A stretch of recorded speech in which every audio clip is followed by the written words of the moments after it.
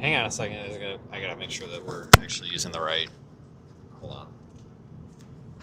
1 second. All right. Hang on a second. I gotta make sure that we're actually using the right. Okay. There we go. 1 second. All right. Oh shit. There we go. All right. Hello, everybody. I just want to test something. Let's make sure this shows up okay. Okay, it does.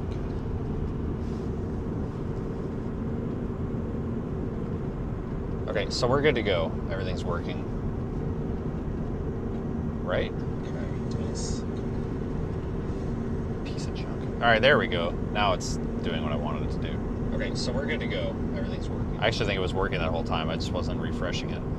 I'm down here by Effingham. I'm trying to get a little bit farther south. I need to, what's the temperature? Let me look at it off of the, what the instrumentation on my vehicle shows. I show 62 over 55. Dew points come down a little bit, which is strange, but we are trending up in temperature over the past maybe 20 miles or so. You prefer me to zoom? Is that better? I don't know. I got a couple of problems going on today. The camera mount, so there's two camera mounts that I have. I have one that I use all the time, and then I have like a backup. Just in case one breaks. Well, for some reason I didn't grab both of them, which makes no sense. But I also managed to grab the broken one. So I've got the broken camera mount. And it's not really broken per se, but it's a suction cup, and the suction cup on it is junk. So every 15 minutes I have to go up there and it's got a little a button on it. You got to push the button to get suction. So every couple of minutes I got to reach up there and add suction to it. And if I forget, it falls off of the window. So I would expect the camera to probably fall down at least 5 times today. If you guys want to have a contest for how many times it's going to fall down, maybe you can put your guesses in. But so if it falls down unexpectedly, that's what's going on. So I'm going to go down here. I was going to go to Newton, but I'm thinking about going to Dierdorich, whatever the hell it is. This town south of I-70. I want to get a balloon going before it starts raining. A couple of things I need to mention to you guys. I don't know if this is going to work. I have not tested the ground station in this vehicle at all. Period. I don't even know if it's working. I don't even know if it turns on. Totally an oversight on my part because I've been in a hurry, but obviously, we have one in the truck, but not in this truck, so I installed one in this. I'm going to install one in the white truck also. That way there's a permanent ground station in all of them.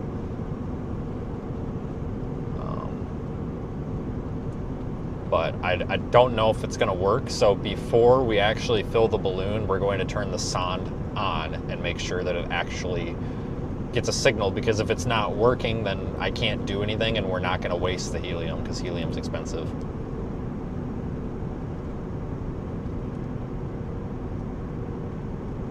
So I think it'll work, but I can't promise anything, and I don't want to look like an idiot if it doesn't work. I don't want to be like, oh yeah guys, this is going to be so great, look at all this data, and then have it shit the bed and not work, because that would look pretty stupid. So I also don't have a little table. I ordered one from Uline. Uline's got a nice little, it's a 3 foot by 1.5 foot table, and it only weighs 8 pounds. And it folds up and then it folds in half. So it's like a hot dog shaped table, but it folds like a hamburger.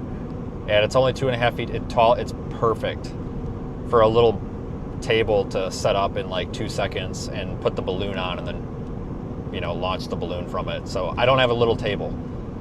That'll be here tomorrow though. So I have to launch it from the ground, and I don't even have a blanket or a tarp or anything to lay the balloon on, and it will puncture if it's on the grass. If Paul's watching right now, he's hyperventilating. He's like, oh my God, he's abusing my balloon. He's a piece of shit. He's gonna owe me a fucking balloon back. He's probably having an aneurysm right now. Just calm down, Paul, it's gonna be okay.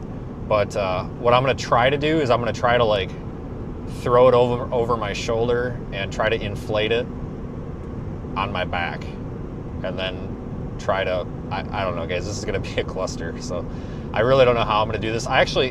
I thought about laying it on the hood, but I don't think, even though that hose is long, I don't think the hose is going to reach all the way around, so we'll see. So I don't know what we're going to do, but... Oh yeah, hey, look, speaking of roofs, since Caitlin's in there, look at that, roof camera works. Does it work all the way, though? Does it turn? Yeah, it sure does. Look at that. After 3 months, we have a roof camera again. And the reason it took 3 months is pretty much because, number one, my procrastination. But number two, we haven't really had any reason to fix it. Like, no, I'm not going to go to Walmart. I'm not going to spend any money just for one day. The hell with that. But we haven't had any reason. Like, we don't really need it for the winter storms. We haven't had a severe weather chase since, remember that shitty day in Houston? Some of you guys probably remember. We had that garbage day in Houston. It was just a pile of trash. That was, it's at the beginning of November, I think. That was the last severe weather chase, and that wasn't even anything. It's been months, guys. It has seriously been months since we've been chasing severe thunderstorms. I would launch from that parking lot right there, but there's a lot of power lines, and the last thing I want to do is get my balloon caught in a power line. Yeah, I thought about going to Walmart and buying a tarp, actually, but I looked at the prices. It's like freaking $20 for a damn little tarp. Screw that. I should have just stolen a bed sheet from the Hampton Inn this morning, honestly.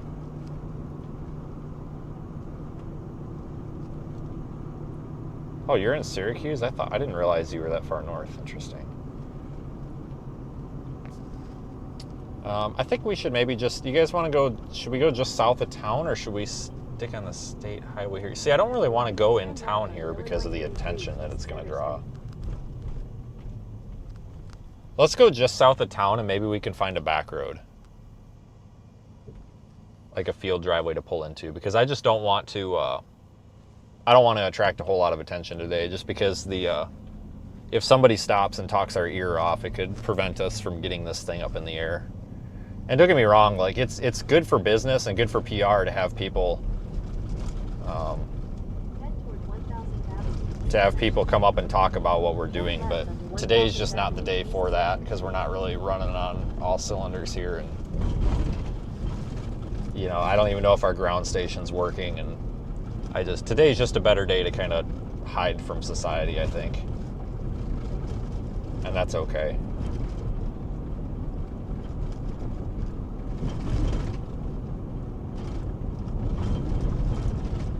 Every day in Houston is garbage. Well, yeah, I'm not gonna argue with that.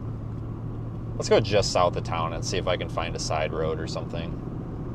I think we're pretty much in the area to be in. I think we might need to go a little farther. Oh shit, there's a storm popping up to the south. Shit. I gotta get somebody watching this for me. Hang on.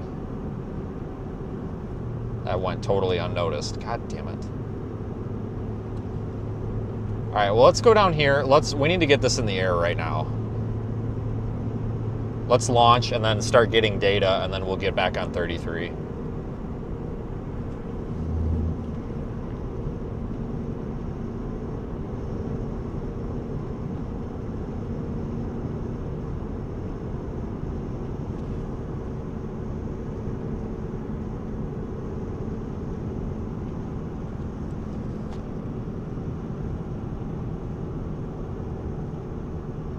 I'm just slowing down because I'm sure we're going to come across a field driveway. We almost have to.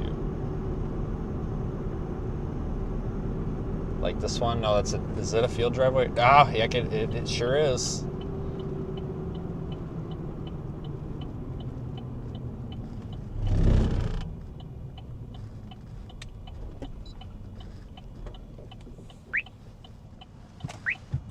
Let me back in here. Is 1080p new? No, we've been in 1080p since the dawn of time. Why?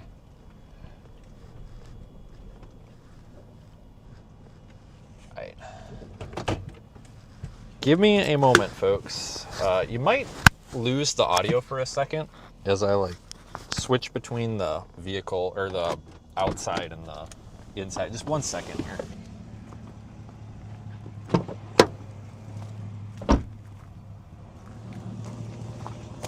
Idiot, that's the wrong button. What button do I push? That one? Yep.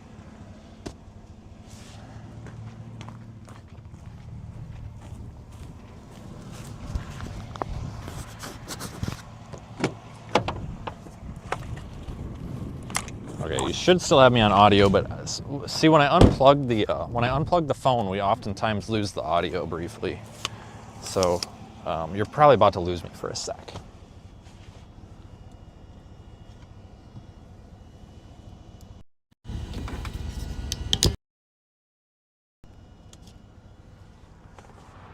Okay, we still got audio? I think so.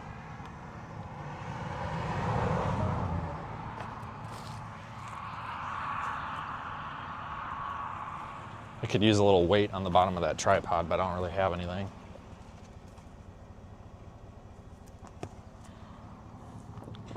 Let's just power up a sonde before we talk about how great these soundings are and make sure we're, oh my God, I forgot the filler. Are you kidding? Nope. Okay, we're good. Holy shit, I thought I forgot the filler hose. I was gonna be like, you gotta be kidding me. Like, no, this cannot, like, you're kidding. All right, before we do anything, we got a sonde, we got a balloon. All right, we got everything, so. We still got sound, right? Let me pull up the. Yeah, I had no idea we had a storm going up, shit.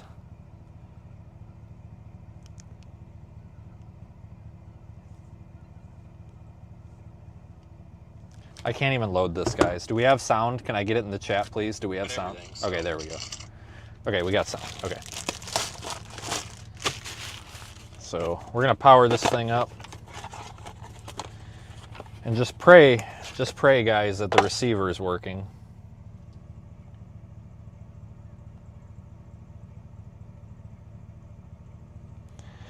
So we just need to hold this. There's a couple of lights on here. This is where we select our frequencies. So we've got 402, 403, 404, 405, and then we've got splinter, we got halves. So if you select both of them, it'll go like between, if 404 and 405 are lit, it's on 404.5. We assign 404.5 to the main receiver. Zach is gonna be 404, and then we use 403.5 as an alternate, just because it doesn't conflict with any of the weather service operations. I need something to weigh that that tripod down, and all I really got is this balloon weight, but I think it's better than nothing. So I'm waiting for this thing to stop blinking. Once it stops blinking, we know it has a signal. And once it has a signal, it'll take about 60 seconds to connect to the trucking, because the receiver is going to go through a couple of different checks to make sure that the data is good. It's going to look at the data coming off of the nearest weather service observation and make sure that the data is within 20 degrees. It's just a check, a fail-safe. I'm surprised this hasn't gotten GPS yet. There we go, it just got it locked. So I'm going to set this right there carefully. So that doesn't send any data until it has GPS. So we have to wait for that, and then once it gets GPS, it'll take it just a second. That took way longer than it normally does. It could be because I got this up and it's in the way. I don't know. But give this a minute, and we'll see if the receiver works. It might not work. Wouldn't that be something? But again, it could take a couple of seconds here.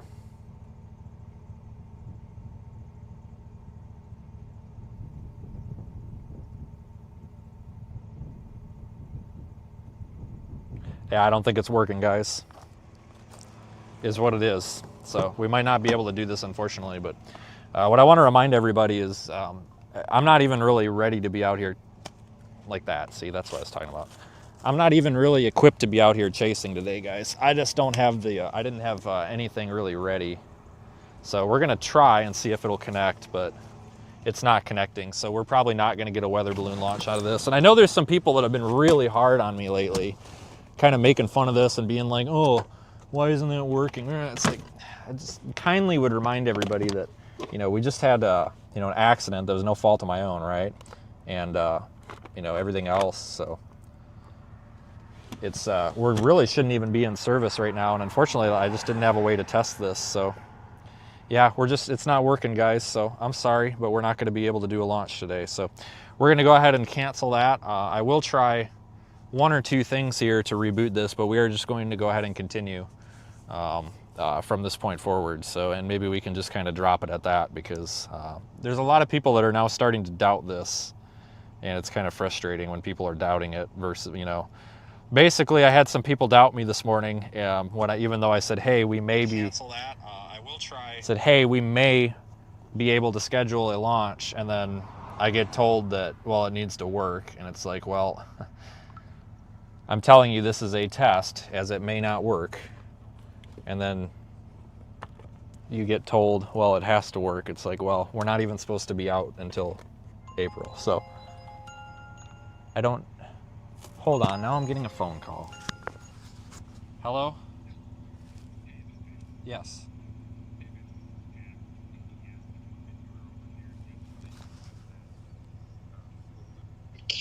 The helium. Yeah.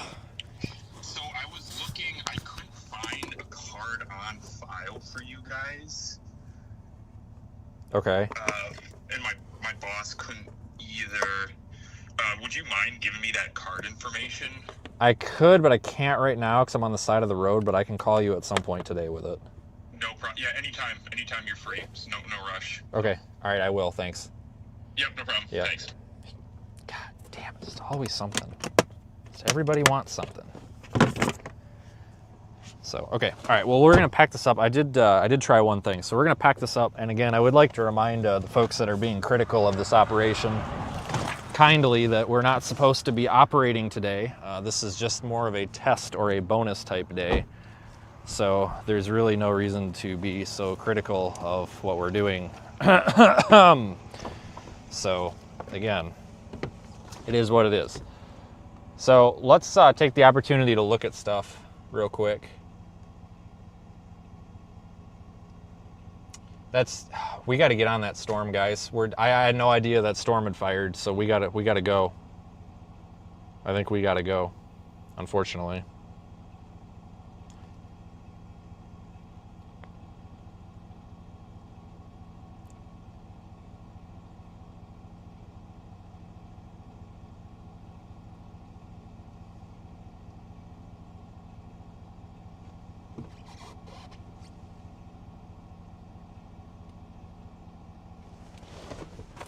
Let me look at one thing.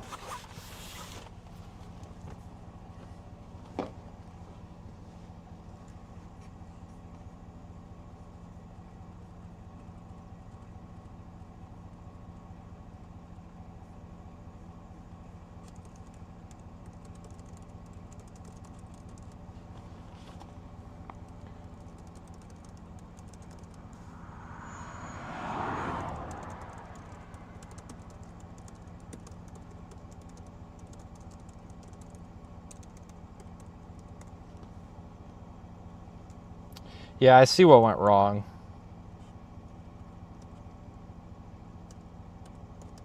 It's not really went wrong, but like I said, I didn't even have a chance to test this. So what's wrong basically is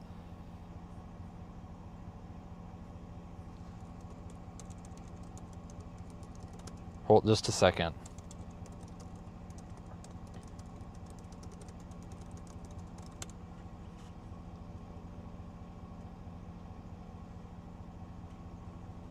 Sorry, guys.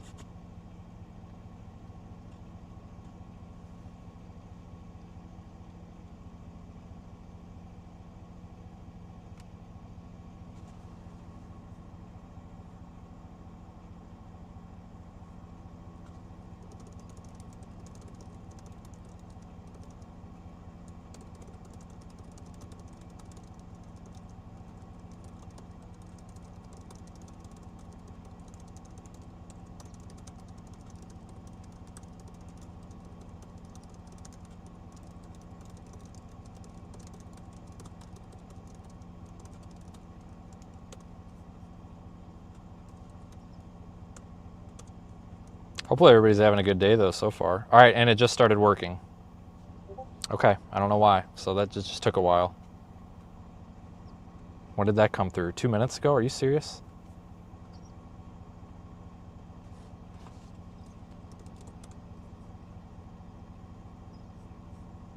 Apparently it's working and I'm just not paying any attention to it. Okay.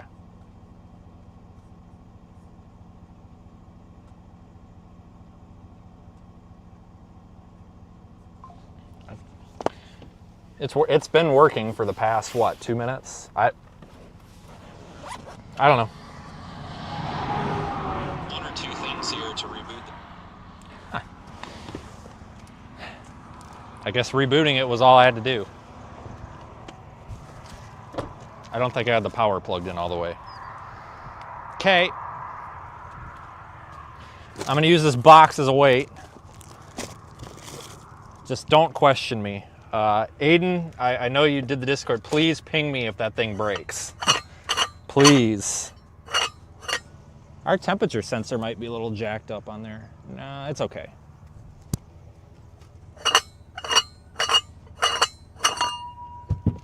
Hold on, I gotta screw this in. Stand by, guys. We're almost there. I gotta get one of these that's on like a swivel so I don't have to run the whole hose around like a moron here. All right, we need a balloon, we need string, and tape. Black or red? Let's go with black. It'll be better contrast. String and then the side cutters, right? Okay, so we got all this stuff. We're gonna do black because it's a little hazy out. I think we'll be able to see it a little better. That kind of makes sense, doesn't it?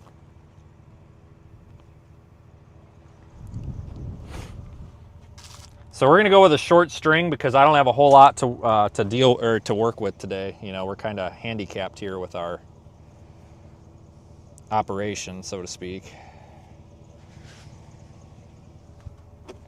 This is cotton string, so if you see me throw it on the ground, it's biodegradable. I got yelled at for littering by somebody a couple weeks ago, so just a reminder, this is all biodegradable. So is the balloon.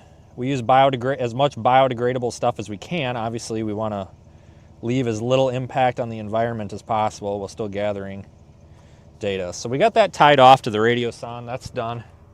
Again, we're going to go a really short string today because I just don't have the ability to run a long string with this right now, with the way that the setup is kind of half-assed. So I need a couple zip ties. Let's go with 2 or 3. Better to grab more than you need than not, so. All right, and then I need our weight, which it's right here apparently. Oh, shit. I think I'm missing one of our clips too.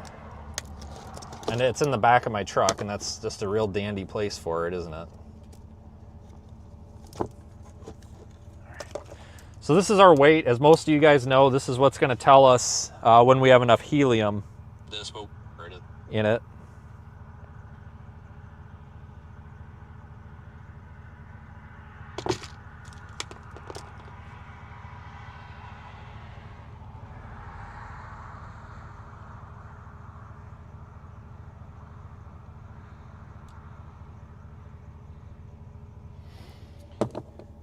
So we'll get the tracker up. I'm just trying to pull up the tracker here. Ouch.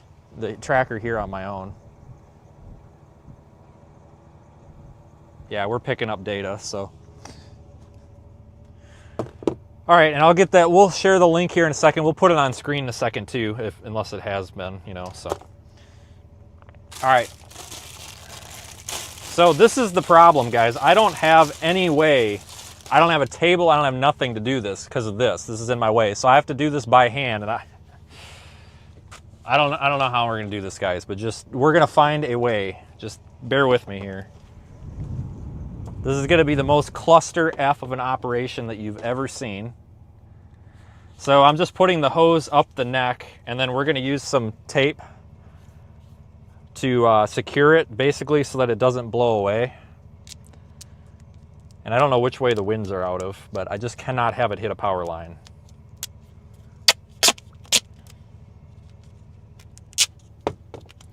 So we tape this loosely because obviously we're going to undo the tape. Oh, dude, you need to keep driving, bud. Trust me. There we go. So you guys saw me make this yesterday.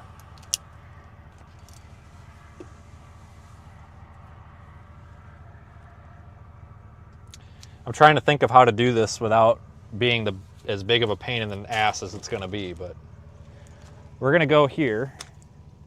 And you guys are going to watch this become a huge pain. So this is going to be very interesting. This is why I need my little table.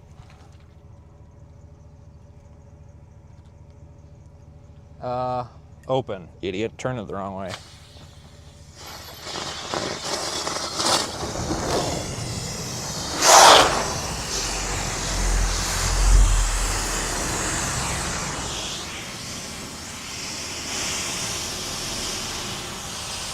See the problem with the hatch? That's why we need the little table. All right, I need to get a good measurement on this. Hang on. A little more. I'd rather overfill it than underfill it.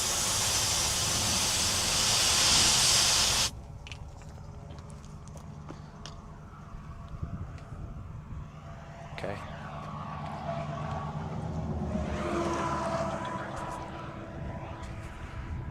This hose kind of works out pretty good being long, so I can just step on it. That's gonna puncture on that hatch, so.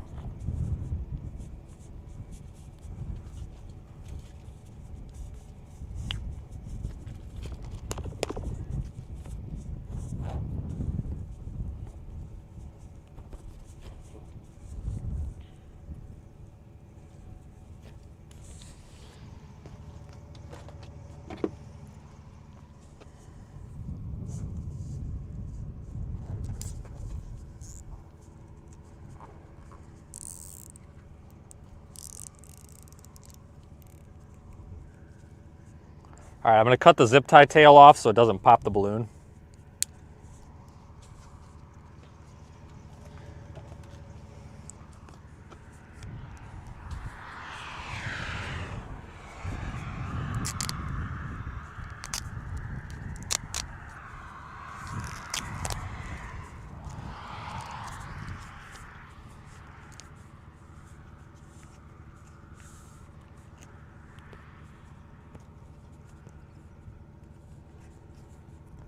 See, if I had a table, I would have something to tie the balloon to, and then we would have both hands, but this will be all right. As long as a big gust of wind don't come and take this thing out of my hand and then into the power line, and then we got to call the power company to get it out. That would be embarrassing. Let's try to not do that. All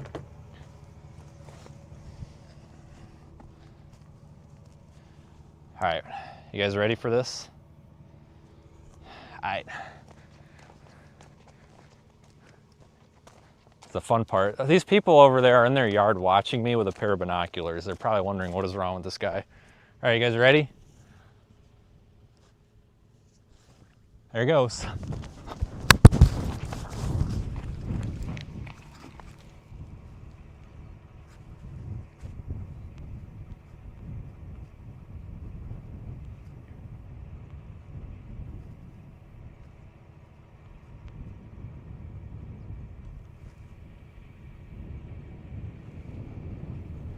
Okay. Mission accomplished. Sounding is active. Okay, it's a good sounding. You're way up there too. Mission accomplished. Sounding is data? Active. So the data on the live stream updates slower than it does on the website, just so you guys know.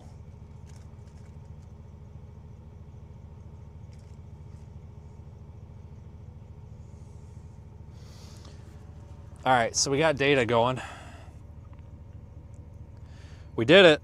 It wasn't pretty, but we did it.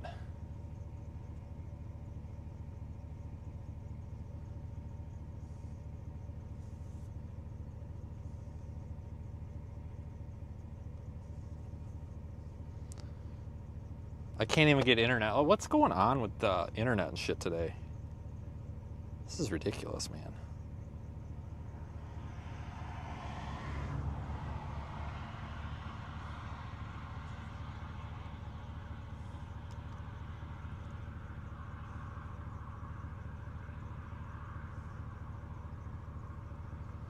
All right, let me just post this real quick, guys.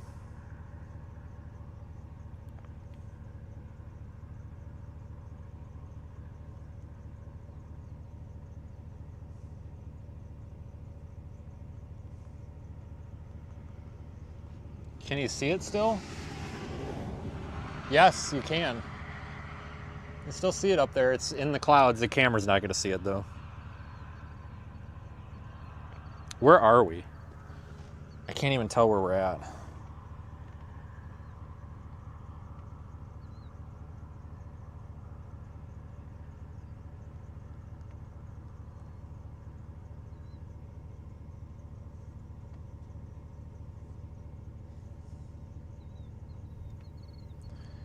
I'm just so sick of iOS trying to correct everything that I type. It just makes it impossible to do this.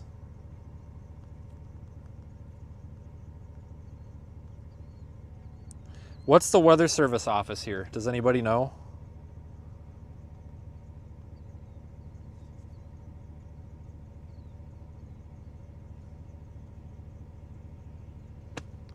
KVWX. Who the hell's KVWX?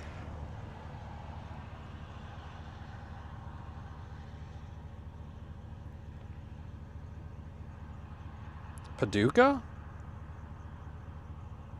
Is this Paducah? I need help, guys, with this. Is this Paducah?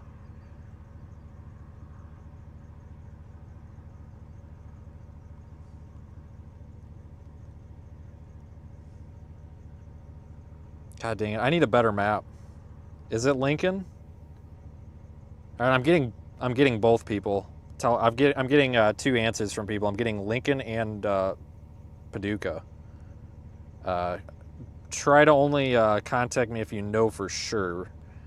So I think it's Lincoln. Lincoln would make more sense, wouldn't it?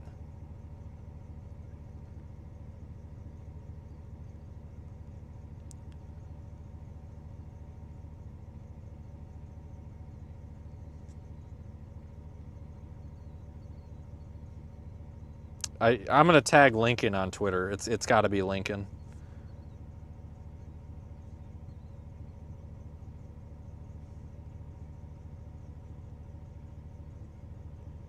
It has to be Lincoln.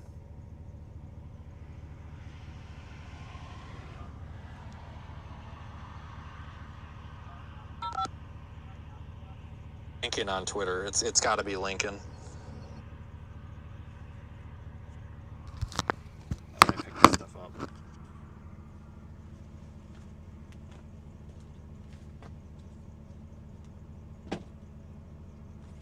Hey, I'm Vince with Project Weather. How are you? Okay. Yeah, I wasn't sure if it was Lincoln or Paducah. We just put a balloon up and good telemetry coming off of it. It's still visible. I don't know what the height is right now, but I would imagine within about 20 minutes we should be at about 400 millibars if you want the data off of it. It'll generate the sounding once it's complete, but you can pull from the NWS API format as soon as it hits 400. All right, bye.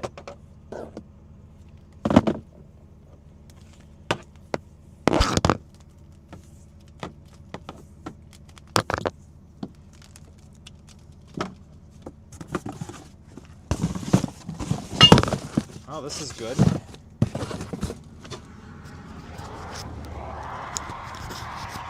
All right, let's just table that issue for a second.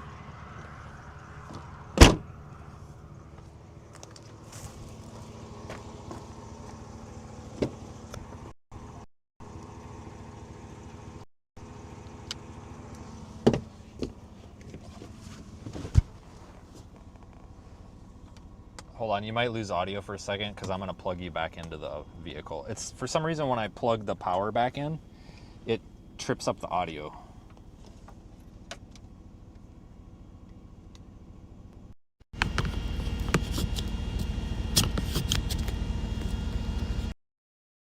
In chat, do we have audio?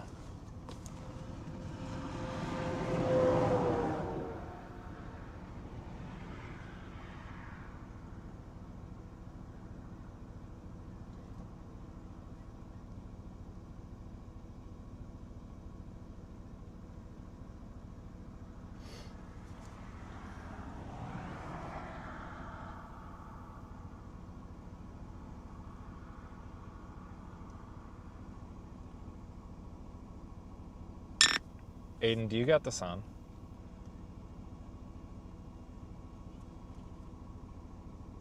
Probably not.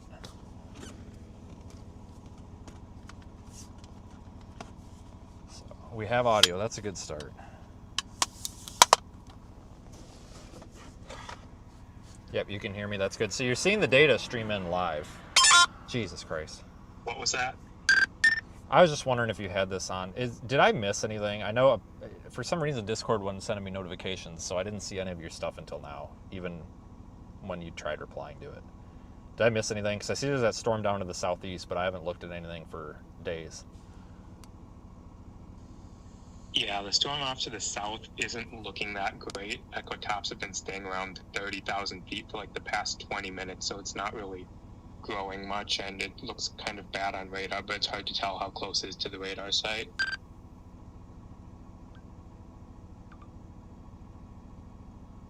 Okay, thanks.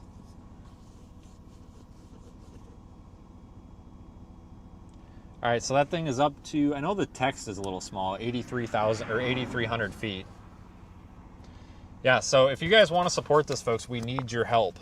Seriously, that right there was $400 that just flew away. And you know who's paying for it? Me. Well, you guys are helping, but we desperately need your help. Seriously, you know, I just had a deer hit my truck. I've got an insurance claim. I'm in the backup vehicle. We just put $6,000 into this thing, so we've got a good backup now, and and $400 just flew away. If you are passionate and care about the weather, definitely not trying to guilt trip anybody, but we Project Weather Eye, not me, Project Weather Eye needs your help, because right now I am the biggest sponsor, and it's hard for me to fund this project as the largest sponsor. We've got our crowdfunding. We're at like 65% of our goal, 60-something% of our goal, which is awesome. But we got to keep it going here because it's expensive, guys, and I do appreciate it. You can track this if you guys. We've dropped a link in the chat a couple of times. You can see if you go in the top of the chat where it's pinned. There's a GoFundMe link, but there's also something that says PWE, which is Project Weather Eye.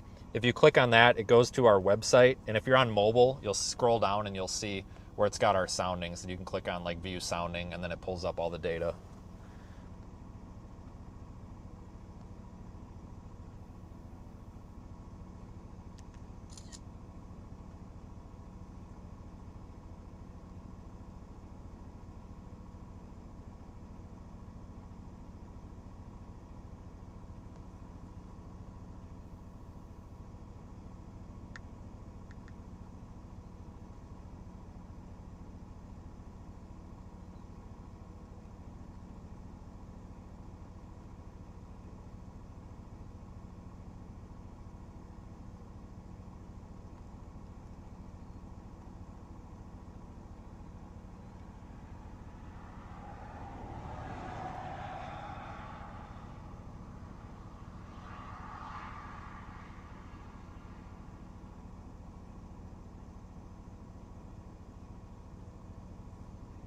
Getting our first preview up to 680 millbar now.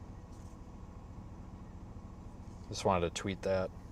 See, this project just doesn't get any attention in the weather community. Like, I thought it was interesting because earlier there was like 3 or 4 people on Twitter that were complaining like, oh, we need more soundings. There's no weather service soundings in the area. And I was like, hello. Like, I raised my hand. I replied to all 3 of them. I was like, hello, we're going down there. And then it's just like, it's like crickets. It's like, okay, well, we're your answer. We're doing it for you.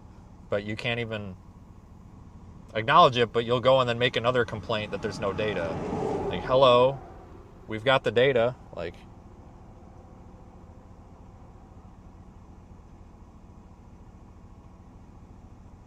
I don't know. It's just weird.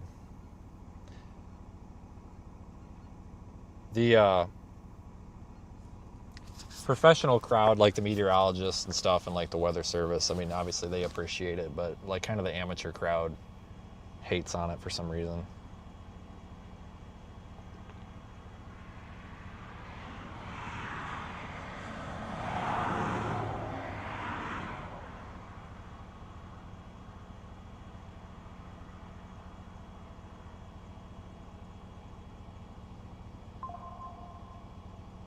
Let me screen clip a little bit of that here. What? Huh?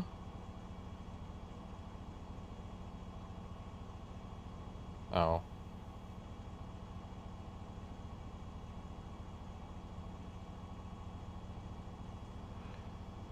I totally read that wrong. Let me screen record the launch there. So you guys can see the data coming in live.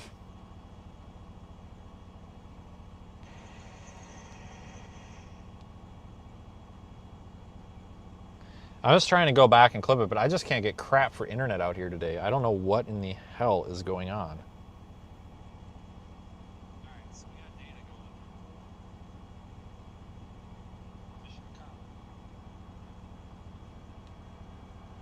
The fun part. These people over there are in their yard watching me with a pair of binoculars. They're probably wondering what is wrong with this guy.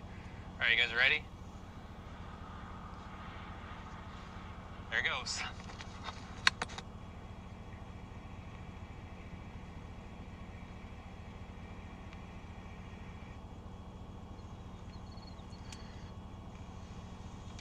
Hold on, you might lose audio for a second because I'm gonna... All right, that's really all that I need.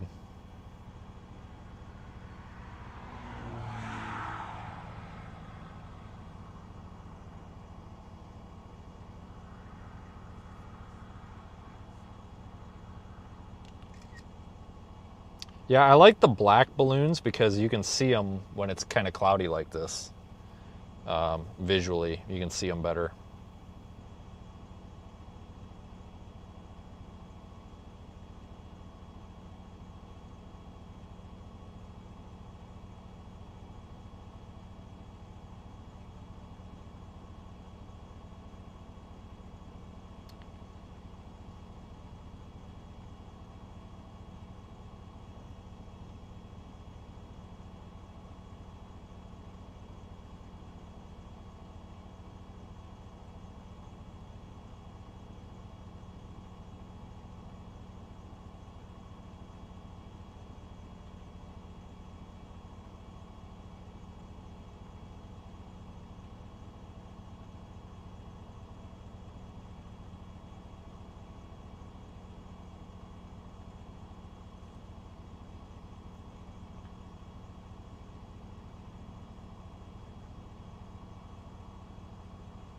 All right, so I got to post it to Facebook too. Wind speed's going up. Yeah, I will as it increases in height.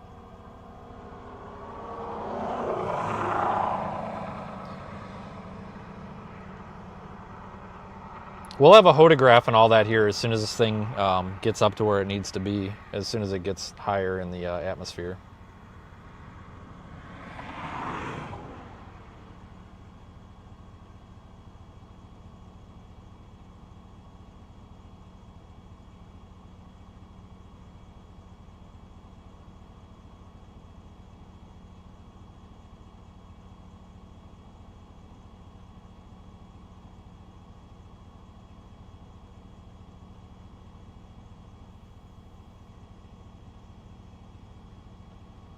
There's a link to the website in the pinned message on the chat.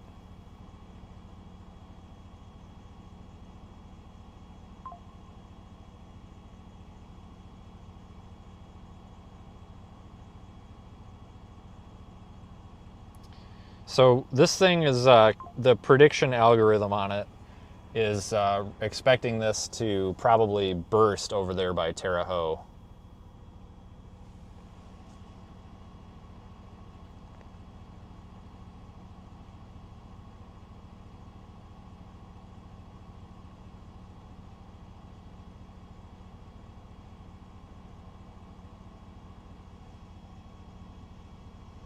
Yeah, so the overlay right now, I built it last night. It's really thrown together.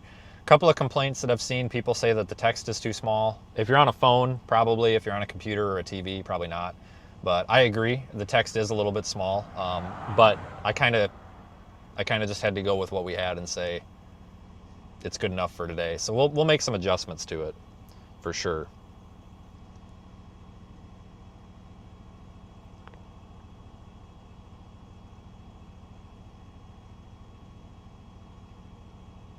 I can't get internet out here today. I don't know what the deal is.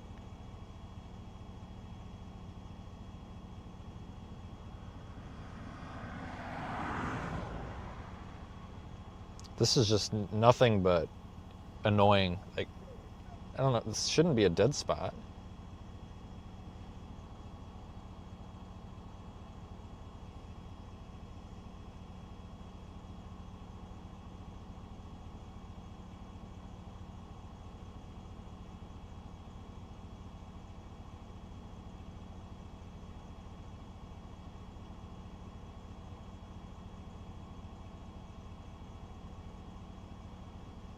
So we won't actually have the full sounding data, which is like the hodograph and all that, and the parameters like cape and shear.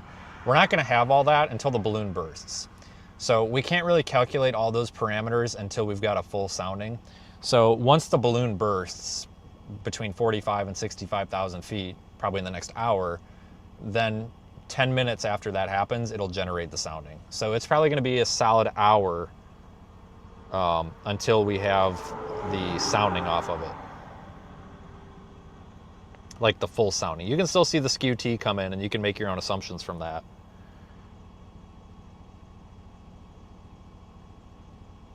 Obviously, but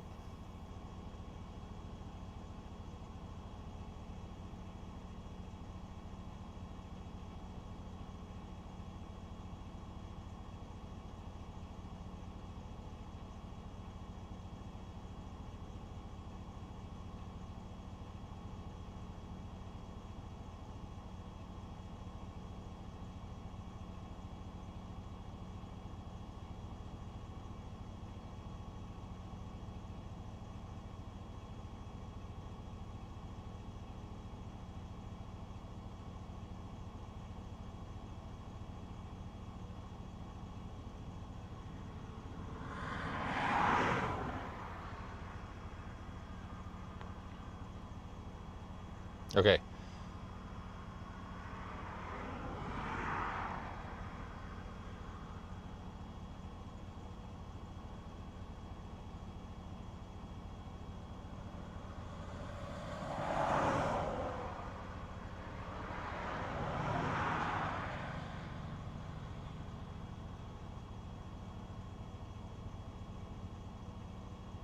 Well, that's our balloon launch.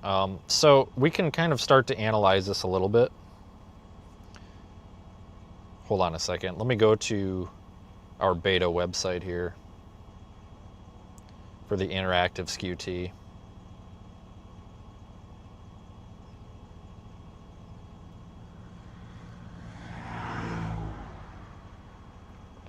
I'm actually going to add a couple of photos and stuff to it. Hang on, let me upload those.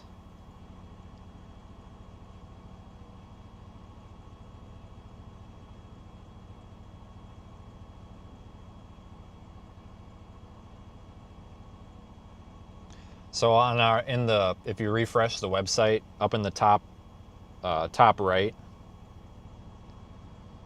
there'll be like an icon. A little. If you're on a phone, it's like a hello. I'm a little busy. Sorry. A little clipboard with like an icon. Sorry, I have no idea what that was about. With a little icon with like a notification, like up there. And if you click on it, it'll pull up. We'll put notes and then media in there, so it's almost like a little social media site for the thing. No idea.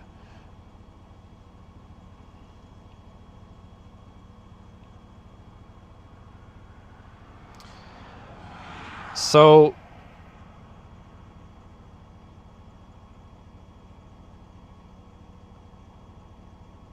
we don't have CAPE calculations. What's convective temperature on here? Surface 2.114, surface temp.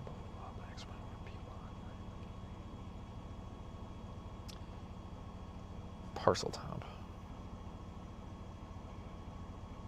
We need to warm, so using our interactive skew T viewer, we can move the parcel temp. And I think that we need to warm up by like 5 freaking degrees here to get convective temp. I think, but this will all, you know, recalculate once the sounding's done. Let me share with you guys the interactive viewer.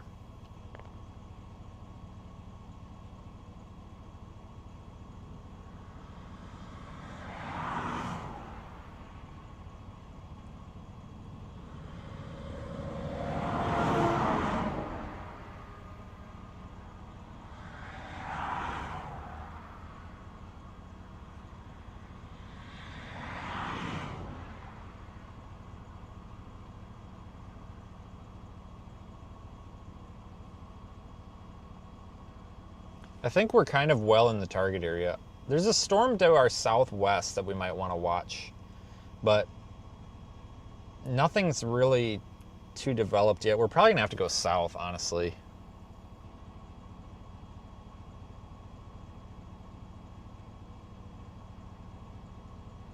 If I could have got there in time, we probably should have went farther south anyway.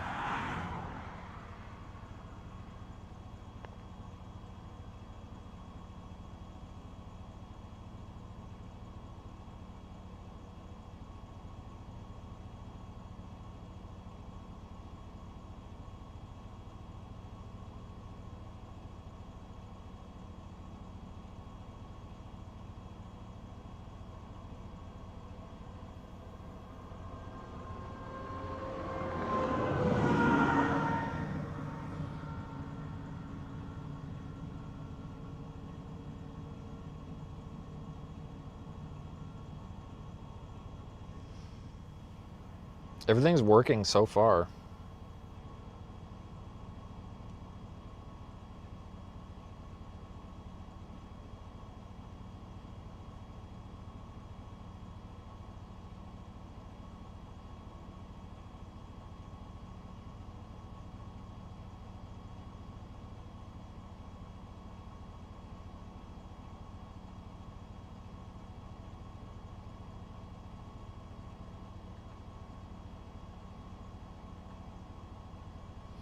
Cool, so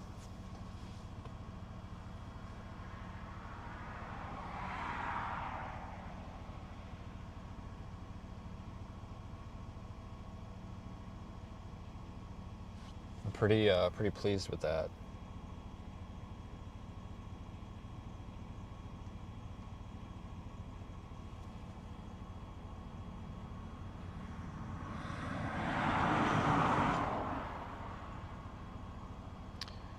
Well, let's see, what are we at? What's our pressure?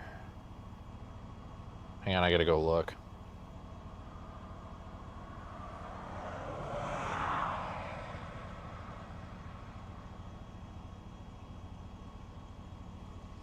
It's the internet, man, I'm telling you. Jesus.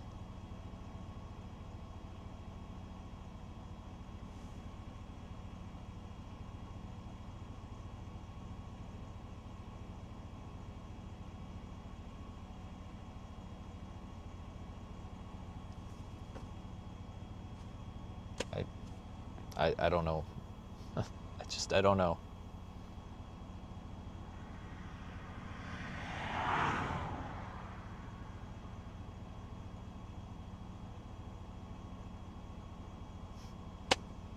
I'm wondering if it's my phone.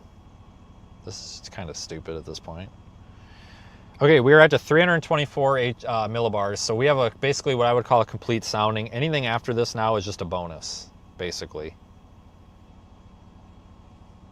So this thing is roughly 20 miles away. It's only traveled about 20 miles, so. 125 mile per hour wind up there.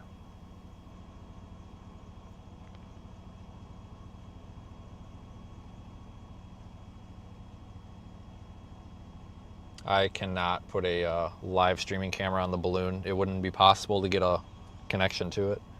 Too much data and too much weight.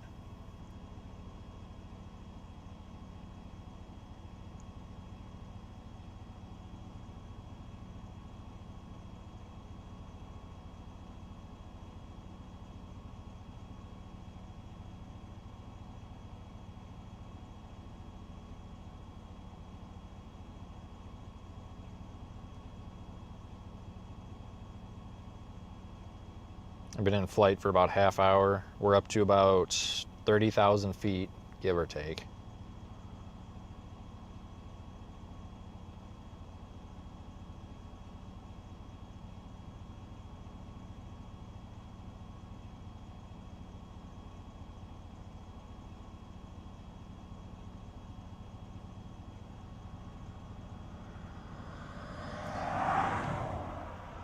Mesoscale discussions in effect. I don't. Oh, I must have it turned off. Hang on, I've got it turned off.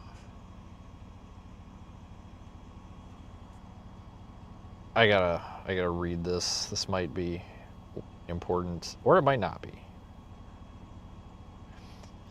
So I swear to God, it's got to be my phone today, guys. There's just no way. There's just no freaking way. God dang. All right, so I'm about to tell you what this information is here.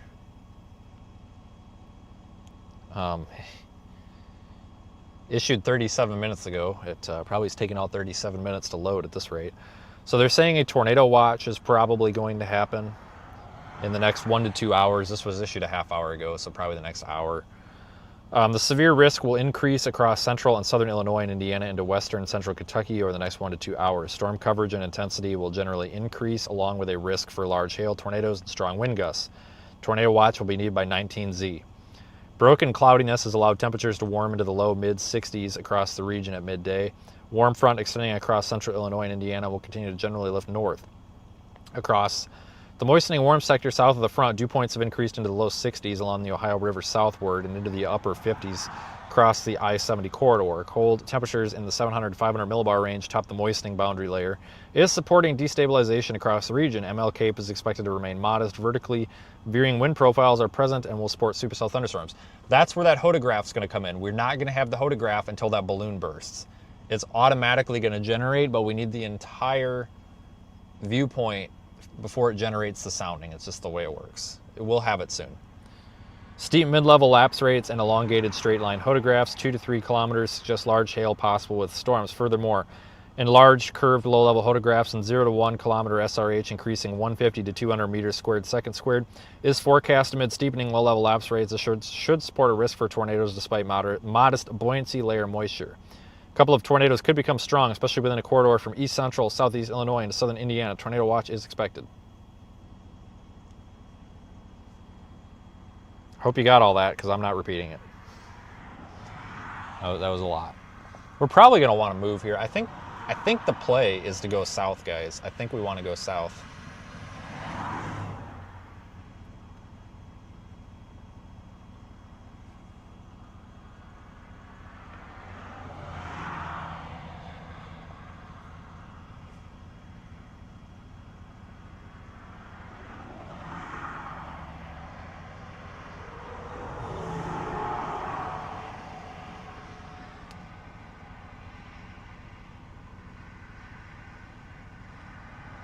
Dew points are right around 60 no matter where you look.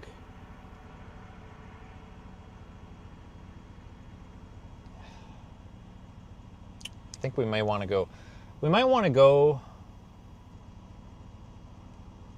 maybe over there toward Louisville or Flora. Flora might not be a bad spot. Hell, our balloon's almost in Indiana now.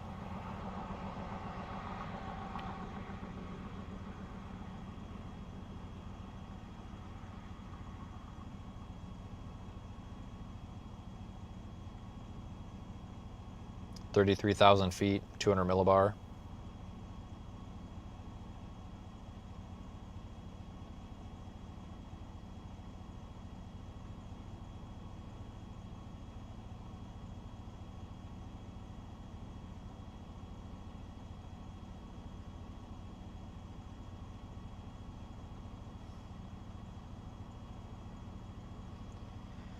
So current observation from my truck is 68 degrees with a 55 dew point.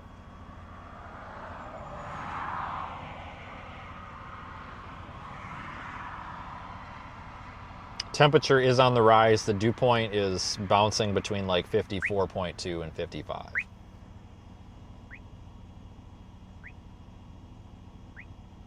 That wasn't reversed, was it? No, it was good.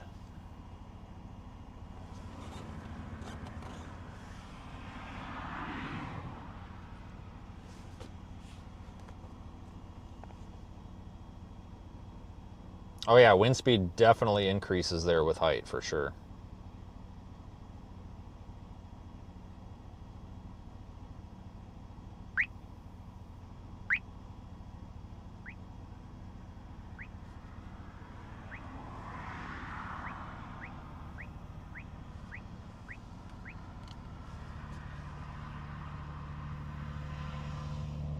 Yeah, this thing's about out of Illinois.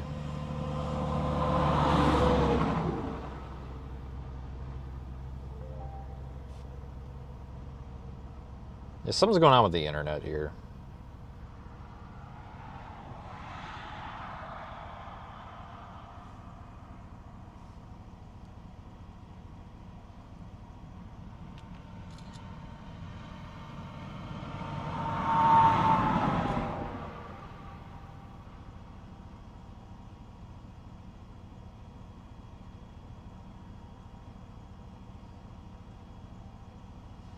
What time did we launch this? Hang on.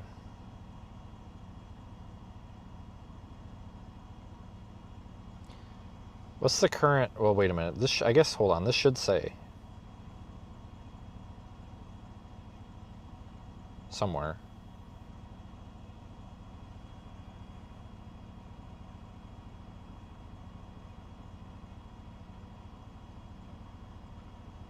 We're gonna call it the 18Z sounding.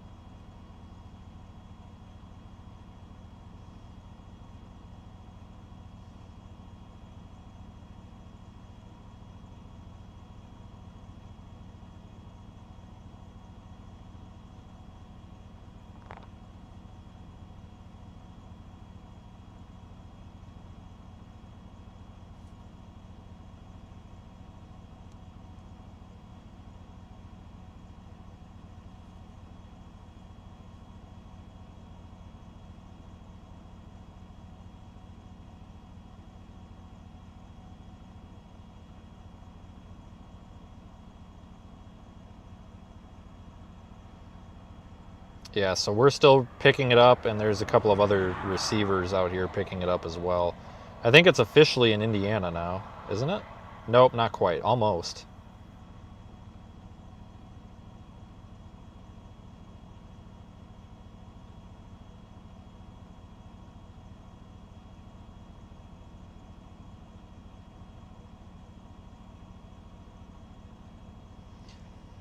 Temps going up. It's in the stratosphere. That's why. So once it gets in the stratosphere, the temperatures warm up a little bit.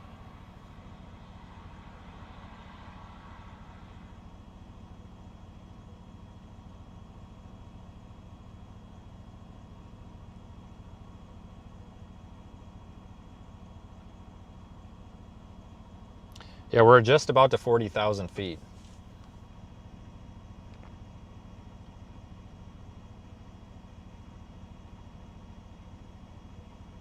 I think we might want to go to that Centralia storm.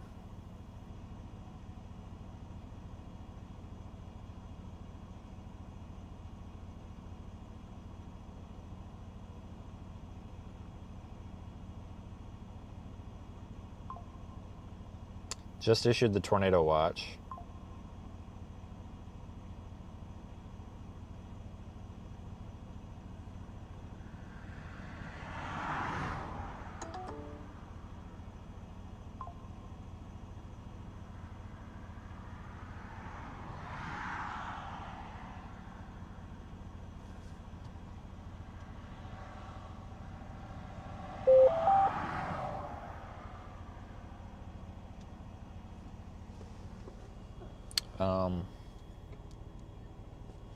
Hello? There it is.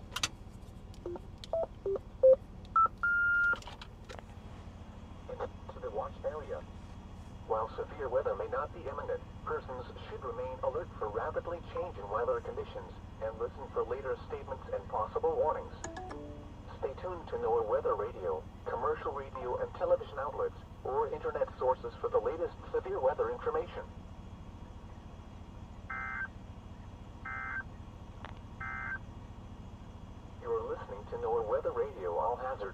station KXI 48 in Newton. Now for the official National Weather Service forecast for Newton and surrounding areas of southeast Illinois. Rest of today, cloudy. All right, so they actually issued the tornado watch to not include where that storm is down there by Centralia, but I really think that we want to drop south. I think that we're right on the edge of that warm front. In fact, we might even be, oh Jesus, we might even be, I don't know who this is. We might even, I might be in the sky. We might be a little bit in the way here of, hang on, hold on a second. Howdy. Well, how bad is it? Nothing's happening yet. We won't know Yeah, for a I little know bit. yet.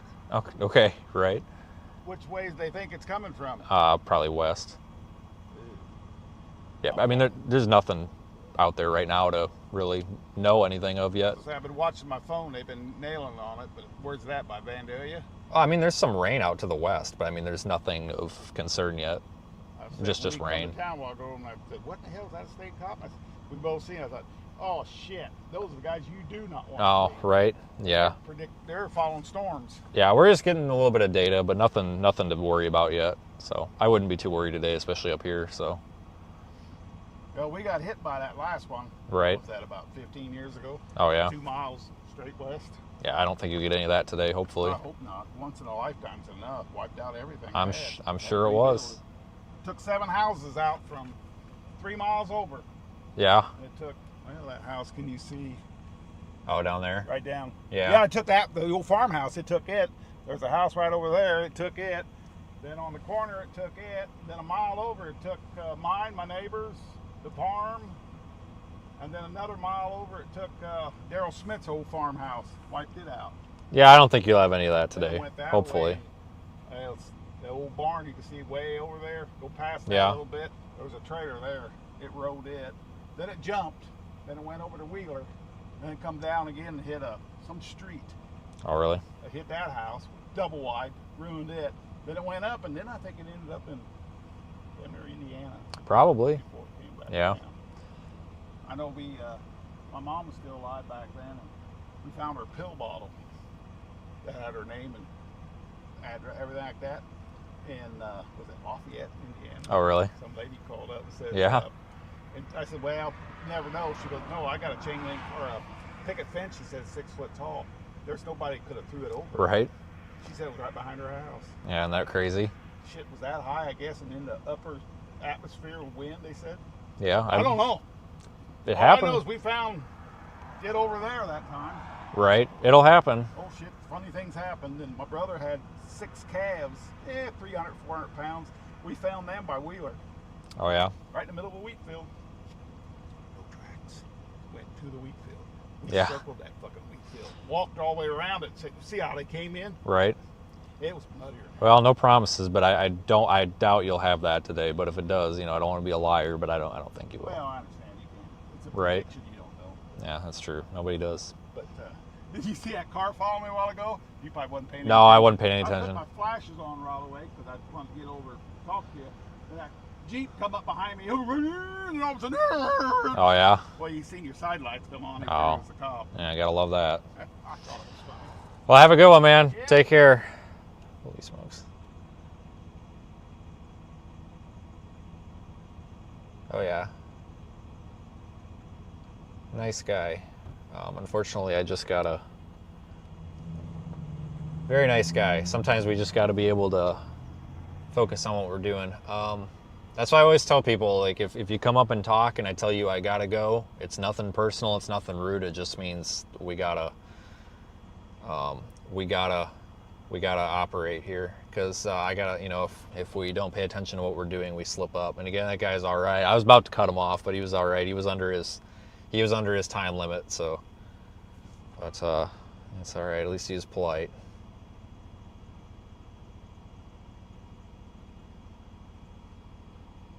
It's freaking fly season out here already, apparently.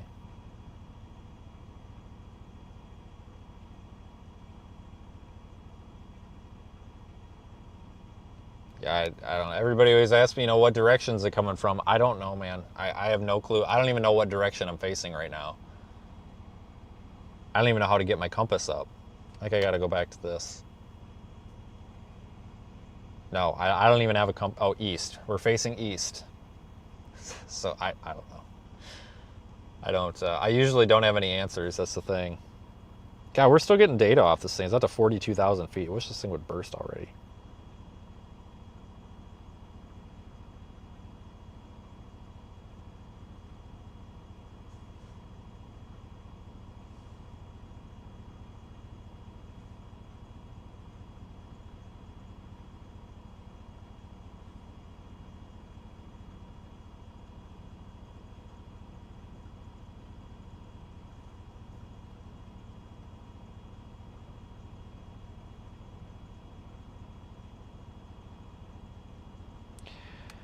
There's a little bit of an inversion on there.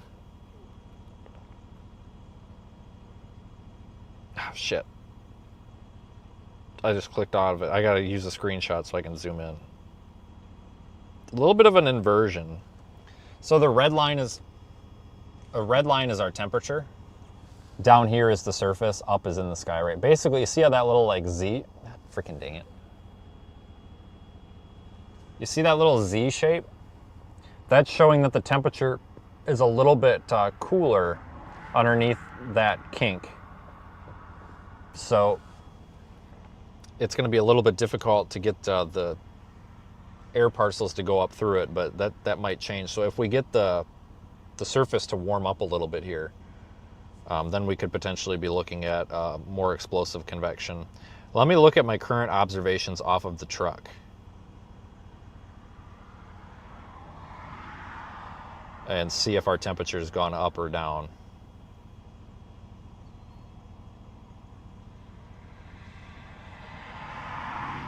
We're up to 69. So temperature has actually gone up. At 12:18 we hit 71, but then at 12:23 we came back down and we're actually downtrending. But we're holding about steady at 69. At 12:11, so just 20 minutes ago, we were at 66. Pressure has actually risen a little bit, but dew point hasn't moved. So our moisture hasn't moved. Temperature is, yeah,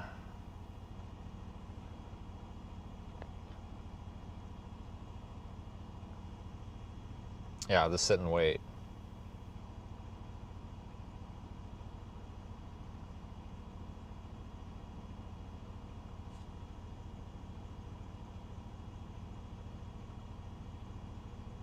Well, man, one of these days this thing will burst. We need to get this. I wish this thing would burst so I can get my full soundings. I want to see what our Cape values are.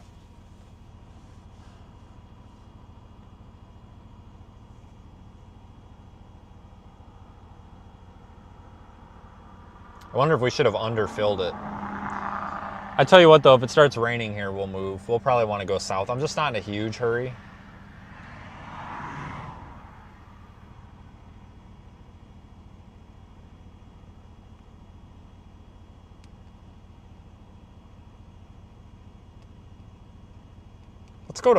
Let's just go to Flora, because if we lose signal on this driving away, it's not going to matter. I mean, we've got all the data we need.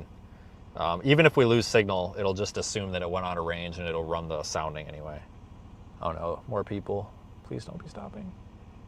I gotta go. Head toward East 800,000. I gotta go. No. Oh, he's second. He's thinking twice. Oh, but he's gonna keep going. All right, good. Because I just... You know, sometimes people perceive it as rude when I don't have time to, like, talk, but, oh, God. They're turning around.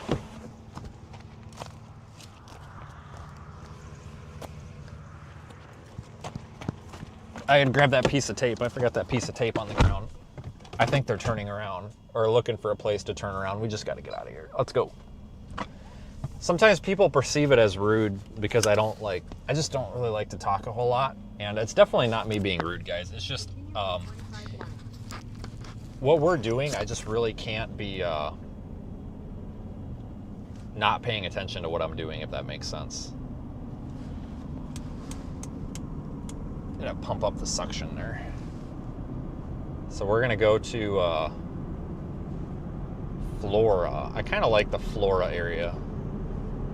But this truck is vibrating like a you know what. It's the, I got a tire out of balance. I mean, these tires have been sitting for almost 2 years.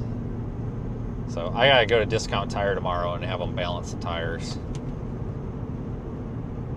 I'm gonna keep the data up on stream. I'm gonna obviously that data is live. It updates slower than it does on the website just because the OBS can't handle all that.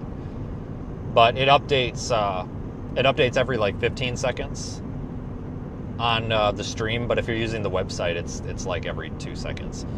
But when something starts happening, we'll remove that. I just wanted to leave it on screen for now because I think, you know, we're still getting information from it. You guys can let me know when it bursts, because it'll start descending.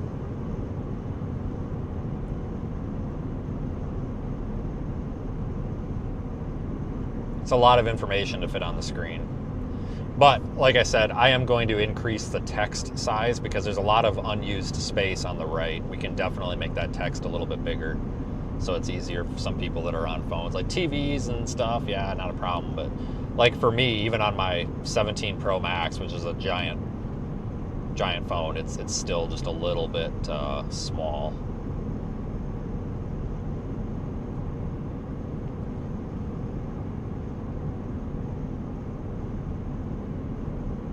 Still ascending.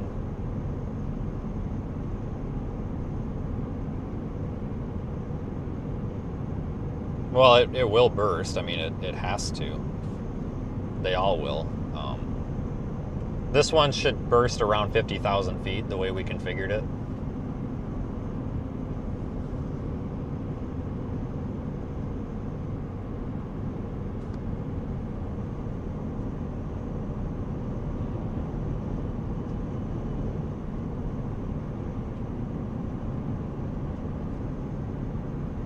No, the watch probability is not 80. They issued the watch. You're probably looking at the MD. It's 50% chance of regular tornado, 30% of EF2 or greater. So they did issue it. You might not have saw it. I didn't make a whole lot of mention of it either. The altitude is getting higher. It's possible that just the overlay is just. Oh, maybe it did burst. No, it's still going up, guys. Just refresh your page. I'm at 42,343. It's possible that the overlay is just a little bit behind, or it's about to. Oh, it might have burst. It's probably right along the lines here. Just give it a little bit, folks. It's receiving data from different ground receivers, so it is reporting altitude and everything is working fine. But because we are starting to get out of range of it, it's using somebody else's ground station. And what's likely happening is someone else's ground station is uploading slower than ours, or we're only getting bits and pieces. So once they upload, they synchronize and they get put in order. But we're getting out of range of my vehicle, right? So we've got other data coming in, and it might be just a little bit out of order, and you're seeing it raw before it gets put in order. So just give it a little bit. Everything's working fine. It's working as intended. We're just out of range. We're driving away from it, and it's going away from us at like 100 miles an hour. And it's driving away from us at 100 miles an hour. We're driving away from it at 70. So there's a lot of gap being put in there.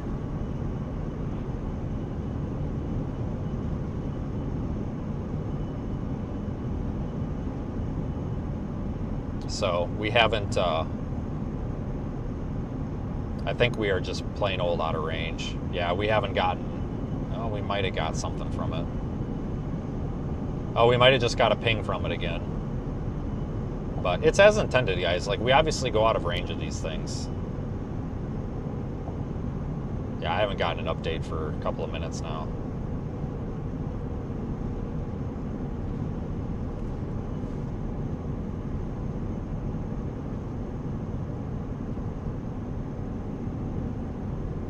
It's just getting out of range of us and everybody else. So that might have been it.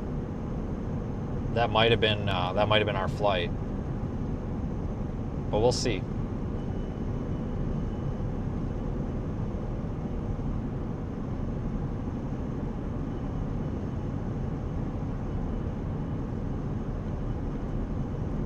I think we've either run out of, I think we probably have run out of range of it, which is fine because the stipulations to get a sounding are we've lost signal for 15 minutes or the balloon is burst. So I think we actually lost signal on it here a few minutes ago. So as long as we don't catch signal on it again, it'll reset the timer, but as long as we don't catch signal on it again, we should get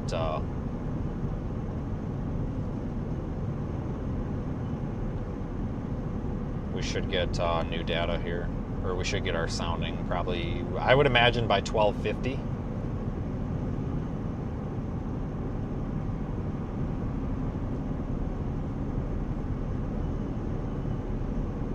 Yeah, guys, it's because the balloon is, like I said, we've run out of range. Lots of questions here about what's going on. It's because we're out of range of the balloon. Okay, so the radio link between the balloon and the vehicle is broken because we're out of range. So that's why we're not going to get data. It's too far away. It's possible that somebody may pick up another receiver, another ground station, might pick up on the balloon,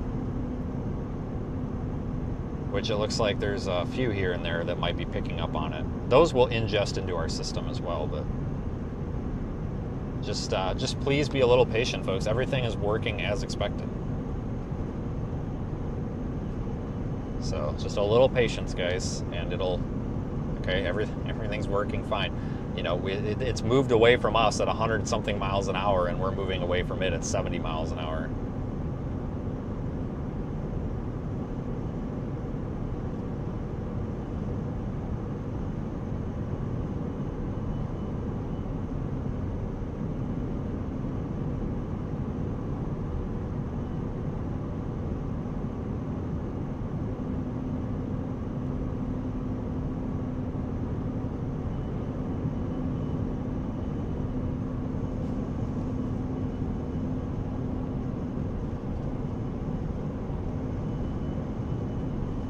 Yeah, I haven't actually had a signal off of this for like 10 minutes, so.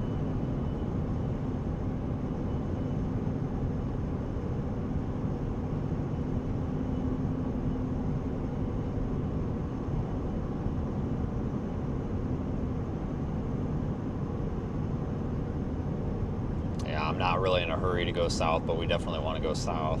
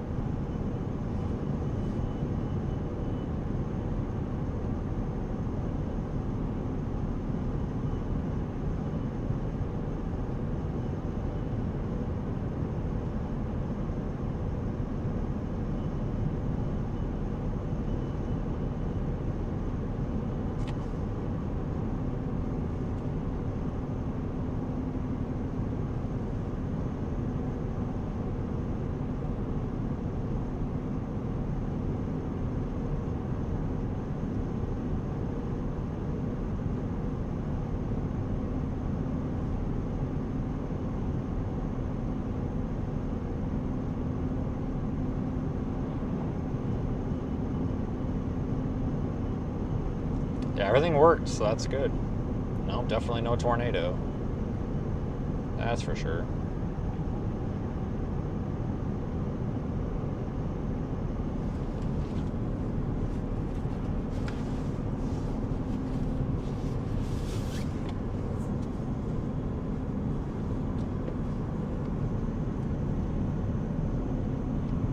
The wind is blowing me all over the freaking road, though.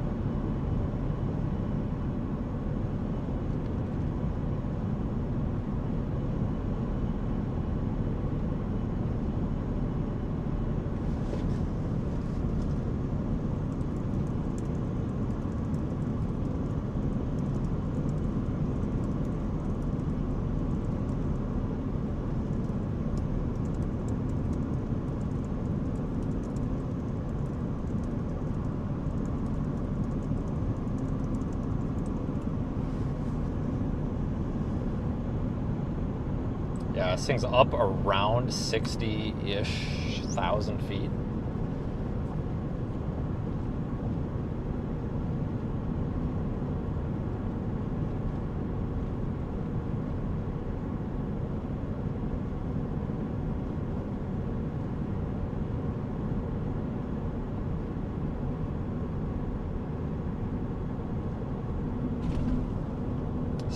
Still rising. I mean, it's freaking crazy.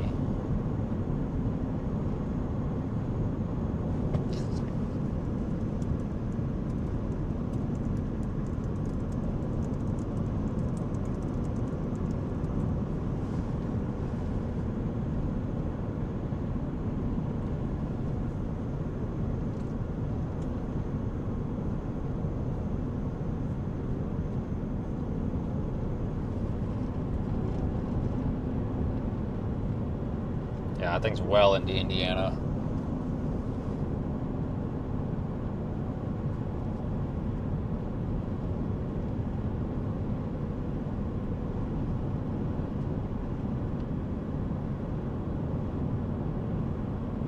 Yep, it says live because we're within range of it again or something.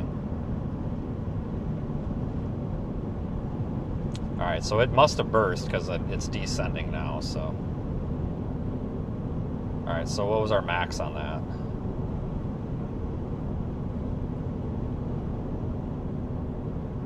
Max altitude was somewhere around 62,000 feet, give or take a few, it looks like. Alright, so in about 15 minutes we'll get the sounding then.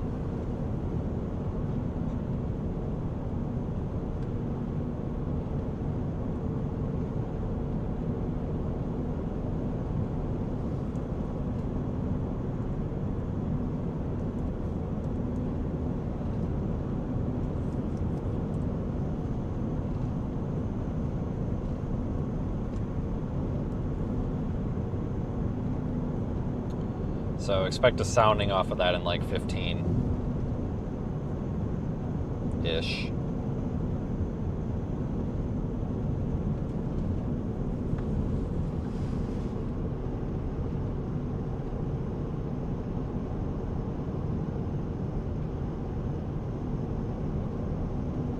Yeah, so what was wrong with the ground station? I just didn't have it plugged in, I guess, so, but that's fine. Again, I didn't even have, like, I just got done with this truck yesterday. You know, I didn't have any time to test it. So this was our test. Now everything's working fine. So we can sign off on this truck for good to go. So yeah, about 15 minutes from now. So I would say just a little bit before 1 o'clock, we'll have the full sounding. And the reason for that is because we have to wait for the entire sounding to complete because it calculates a lot of different severe weather parameters, but it needs the entire sounding to be able to do that. Like the equilibrium level and all that, it needs to go up and complete that sounding, so.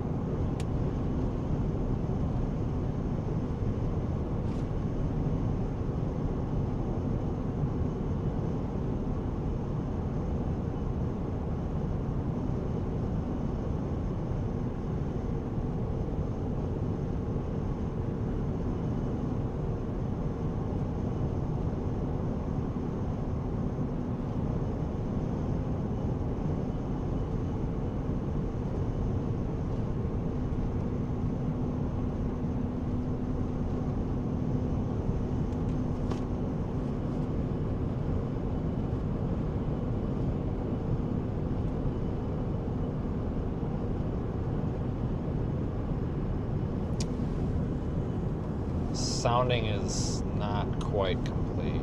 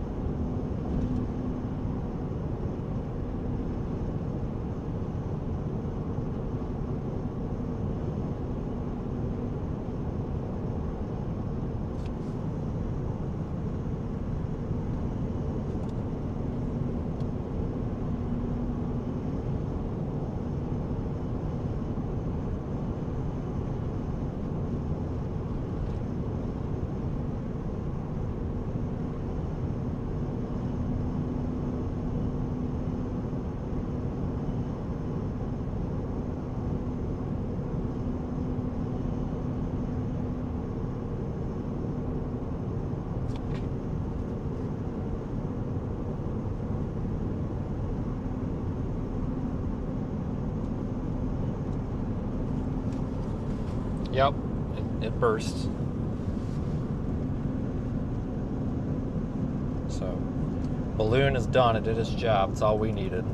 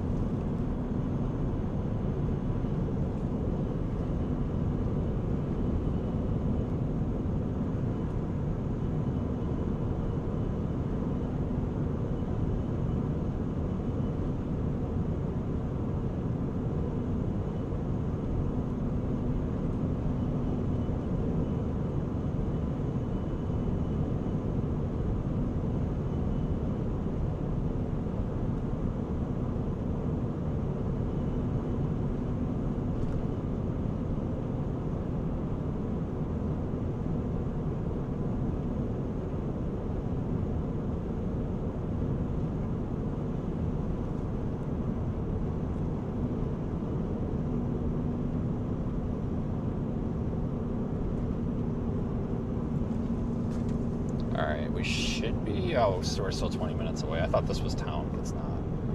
I'm just trying to go south.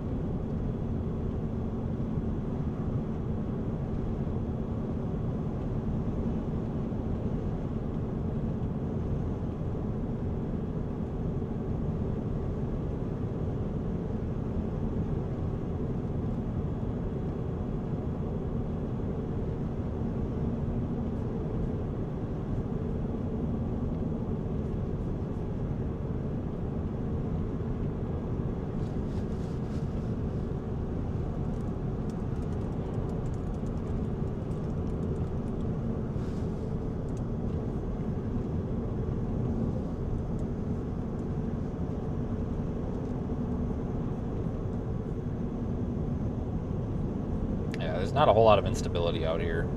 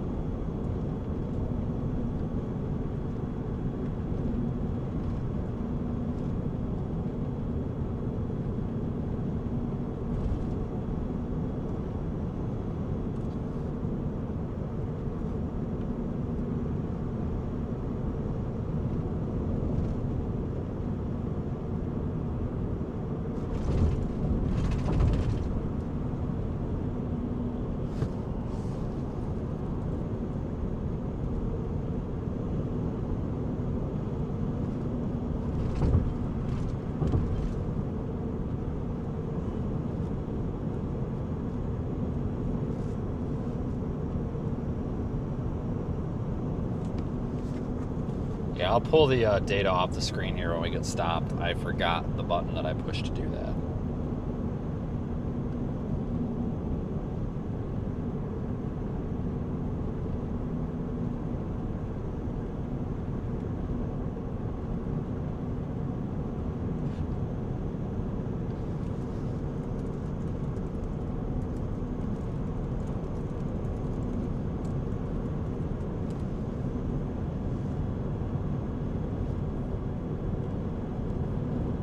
That's all right. It gives you something to look at.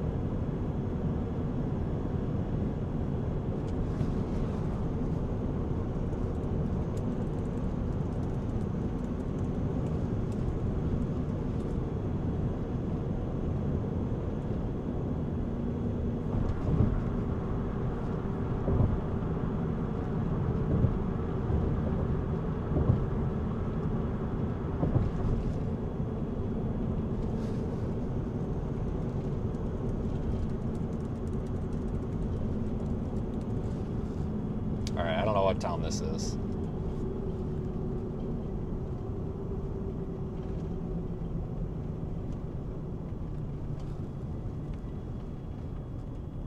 We got 12 miles? I'm confused. Oh, this is Highway 50. Okay. All right. I'm starting to understand now.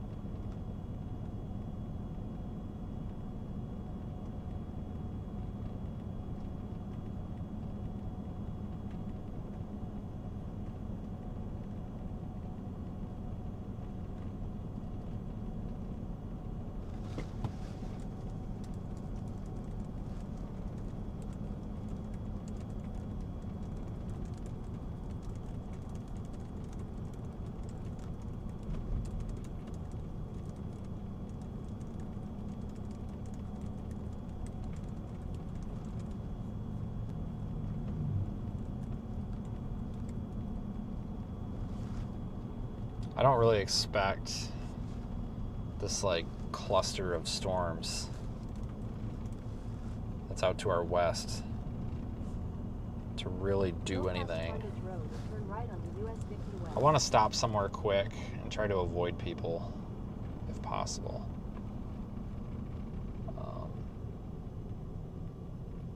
I'm gonna pull in here and I'm just gonna park like really obnoxiously and hope that we can just avoid people. Sometimes if you park like an asshole, people leave you alone.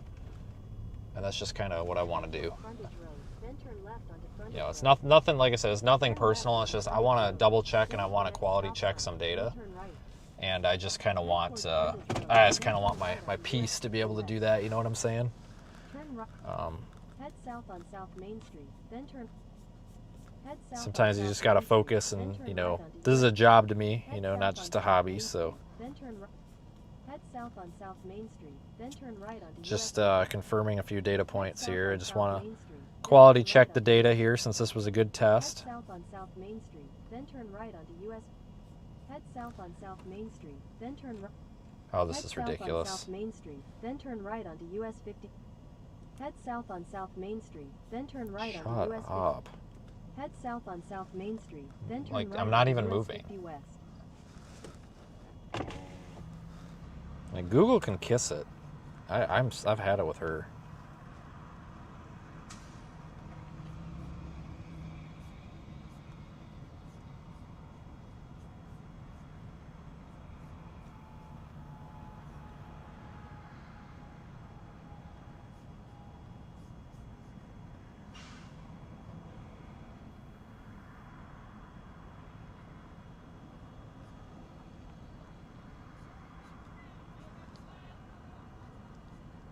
Jesus Christ. This guy over there screaming, oh, look at this dorm chase, like screaming at me like I can hear him. I'm just going to roll the window up. I just, like, I'm focused. I literally, like, this is how I'm sitting, guys. Like I've literally, it's just so much overload right now with people trying to get stuff on me. But, like, I'm like this. Like, I am focused. I'm not rolling this window down for nobody. Like, it ain't happening. Not today.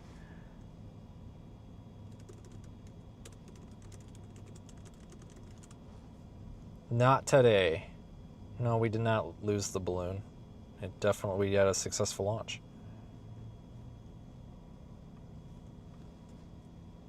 Everything went great. Very happy with things. Could not have asked for better.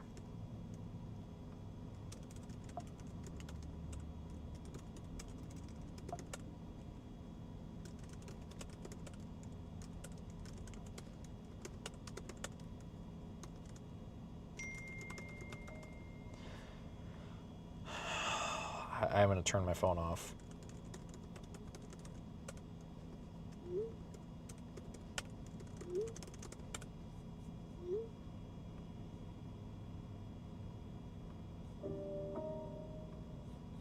Yeah, I'm turning my phone off. I can't do this right now. Just like one thing, I'm only able to do one thing at a time, unfortunately.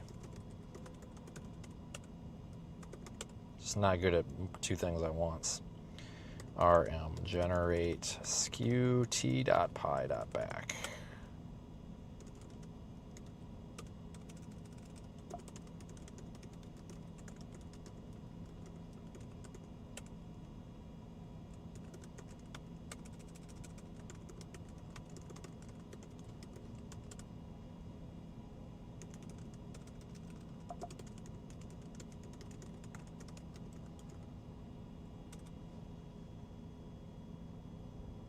Yeah, it's probably Google sending me messages. Actually, one of them was. It was complaining about trying to get me to rejoin my navigation.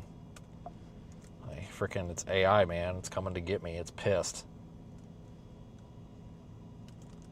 How the hell do I copy a file in Linux? It's CP, isn't it? CP file name and then the new file name.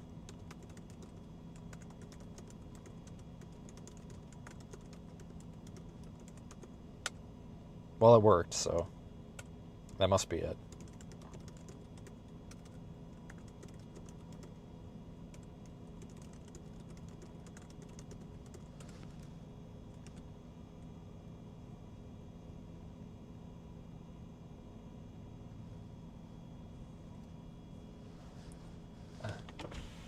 Hey man, how's it going? You know, there used to be a time where I saw you and it was a good thing. Now, sometimes it is, sometimes it's not. How you been? Not too bad. Just up to my eyes in shit is all. Yeah.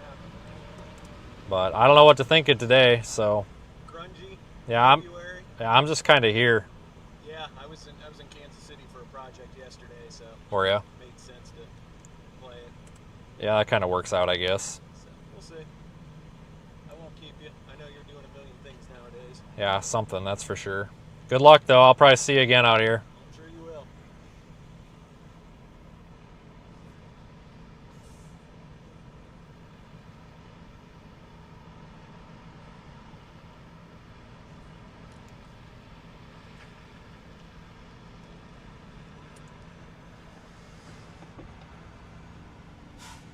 Yeah, it'll probably, I'm sure Google's probably subscribed to the channel now. Yeah.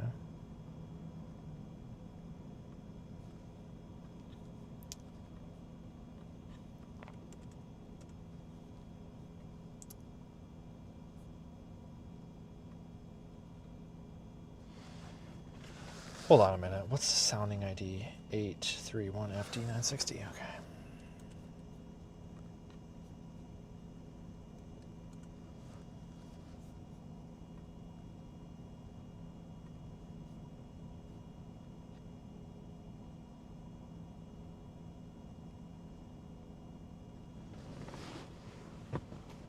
Yeah, I don't use Waze. It just doesn't work for me is all. Everybody's always telling me to use it, but it just doesn't work for the way that I do things. It's all, I'm just not comfortable with it. I don't like it.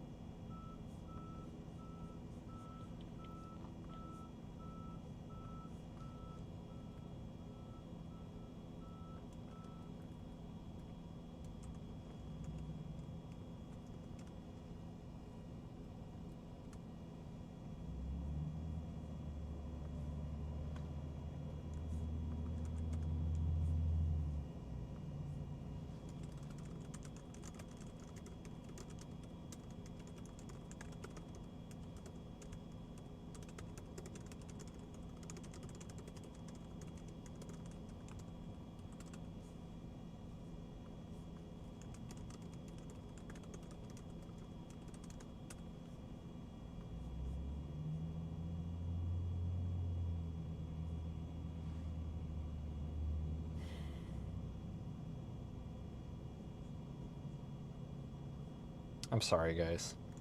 Just remember, like, I know this, sometimes folks get kind of annoyed because they're like, oh, why are we supporting this guy? He just sits in a parking lot. But, you know, unfortunately, I don't have enough money to, like, pay a data engineer to do this. So, like, I sit here and, like, there's nothing wrong. I'm just going through and making sure all this looks good because this is the only time that I can do it, right? Unfortunately, I'm the only one that's able to do this. So I have to, like, sacrifice a little bit of my on-air time to do it, if that makes sense. It's just, it kind of is what it is.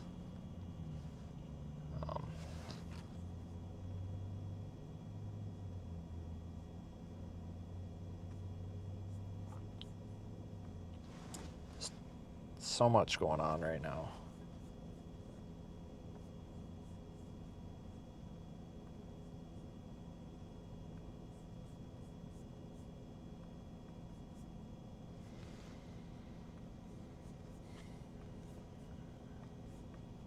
We got to get some sponsors with some deep pockets so that I can hire some people and generate some fucking jobs. That would be great.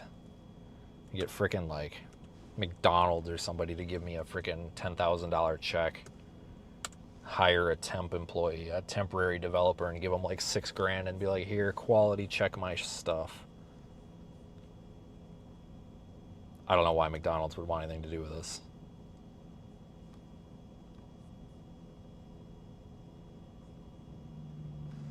But you know what I'm saying. We need some help.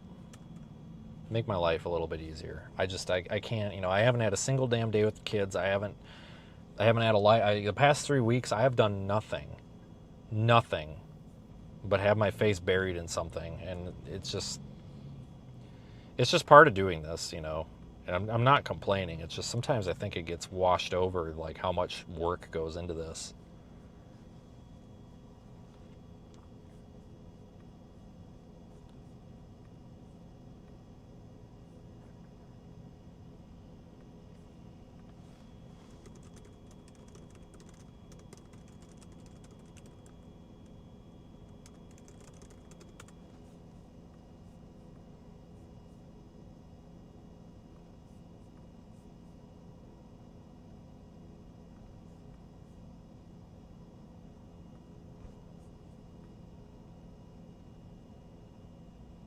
Yeah, we could put the McDonald's logo on the balloon. Yeah, you're right. I mean, we could definitely do that. I mean, maybe we could even fly their like chicken nugget. Like, hey, you know what, McDonald's, give me $10,000 to sponsor part of Project Weather Eye for the season, and I will attach a chicken nugget to a weather balloon. I mean, why not, right?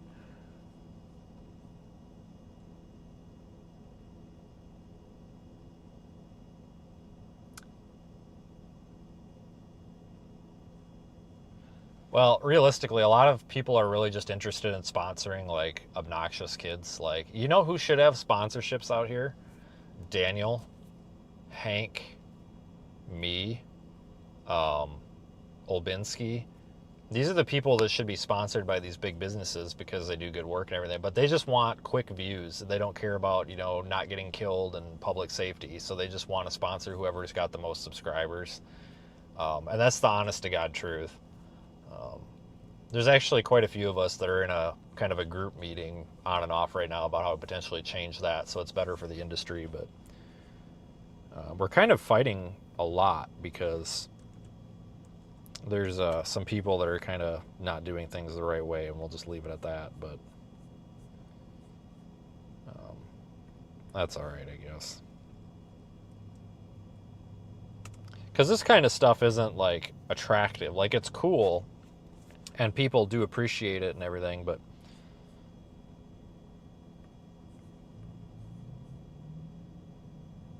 it's just not.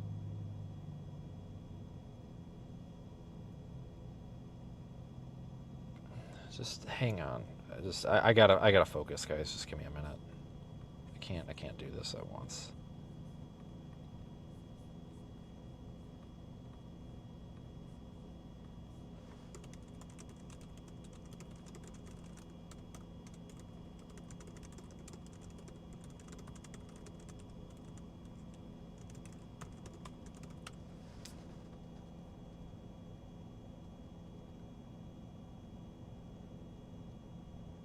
Yes, Patrick, that's totally what I was thinking.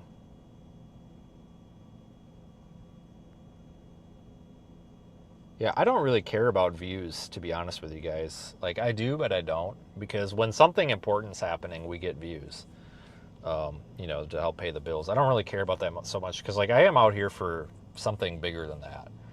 And I think there's more value in what we're doing than just a bunch of kids running around with cameras, respectively, you know, respectfully.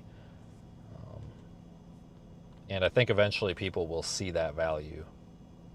The professional crowd sees the value, but unfortunately, the professional crowd is not exactly the crowd that has any money to available to help with something like this. You know, I mean, I told that damn talent scout or whatever she was, that POS from Discovery Channel with her stupid fake scripted TV show, to kiss my ass because they wanted to give me like $30,000 or $50,000 or something, but I had to shut my live stream down. I couldn't do a live stream. I'm like, really? What the hell's that going to do? That's not even my expenses for the year. Like, and what's my audience going to do when I tell them to piss off, you know, that I can't have any more, I can't do anything with them because, oh, the Discovery Channel or whatever. It's like, yeah, what the hell's my audience going to think? You know, I'm not going to have an audience.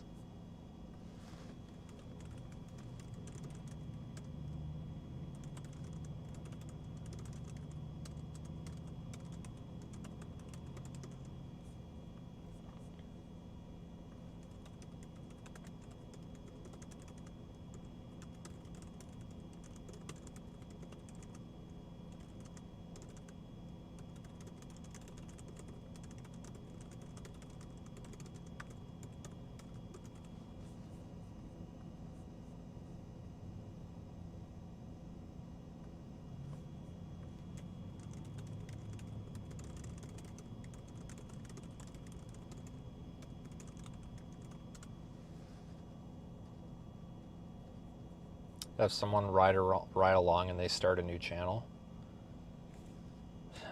Yeah, that.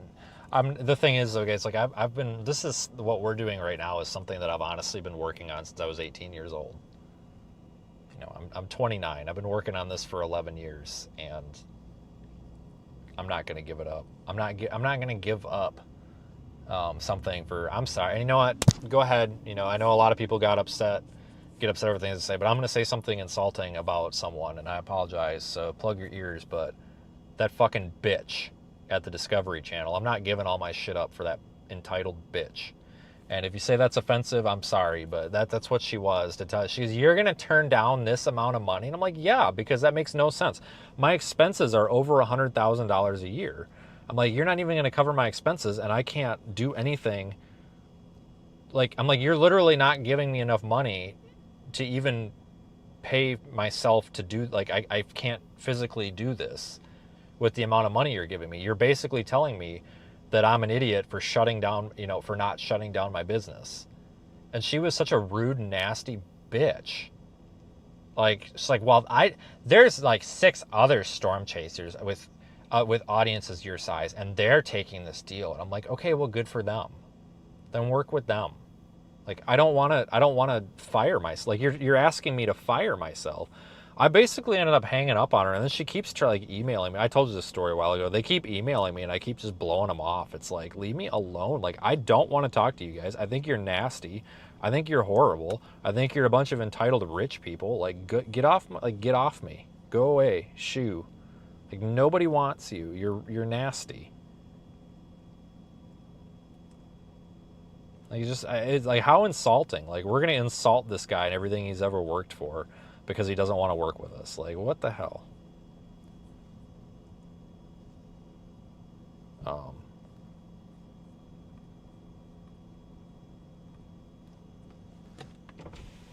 Howdy. How are you? I'm nice okay. To meet you, man. Hi. This is awesome. Yeah? You doing all right? Yeah, I'm Good. doing good. I just seen Brandon and all them. Oh, did you? Yeah, over in Florida. They're at. Oh. Or between Florida and here on the highway. What's up? Shit. Yeah. Trying to get this damn, it's not accepting my, I'm trying to get this to transfer this data file to my laptop so I have it later, because if I do it later, it's a pain in the ass. And I'm trying to get this to work here, but I can't get it transferred out. I mean, I can do it later, but it's just a pain in my ass, and nothing's happening, so I might as well do it right now.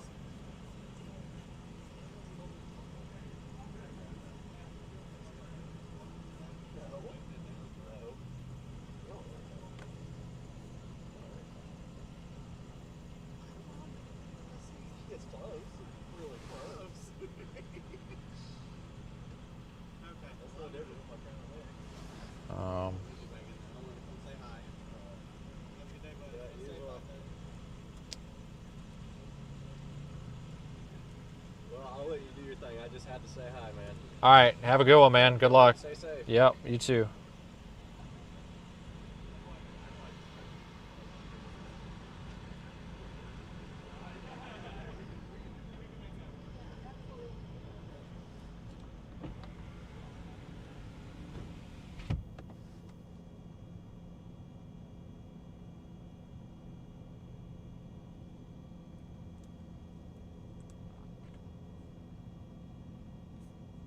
God dang, stupid thing doesn't do what I want it to do.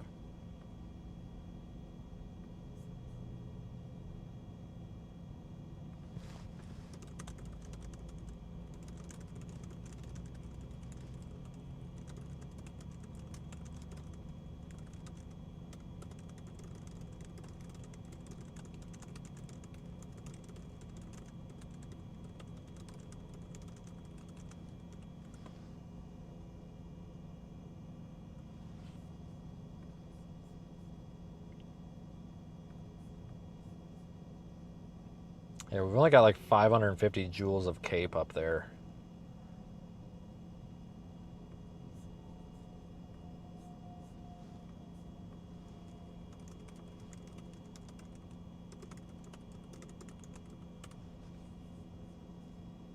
I mean, I shouldn't say up there like that. I mean, we just took this thing not that far away, but...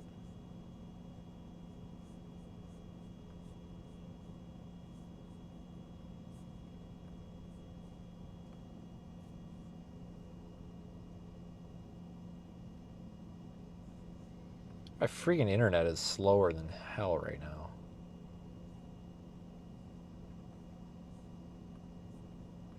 Alright, so I like what the data looks like. You know, like I said, it's just easier for me to go through it right now than it is later. So I'm just trying to take the opportunity to make it easy on myself. As soon as there's a reason to leave, we'll leave, but I don't see anything happening.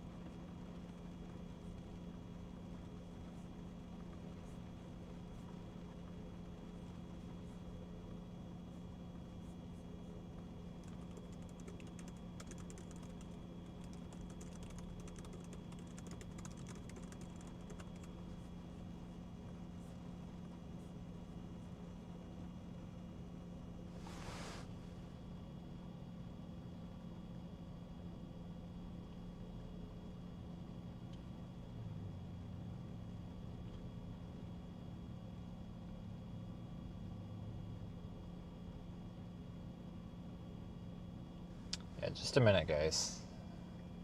I was hoping that focus would fix itself, but I guess not. Just a moment, guys. Just a moment.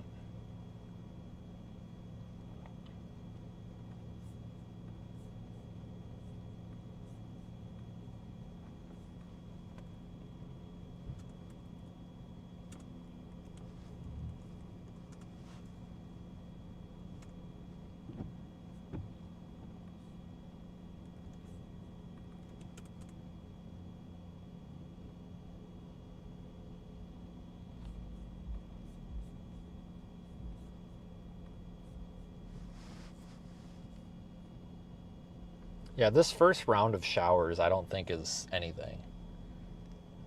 I mean, we kind of expected this, but I thought we initially expected it to be like worse, you know, more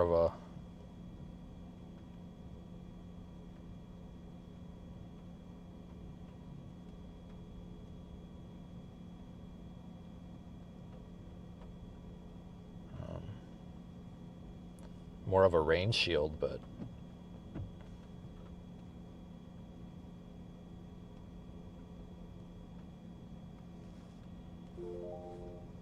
stupid thing.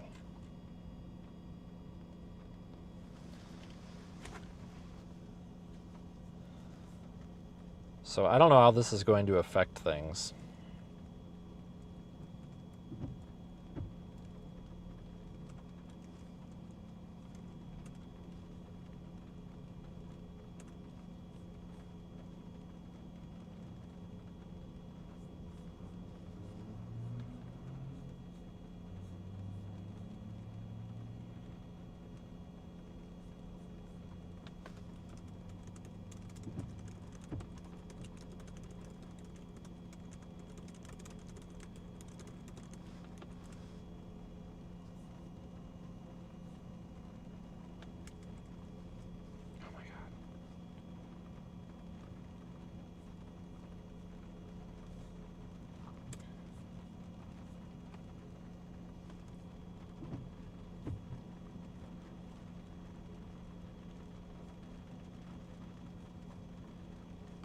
I'm so sick of having issues with the internet, it's not even funny.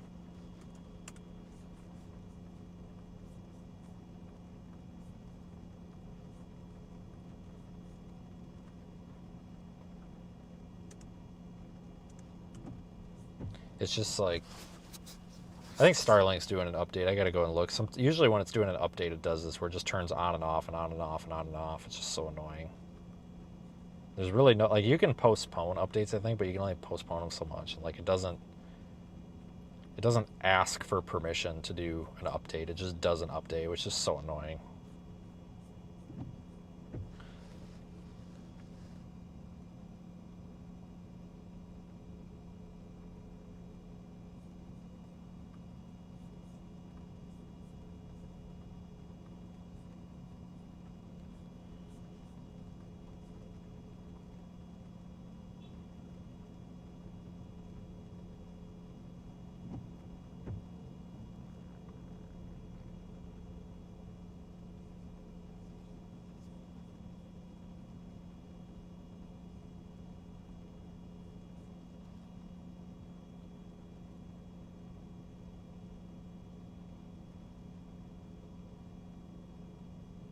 I swear to God.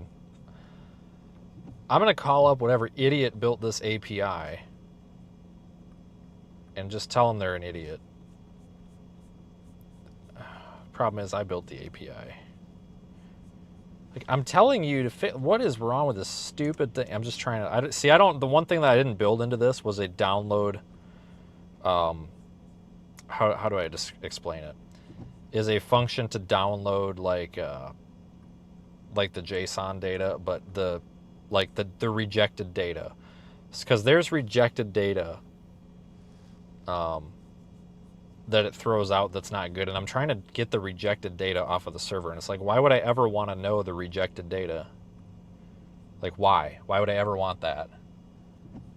Well, here's why I would want that, because I want to double check and make sure that it's rejecting the right stuff. Like, everything's working good, everything's fine. I just want this is like my last, piece of quality control before we sign off on this for the year. We're done. We're signed off as soon as this is good to go.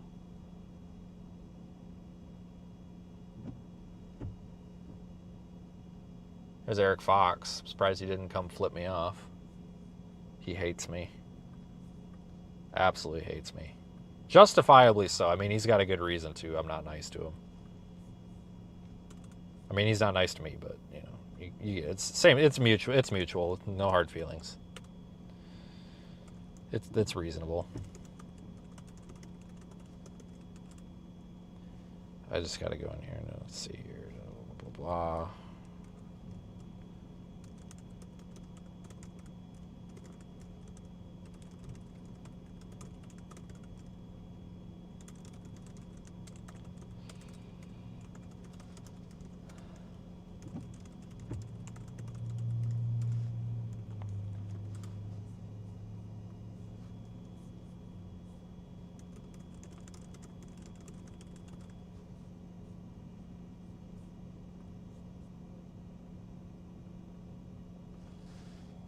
Yeah, I can't. I'm not going to use AI to do our API though, because I don't want to leave. I just don't want to leave holes, and I'm just not comfortable with using AI for this. Is all.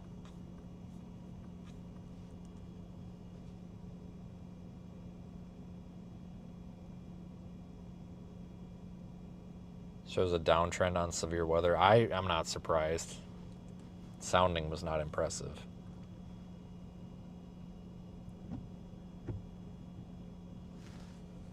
It's done sprinkling. I can't. Oh, this is just pissing me off. All right, we're just gonna not use Starlink right now for what I'm doing, because it's clearly being a pain. Okay, so did it run? 12:25. It did run.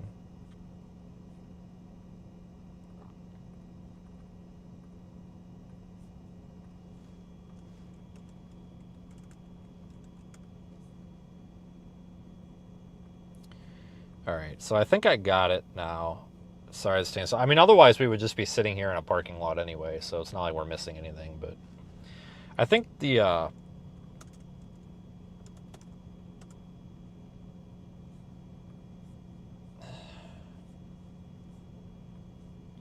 think that arc of pathetic little rain showers back to our west might be the event, unfortunately.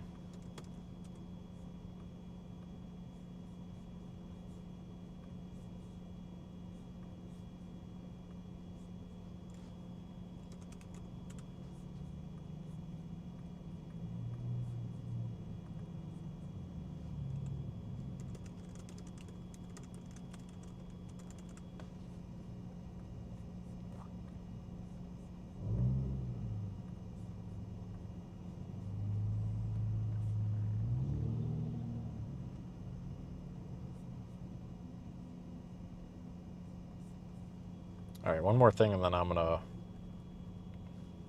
make a plan.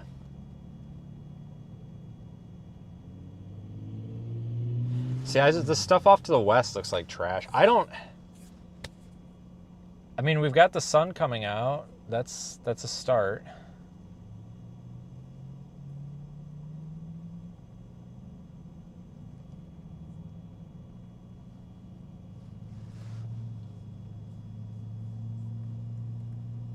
Which is what we need. We need instability. We're lacking in that department here a little bit.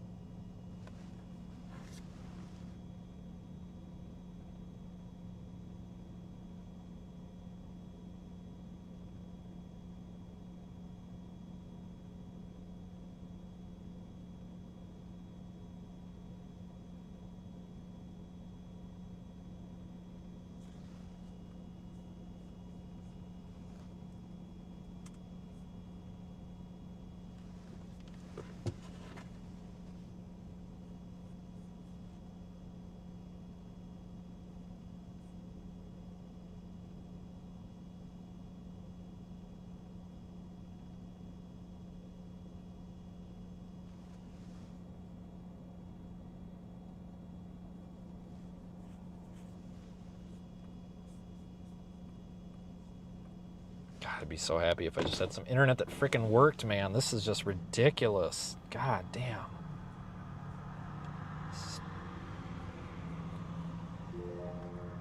Yeah, every time you hear that sound, that's something wrong with the internet. Like, we've done nothing but hear that sound.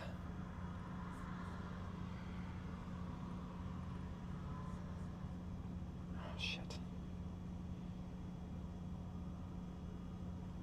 Hi. What you doing? You know something I don't know? No, sir. I'm just doing a little bit of work here. I'm trying to get some data figured out is all. I opened a church as a shelter if we go to a tornado thing. Oh, sure. And the guy at Flora, I talked to him this morning. He said he'd call me. They was getting ready to have a web meeting thing. And I was like, he hasn't called me back. He usually right on top of it. And I was like, well, there's a guy sitting there. Yeah, I'm just trying to get some work done. Basically, there's nothing to be concerned about right now at all. Yeah, so it didn't look like it to me. It looked like it's going to form over towards Indiana or something. Yeah, there's no concern right now whatsoever. You got a while. Hey, be careful. Yep.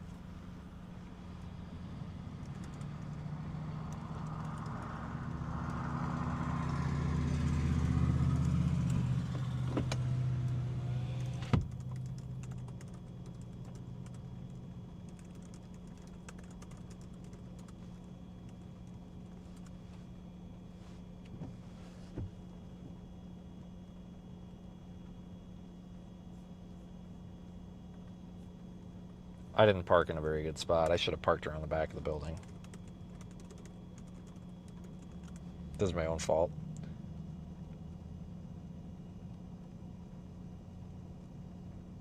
We might even want to go west, honestly, guys. I don't even know. It's like I told him, like I don't have any answers. You know, a lot of people think that, oh, these weather people have the answer. I don't have any answers. I really don't.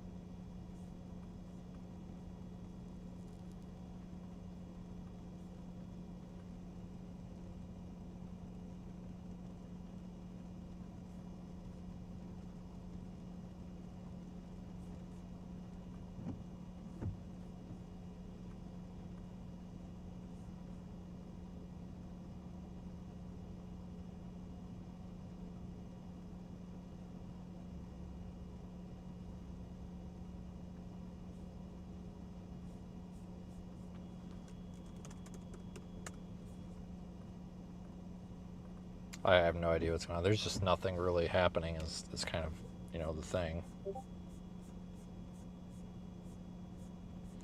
I like what I'm seeing, though, in terms of data.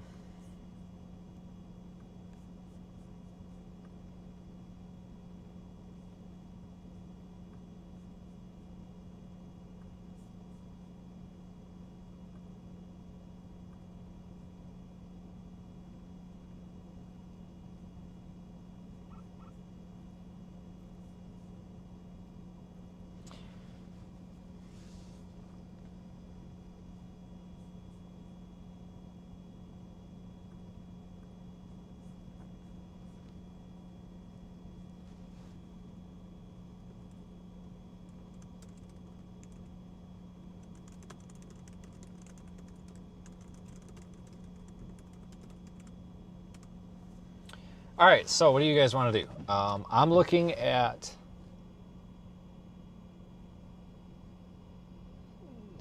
Let me look at HRRR. There's no way this garbage out to the west is the event. There's no way.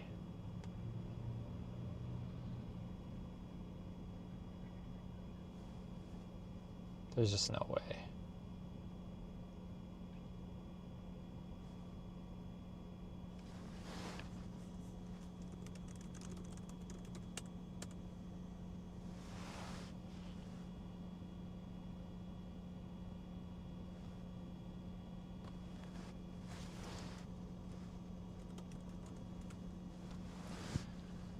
HRRR, like the composite reflectivity, I mean, it kind of seems to hint at this stuff that's off to our west maybe actually being the main show, but later on, as it kind of comes into this better environment, which I guess that would make sense.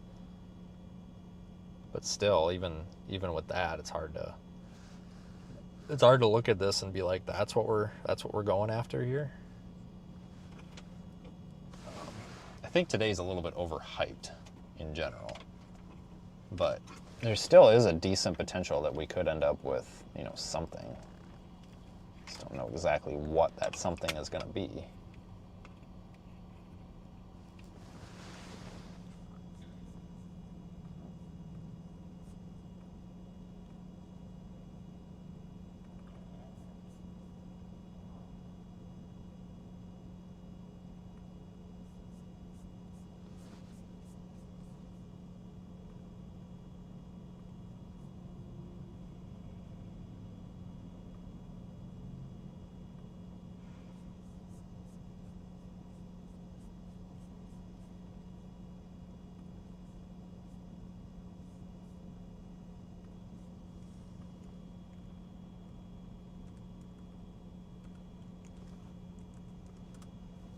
Yeah, the sun coming out, temperature warming up a little bit. That's going to give us a little bit better of a chance at this environment being more suitable for severe weather. Right now, it's just not very suitable. See, we may want to go...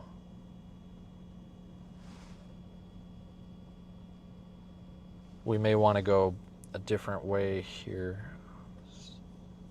Sorry, I'm just really trying to get this figured out.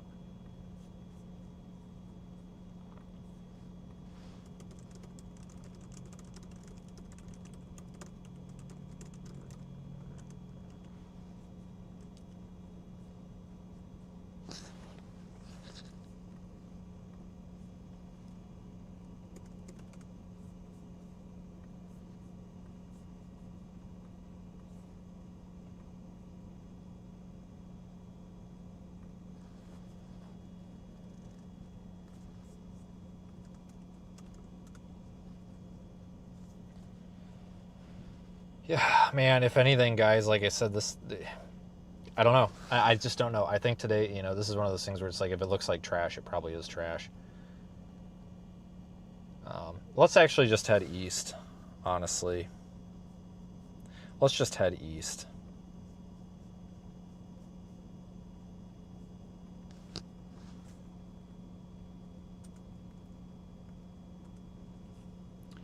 We'll head east, guys. Better environment. Anything that's going to happen, it's going to happen over there.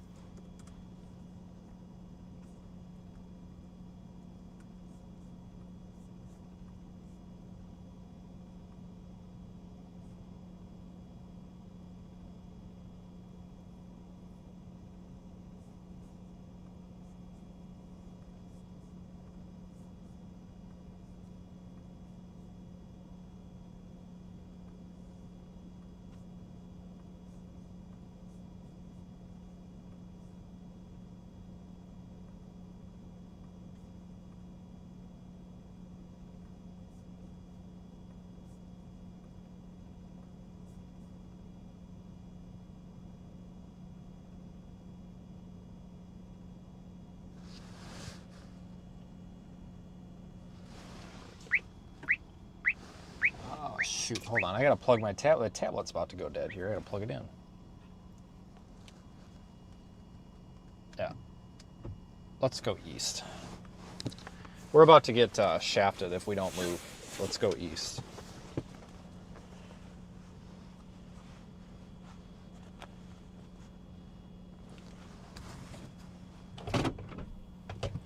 Alright, let's go.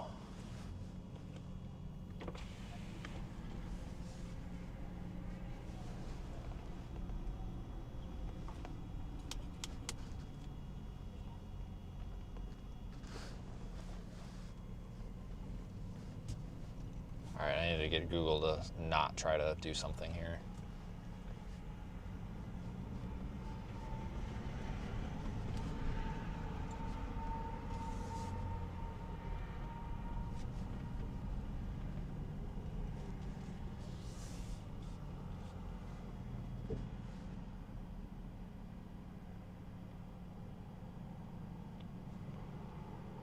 Oh, nice blinker.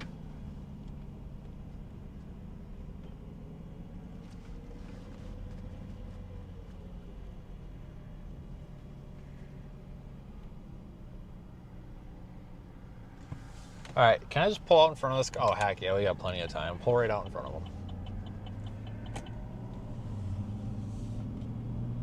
Plenty of time.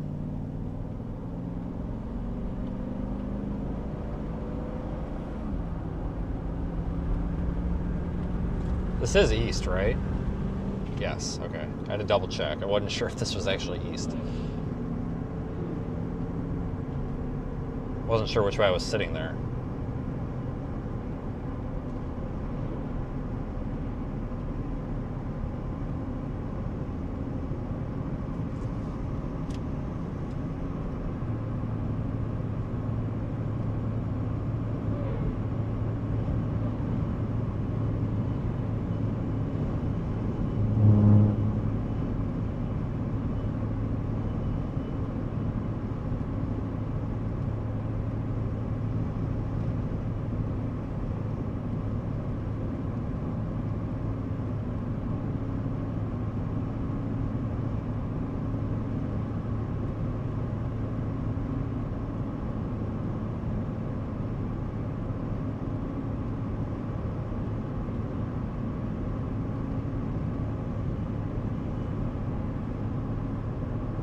we'll head toward Olney.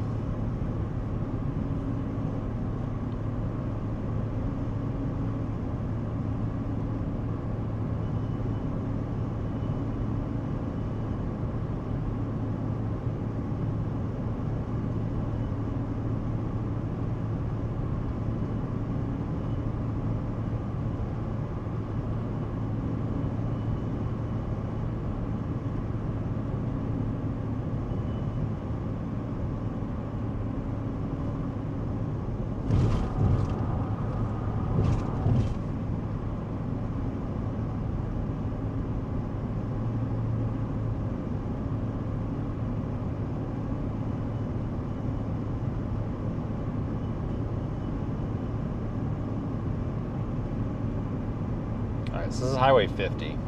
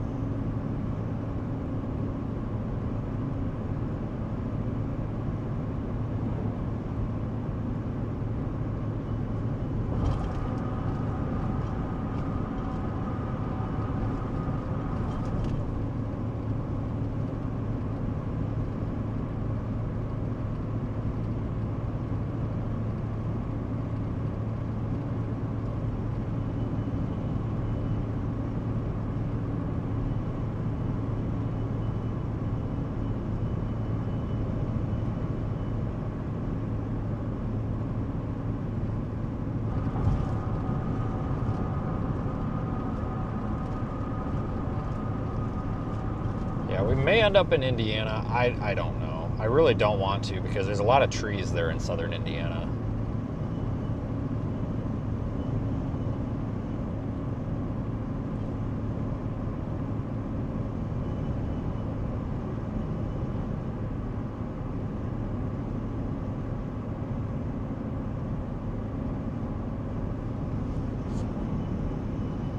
Makes it really hard to chase and do anything.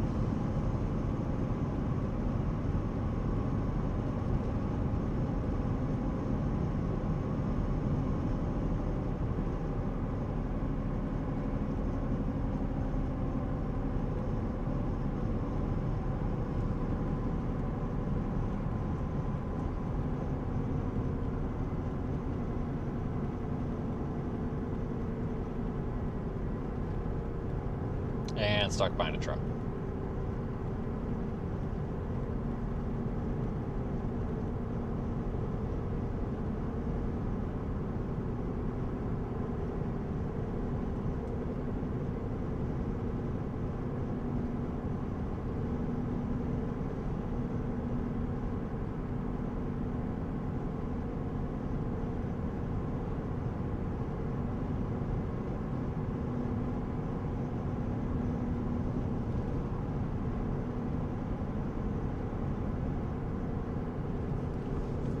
Take that road?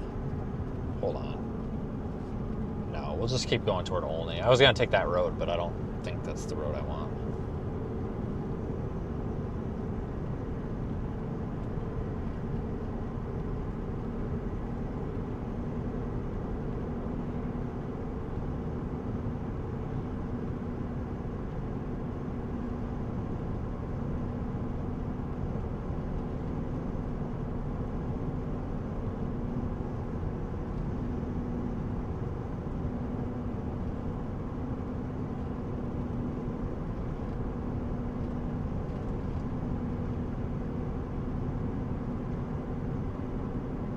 The stuff out to the west is just in a really trashy environment. Like, I don't think it's going to do anything. I mean, if that stuff to the west were to mature and, like, become anything noteworthy, it's going to be farther east anyway.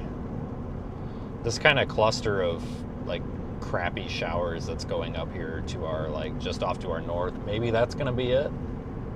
Maybe?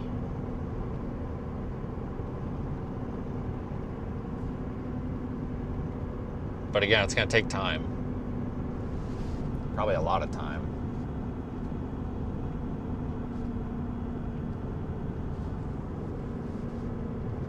At least at this rate.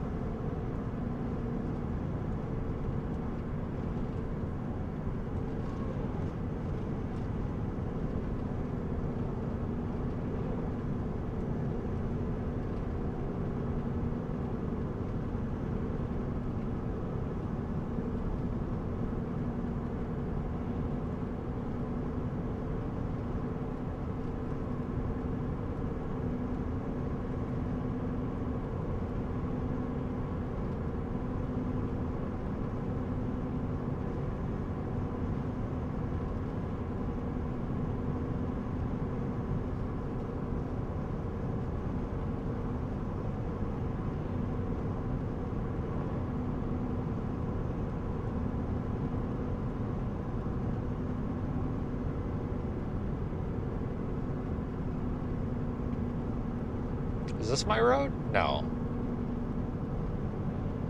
I can't keep track of what's what.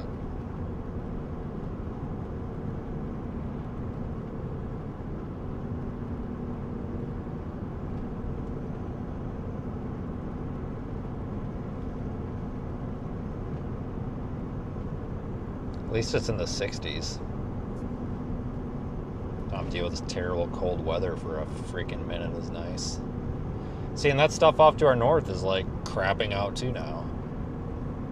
Wouldn't that be something if this whole thing just like was a bust and like nothing happened? God dang.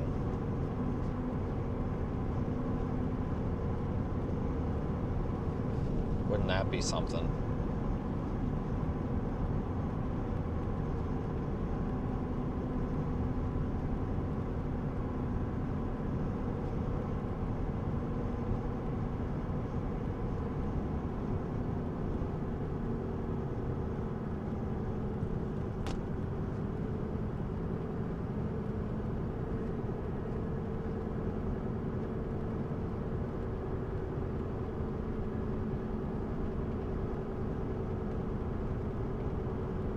Or if I can get around this guy.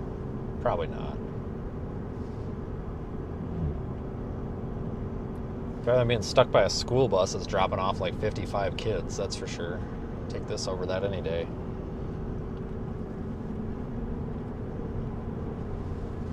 Can I go around? Oh, heck yeah. Now we can.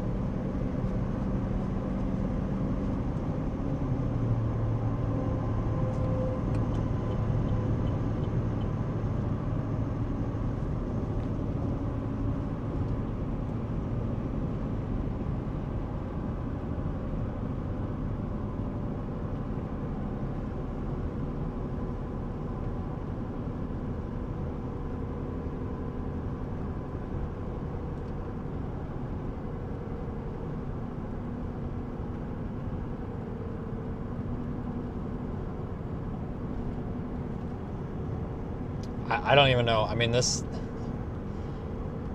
is not what I expected. I mean, I guess I shouldn't say that. This is what I expected. I kind of expected this to not be much, really, of anything. I actually thought we would have something going on, though. Right now, the most robust weather is that stuff out there by Louisville, Kentucky. That's way out of the target area, though. I think going up here to Olney and then somewhere around this area is probably a safe bet.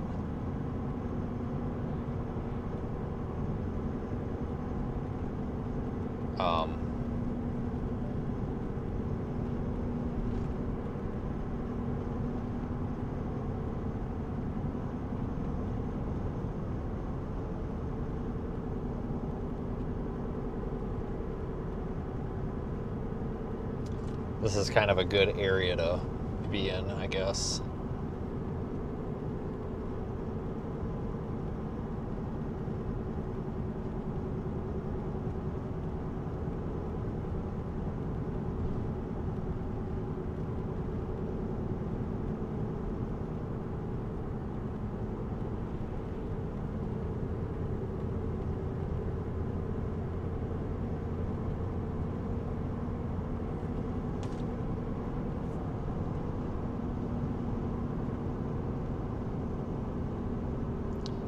I've got to get this, get these. I mean, obviously tomorrow I'm gonna go to Discount Tire and get these wheels balanced, but I think it's the back driver's side is just horribly off balance. I mean, it's been sitting for a frickin' year. What do you expect?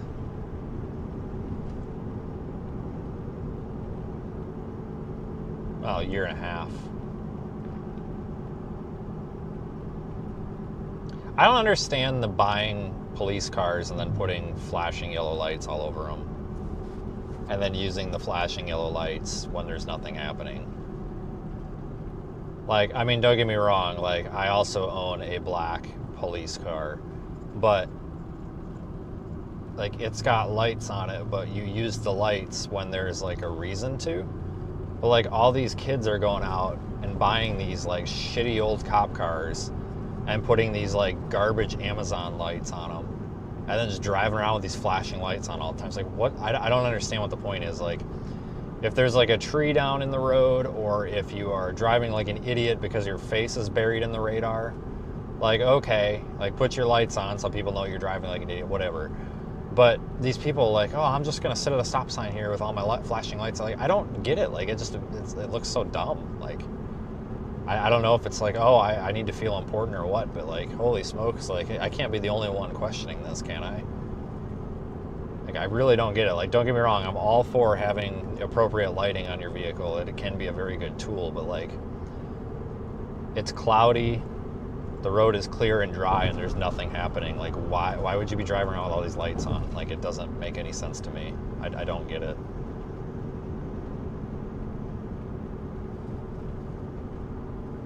Like, there's like 4 of these like cars. Like, everybody goes and buys a crappy cop car now, and like the crappiest of crappy is the Taurus. Like, but I think people finally moved on from those. But on this road, we've passed like 4 to 6 like of these chasers with their old cop cars and just with like flashing lights on. I don't get it. Like, if you're stopped on the road or whatever, okay, fine. But like, there's these people, like, maybe a mile after we pulled out of the gas station, there was a, well, no, it was before we even got out of town there. You guys didn't see it because it was off camera, but there was like 2 of them, 2 white, shitty old Explorers in a parking lot with all the lights on. It's like, what are you, like, what? Like, what are you doing? Like, where's the emergency at? Like, I don't get it. Like, I can't be the only one questioning that. I'm gonna go north. I don't know what the hell to do here. Let's just go through freaking town. Let's go through town. You guys want to go through Olney? Let's go through Olney.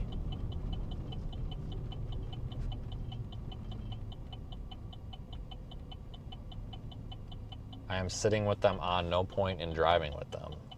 What? What are you talking about?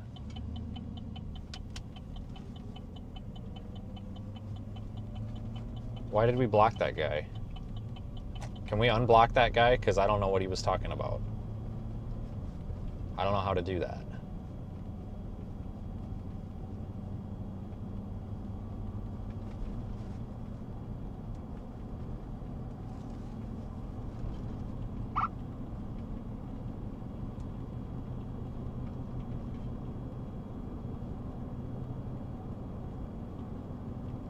I don't even know how to work YouTube. They change everything every 2 seconds.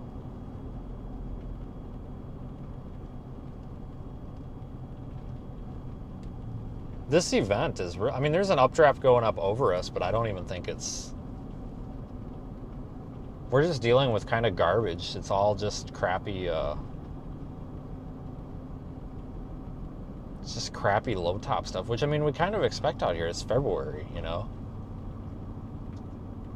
But at the same time, like, this is struggling bad. But I mean, you know, we saw that off the sounding that we did there. It was just not a lot. Yeah, that stuff in Louisville is the stuff I was talking about a minute ago, where that's like the only place with any sort of activity.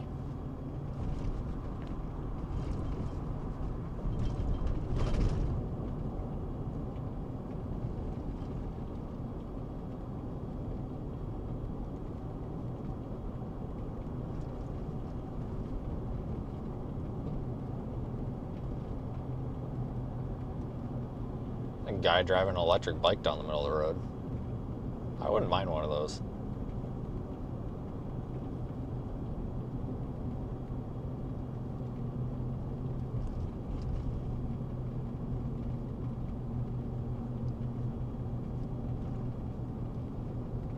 Things might change though here in a few hours, but you see what's got me a little bit questioning here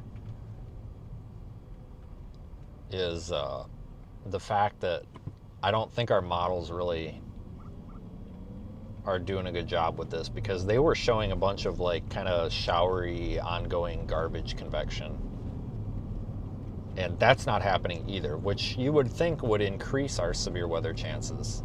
But the fact that the models don't seem to be accurately depicting what's happening makes me think that perhaps they don't have any clue what's actually going to happen. I mean, we can just look at the raw meteorology here, like, all right, it's obvious that there's probably going to be some storms somewhere. We've got a little bit of instability. The cap isn't super strong, but the shear is decent enough that we should have some good venting. But it's just the storms, the likelihood of these storms themselves is just kind of ass.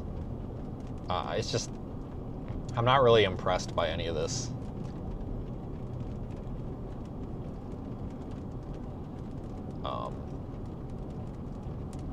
I'm really surprised that they went with an enhanced risk, honestly. I'm not quite, I'll be completely honest with you guys. Like, I know everybody is afraid to question, but honestly, like, I don't really know if I understand why it's an enhanced risk, because they say, you know, potential for strong tornadoes, and, you know, yeah, maybe with the shear and everything, okay, fine, but I don't know if I really think this is an enhanced risk level environment, personally. I'm not feeling the hype. I'm kind of not. I wonder if they'll downgrade. Have they? No. Did they issue the day one? We should get a day one here pretty soon.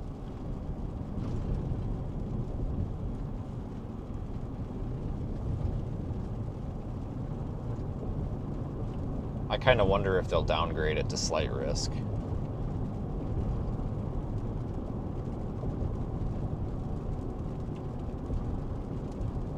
Wouldn't be surprised.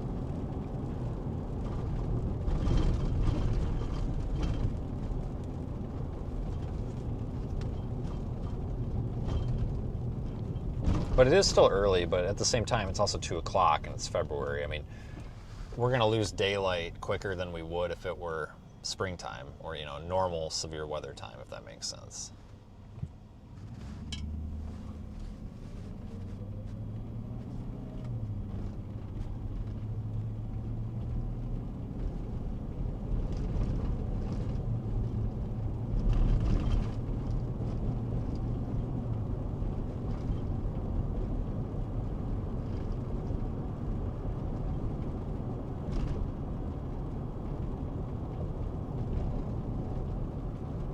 Chances of a U-turn are definitely there. Maybe.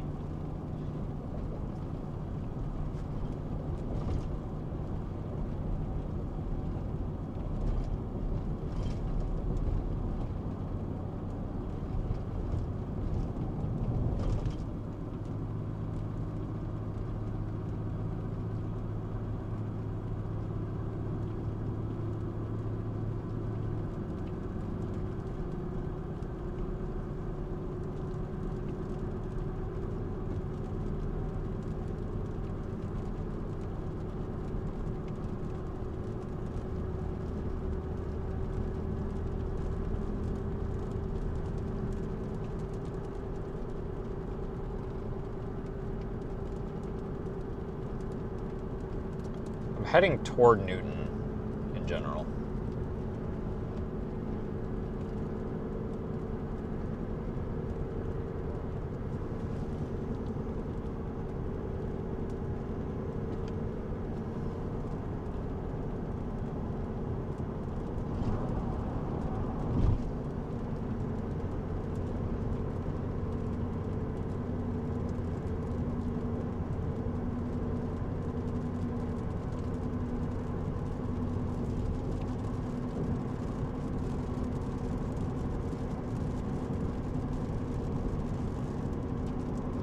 Yeah, it might just take more time.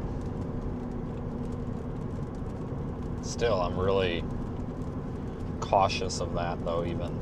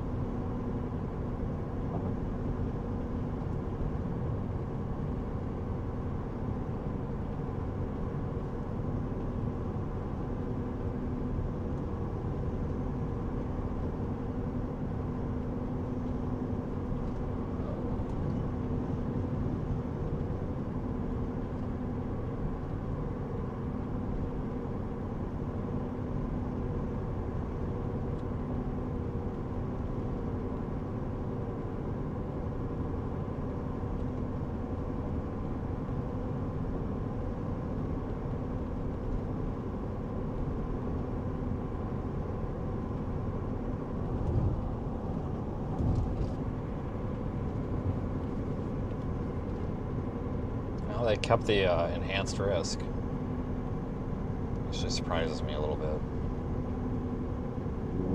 I wonder if they trimmed it at all. They made it a little smaller, not much. It's becoming very obvious to me that there's definitely some issues with today's setup. You know, kind of as one would expect.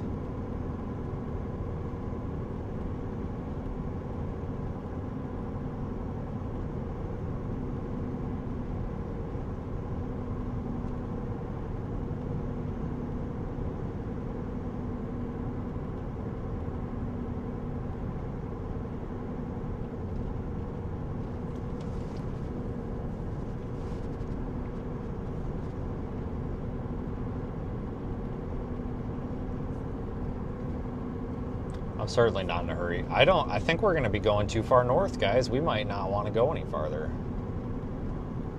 God damn it. I tell you. Yeah, this stuff up here to the north just died. We might as well not go any farther north. Wait, where's our river crossings? Because you only have a few river... Well, we're going to have to go south. If we have to go into Indiana... Well, does York have a crossing? Nope. Maybe it does. Because if we have to go into Indiana, we're going to have to go south anyway. Like, if this is trash, we're just going to turn around. Because going up here, you can't get over to Indiana. And it's beginning to look more and more likely that that might happen.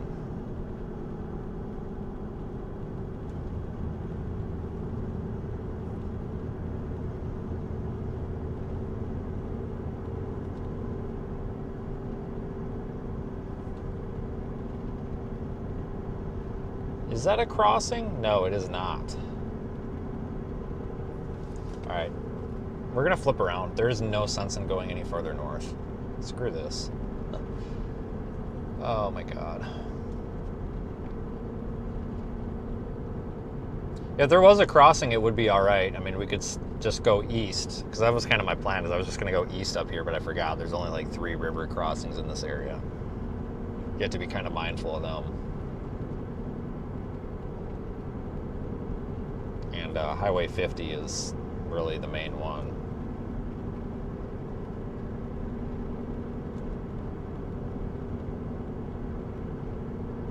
So let's just go east. Actually, can we just take a right? No, we gotta, we'll just flip around and go back down this road. It'll work out fine.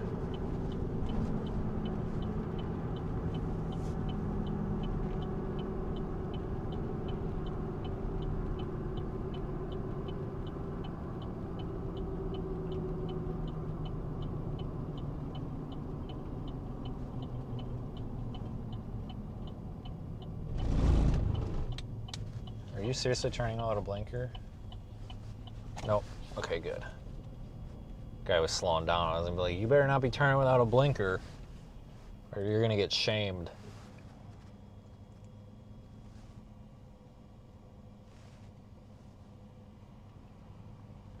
I wonder what's going on with this little updraft up here. All right, give me a second. It's been so long since I've used it. It's been months, guys. Literally months since I've used this roof camera. And I gotta figure out which direction's which here. Hang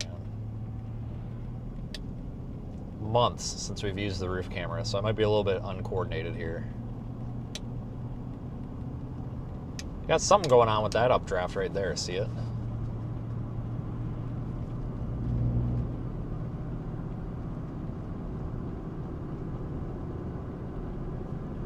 Left of the screen.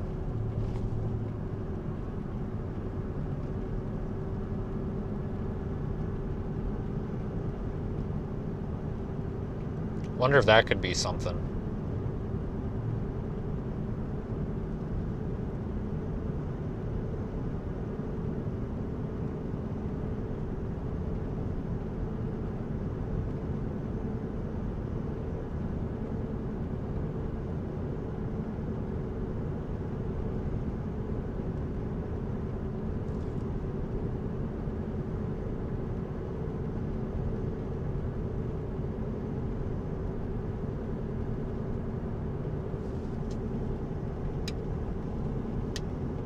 Just want to keep an eye on that for the hell of it.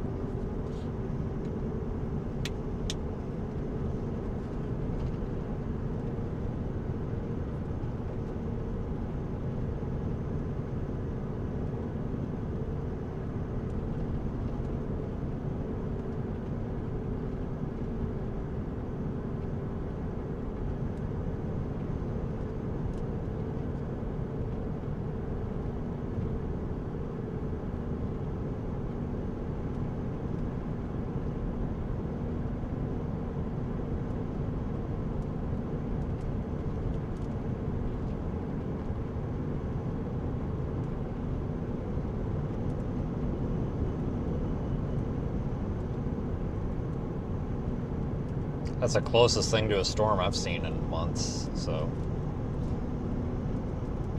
I guess we got that going for it.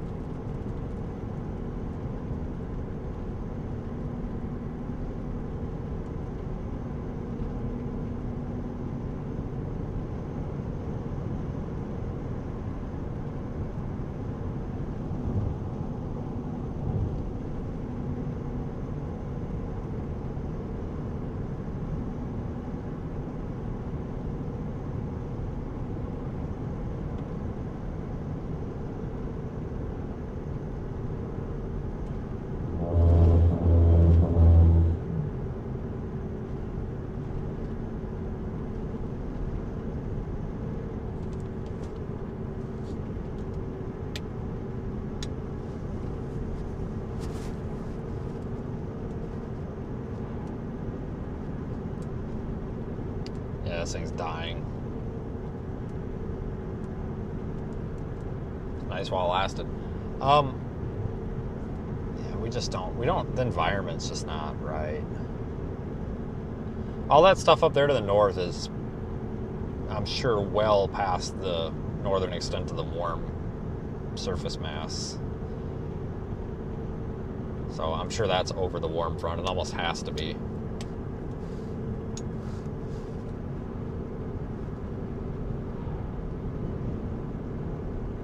I think we're right close to the edge of where the warm front is, too. I don't think it's very far north of here. Maybe it's a couple of miles, 10 miles or so.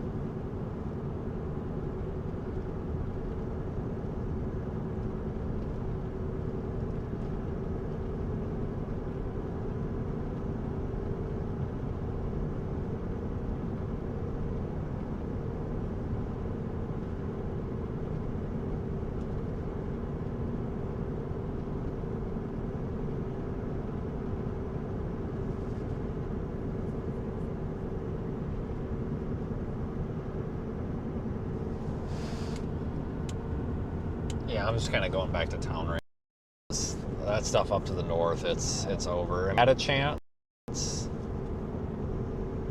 briefly, but it's definitely past that now.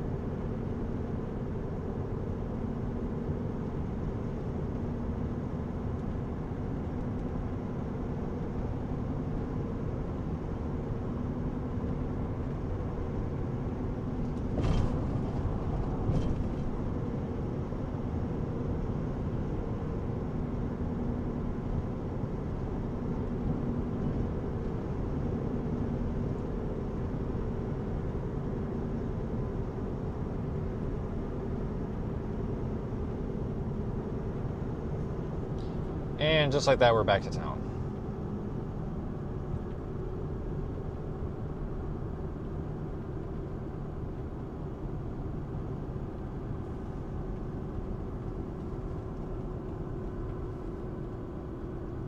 I don't think we missed much.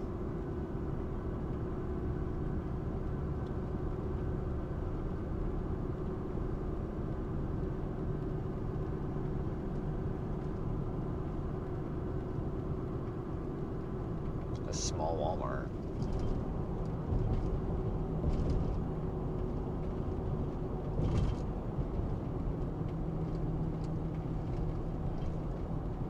I've been through here a few times in the past couple of years, but not much.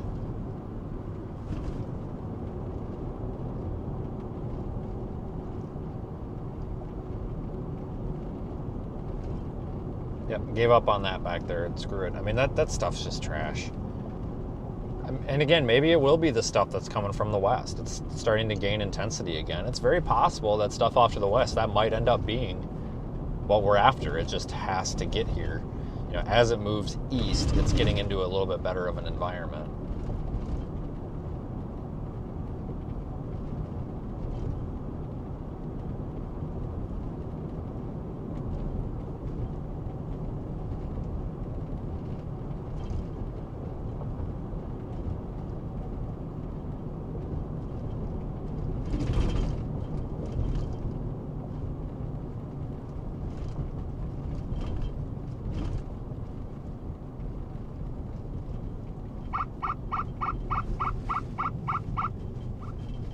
Might want to fill the tank while we're here.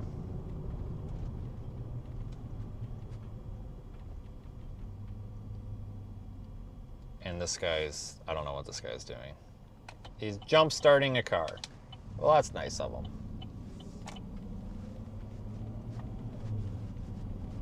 But you're kind of in the road. But Looks like he's got it taken care of. I don't need a tarp.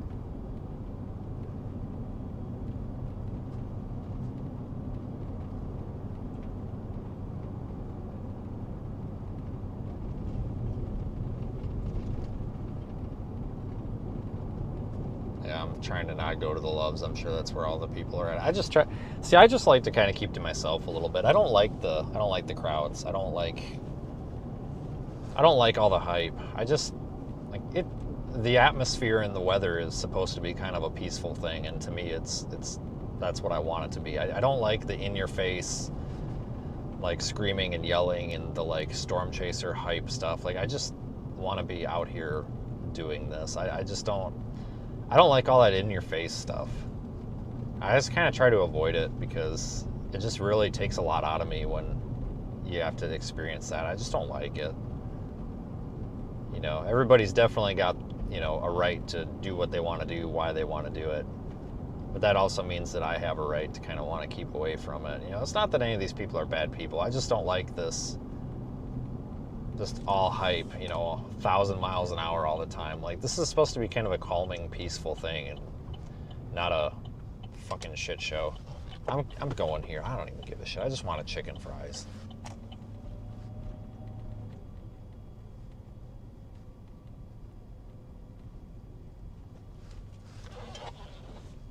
Oh, nope, too many people in line. I'm not doing it. It'll be 3 hours. It's a Burger King. When there's more than two people, okay, there's 2 people in line, but still, if there's like 3 people or more, you just don't bother with the Burger King. It always ends up being a 20-minute thing, or just never mind. I lost interest in that pretty quick.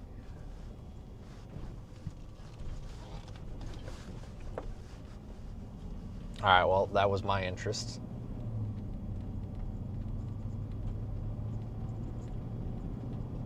Gone.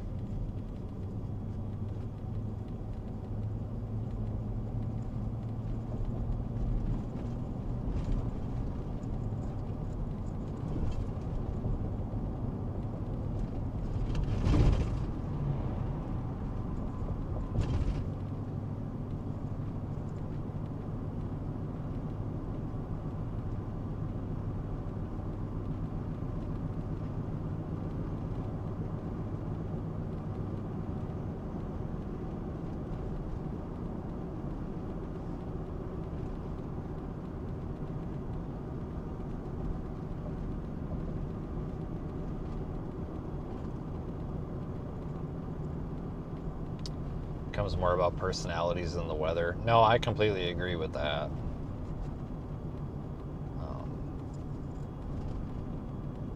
There's just, you know, I talk about this a lot, and I have to be careful how much I talk about it because apparently it really offends people when I talk about it. Not you guys, but like these people on the internet. Oh, wait a minute. Oh, that's right. I'll talk about it anyway because I don't care. Sorry, I forgot. I don't care. LOL. We're going to have to go to this frickin' Loves, aren't we? God damn, I swear to God there was a Casey's down here. Is that what that is? No, that's a Red Rooster. What the hell is a Red Rooster? God, that just looks as terrible as it sounds too. But no, like, I talk about it a lot. I just really don't like seeing the industry becoming a popularity contest and becoming a kind of an oh look at me kind of thing, because we're supposed to be out here documenting and learning and telling the story of the atmosphere. So many people have turned into just a hype party. With that said, there's also been some, you know, people that have come along over the past few years that do a pretty nice job. I'm not going to that Loves. There's not a single pump open. That do a pretty nice job of, you know, telling the story in their own way. Oh, this isn't a freaking, doesn't go through. Are you serious? Okay, all right, well, let's go to the Red Rooster. There's so many damn cars at that Loves, we're never gonna pump any gas. But let's go to the Red Rooster. I've never been to a Red Rooster before. You wanna go? Let's go. But it's just turned into nothing but a freaking hype party, and it's just, there's been some good people that are good at telling their stories and telling the story of the weather, but there's also a lot of just, it's a contest. Like, everybody wants a participation award. Everybody wants this, and that's not what it used to be. A up until about 6 years ago. And, you know, we used to have so many different accounts of the weather, you know, people's accounts of the weather. And now it's just kind of really turned into I don't think people are really passionate about the storm chasing or the weather. I think they're just passionate about trying to drive up next to a tornado and feel like they're important. Like it. And you know, see, when I was talking about this the other day, then somebody sent a bunch of emails and were like, oh, yeah, he's bashing people. I'm not bashing anybody. I'm just telling you, like, here's the thing that a lot of people forget is it's my job to kind of like share my opinion. And it's just me having a conversation and sharing my opinion. I think a lot of us kind of share the same opinion. It's just, it's really turned into a huge popularity contest. And I'm not here for it. You know, you want to go sponsor those people, you want to go subscribe to those people, you know, you go do that. I don't want to do that. You know, and there's a lot of old dogs out here, if you want to call it that share the same frustration. And I never understood it. You know, a couple of years ago, RFI, tap to pay doesn't work. Are you serious? A couple of years ago, is when these people, some of these old dogs started catching on and were kind of starting to bitch about this. And I was just always kind of like, keep your opinion to yourself. Who gives a shit, right? But, which I mean is still true, partially. But I'm kind of seeing why so many people started catching on to this and griping a little bit about it. Like over there, to my right, there's a group of 3 storm chasers, and I'm not going to name any names, but they're over there. You ready for this? You can maybe recognize vehicles over there. There's a group of 3 of them over there. They've all been doing this for 15 plus years. 2 of them over there used to have a TV channel that should have never got canceled. So everybody over there in that group has 15 plus years of experience. They're over there minding their own business, right? And we'll leave them alone because that's what we do. You look back over there at the Loves, and again, this is not me bitching. I'm just saying, everybody over there, a bunch of those as storm chaser vehicles, but most of those people that I see over there have been doing this for a few years. And like some of the stuff that I was seeing on social media, like they're out there just being like weird. And like, don't get me wrong, it's okay to joke around, goof around, and have fun. I'm all for that. But it's almost like some people don't respect the art that we kind of are participating in here. And, you know, it's okay. You know, it's all right. You know, do this for whatever you want to do it for. But it's just kind of one of those things where it's like, I don't fit in with the TikTok crowd. I fit in more with the get off my lawn, you know, respect what we're doing crowd, because you do need to respect what we're doing out here. This is not a jack around party like some people make it, because these things can kill us. And, you know, we saw that Gary, South Dakota tornado, there was 4 storm chaser accidents that day with people running into each other. And it comes down to where it's like, you guys are fucking up each other's cars in the path of a tornado. Like this, like what's going on? Like, it's time to reevaluate. Like, what are you doing? And first of all, why are you up a fucking tornado's ass? Like, are you trying to get killed? I mean, there's this thing now where it's like, oh yeah, we got to be extreme. You're not extreme if you're not in the tornado. Okay, there's a couple of ways you could be in the tornado. There's unintentional, and then if you want to go build like a metal car, you know, kind of like what Reed did. I kind of have my reservations with that car because it's only like 18 gauge steel. But if you want to build something like TIV or something, you know, they could probably sit in there that's got enough metal. Okay, fine. But your Toyota Camry or your RAV4 or your Jeep Renegade or whatever the hell people are driving these days is not meant for that. And I'm sorry, it's called fuck around and find out. Someday somebody's gonna fuck around and they're gonna find out. And I don't understand why people are like, it just shows a clear, blatant disrespect for the craft of the weather and storm chasing to just write off all that crap and be like, oh yeah, I'm just gonna, oh, if I die, I die. That's what one of them told me. I said something, I was like, what the hell are you thinking? And this guy, the guy says, if I die, I die. And I was just like, well, that's not smart. Like, I get it. I'm the same way too. If I die, I die. But, oh, I can't park there. If I die, I die. But it's one of those things where it's like, you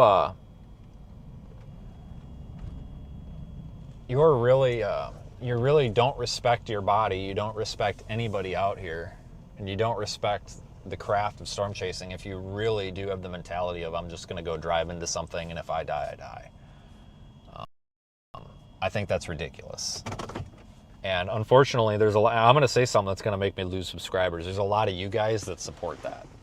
I bet you there's a lot of you guys that are seeing that and you guys support that. You know, whether it's subscribing, super chats, whatever, and that's perfectly fine. Like, there is an entertainment value. Don't get me wrong, it would be entertaining to see somebody's car launched by a tornado. And again, I'm not trying to like put this on any of you guys. Don't take it that way, but there's a lot of people that support that. And that's part of the problem. It's turned into, oh, I can make money by being dumb. You know, I'm going to go in and get something to eat. 1 second. I don't know if the mic will stay connected or not, though. Okay, hang on. Where's my keys? Oh, wow, we didn't drop viewers when I said that. That's kind of impressive. All right, I don't know how long this will stay connected, but... Shit coming? No. Gonna miss us? Nothing right now. Yeah, I wouldn't worry about it.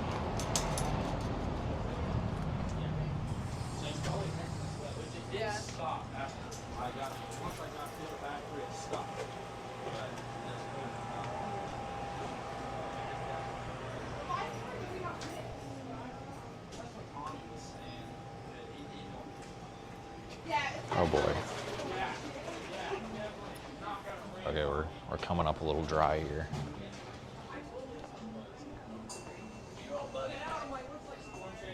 Oh, shit. Shit, they're recognizing the storm trade. We gotta get out of here right away. Evacuate. Pizza?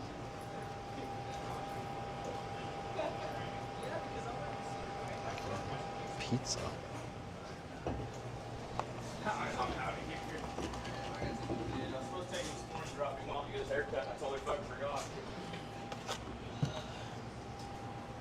You out there chasing NATOs? Yeah, there's nothing out there right now. I wouldn't be surprised if there is nothing, honestly.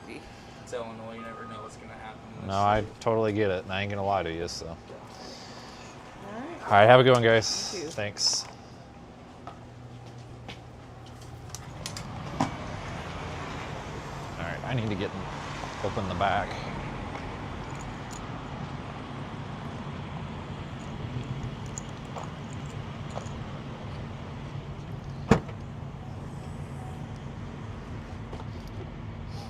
So make sure that helium actually shut off and not just... Oh yeah, I got pizza. Oh, Jesus Christ. Whatever, I'll take it. It's better than nothing, I guess. All right. So anyway... I guess we'll just sit here and kind of enjoy whatever the hell is happening, right? But no, and I mean that, like, I kind of quit giving a crap about what people, because you know what a big deal it was when you guys remember when we were talking about Wicked Tuna, and we were talking about, because remember we called Reba and then she didn't return my call, and then somebody said something about Reba, and then someone was like, oh yeah, you could put Reba on Wicked Tuna and then call it like Ginger Tuna, and then somebody found that offensive toward women, and I'm just like, guys, I'm so tired of this freaking cancel culture. Like, that's not offensive to women, and I'm sorry, and I'm not a woman, but I can't imagine a sane woman being offended by us talking about putting Reba on the show Wicked Tuna. I don't understand what's offensive about that. you know, and then I start getting emails and you know, and then phone calls and messages and stuff, and it's like this is ridiculous. So I just that's the kind of like mentality that I'm against. So that's why I kind of quit caring about things. You know, I just don't. It's like, you know what, if people are going to be offended, let them be offended, you know. And I don't I think it's good to have conversations like what we're having, because it does offend some people because they say that I'm bashing storm chasers when I criticize things like this, but I don't think I am. I think we're actually having a legitimate conversation about, you know, what's smart and what isn't, because, you know, we've got people out here that are legitimately going to get killed, and I'm going to say something heartless and somebody's going to take it out of context, but I'm not going to give a shit when they get killed. How many times have people, including people that have done this for 30 years, said you can't be doing that dumb shit, and then they still do it? You know, and then you talked, like you said, there's one case in particular from earlier this year, and I talked to the person, and the person said, oh, if I die, I die, I don't really care. Cool, but you have any idea what a disrespect for this craft that is? Like, and that's what these viewers are supporting, and like that's terrible. You know, like, there's good people out here that do good things, and you know, you can still get close to tornadoes without being dumb, but this contest of who can get closer has got to stop. Like, Reed is up there, he's 6 feet from it, so I'm gonna go and be 5.5 feet from it with my, you know, it's like that stuff's gotta stop. I'm serious, somebody's gonna get killed or hurt, and I'm not gonna cry. I'm sorry. Heart, I don't care. Like, I'm at the point where it's just like, you know what, there's only so much you can do, and that's kind of why I don't involve myself in any of that, because it's like, I don't really want to be around that. You know, I want to continue doing what I'm doing, and I want to experience what I'm doing. I don't want to be in a position where I'm destroying my vehicle. I don't want to be in a position where I'm getting myself killed. You know, that's not anybody wants to be in that position. You know, and I used to not be able to talk about that because people said that's offensive. But as you can, like I said, I just gave you the example. I just don't care about the offendingness anymore, because I could say that my socks are white and somebody's going to say that it's racist. I could tell you that the grass is green and someone's going to tell you it's sexist. And you could say that it's raining out and someone will tell you that statement's too political. You know, you could have you could have a certain haircut and someone's going to call you a Nazi, and it's just it's people are always going to find something to label you and have an issue with about you when you're on the internet, and I've just kind of come to accept that, and I just try to ask everybody that I do business with to understand that when you've got a loud megaphone, basically everybody comes up and wants to get in on it, usually with hatefulness. And you know, anybody who's looking to be a content creator out there, that's the advice that I would give you. Just don't give a crap. Don't give a crap about the nasty shit people say.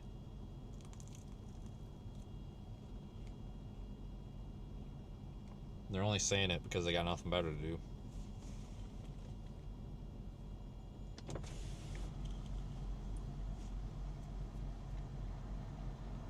You know how the deer hit. That's why we're not in my other truck right now. It's getting dealt with. But that deer hit me. I didn't hit it. It hit me. I swear to God, it ran into my door.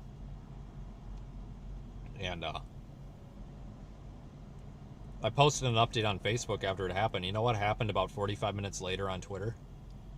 Some kid named Steven was all over it, saying that I was probably driving distracted and I was probably driving too fast. Buddy, a deer hit my car. I don't know how that's any of my fault. And then a bunch of these kids were dogpiling on me. Like, yeah, he drives like an idiot. Okay. I'm pretty sure when an animal hits your vehicle, you can't do anything. Like, that's just who these people are. That's why I just don't care. Like, please, just make sure, like, if you're going to talk crap about me on the internet, just please tag me so I can get the engagement off of it, you know? That's all I ask.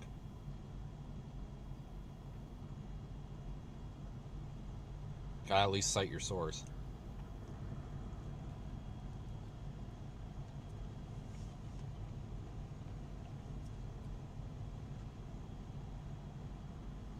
I think we got to get moving.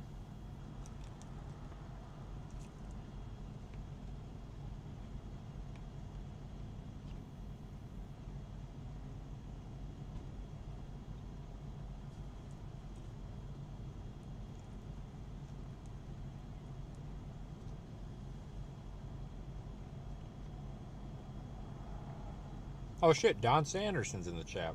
Did you change your profile picture? Usually I recognize the profile picture. God, I haven't seen you for like, well, I mean, I've heard from you, but I haven't seen you in the past. Like, God, it's been like 4 years, dude.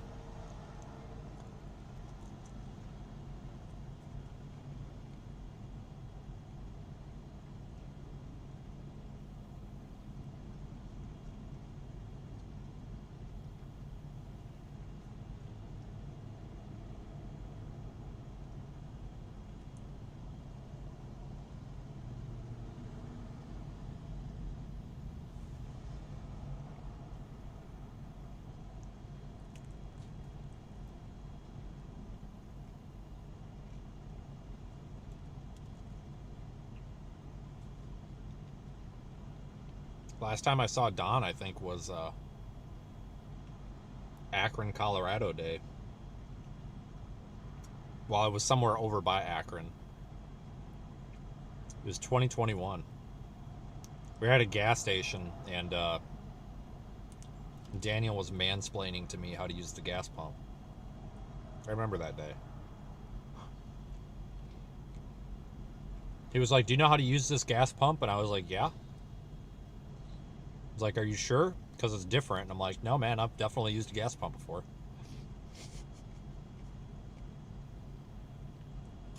It was one of those really old ones that you gotta like walk over to the machine and put your card in.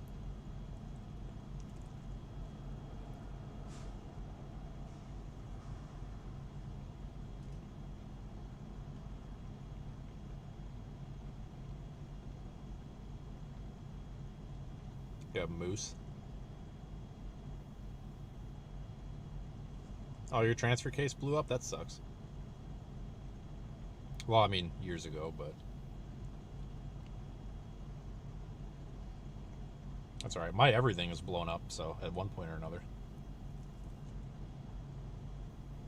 Shit, this Tahoe's got a completely different drivetrain than it came with like 3 times now. Third transmission, second rear end, second transfer case, first engine.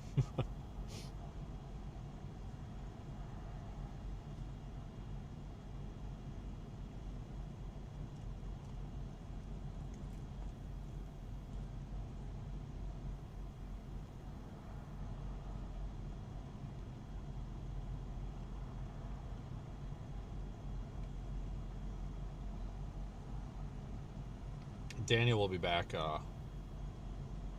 the end of March. Whatever day he said, I don't know. He told me, but it went in one ear, out the other.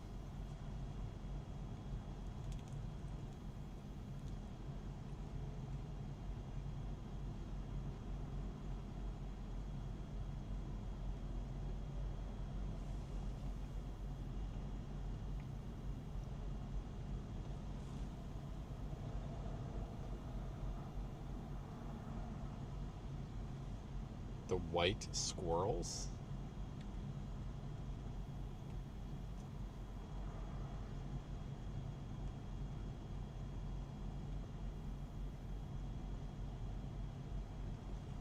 I thought it was March 23rd, but I could be wrong. He tells me a lot of things, and then I kind of don't listen.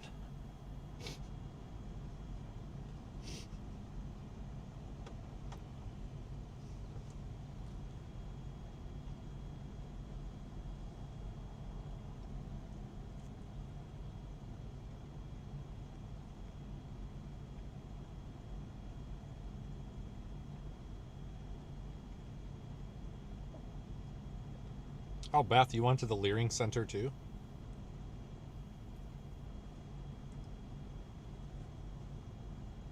Some people need to go to the Leering Center, learn how to read.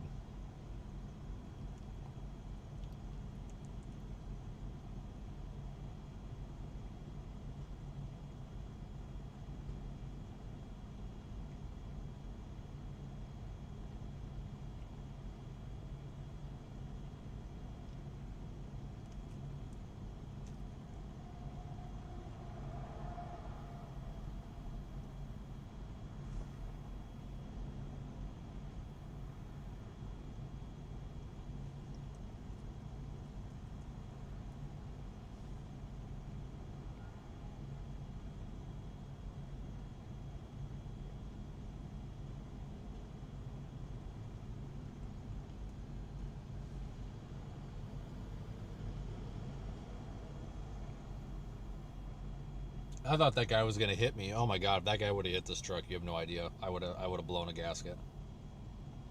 I can't deal with it.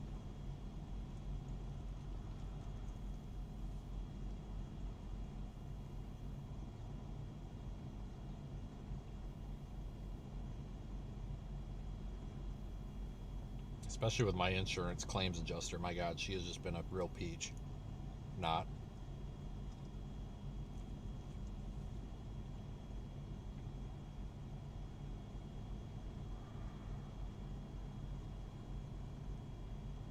They have just been a pain in the ass.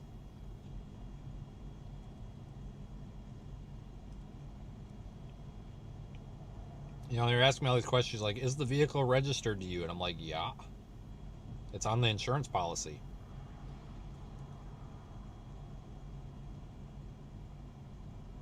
She kept asking me if, you know,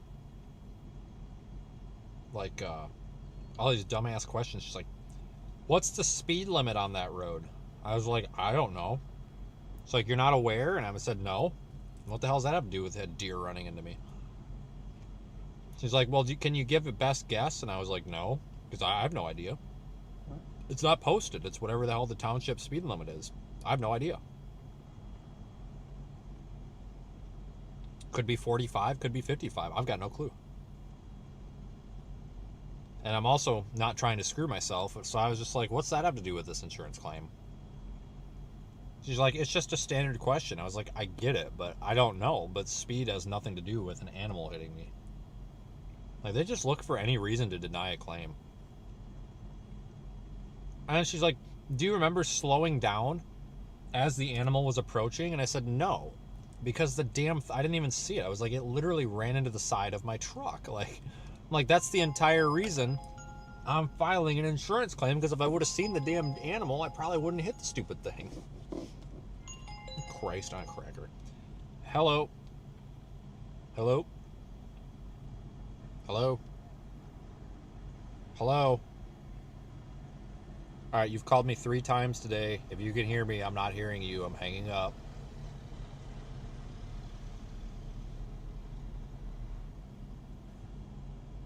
I'm going to call them. I wonder if it's somebody to do with my insurance. Spectrum Business? I ain't talking to Spectrum Business. I hate Spectrum.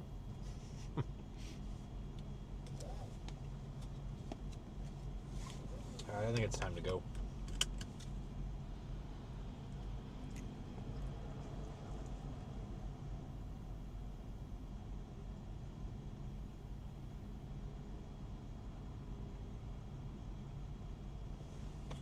Oh, there goes Randy Hicks in that little piece of shit car. God, I love that thing. He's got this, like, piece of junk, like, Toyota Corolla hatchback looking thing. From, like, 1980 something. And, it... Okay. And it's an absolute piece of junk. And but he drives around, like, he keeps putting, like, motors and shit in it. Absolute piece of junk. But he says it's a piece, I mean, he's open about it being a piece of junk, but like, I see him around in that thing everywhere, and I've seen him in that thing for the past like 10 years in that same car.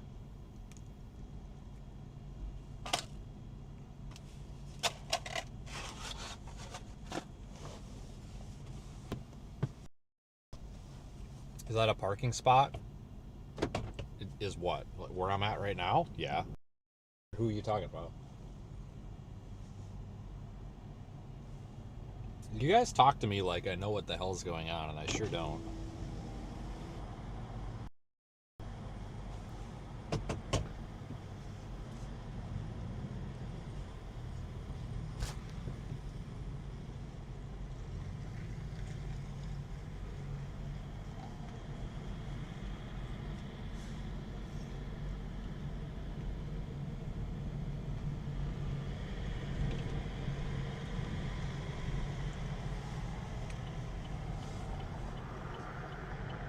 I was gonna let you go, but that's alright. It's the thought that counts.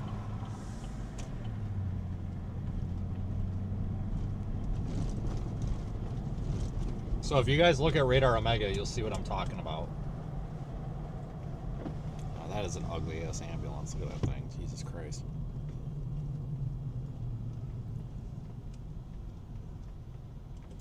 If you look at Radar Omega, there's a storm cell going up to our southeast. I think we're going to go east and then drop a little south. That's going to head right toward that river crossing too, so that kind of helps us a little bit.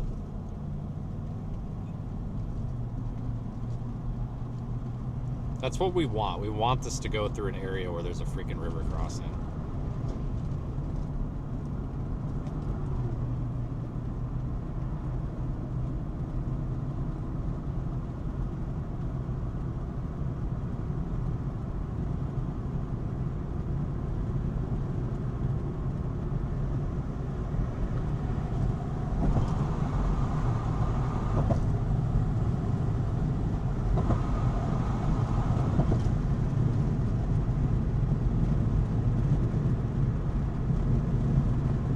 It also could be that stuff up there to the north.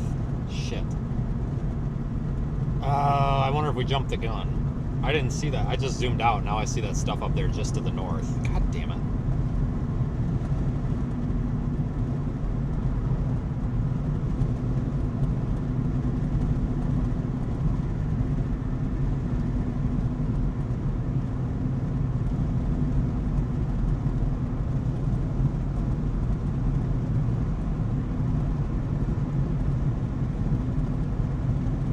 I just zoomed out, saw that.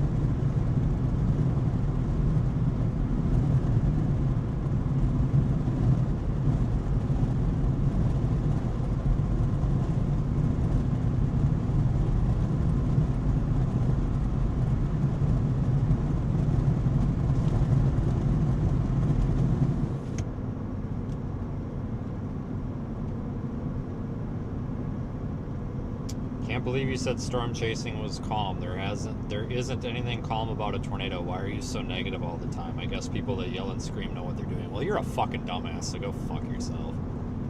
See, you're the kind of idiot that I can't tolerate. I'm sorry. What a rotten ass comment. You clearly are a very close-minded, smooth-brained individual, and I'm sure you're one of the email writers, but I'm sure you're a very close-minded, smooth-brained individual that can't process complex thought. That's very obvious. Also, the fact that you're about 30 minutes late with that tells me all I need to know. I'm so sick and tired of rotten-ass people like that. What an idiot. I'm sorry. And somebody's going to do how dare he say something offensive back to... No, you say something nasty to me, I'll say it back. That guy's got a hell of a flat tire over there. Freaking tore the hell out of his tire. The flat tire wasn't enough. He tried to actually freaking rip the damn thing off of the wheel. Christ.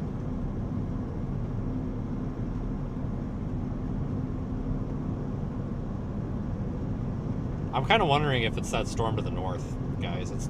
I don't know. Like right now, maybe we need to just sit. Maybe we just need to sit.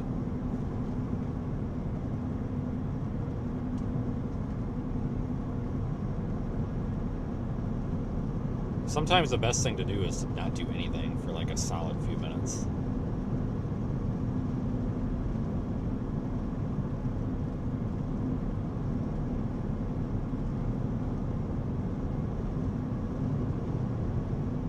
That one up there to the north, I don't know though. The problem is it's kind of cluttered. It's got some other showers and stuff around it.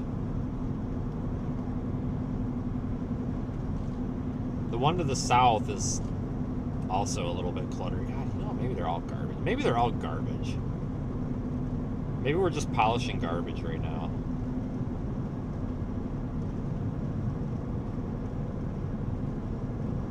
It's very important to stay vigilant on this, but the thing is, guys, is sometimes you have to be moving because you have to calculate a little bit of a a risk of, does it make sense to waste time driving and then potentially turn back, but still be able to keep both targets in play, or does it make more sense to sit still, but then you might be writing off one of the targets? So by moving with the overall mean or the average speed of storm motion and direction, sometimes you can keep both of them in play, whereas if you go to one or the other, or if you don't go for either, then you end up missing them. Because like going east, I can backtrack to the west faster because the storms are moving east. If we sit still, those storms that are moving east, they're moving away from us, and then we pretty much are writing them off. It's kind of a annoying decision to make, because you have to be a little bit okay with wasting your time. I mean, a lot of what we do out here is absolutely 100% wasting our time. I mean, I completely agree with that, but I don't know. I'm watching the radar presentation of that one up there. It's between us and Effingham. God dang, guys, that might be the one.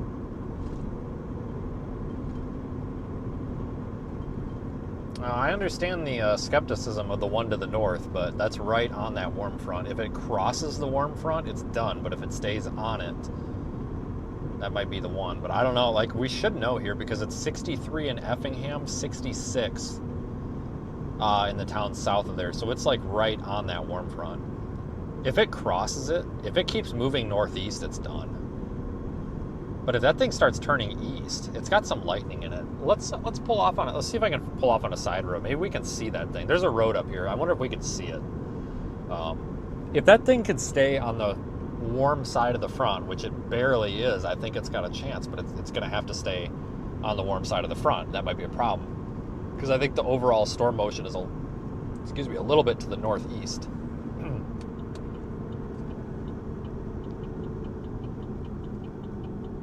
So let's go north like a mile on this road. I wonder if we could see it if we just get off of the highway. Because sometimes actually visually being able to see the updraft can make or break a decision too. Like, that's all I want to do. I just want to see if we can look at it. All right, so I gotta spin you guys this direction. I can't make it out. There's too many low-lying clouds. Oops, you're going the wrong way. Shoot, hang on. No, you're not. Maybe, I don't know if you are. No, let's just pull over.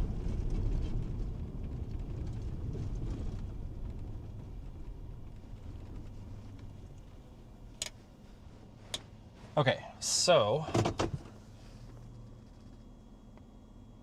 I can't see it. Can you?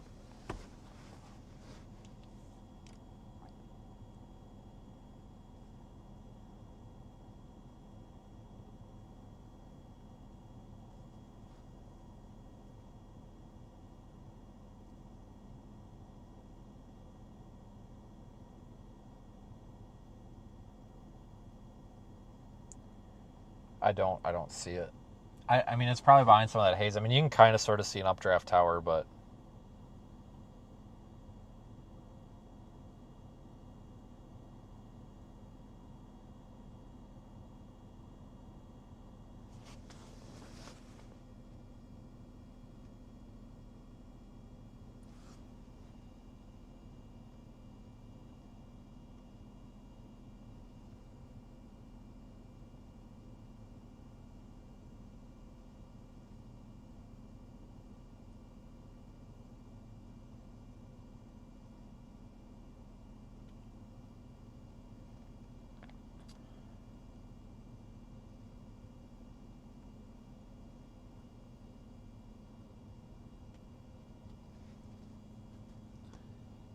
kind of, oh man, guys, can write that off. Look at how this looks. Oh shoot, how do I, frick, this is the backup phone mount. I don't even know how to get the phone out of it. Oh, for Christ's sake, there we go. Oh shit, the cords don't reach. Look at that, guys. Look at that. How do you ignore that? We gotta go. We're not ignoring that. And if anybody here wants to be like, you're gonna regret that, well, you might be right, and I might. Just understand that I am accepting my own potential risk. But see, it's for me, it's not about a tornado. It's about we want to see something that looks pretty, and right now that looks fairly well vented. We're going to go toward that in that general direction because we still have time to move south and east. That thing has the potential to maybe be a nice looking storm. I think this is one of those days where there's really not necessarily a clear-cut target, because what's frustrating about this is, hold on, what's the name of that town? Like Dietrich or something? It's where we launched the balloon. Take your next left onto East Seven Hills Lane. When you've got these freaking, when you've got a storm that's close to a warm front like that, that might cross over it and become on the cold side of the front, you're really just riding that fine line of, you know, this could be an incredible storm or it could be trash. And all it takes is, you know, one radar scan to go from great to trash. And I tell you guys, if this thing starts moving more northeast, which it kind of is, it's going to be done, and we're going to know it real quick. Because it ain't going to survive if it keeps moving. Because that's what we've noticed that all damn day today, too. You know, these things move northeast and northeast, northeast, northeast. They look good, they look good, they look good until they get up there a little bit past Effingham, and then they die out. It's because it's colder up there. You know, and we witnessed that too, just driving through there. You know, it's much cooler. Man, this road is not good. Wow. Terrible road. Take a slight right on 1700 East.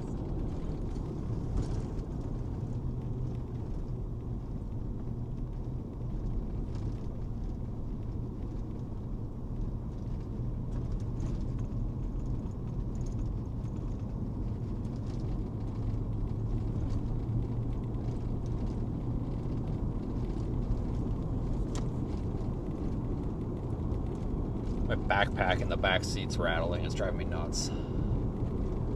Yeah, we're not going to make it all the way down there to Kentucky. I kind of wrote that target off. That's just going to end up being too far. I think that, I mean, I don't know, guys. I mean, we've got a very large area where there could be actual severe storms today. We kind of get shafted a little bit with the radar crossings, the river crossings a little bit.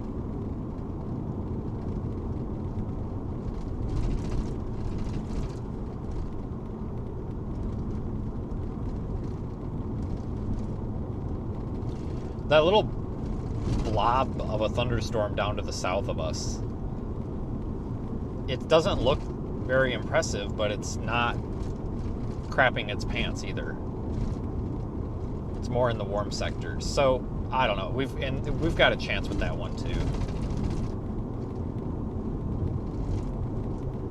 I don't know. This is just kind of a it is what it is day. I mean, that's the reality of what we do. A lot of times you come out here and it's more for the adventure than it is the storm, because chances are we're picking, you know, you got a 50-50 shot right now picking the wrong one, because the storm that we're going to that's south of Effingham also has little showers and little tiny like mini thunderstorms that are trying to pop up to its southeast, and that might cause problems too, like putting out some little cold pools, and it might not be able to really sustain. So that would be an issue.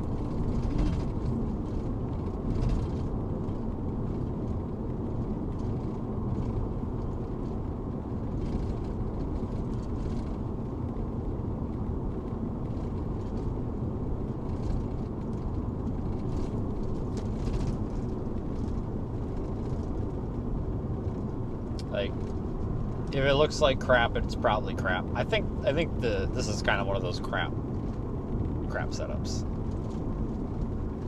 which is okay.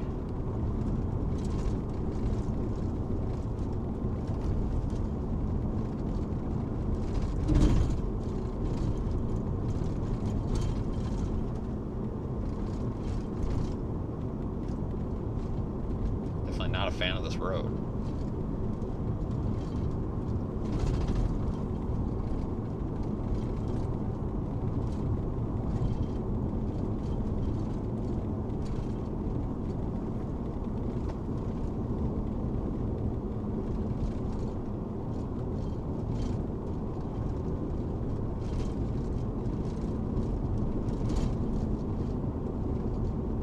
So that storm is definitely trying to move northeast, which the reason I keep talking about that being a bad thing for the sake of the storm if it moves northeast is because that's going to put that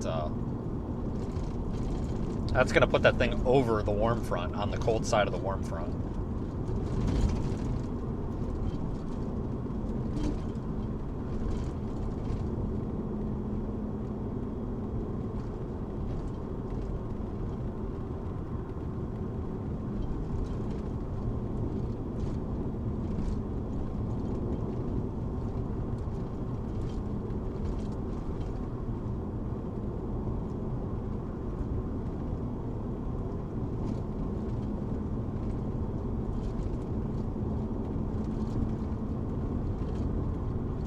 It's not a very strong boundary either.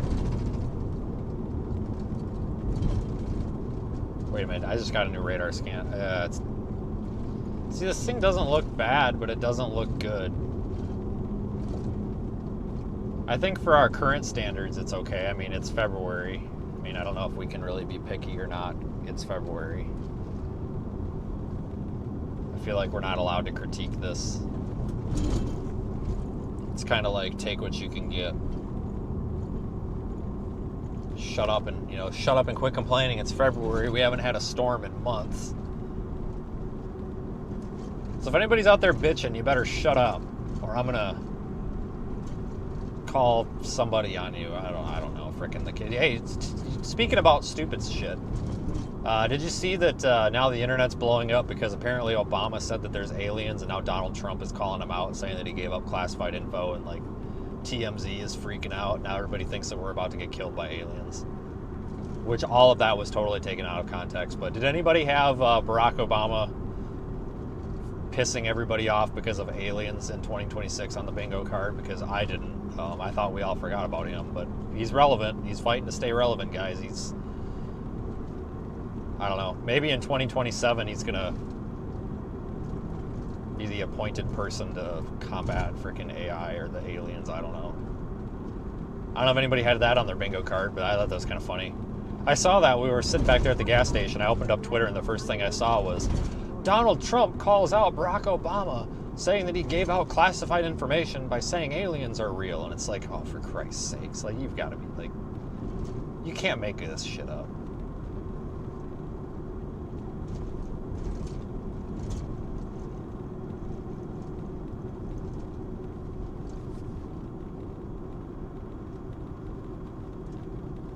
Couple of was it a week ago, they shot down a balloon in Texas. They closed the airspace because they thought it was cartel drones coming across that were gonna bring drugs.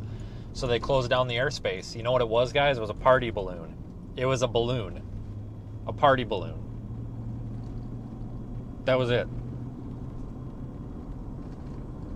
So, I don't know, guys. Maybe one of these days we're going to cause a national security crisis. They're going to see one of our weather balloons and think it's a freaking Mexican cartel drone, and maybe we'll make the news. I mean, that's one way to get some exposure. Maybe we need to take some latex paint and paint on the side of the balloon like, you know, not a drone.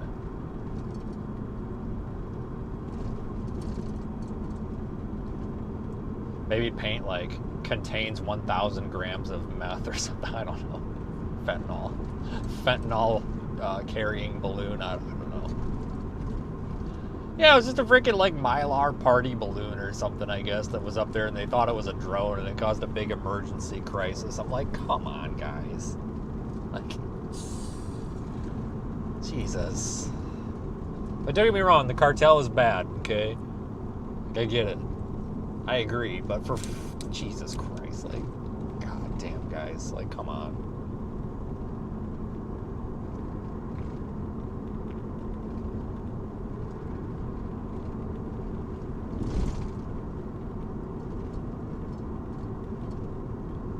Oh shit, Angry D's here. Yes.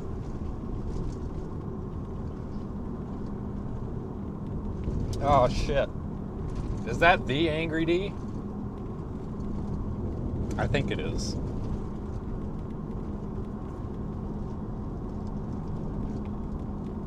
Christ, he needs a check mark.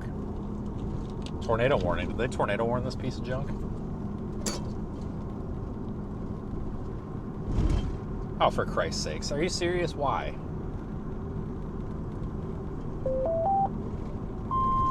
Yep, sure as shit. The National Weather Service in Lincoln has issued a tornado warning for southern Effingham County until 3:30 p.m.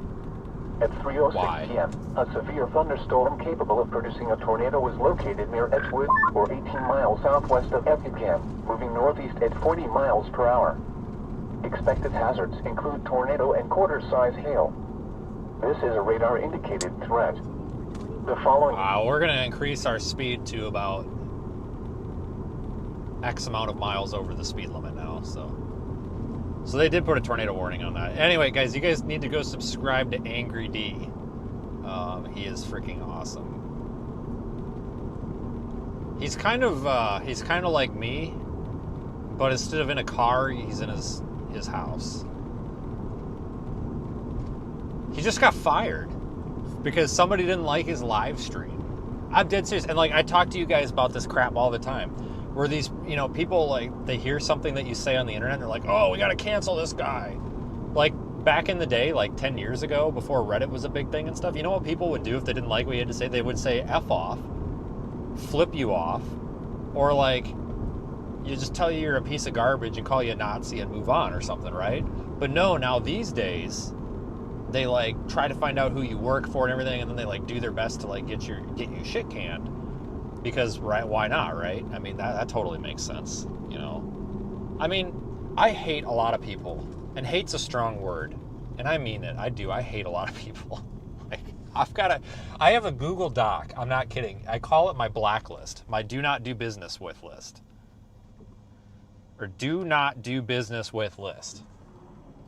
I think that's that. I think I know who that is. But anyway, they waved. They must be friendly.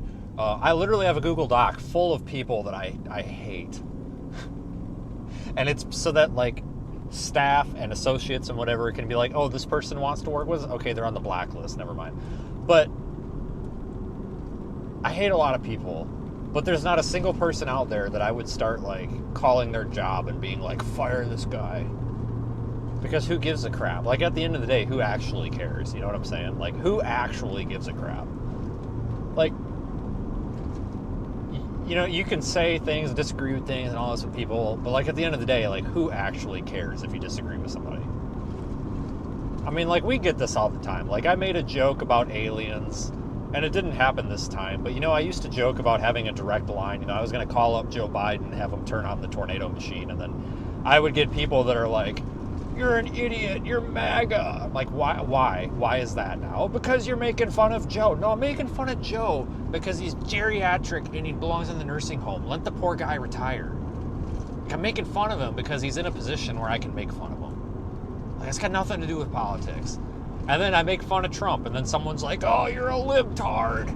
It's like, why? Because you made fun of Trump. I'm telling the internet, I'm getting on Twitter, and it's like, oh my God, I made fun of Trump because I like to make fun of these people because they're politicians. They all suck. Like, that's their job, to get made fun of. Like, they signed up for this crap. I'm telling you. God damn. Anyway, so this thing's got a tornado warning on it. I still don't have it. I wonder if that's a me problem.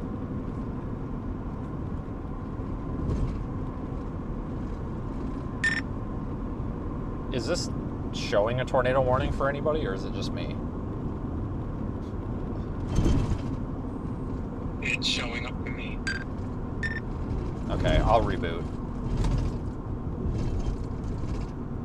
Productivity gesture. No. I want radar. Oh, Jesus Christ. Freaking Apple. Oh, that's why it doesn't have a tornado warning on it, because I had tornado warnings turned off. Tornado. PM at the Lawrenceville Airport, light rain was falling. The temperature was 67 degrees. Yeah, I hate everybody equally, too. In the The relative humidity was 75%. That's probably a cop. We're definitely speeding. Nope, it's not. The pressure was 29. I was surprised. Like, I didn't freak out the internet when I made the comment about going over the speed limit. Oh my god, he's doing 5 miles an hour over the speed limit. Oh my god.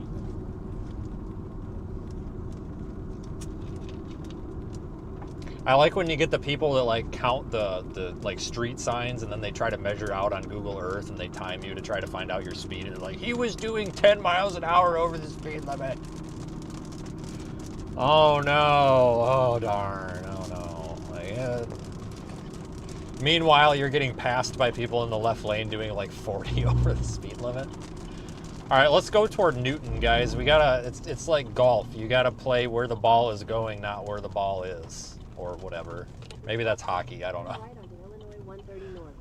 Holy shit, I almost hit that car. It's a good thing I actually looked left. I was going to kind of roll that stop sign a little bit, and there's totally a car right there. Whoops.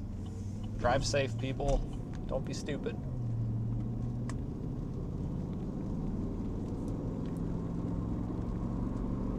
Bossily. Oh my god. We were dying last Friday. So I was over at Carrie's. He was putting an engine in my truck, right? And we were putting exhaust on because the catalytic converters were all melted down. So we were putting exhaust on. And I walk in and he's like, yeah, I'm watching this guy and he just got fired. Hold on, hold on. And he like turns the volume way up. And he's like, do you know Angry D? And I'm like, yes, I do. It's been a while, but I do. And then we sat there and watched Angry D. That was fun. That was a fun night. I was about to die that night. I mean, I think we were both dying a couple of times. We were laughing so freaking hard.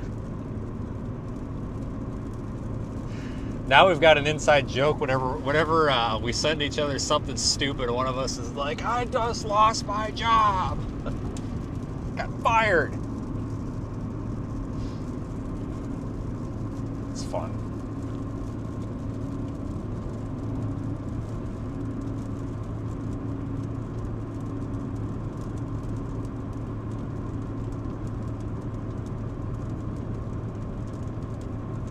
Don't even get me started on the 200-mile construction zone limit. There's things. Oh my god. That's the whole state of Illinois right now. Like everything's a construction speed limit, but I don't see any construction, and it's like. So like in Wisconsin, at least I think it is. It's been a while. God, my mic's way down there. Hopefully the audio's okay. I don't have these settings fiddled with yet on this thing because of this new mic. I got to get it reset, but otherwise all the audio people are going to be like, your gain is too low. Okay. But at least in Wisconsin, there's like these, speed limit, when workers present or whatever. But I know some states it's like a hard 55. Like in Wisconsin, if it's like 55 and it's like 70 and it's a construction thing, it's like a soft 55. Like if there's nobody there, you're not going to get bothered. But I know some states it's a hard limit. This might be on the grid. You got to be kidding me. Did we seriously just miss a tornado? Why? And even the Texas guy was even like, oh yeah, don't go north. That's trash. And I was like, yeah, that probably is trash. I'm going to eat my words. And now look at this. Now we're both wrong.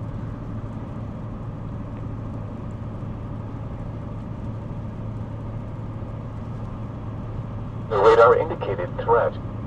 The following impacts are expected. Flying debris will be dangerous to those caught without shelter. Mobile homes will be damaged or destroyed. Damage to roofs, windows, and vehicles will occur. Tree damage is likely. This dangerous storm will be near Edgewood and Mason around 3:10 p.m. Watson and Hartfield around 3:20 p.m. This includes Interstate 57 between... All right, can somebody tell me if I drive 70 miles per hour in a 55 from here to Dietrich, how much faster compared to Google Maps can I get there? All right, I know who we can ask. Sorry, we tried this one other time. Hello? Hello? Oh, you piece of junk. Hello? Hello? This thing is such a piece of junk. Hello?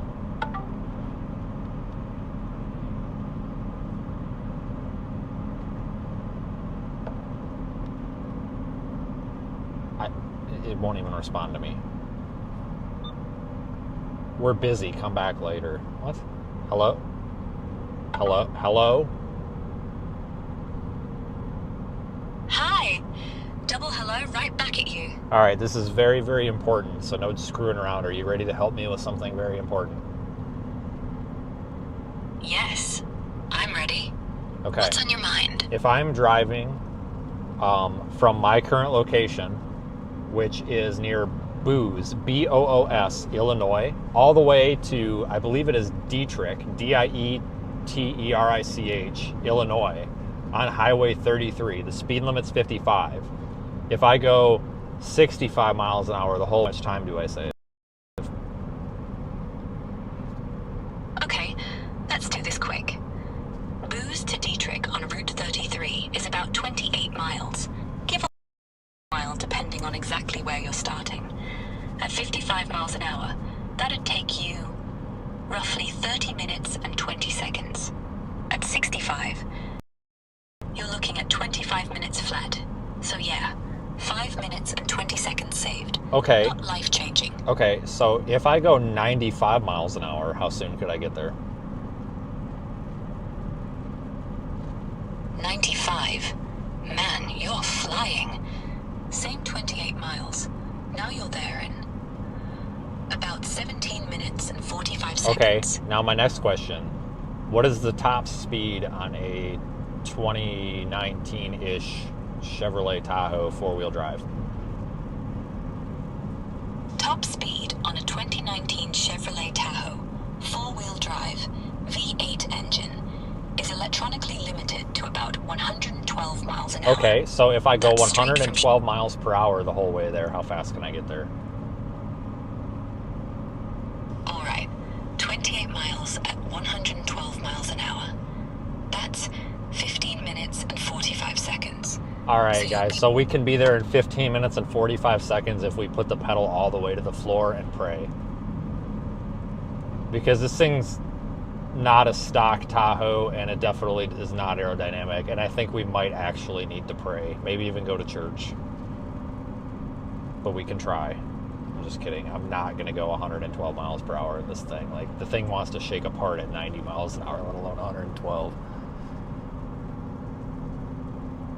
I will tell you, though, I did have this thing up to 100 before. I had it actually at 105. So I'll fully admit that. Somebody's going to call me reckless. I don't care. But this was a car accident in Florida. It was Hurricane Milton or Debbie or whatever the hell it was. And there were a couple of storm chasers up ahead of me. It was 1 o'clock in the morning, and there was a horrific car accident. And they were just like, hey, we need you. And I was about 5 miles behind them, and we couldn't even get 911 to work. Like, there was no phone service. So I just threw the lights on and got in the left lane, and I was probably doing 100, probably a little over. I had it at 105 before I thought the truck was going to shake apart. I tell you what, that was a pretty fast 5 miles. But you gotta do what you gotta do. I mean, straight road, 4 lane, get out of my way, kind of thing. I really gotta go to the bathroom too. This is not good. I would not want to go any more than 95 in this thing, though, on a routine day. I'm telling you that.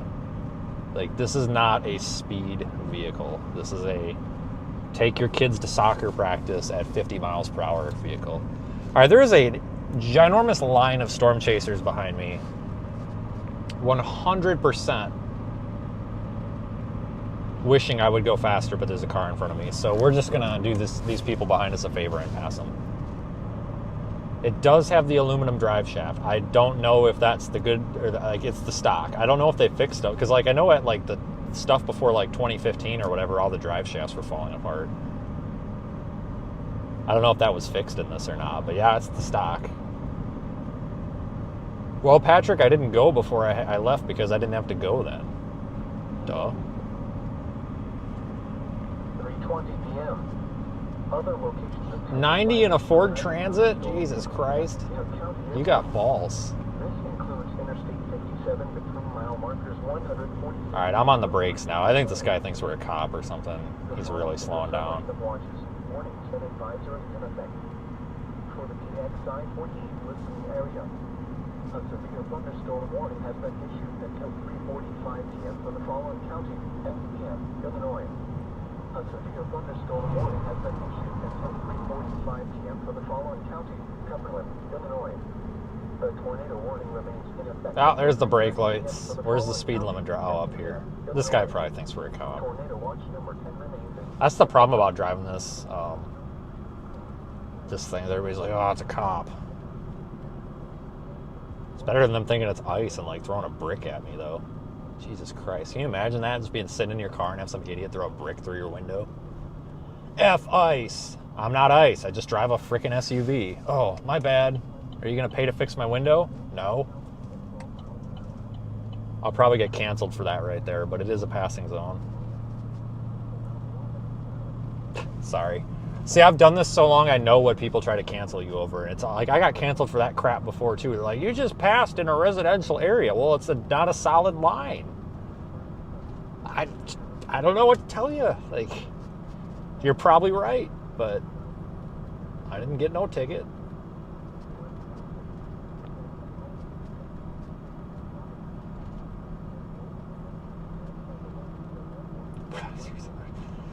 Yeah.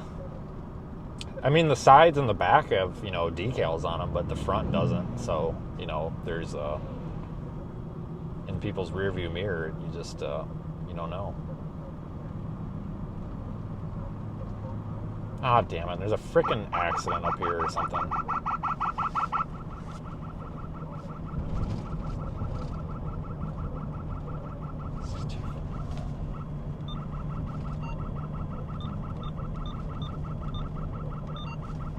Oh, let's hope. Oh, no, it's just somebody pulled over. It's probably a storm chaser, honestly. I mean, who else would be going through this town at freaking probably 25 miles per hour over the speed limit? All right, if they're making a left-hand turn, am I allowed to pass them on the right? Okay, we don't need to. I was about to anyway. Because I think that's not legal because it's not a two-lane, but I was going to do it anyway and just see if anybody said anything. That's how I learn, Oh, Jesus, that kid just screamed at me and scared the crap out of me. I don't know what's going on here. This, oh, for Christ's sakes, there's a fucking train.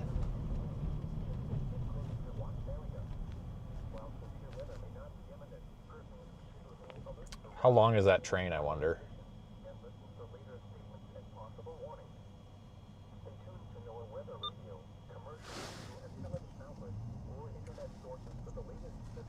Oh, this cop's trying to direct the cars coming out of the school past so they don't go around. All right, well, I'm going to, as soon as he lets these cars go, we're going to flip a U-turn and go around this train in some way, shape, or form. I don't know how long this train is. We got any locals? Because we got to go.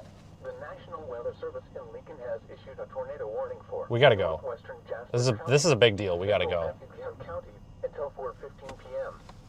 At 3:23 p.m., a severe thunderstorm capable of producing a tornado was located near Hartville, or 8 miles. You're kidding me. Moving north at 30 miles per hour. Expected hazards include tornado and ping-pong ball-size hail. This is a radar-indicated threat. The following hazards are expected. Flying debris will be dangerous to those caught without shelter. Mobile homes will be damaged or destroyed. Damage to roofs, windows, and vehicles will occur. Tree damage is likely. This dangerous storm will be near Dietrich around 3:30 p.m. Wheeler around 3:35 p.m.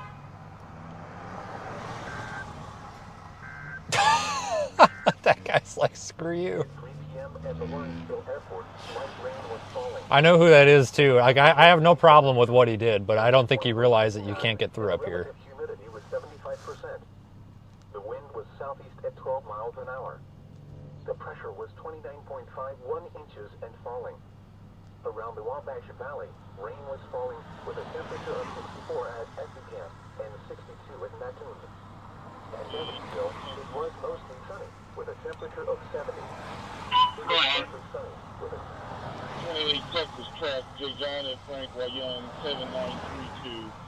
Texas truck, John Frank Young, 7932.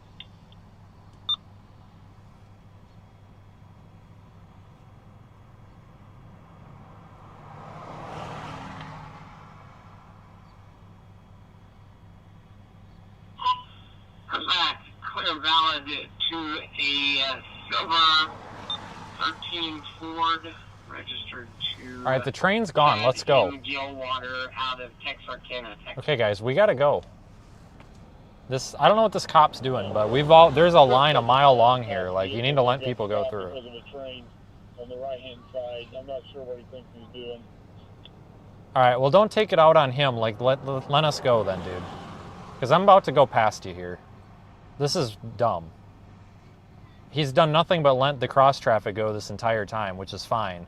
But there's like a million cars behind me. The train just got through. Give us the right of way. Like, I don't know what you're doing, dude. Like, the light is green. There's nobody up ahead of these few cars. Like, just let us go through so we're not clogging up traffic through town.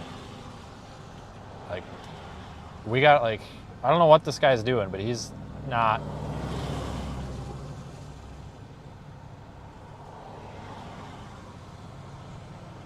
He's not doing a very good job getting these people out from school, which is what I'm assuming he's here for, but we gotta go. So we're about to just go past him and he can mail me a ticket.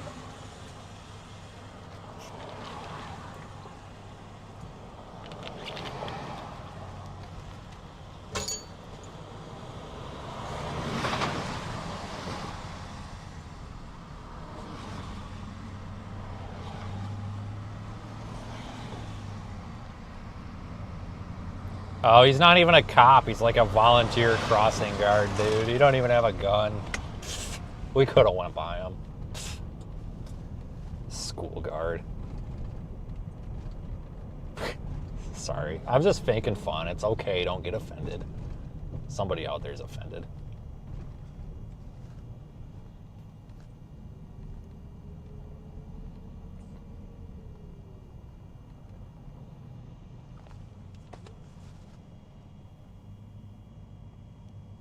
Oh yeah, all the traffic laws break. Like, there is nothing more of a cluster than parents picking their kids up from school. We're in a good position though, guys. We're all right. We're gonna go get in the path of this freaking thing. We're about to use some lights here because we gotta go. Like, we gotta go. We gotta go. We're waiting for Polly Pocket up here to frickin' on his cell phone to cross the road. There we go. I don't know if his name's really... All right, no. You're in the crosswalk, but you're going to wait. You're going to wait. Nope, you're going to wait. Thank you. Sorry. No cop, no stop. I didn't... Anybody that's going to be like, you just went through the crosswalk. No, I didn't. If anybody... I know somebody's going to be like, no, I didn't. He wasn't in the crosswalk. Keep in mind my window is down too, so he might have even heard me talking shit about him, so you never know. Wind impacts are expected. Hail damage to vehicles is expected. Expect wind damage to roofs, siding, and trees. This severe thunderstorm will be near. Maps at around 3:25 p.m. This includes Interstate 57 between mile markers 180 and 187. A tornado warning remains in effect until 3:30 p.m. for southeastern Effingham County. At 3:14 p.m., a severe thunderstorm capable of producing a tornado was located for 10 miles south of Effingham, moving north at 25 miles per hour. Expected hazards include... Oh! My God, are you kidding me? Jesus Christ! Why? The original severe thunderstorm has moved out of the county. Another severe thunderstorm is moving across Shelby County. And a severe thunderstorm warning remains in effect for portions of Shelby and Moultrie counties.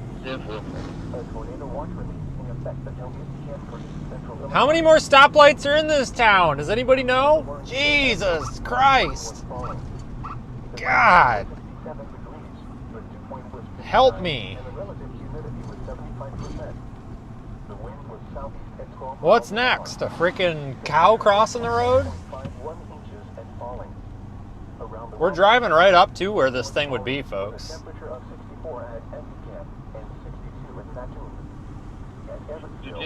I feel a little better now. I had to get that off my chest. Sorry. That's been stewing for a while.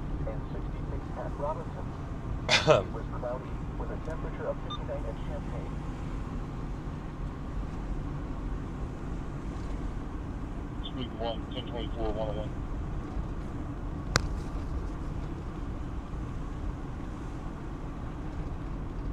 That's our storm right up ahead. All right, it's 35, guys. That means we can go 35. You don't have to go 20 anymore. Jesus. Like, that is the limit that you can go without getting a ticket. You know, you can do it. You don't have to do half of it. There we go. Now he's getting it. He found the gas pedal. He found the gas pedal. He's good now. He just couldn't find it for me. That's okay. Sometimes I forget where it is too. That's all right. Driving's hard. All right, let's go find this rain wrap mess. That's about what it's probably going to be. Rain wrap mess. It doesn't look very impressive from here. Oops. Doesn't look very impressive, guys. But that might change. It's got a tornado warning on it. It's got a good look to it, good shape.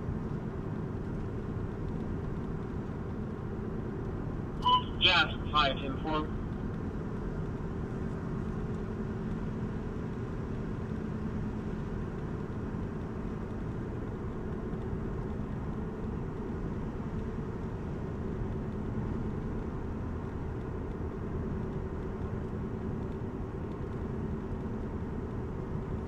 There's our storm.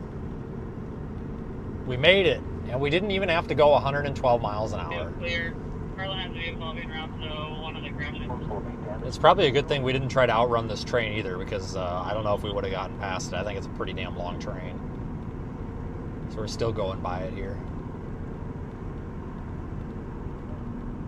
Weather around 3:35 p.m. The National Weather Service. We need to keep that in mind. If we go south, we don't want to get hung up by it. Coming back north. Until 3:45 p.m. At 3:02 p.m., a severe thunderstorm was located over Edgewood, or 15 miles southwest of Effingham, moving northeast at 25 miles per hour.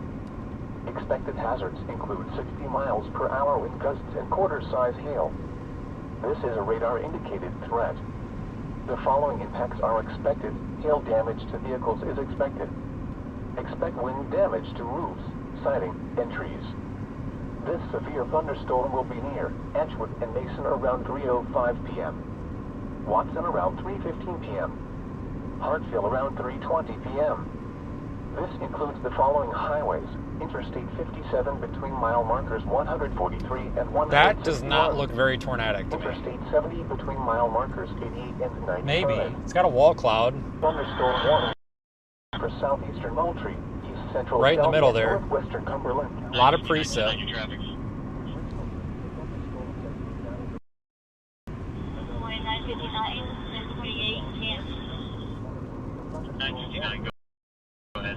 Oh, the storm chaser got pulled over. Oh, no, it was a truck. It's a Kansas registration. That's gotta be a chaser. I don't know, guys. That looks a little suspicious. Like maybe it's trying to organize. Sorry about the kind of crooked view. That's the best I can do with this mount. Like I said, if you missed it earlier, I grabbed the wrong camera mount when I left like an idiot. My bad.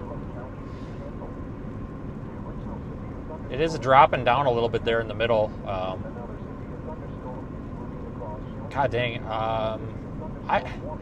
This is organizing because it's trending in the right direction, because it looked like trash a minute ago. Now, I mean, it still looks like trash, but it looks like less trash. That means we're trending in the right direction for a tornado. Obviously, we don't want to see a tornado hit town or anything, but if there's going to be a tornado, I would like to see it. And I worked really, really hard to get here. You know, we dealt with that train, we dealt with the crossing guard. Just, I mean, it's been a day. My road's up. What's this town up here? Liss?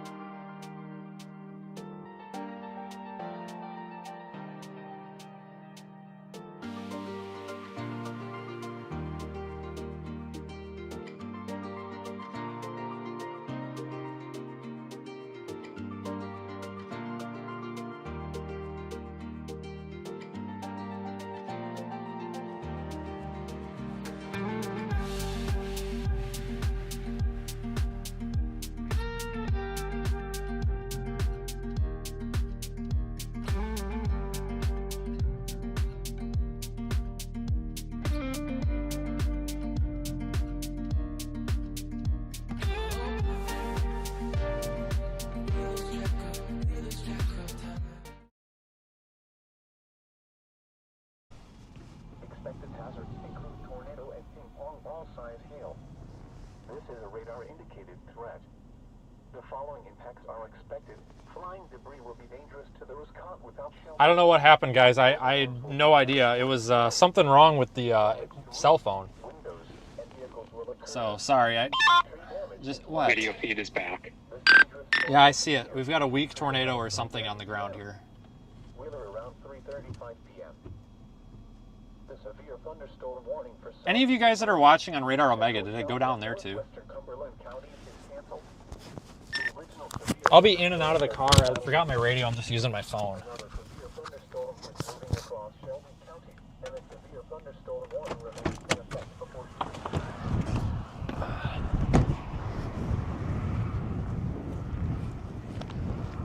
So, a weak spin up on the ground there.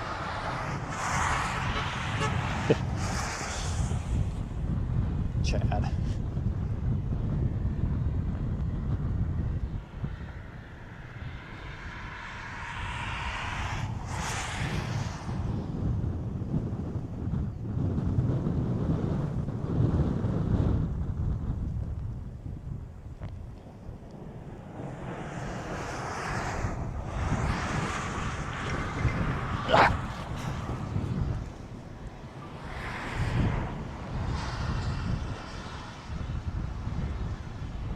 We had a weak spin up there on the ground, it looks like. I don't see it anymore.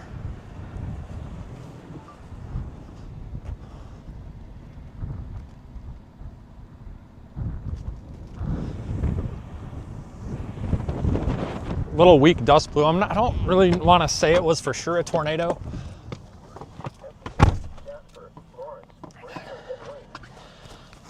I'm not going to for sure say it was a tornado, but it was very suspicious looking. At very least some sort of RFD or something. And the relative humidity was 75%. The wind was southeast at 12 miles an hour. The pressure was 29.51 inches and falling. Yeah, sorry about the signal outage there. I have no idea why that did that. With a temperature of 64 at Effingham and 62 at Mattoon. At Evansville, it was mostly sunny, with a temperature of... Could have been a gustnado type thing, yeah, for sure. But it was weird. It was right underneath the mesocyclone like we would expect. 70 at Flora and 66 at Robinson. It was cloudy. See, if I had assistance with, this would be where we would want to launch a balloon and get a great sample of this storm. And once again at 3 p.m. at the Lawrenceville Airport with light rain, the temperature was 67. During severe weather, keep these safety rules in mind. I'm going to zoom, roof camera maybe? Shelter ahead of the storm. That's better. Away from windows and doors. Really kind of watching off a little bit to the left there. So like kind of straight ahead and maybe just a little bit to the left of straight ahead. Extremely high winds. Take cover in the basement or interior room on the lowest floor. If outside, avoid isolated, tall objects. Get out of my way, truck. Such as sheds Get in my way. and shelters. Thunderstorms can produce flash flooding, so avoid driving across flooded roadways. We probably want to continue and get up on this a little bit. Effingham County is canceled. The telemetric thunderstorm which prompted I'm also watching just, like we've got a very large the warning has been canceled.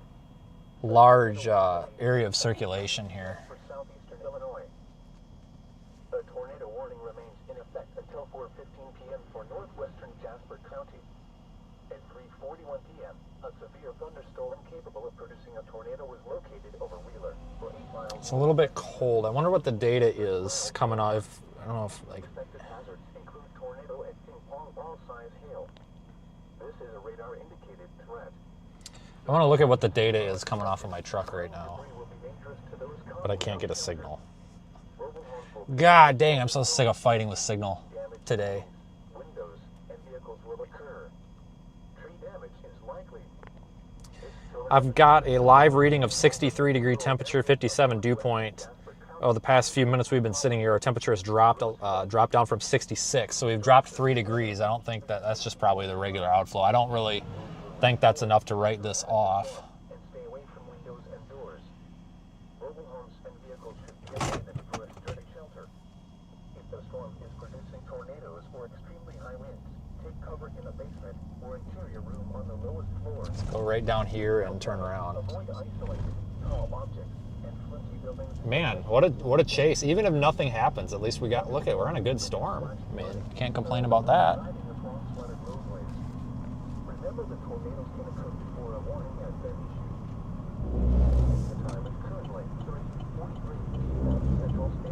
We're gonna turn around up here. You're listening to your weather radio, all hazards. Station KX940 The severe thunderstorm warning for southeastern Moultrie. I'm gonna try to get these guys to go. Go! I'm flashing my lights at you. You can go. Go. Go. Oh, there's a car. Because I'm gonna sit here for a second.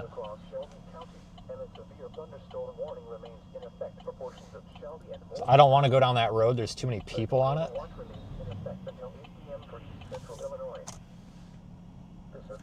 It's going to be hard to move around. I just lost my radar. What the frick? Why is it doing this?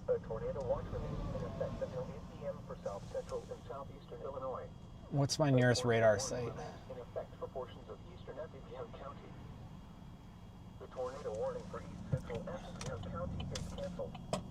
The overnight thunderstorm which prompted the warning has moved out of the warned area.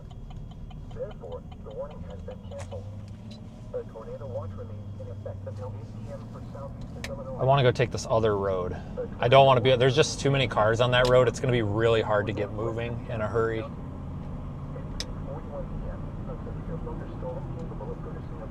I'm trying to get you pointed the right way. I'm just looking at 500 things at once. There's our wall cloud. It looks a little better than it did. It's definitely trying to organize. Radar presentation looks a little bit weird. If you guys look at Radar Omega, you'll see what I'm talking about. It looks a little bit dog-leg. It doesn't look right. We're in the inflow a little bit here now.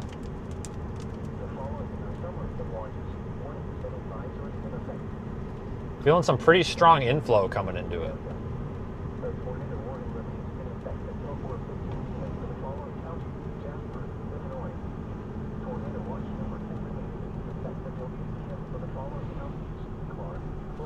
Do I want that road? Ooh. No, we're not taking that road. That road's all wiggly, and there's 2 school buses on it. So that means you're not going to be able to get around. I'm looking for roads that we can move fast on, because this storm's moving at what, 45? 30. Oh, it's not moving that bad. But we want to be nimble. We don't want to be stuck, you know, like if there's a tornado, I want to be on the tornado. I don't want to be stuck waiting. How about this road?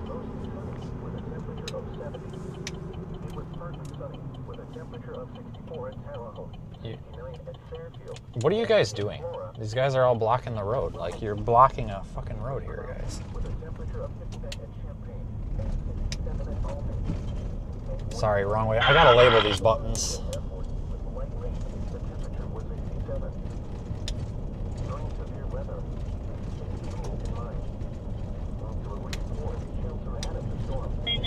I haven't seen any lightning, no.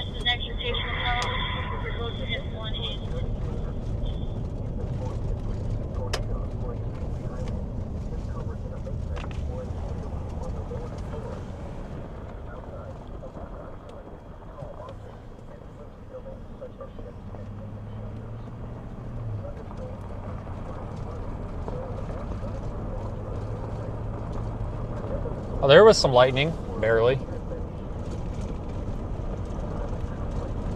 See, this thing's still lifting a little bit northeast.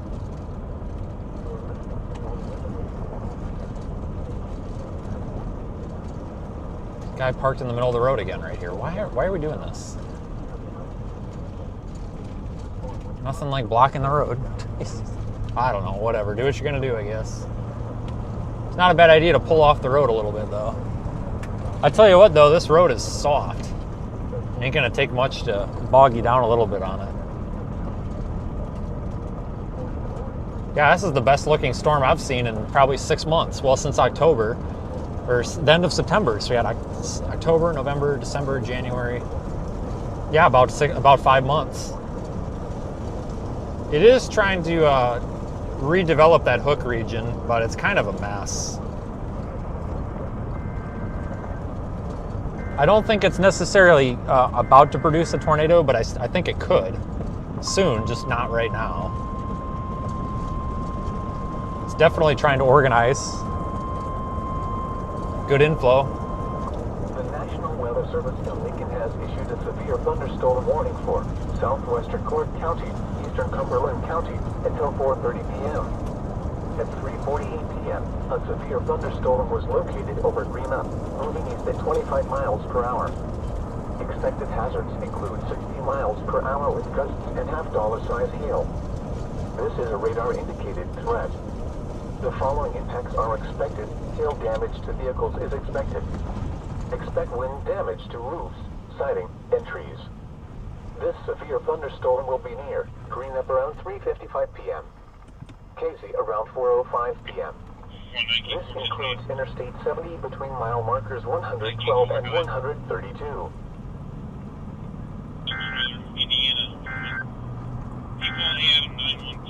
A tornado warning remains in effect until 4:15 p.m. for northwestern Jasper County.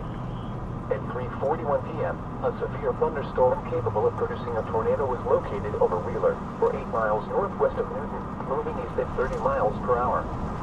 Expected hazards include tornado and ping-pong ball size. It's a miracle we got any signal. This is a radar-indicated threat.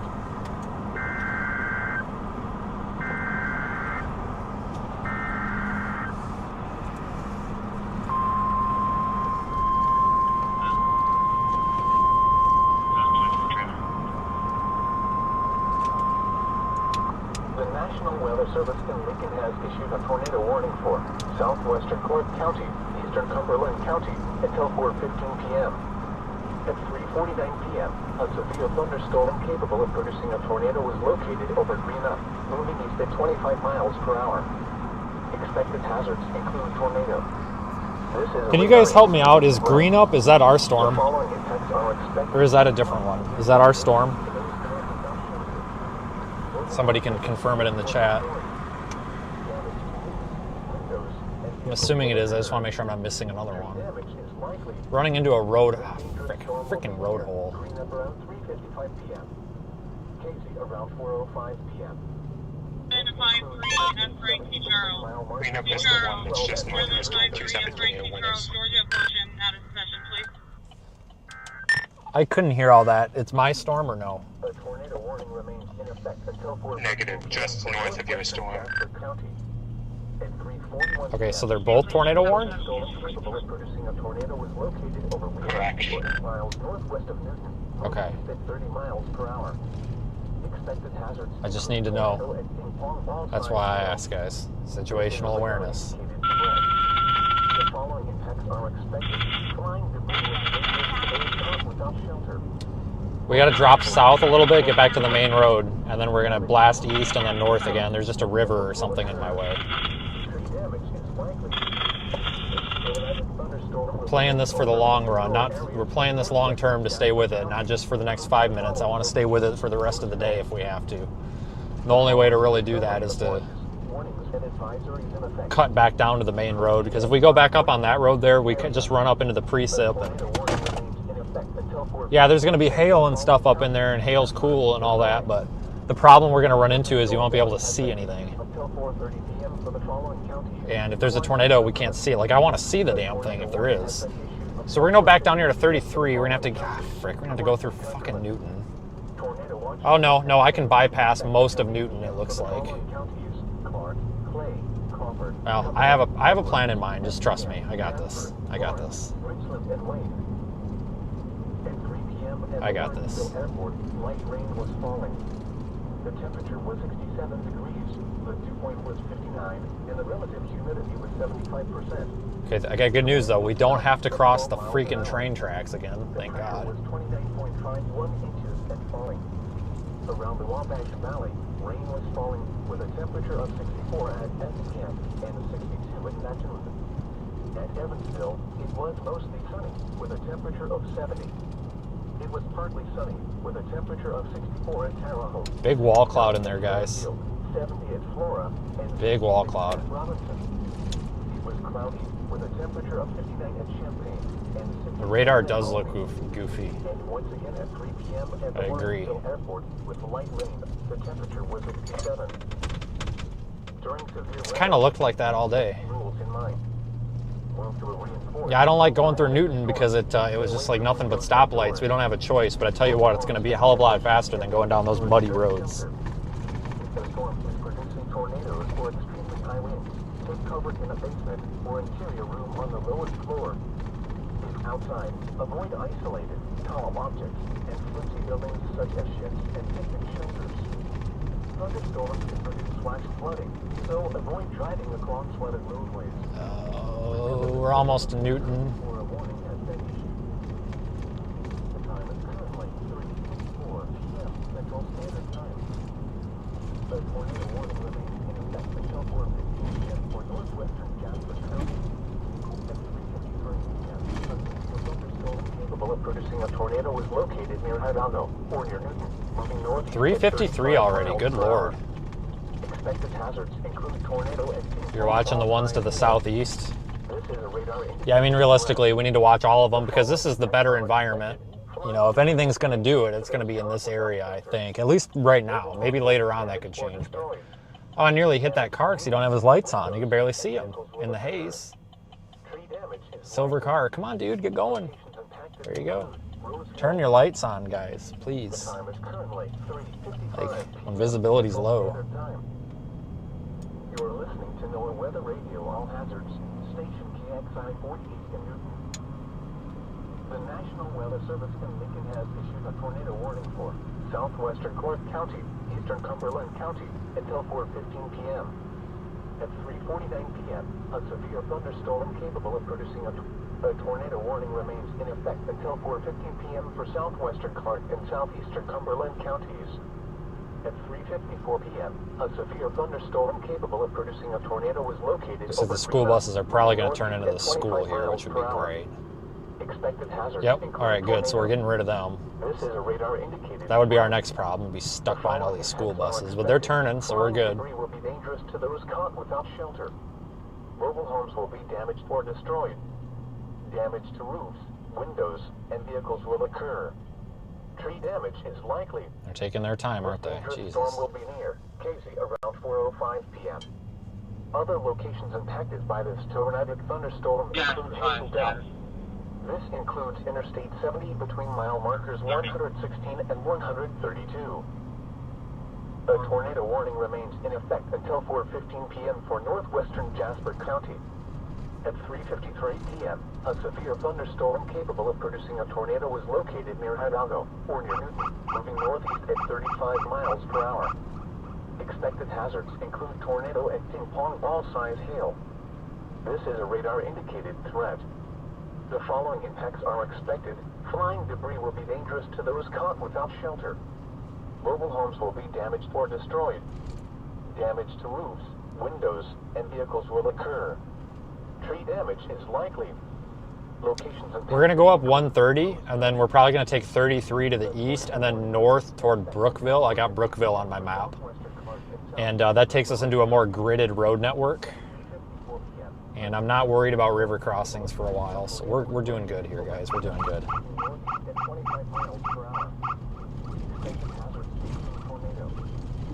All right, we can check off that stoplight from the list. That's good. Flying debris will be dangerous to those caught without shelter. Probably extending the warning.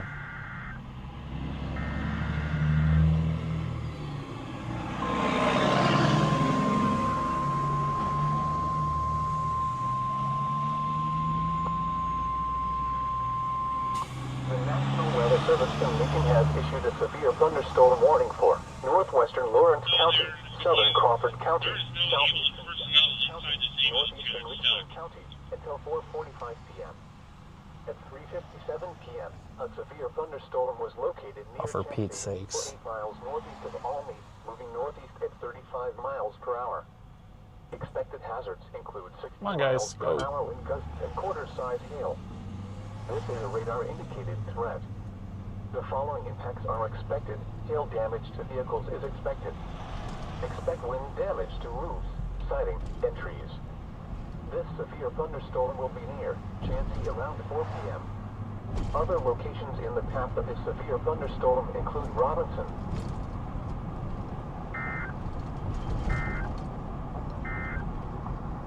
a tornado tornado warning remains in effect until 4:15 p.m. for southwestern Clark and southeastern Cumberland counties. At 3:54 p.m., a severe thunderstorm capable of producing a tornado was located over Greenup, moving northeast at 25 miles per hour. Expected hazards include tornado. This is a radar-indicated threat. The following impacts are expected. Flying debris will be dangerous to those caught without shelter. Mobile homes will be damaged or destroyed. Damage to roofs, from windows, 75, and vehicles they will can't give me a occur. direct answer. They said their chief's en route and that he wants to handle it. This dangerous storm will be near Casey around 4:05 p.m. Other locations affected by this tornado thunderstorm. All right, we're just about. We got one more stoplight that we're gonna get screwed on, and then we're pretty much free. Mile markers 116 and 132. We made it with minimal complications. Oh, look at it. We're actually not even gonna get shafted on this one. We got a green light. Look at that. Wow, that don't happen often, does it? Jesus. Mark that one down in the A books. severe thunderstorm warning has been issued until 4:30 God dang. p.m. for the following And counties. Unit 2 have not been removed from the vehicle.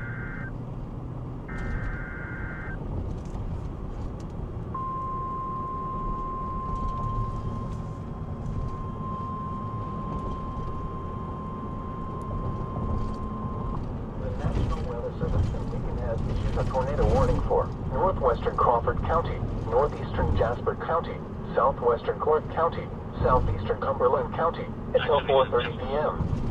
At 3:59 p.m., a severe thunderstorm capable of producing a tornado was located near Hidalgo or near Newton, moving east at 30 miles per hour. Expected hazards include tornado and ball-size hail. This is a radar-indicated threat. The following impacts are expected. Flying debris will be dangerous to those caught without shelter. Mobile homes will be damaged or destroyed. Damage to roofs, windows, and vehicles will occur. Tree damage is likely. This tornado thunderstorm will remain over mainly rural areas of northwestern Crawford, northeastern Jasper, southwestern. So the benefit of taking this route too is it keeps us in position for that storm to the south. And I know somebody mentioned it. And yeah, we need to be watching that one to the south as well. So that one to the south might be a candidate too if this one doesn't work out. So we're kind of right in the middle here, which is good. It's good to have options. This is good, guys. So we're good positioning here. It's working out. Big wall cloud up there to the north.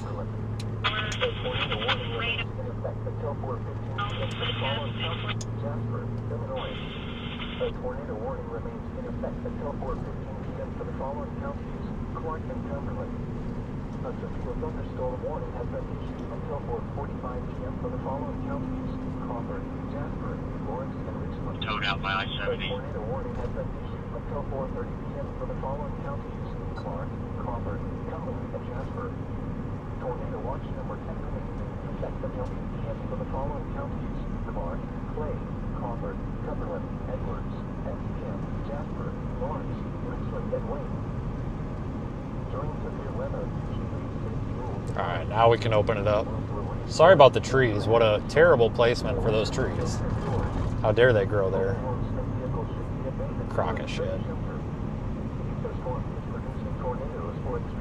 Trees are good, but it seems like they're always in the wrong spot. It doesn't look bad on radar. I completely agree with you. Like it looks pretty decent.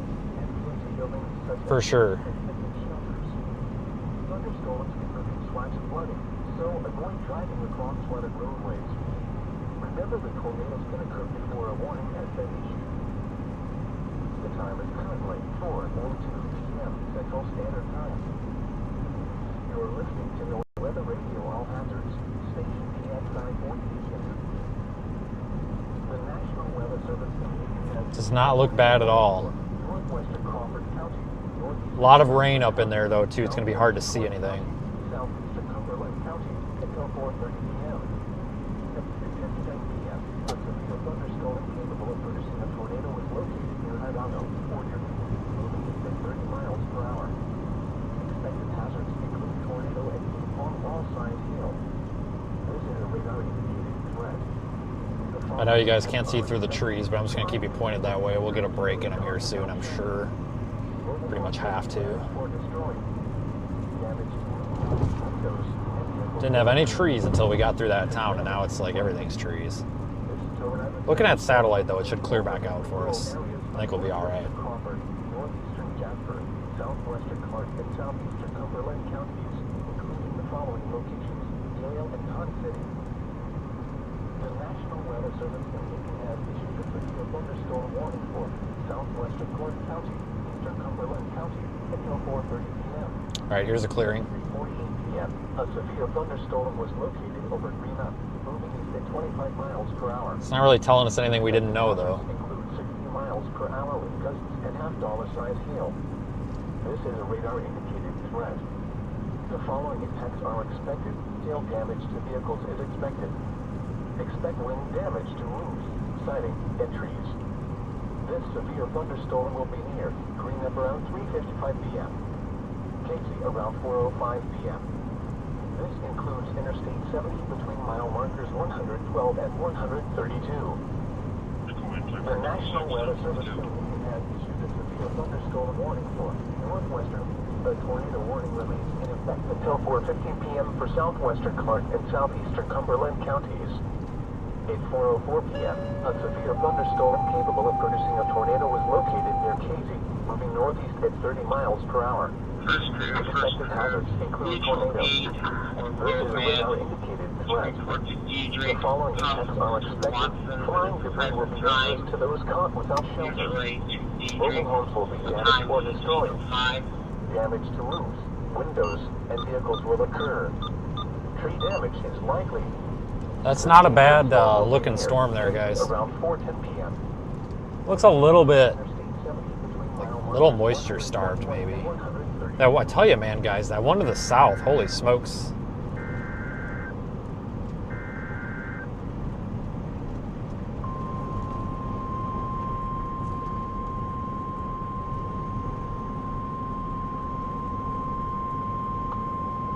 The National Weather Service in Lincoln has issued a severe thunderstorm warning for southeastern Coles County, southern Edgar County, northwestern Clark County, until 4:45 p.m. At 4:04 p.m., a severe thunderstorm was located over Ashmore or near Charleston, moving east at 35 miles per hour. Expected hazards include 60 miles per hour wind gusts and quarter-size hail. This is a radar-indicated threat. The following impacts are expected. Hail damage to vehicles is expected. Expect wind damage to roofs, siding, and trees. This severe thunderstorm will be near Kansas, Ashmore, and Westfield around 4:10 p.m. Other locations in the path of the severe thunderstorm include Paris.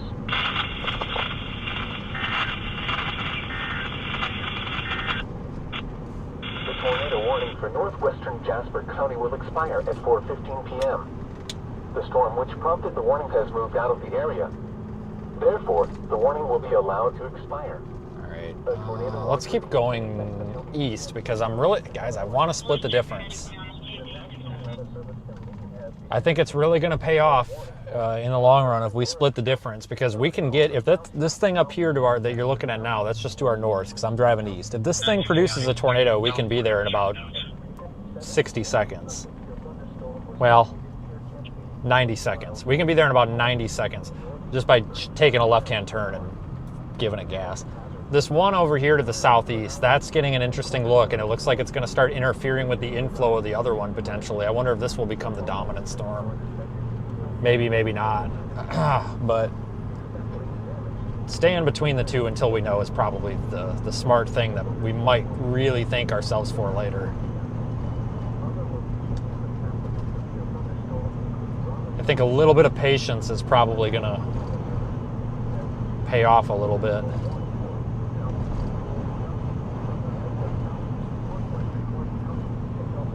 It's hard to have patience when you're doing this, though.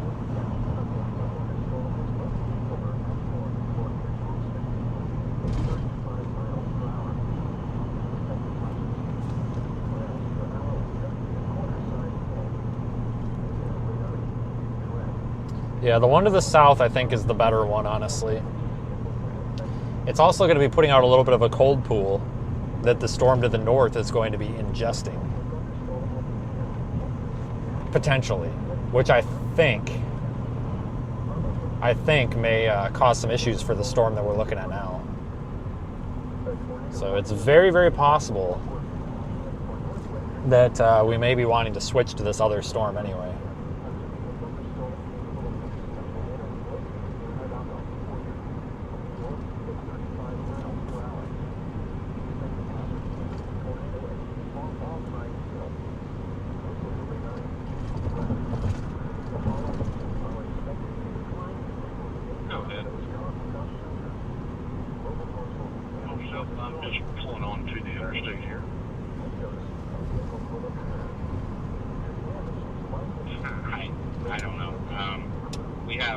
5 of us here on my team. I don't know what King 2 has up there with 59.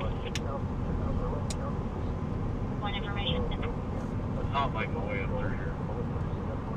921, do one information. I haven't even looked at velocity on either of these at all. At all. Like this whole time. Probably should have, but... Inquiring if you need any additional assistance from our deputy.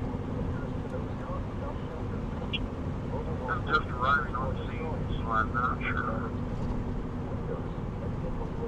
This is line 959. I'm good here. I don't Tornado warning, south storm.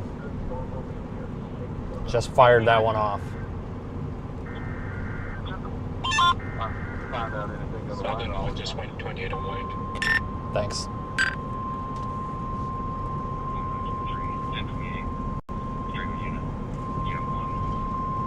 The National Weather Service in Lincoln has issued a tornado warning for southwestern Crawford County until 4:45 p.m.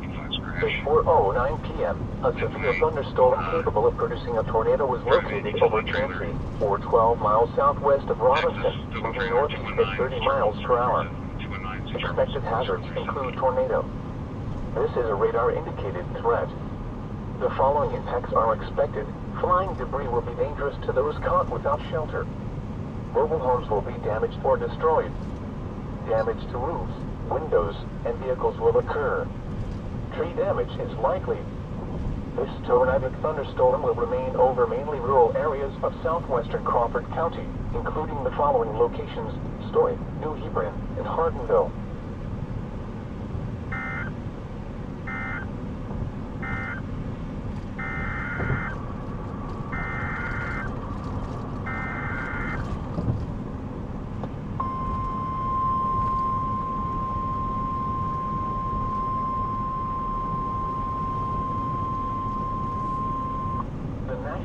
Service in Lincoln has issued a tornado warning for Central Clark County until 5 p.m. At 4:10 p.m., a severe thunderstorm capable of producing a tornado was located near Casey, moving east at 40 miles per hour. Expected hazards include tornado and... You might have to core punch this stupid thing. This is a radar-indicated threat. The following impacts are expected. Flying debris will be dangerous to those caught without shelter. Mobile homes will be damaged or destroyed. Damage to roofs, windows, and vehicles will occur. Tree damage is likely.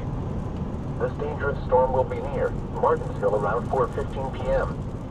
This includes Interstate 70 between mile markers 128 and 143, and between mile markers 148 and 154.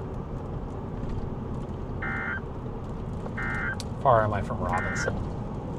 8 miles. Alright guys, if you look at Radar Omega, you see what we're going to do. We're going to punch the forward flank of this. I guess it's technically, core, whatever.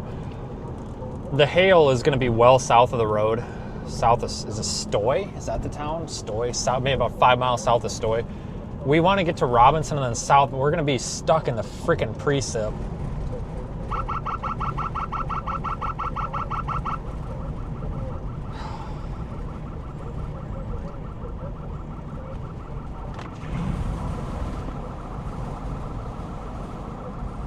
I don't know, guys.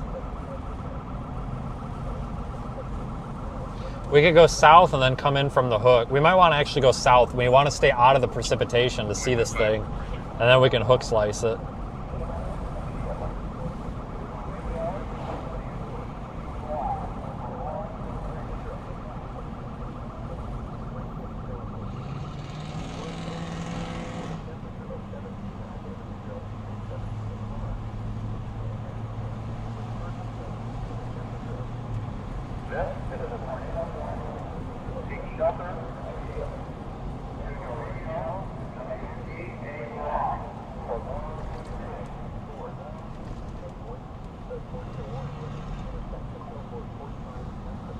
Shit, do we want it south or what? God dang it. Or 10 miles southwest of Robinson, moving northeast at 30 miles per hour. Expected hazards included a damaging tornado and half-dollar size hail. A tornado has been confirmed by train spotters. The following impacts are expected. South. South. Instinct says south. Mobile homes will be damaged or destroyed. Go south. Damage to roofs, windows, and vehicles will occur. Tree damage is likely. My instinct says go south, stay out of the precip, and then come in through the back of it. If we go to the east and drop... Falcon 1 just went observed. Copy, mine, correct? Correct. Thanks. I'm gonna go south. I'd rather hook slice it than core punch it. I'm afraid going through the core, I'll just never get out of the rain. At least with the hook, you'll be out of the rain in a minute. I agree. Yeah, so we're gonna punch the back side of this, because if we go east and then south, we're just gonna be in rain the whole time and we're never gonna see the damn thing. If we come in from the back of it, we're gonna be in the rain, but we're gonna be in the rain for like a few minutes instead of like 20 minutes. It was partly sunny, with a temperature of 62. It was cloudy, with a temperature of 70 at Fairfield and 66 at Alton.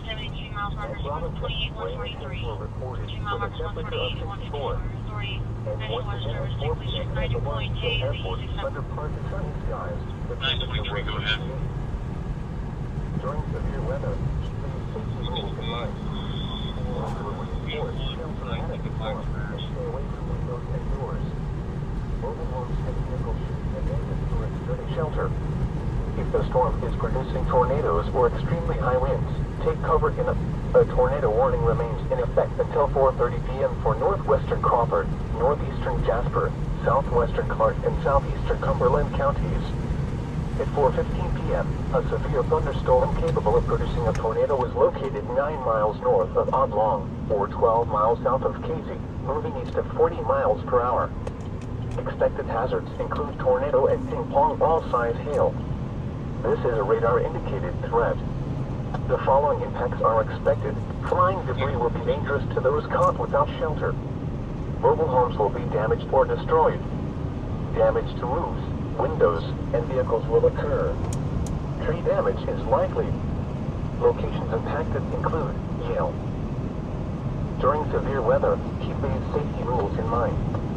Move to a reinforced shelter ahead of the storm and stay away from windows and doors.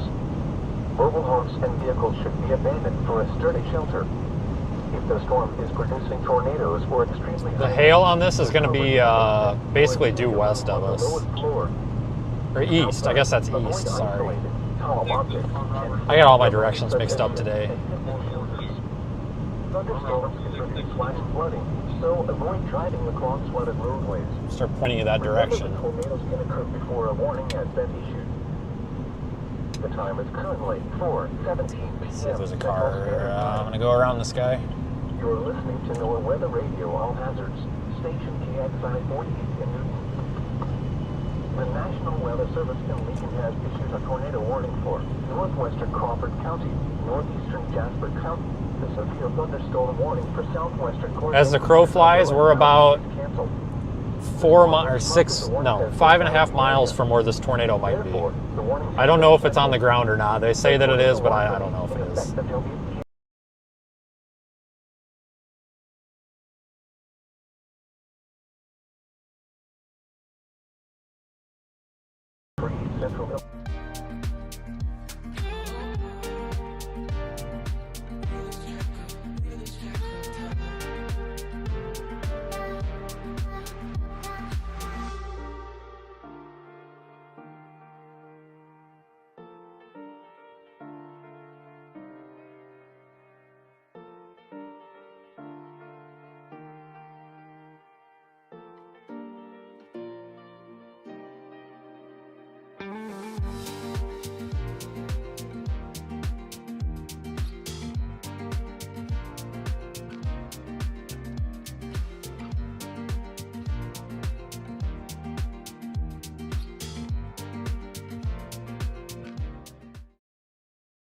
In southeastern Cumberland counties, including the following locations: Yale and Park City. The National Weather Service in Lincoln has issued a tornado warning for central Clark County until 5 p.m. At 4:10 p.m., a severe thunderstorm capable of producing a tornado was located near Casey, moving east at 40 miles per hour. Expected hazards include tornado and quarter-size hail. This is a radar-indicated threat. The following impacts are expected. Flying debris will be dangerous to those caught without shelter. Hey guys, I don't think this is on the ground right now. I know it says it is, but I don't think it is. Windows and vehicles will occur. Tree damage is likely. This dangerous storm will be near Martinsville around 4:15 p.m. This includes Interstate 70 between mile markers 128 and 143, and between mile markers 114 and 154. The National Weather Service in Lincoln has issued a severe thunderstorm warning for southwestern Clark County, eastern Cumberland County until 4:30 p.m. At 3:48 p.m., a severe thunderstorm was located over Greenup, moving east at 25 miles per hour. Expected hazards include 60 miles per hour with gusts and $half-dollar Nope, just keep going. That's the back side of the hook. We just keep going. The following impacts are expected. Hail damage to vehicles is expected. Expect wind damage to roofs, siding, and trees. This severe thunderstorm will be near around 3:55 p.m. Around 4:05. We just gotta keep hauling ass. That's all we gotta do. A couple of miles, and we're stopping in the road. What? Oh, you're okay. His blinker's on. All right. Just didn't put it on right away. Come on, get her in there. My grandma could have turned 10 times by now. Jesus Christ. Lawrence County, southern Crawford County, southeastern Jasper County, northeastern Richland County until 4:45 p.m. At 3:57 p.m., a severe thunderstorm was located near Genesee, 8 miles northeast of Albany, moving northeast at 35 miles per hour. Expected hazards include 60 miles per hour with gusts and quarter-size hail. This is a radar-indicated threat. The following impacts are expected. Hail damage to vehicles is expected. Expect wind damage to roofs, siding, and trees. This severe thunderstorm will be near. In about 2 miles, we have our east option, which will take us where we want to go. I'm glad that we picked this route because this will keep us in the clear air. If we stayed in the rain, I mean, we still would get to the same place, but it's just you can't see them in the rain. By staying down here, we've got a fighting chance of actually seeing the stinking thing. So. Flying debris will be dangerous to those caught without shelter. Mobile homes will be damaged or destroyed. It's about to cross into Indiana, not have a freaking crossing too. Damage is likely. Running out of time here. Marshall around 4:35 p.m. Other locations impacted by this tornadic thunderstorm include we need to get that out of here. This includes Interstate 70 between mile markers 133 and 143, and between mile markers 149 and 154. The National Weather Service in Lincoln has issued a severe thunderstorm warning for northwestern Lawrence County, southern Crawford County, southeastern Jasper County, northeastern Richland County until 4:45 p.m. At 3:57 p.m., a severe thunderstorm was located near Genesee, 8 miles northeast of Albany, moving northeast at 35 miles per hour. The severe thunderstorm warning for southeastern Cold and northwestern Clark counties is canceled. The severe thunderstorm which prompted the warning has moved out of the warned area. A tornado watch remains in effect until 8 p.m. for east central Illinois. The National Weather Service in Lincoln has issued a severe thunderstorm warning for northwestern Lawrence County. Got about an hour and 20 minutes of daylight left. Jasper County, northeastern Richland County until 4:45 p.m. All right, we're coming up to our left turn up here. A severe thunderstorm was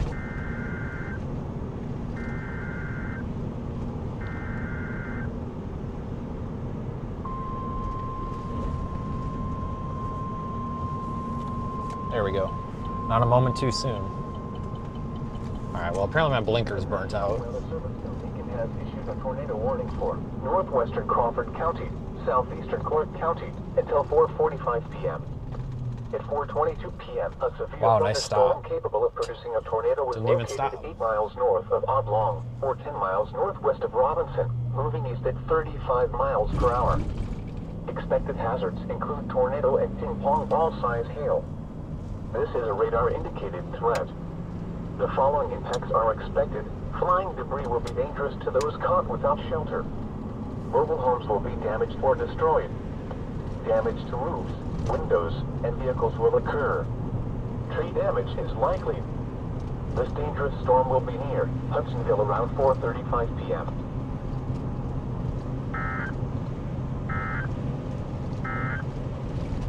A tornado warning remains in effect until 4:45 p.m. for southwestern Crawford County.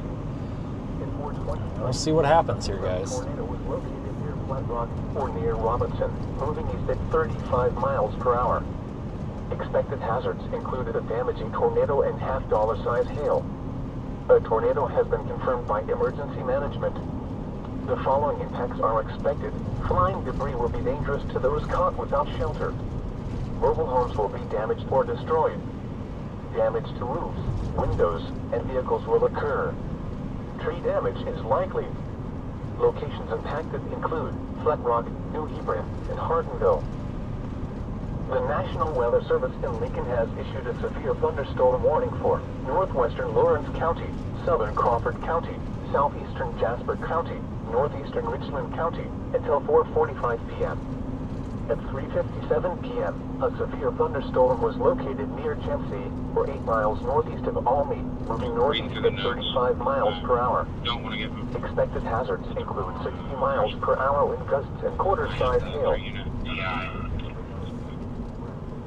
What's the ground?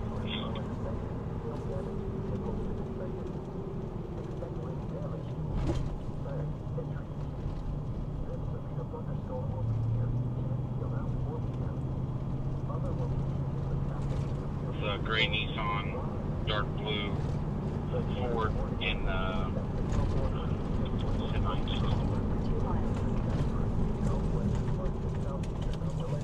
Oh, I didn't realize the turn was right there.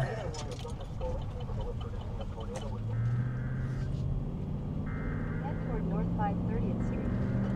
Continue for 3/4 of a mile.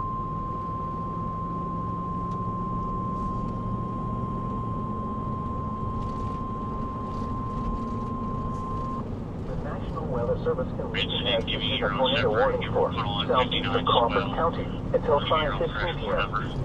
At 4:25 p.m., a confirmed large and extremely dangerous tornado was located near Flat Rock or near Robinson, moving northeast at 40 miles per hour. This is a particularly dangerous situation.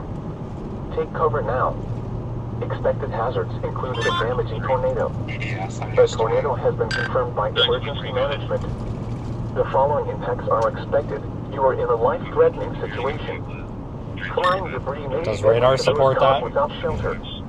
Mobile homes will be destroyed. Considerable damage to homes, Okay, keep me updated. businesses, I'm and going vehicles flat is route. likely, and complete destruction is possible.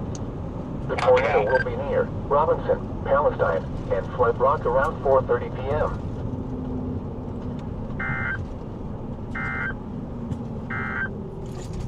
The severe thunderstorm warning for southwestern Cork and eastern Oh, damn Cumberland it. I counties can't go is that way. canceled. The storm which prompted the warning has moved out of the area. I gotta Therefore, go this way. the warning Son of has a been bitch. canceled. The Motherfucker. tornado watch remains in effect until 8 We just p.m. gotta go, guys. Central Just let Illinois. me get there. Remember, a tornado warning still remains in effect for Clark County. A tornado warning remains in effect until 5 We're p.m. way for behind, Clark but County. if this hits a town, we're gonna be At there. 4:20 p.m., a severe thunderstorm capable of producing a tornado was located near. Problem is, it's about to be in Martinsville, Indiana, and it doesn't matter if you came through from the north or the south. 35 miles So per hour. Expected none of us, hazards nobody's include gonna be able to get tornado there. and quarter-size hail. This is a radar-indicated threat. The following impacts are expected. Flying debris will be dangerous to those caught without shelter. Mobile homes will be damaged or destroyed. Damage to roofs, windows, and vehicles will occur. Tree damage is likely. This dangerous storm will be near Marshall around 4:35 p.m. Other locations impacted by this tornadic thunderstorm include Lincoln Trail State Park in Darwin. This includes Interstate 70 between mile markers 133 and 143, and between mile markers 149 and 154. The severe thunderstorm warning for southeastern Coles and northwestern Cork counties is canceled. The severe thunderstorm which prompted the warning has moved out of the warned area. A tornado watch remains in effect until 8 p.m. for east central Illinois. A tornado warning remains in effect until 4:45 p.m. for southwestern Crawford County. At 4:23 p.m., a confirmed tornado was located near Flat Rock or near Robinson, moving east at 35 miles per hour. Expected hazards included a damaging tornado. Looks like this is up there in them damn trees. A tornado has been confirmed by emergency management. The following impacts are expected. Flying debris will be dangerous to those caught without Yeah, like shelter. even if we would have went from the other way, it's all trees. Like there's just no. Windows and vehicles will occur. Everybody on that northern storm, including us, probably should have left it 15 minutes earlier. I think everybody, including me, sat around on it too long. We're gonna get up there though. If it hits a town or something, we're gonna be there. It's just gonna take us a minute. We're getting there, guys. As soon as we get out of this frickin' clusterfuck of a road network, we're good. A tornado warning remains in effect until 5 p.m. The next road is paved, and it takes us right there. A tornado warning has been issued until 4:45 p.m. for the following counties: Clark and Crawford. A tornado warning remains in effect until 4:45 p.m. for the following county: Crawford, Illinois. A tornado warning has been issued until 5:15 p.m. for the following county: Crawford, Illinois. At 4 p.m. at the Lawrenceville Airport, skies were partly sunny. The temperature was 68 degrees, the dew point was 60, and the relative humidity. Yeah, that's the problem with this damn thing, because then you're also fighting the fact it's about to go into Indiana, and there's no freaking river crossing up there. So even if you went the northern route, you're potentially going to get screwed anyway. It's just not in a good spot for this thing to be doing this from a storm chasing perspective. 77 information. There's going to be no damage on this vehicle, no injuries. We have blood only to start the next heavy duty rotation tow. And just for information, I'm at attach 27. The driver is suspended.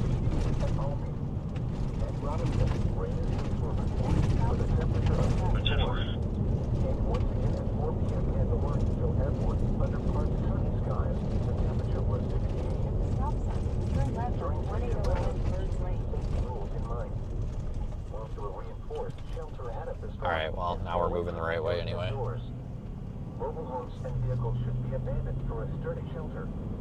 If the storm is producing tornadoes or extremely high winds, take cover in a basement or interior room on the lowest floor. I'm not seeing a CC drop. Is somebody else, like, is this still supporting this being a large destructive tornado or not really? I'm not seeing much on radar at the moment. There's a couple of unconfirmed reports of it still being on the ground, not fully condensed, but I'm looking into that further. Well, I mean, if it's not obvious, I'm not too concerned. That's kind of what I was thinking too, because this is about to be in Indiana. Like, nobody's going to get it then. There's no way to go across.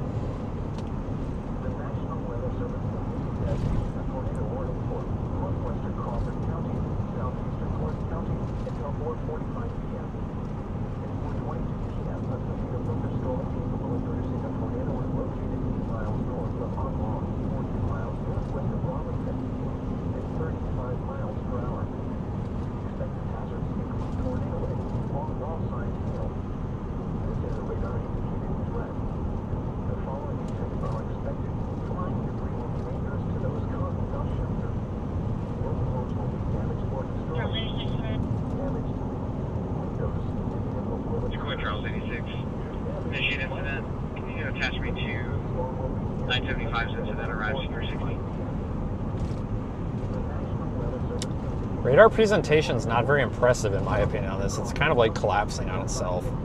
Is there a crossing in Ruston? No. You have to go all the way down. God dang. There is a storm back off behind this one. I wonder if that would be of interest.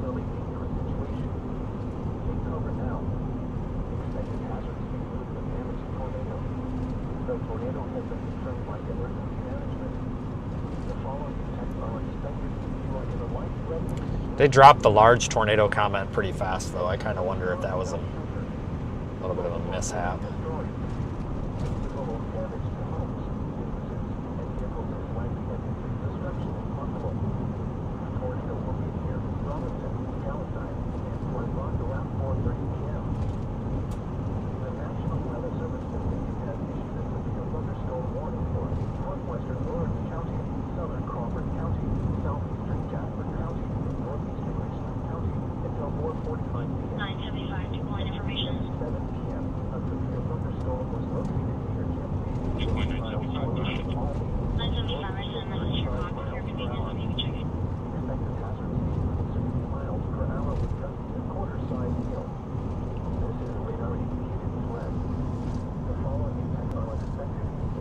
Even visually, that doesn't look... We're only like 6 miles from the damn thing. 6.8 miles from it. I mean, it doesn't look that... Updraft doesn't look that impressive.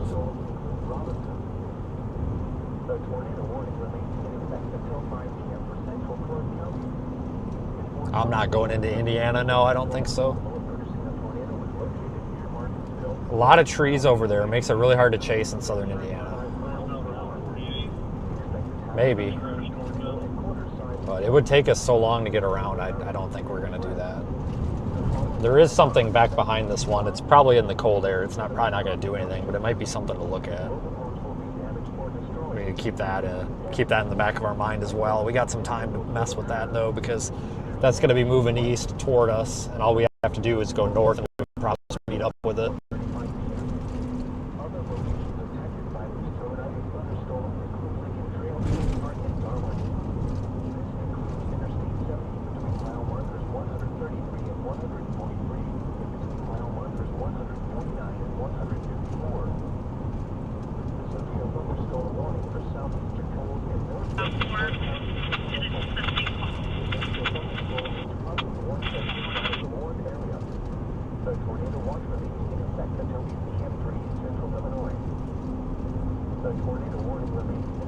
Yeah, guys, I don't think I'm going into Indiana, no.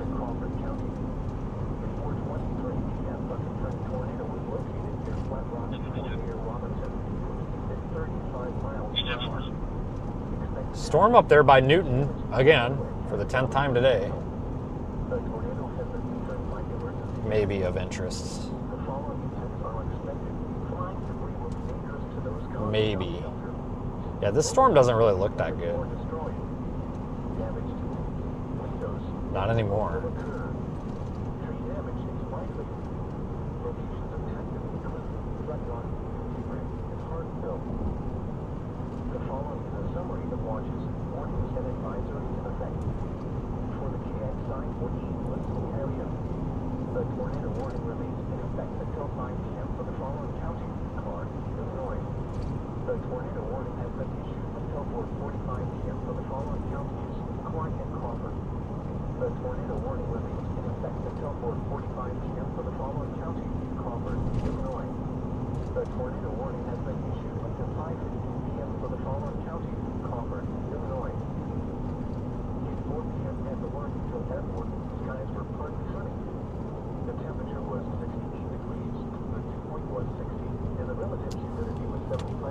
Yeah, I'm definitely not impressed.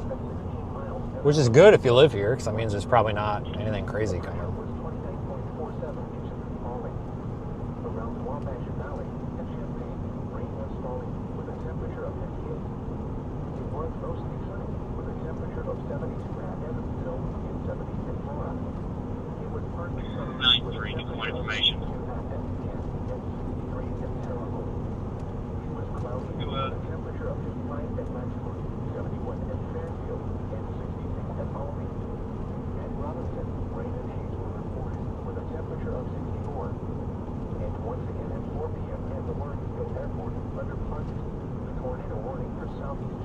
County is canceled. The storm which prompted the warning has moved out of the area. Therefore, the warning has been canceled. Yeah, I think this one's trash too. The tornado watch remains in effect until 8 p.m. for central Illinois. The tornado Illinois sucked the life out of it. Wow. Eastern Crawford County until 5:15 p.m. That's sad. Poor storm. The temperature was 68 degrees. The dew point was 60, and the relative humidity was 75%. The wind was down at 16 miles an hour, gusting to 23. The pressure was 29.47 inches and falling. Around the Wabash Valley at Champaign, rain was falling with a temperature of 58. It was mostly sunny with a temperature of 72 at Evansville and 70 at Flora. It was partly sunny with a temperature of 62 at Effingham and 63 at Well, time to make a decision. It was cloudy with a temperature of 55 at Mattoon, 71 at Fairfield, and 66 at Almy. At Robinson, rain and haze were reported with a temperature of 64. And once again at 4 p.m. at the Lawrenceville Airport. There's nobody behind me. I'm going to sit for just a second. I need to look at the map.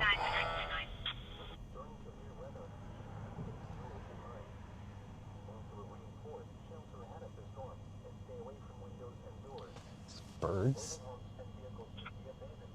Yeah, I'd say Fairbanks area. We'll definitely probably be getting in here soon. I'm gonna vote north, guys. Go north back up to 3-3, I guess. I don't know, I'm kind of over it. A little bit over it, I guess. We're not going to be able to catch that in Indiana, guys. It would take me roughly 5 minutes to get to whatever it is, Louisville. 10, so now we're at 17 minutes. Guys, it would take me almost 40 minutes to get back in the path of it, and by the time it's there, it's going to be 30 miles east. We're better off just staying with what's over here. It went back to observed. Yeah, 110 miles an hour. There we go. Duh. Should have known. The National Weather Service in Lincoln has issued a tornado warning for east central Crawford County until 5:15 p.m. At 4:39 p.m., a confirmed tornado was located over Palestine, or 8 miles east of Robinson, moving east at 40 miles per hour. Expected hazards included a damaging tornado and ping-pong ball-size hail. A tornado has been confirmed by emergency management. The following impacts are expected. Flying debris will be dangerous to those caught without shelter. Mobile homes will be damaged or destroyed. Damage to roofs, windows, and vehicles will occur. Tree damage is likely. This tornadic thunderstorm will remain over mainly rural areas of east central Crawford County. The following locations: Crawford County Airport and Maryland.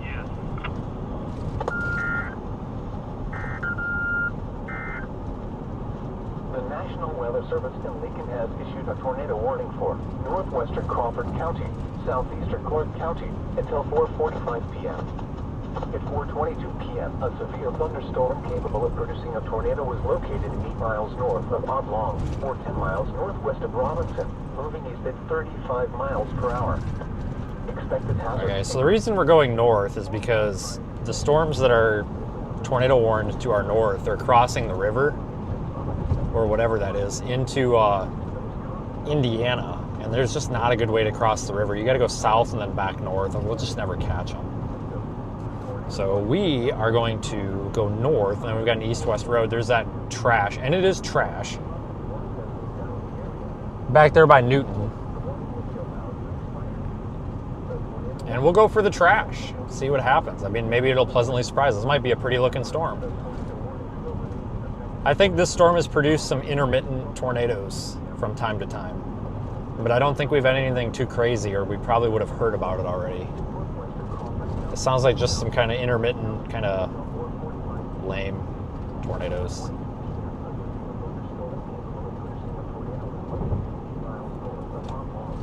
Miles northwest of Robinson, moving east at 35 miles per hour. Expected hazards include tornado and ping-pong ball-size hail. This is a radar-indicated threat. The following impacts are expected. Flying debris will be dangerous to those caught without shelter. Mobile homes will be damaged or destroyed. Yeah, I can't. I would love to go south, but I can't do it. Vehicles will occur. Tree damage is likely. Just can't do it. A dangerous storm will be near until around 4:35 p.m. The National Weather Service in Lincoln has issued a tornado warning for east central Crawford County until 5:15 at 4:39 p.m. A confirmed tornado was located over Palestine, or 8 miles east of Robinson, moving east at 40 miles per hour. Expected hazards. I am watching those storms far off to the west, though. I'm not sold on them. I mean, the thing with those is we got plenty of time. But I'm not really sold or convinced with any of them. The National Weather Service in Lincoln has issued a tornado warning for north central Crawford County, southeastern Clark County until 5:15 p.m. At 4:42 p.m., a confirmed tornado was located northwest of Hudsonville, 14 miles north of Robinson, moving east at 30 miles per hour. Expected hazards included a damaging tornado and quarter-sized hail. A tornado has been confirmed by train spotters. At 4:32 p.m., train spotters reported a tornado near Annapolis. The following. Come on, dude. Why are we doing 43 miles an hour in a 55? What in the hell are you doing, dude? Get with the program here. God dang. Every time I touch.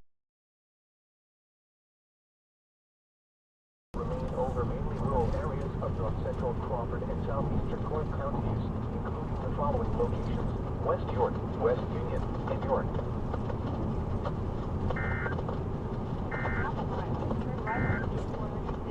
The National Weather Service in Lincoln has issued a tornado warning for east central Crawford County until 5:15 p.m. At 4:39 p.m., a confirmed tornado was located over Palestine, or 8 miles east of Robinson, moving east of I don't know what 40 kind of miles per hour. clusterfuck this is. Expected hazards included a damaging tornado and ping-pong ball-sized hail. He was just in a wreck or something. His front end's all tore up. The following impacts are expected. Flying debris will be dangerous Jesus. to those caught without shelter. What the hell happened Mobile there? homes will be damaged or destroyed. Damage to roofs, windows, and vehicles will occur. Tree damage is likely. This overnight thunderstorm will remain over mainly. A tornado warning remains in effect until 5 p.m. for northeastern Clark County. At 4:44 p.m., a severe thunderstorm. Oh my fucking god, keep going, you're gonna cause a wreck. Marshall, moving east at 30 Fucking idiot behind me. miles per hour.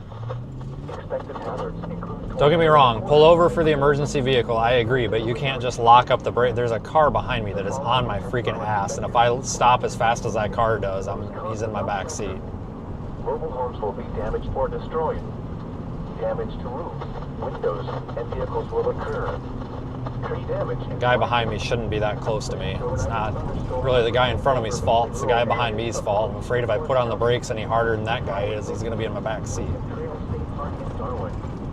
This includes Interstate 70 between mile markers 149 and 154.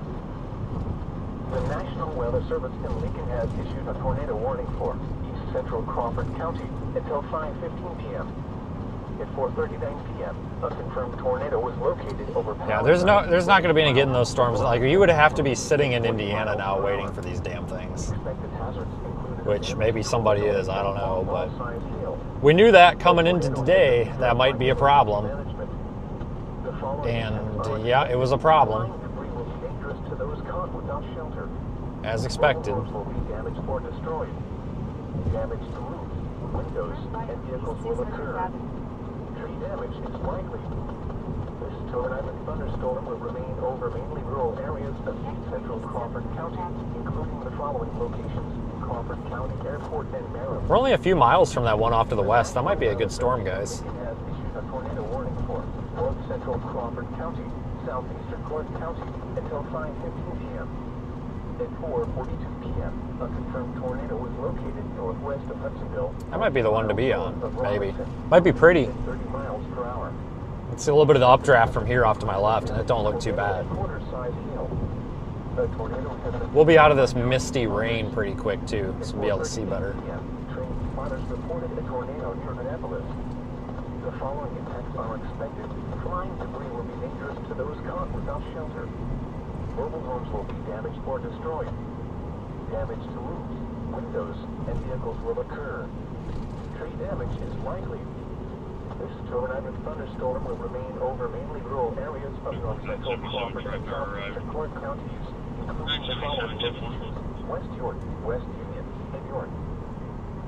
The tornado warning remains in effect until 5 p.m. Yeah, we're going to try to not go through Newton. 4:20 p.m. A severe For sure. capable of producing a tornado was located near 925 Turner Power.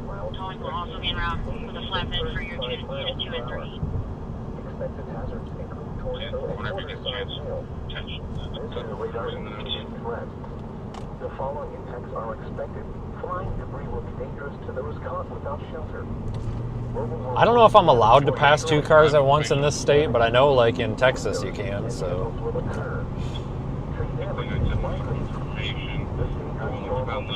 I'm not going to get around them over the hill, but. Like, I know in Wisconsin you're only supposed to pass 1 car. I know in a lot of states it doesn't really matter as long as it's clear, but. I don't know, somebody will bitch at me if it's not legal, I'm sure, so. I was going to go for both, but I couldn't see over the hill. I think we would have made it, but I didn't want to chance it. Because we're doing like 48 miles an hour right now. We gotta The road is mostly dry. Conditions are clear. We need to do 55 at least here, the speed limit. Keep moving. That's all I'm trying to do. Just do the speed limit. I ain't asking too much. The storm, which prompted the warning, has moved out of the area. Therefore, the warning will be allowed. Alright, I got a second. I can pass this guy before the hill. It don't take much to pass them when they're going that slow. Remember, the tornado warning still remains in effect for portions of eastern Crawford County until 5:15 p.m. The tornado warning remains in effect until 5 p.m. for northeastern Clark County. At 4:44 p.m., a severe thunderstorm capable of producing a tornado was located southeast of Marshall, moving at 35 miles per hour. Expected hazards include tornado and quarter-sized hail. This is a radar-indicated threat. The following impacts are expected. Flying debris will be dangerous to those caught without shelter. Mobile homes will be damaged or destroyed. Damage to roofs, windows, and vehicles will occur. Tree damage is likely. This overnight thunderstorm will remain over mainly rural areas of northeastern Clark County, including the following locations: Lincoln Trail State Park in Darwin. This includes Interstate 70 between mile markers 149 and 154. The following is a summary of watches, warnings, and advisories in effect. For the KXI 48 listening area, a tornado warning has been issued until 5:15 p.m. for the following counties: Crawford, Illinois.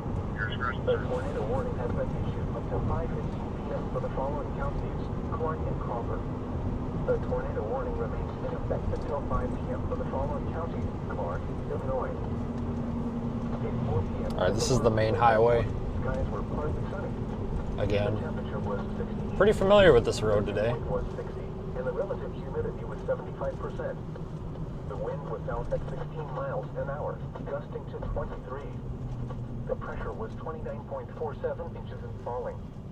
Around the Wabash Valley at Champaign, rain was falling with a temperature of 58. It was mostly sunny with a temperature of 72 at Evansville and 70 at Flora. There's Charles. Partly sunny with a temperature of 62 at Effingham and 63 at Terre Haute. It was cloudy with a temperature of 55 at Mattoon, 71. I have no idea what the speed limit is. Alright, we'll just go for it. At Robinson, rain A cop up here. I've got no idea what the speed limit is. It's 55 up here. I'm sure I was speeding back there, but whatever. Just roll it. At the Lawrenceville Airport, under partly sunny skies, the tornado warning for East Central Crawford County is canceled. The storm which prompted the warning has moved out of the area. Therefore, the warning has been canceled. The tornado watch remains in effect until 8 p.m. for East Central Illinois. At 4 p.m. at the Lawrenceville Airport, skies were partly sunny. The temperature was 68 degrees, the dew point was 60, and the relative humidity was 75%. The wind was out at 16 miles an hour, gusting to 23. The pressure was 29.47 inches and falling. Around the Wabash Valley at Champaign, rain was falling with a temperature of 58. It was mostly sunny with a temperature of 72 at Evansville and 70 at Flora. You're kind of looking in the direction of this storm. It's just, it's going to get closer to us. I'm trying to get out a little bit out and ahead of it here. It was cloudy with a temperature of 55. The tornado warning for north central Crawford County is canceled. The overnight thunderstorm which prompted the warning has moved out of the warned area. Therefore, the warning has been canceled. A tornado watch remains. Maybe go west out of Trimble. Central Illinois. I think this one's going to cross into... This one's just not in as good of an environment. Those storms that just moved through kind of worked over the environment a little bit. 1 p.m. A severe thunderstorm capable of producing a tornado was located near York, moving east at 30 miles per hour. Expected hazards include tornado and quarter-sized hail. This is a radar-indicated threat. The following impacts are expected. Flying debris will be dangerous to those caught without shelter. Mobile homes will be damaged or destroyed. Damage to roofs, windows, and vehicles will occur. Tree damage is likely. Locations affected include West Union. At 4 p.m. at the Lawrenceville Airport, skies were partly sunny. The temperature was 68 degrees, the dew point was 60, and the relative humidity was 75%. Should have pulled off there. The wind was out at 16 miles an hour, gusting to 23. The pressure was 29.47 inches and falling. Around the It's pretty though. At Champaign, rain was falling with a temperature of 58. It was mostly sunny with a temperature of 72 at Evansville and 70 at Flora. It was partly sunny with a temperature of 62 at SPM and 63 at Terre Haute. It was cloudy with a temperature of 55 at Mattoon, 71 at Fairfield, and 66 at Albany. At Robinson, rain and haze were reported with a temperature of 64. And once again at 4 p.m. at the Lawrenceville Airport, under partly sunny skies, the temperature was 68. That is really pretty. Keep these safety rules in mind. Want to reinforce, shelter ahead of the storm, and stay away from windows and doors. Mobile homes and vehicles should be abandoned for a sturdy shelter. If the storm is producing tornadoes or extremely high winds, take cover in a basement or interior room on the lowest floor. If outside, avoid isolated, tall objects and flimsy buildings such as ships and picnic shelters. Thunderstorms can produce flash flooding, so avoid driving across flooded roadways. Remember that tornadoes can occur before a warning has been issued. The time is currently 4:55 p.m. Central Standard Time. You're listening to NOAA Weather Radio All Hazards. Station. Yeah, we'll go. Apparently, I just passed the road that goes west.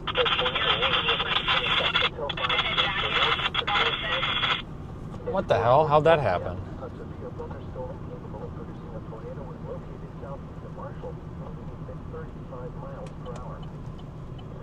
Seriously, how'd that happen? Yeah, I got the whole subject from my car. The EMA open. The following impacts are expected. Affirmative. To those caught without shelter. Mobile homes will be damaged or destroyed. Damage to roofs, windows, and vehicles will occur. 775, 515 are near the prison. This tornado thunderstorm will remain over mainly rural areas of Clark County, including the following locations: Lincoln Trail State Park and Darwin. Seeing a little bit of rotation in the clouds. Just north of the prison. Mile markers 149 and 154. 5. The tornado warning for East Central Wherever we Clark get County is canceled. back towards 41, This we'll make our way back south. moved out of the area. Therefore, the warning has been Yeah, I just got a TX that there was a possibly debris signature on the radar in Paxton. That there could be one on the ground there. Crawford County is canceled. The tornadic thunderstorm I don't think there's one on the ground, but that's where I would see that tunnel. Therefore, the warning has been 10 more. We're coming around the S-curve in Graysville now. Yeah, just north of the prison, there's rotation in the That was the road. That was the road? on the ground, yeah. Jesus Christ, no wonder I couldn't see it. It's barely a road. Shit. Well, that's why we drove past it the first time. Some effects of the storm power.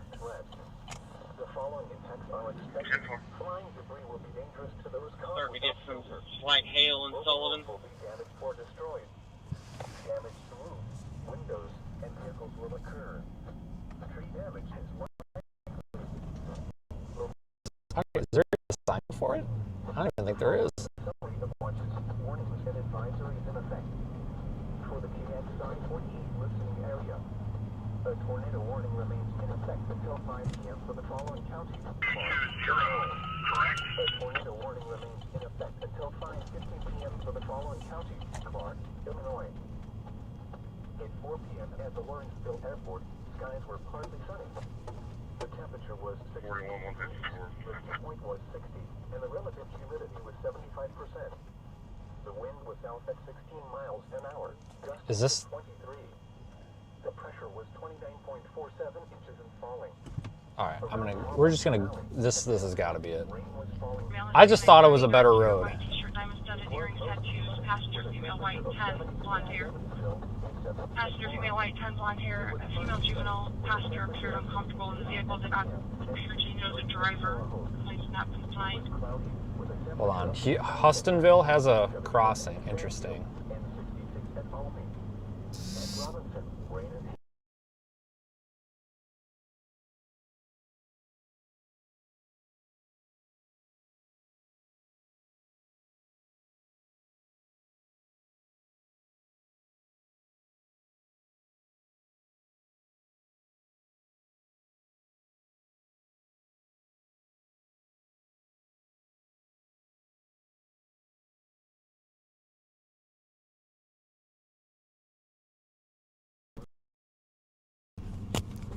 Sorry.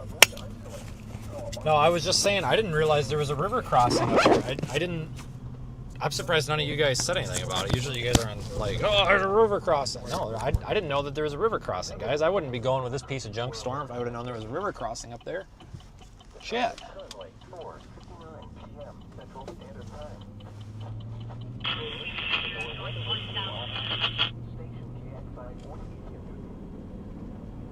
Tornado warning for East Central Crawford County is canceled.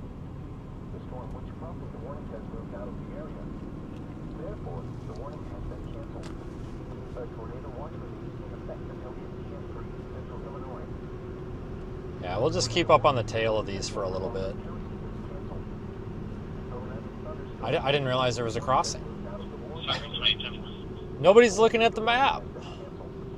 I've been talking about there not being a crossing. I'm surprised nobody's caught that. Usually everybody catches every little thing. Oh, you turned left. You should have turned right. 15 p.m. for southeastern Clark County. At 4:51 p.m., a severe thunderstorm capable of producing a tornado was located near York, moving east at 30 miles per hour. Expected hazards include the tornado warning for southeastern Clark County is canceled. The storm which prompted the warning has moved out of the area. Therefore, the warning has been canceled. A tornado watch release in effect until 8 p.m. for East Central Illinois. The following is a summary of watches, warnings, and advisories in effect. For the KX9 area, the watches, warnings, or advisories remain in effect. During severe weather, keep a safety rules in mind. Move your wooden force to shelter ahead of the storm and stay away from windows and doors.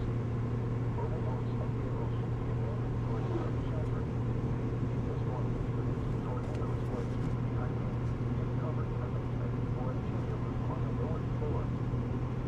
That storm off to the west really does suck. Bad.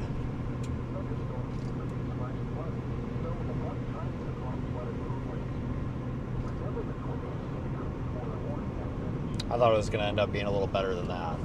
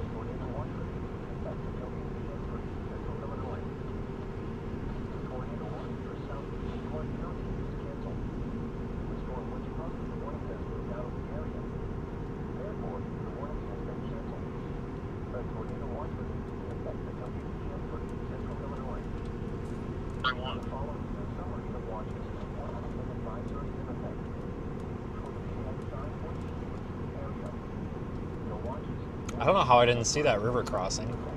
Seriously, I have no idea. Like, I swear I looked at it.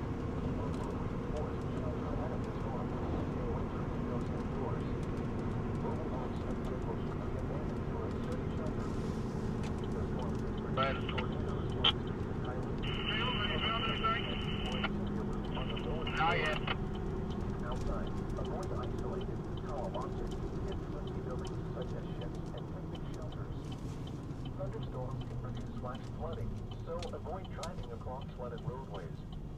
Remember that tornadoes can occur before a warning has been issued. The time is currently 5:03 p.m. Central Standard Time. You're listening to NOAA Weather Radio, all hazards. Station KX9 tornado warning for East Central canceled. The storm which prompted the warning has moved out of the area. Alright, I wonder how many stoplights we're going to sit in this town. Anybody got an idea? I'm guessing like 6. Seems like these Illinois towns have a lot of stoplights for intersections that could probably just be 4-way stops. And where you are, passive lands tracking it.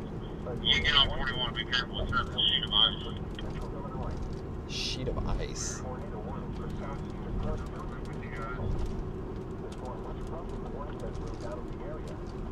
Our way towards like Pleasantville, Duggar area here in a minute.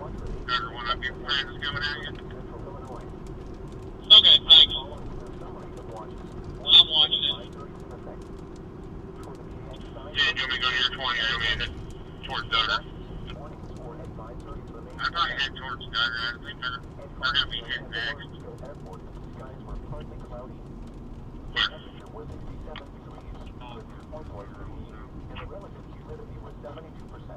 Just don't get ahead of it. One of you guys might hang out a little bit and start towards Cass.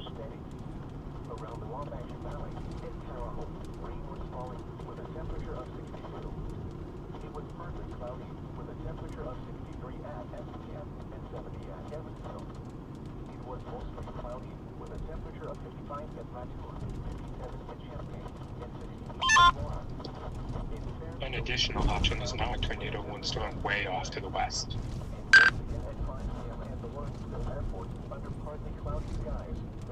Yeah, I'm probably 3 hours from it. I'm not even gonna bother. Alright, copy that. Yeah, I mean, definitely not good. That's why I head that way.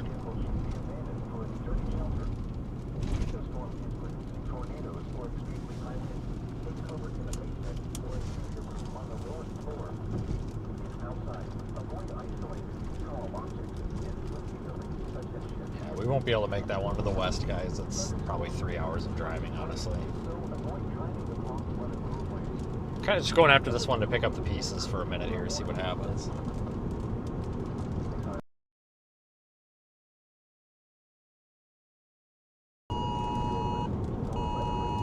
Towards you guys now.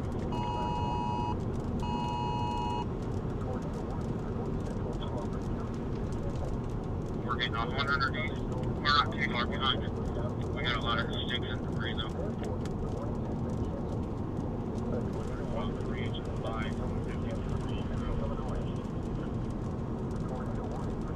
Yeah, definitely not good. 3 inches. Yeah. Looks like some more chases too that will get out of the way. You're having that same problem?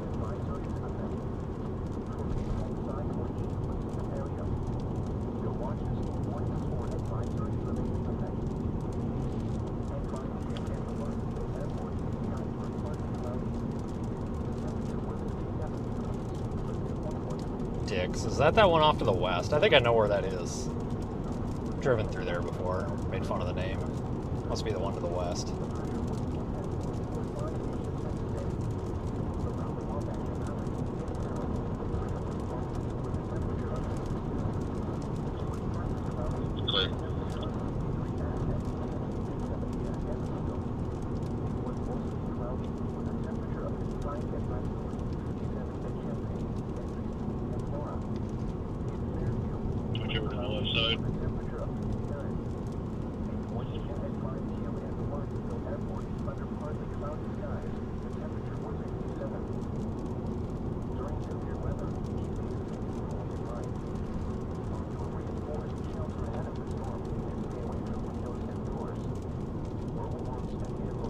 Oh boy, guys, I might call this off.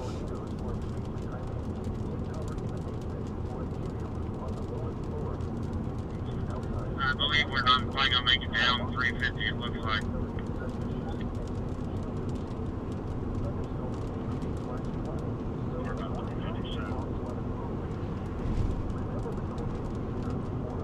We might have more interest in just going west.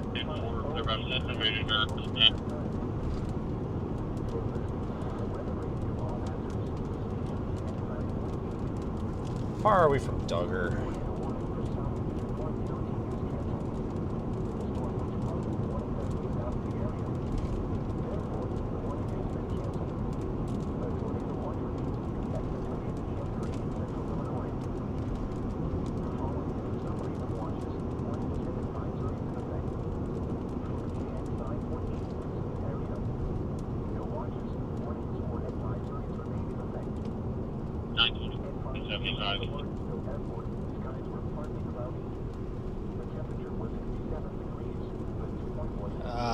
we're not going to catch up on this one, guys.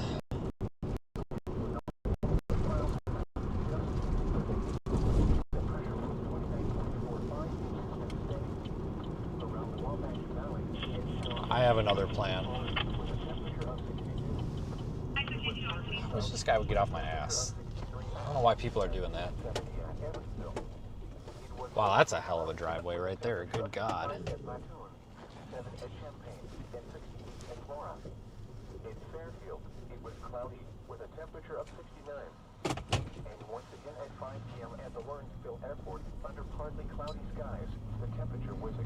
Alright, we're done with this shit. We're gonna go west. Here's the deal, that crap off to the west sucks. We'll never get to it, but we have a better hope of getting that than this crap off to the east. We're just gonna go across the river. That stuff it was moving like 30, now it's moving 35. It's slowly speeding up, it's accelerating.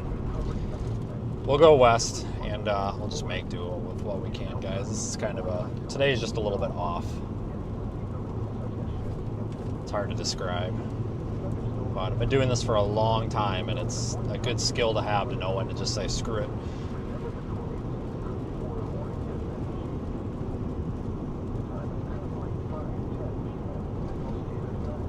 But I don't think we're going to catch those. I mean, we can try. We'd have to go down there by Olney. We already... Did we? Yeah, we were in Olney once already. They need to be prepared because they're probably going to get it.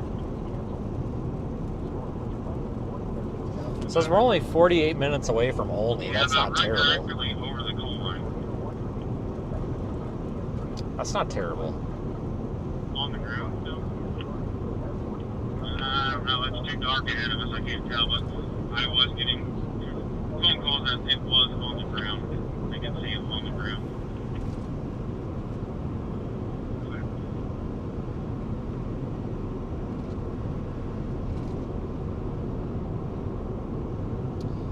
Probably, well, hold on, let's see. How fast are those things moving?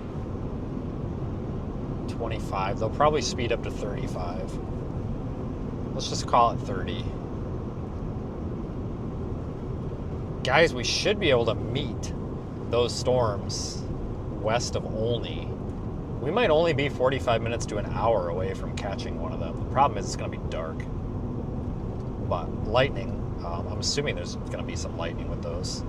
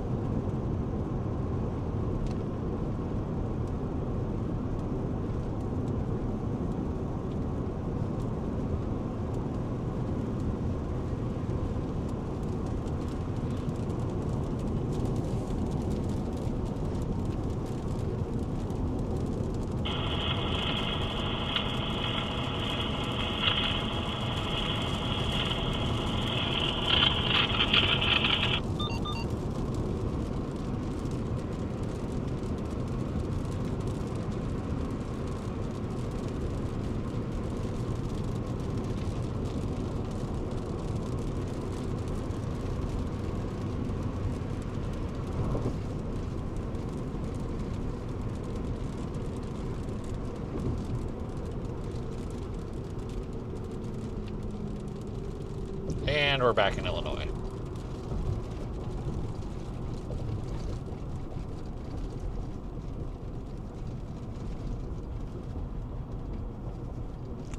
There's a sign back there about smuggling cigarettes. Like, you've got to be kidding me. People do that? Okay, a couple of things that come to mind about that. Number one, is it really worth a sign? Number two, are people really smuggling cigarettes? And number three, if they are, I mean, realistically, doesn't our government have better things to do than smuggling, worry about cigarette smugglers?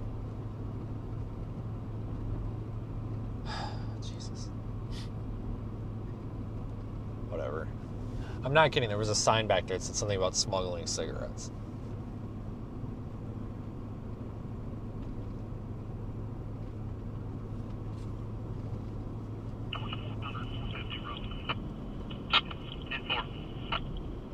I have no idea what a smuggled cigarette even is. Like, what makes it smuggled?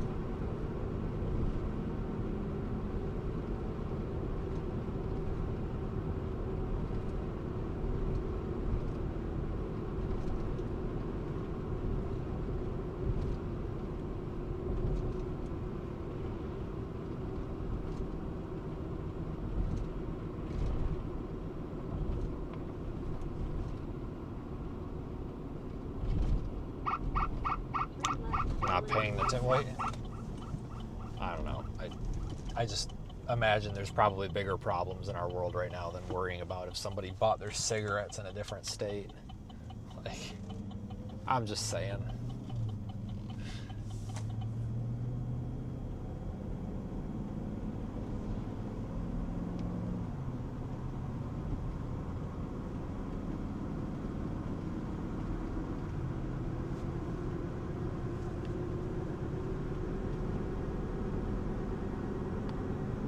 Tornado watch remain. God, that thing has got to stop. Tornado watch looks like it remains in effect. When does that go for? Another roughly 3 hours. And thanks, folks. We are at $16,810 of our $25,000 goal. So thank you, folks, for helping with the GoFundMe for Project Weather Eye. Successful launch earlier. I'm going to be honest with you, though. After doing it that way, we might not even need that table that I ordered. I mean, shit. A little bit hack job, but standing on the damn hose actually worked pretty good.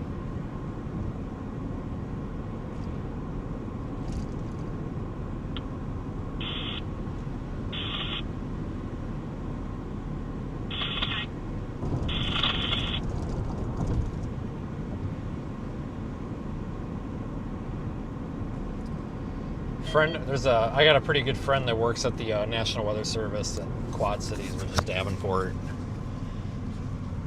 And him and I were talking about, launching balloons and stuff. And he was like, God, you're going to need this, you're going to need that, you're going to need that. And I'm like, dude, I'm just launching them out of the back of my pickup truck. National Weather Service in St. Louis has issued a severe thunderstorm warning for southwestern Fayette County. And he's like, you don't have this, you don't have that. I'm like, no, dude, I literally shove an air hose up the balloon's ass and we fill it full of helium and we tie it off and we let it go. And he's just like, oh my God, that's incredible. So that's like hunting with your bare hands. And I'm like, yeah, kinda. I mean, if it works, it works.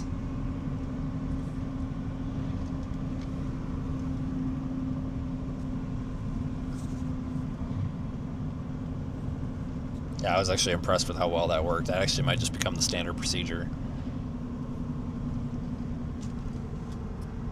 See the remnants of our storm if I spin you around.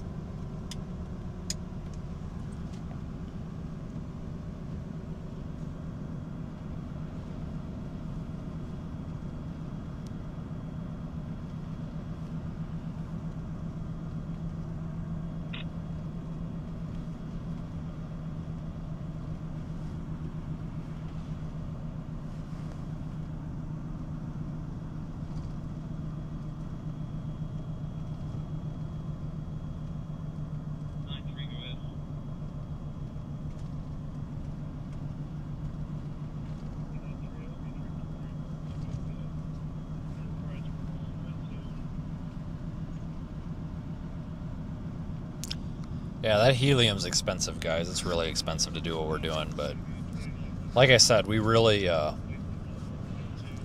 kind of stepping up here, providing some good data. This needs to happen. Pretty proud of the team for this.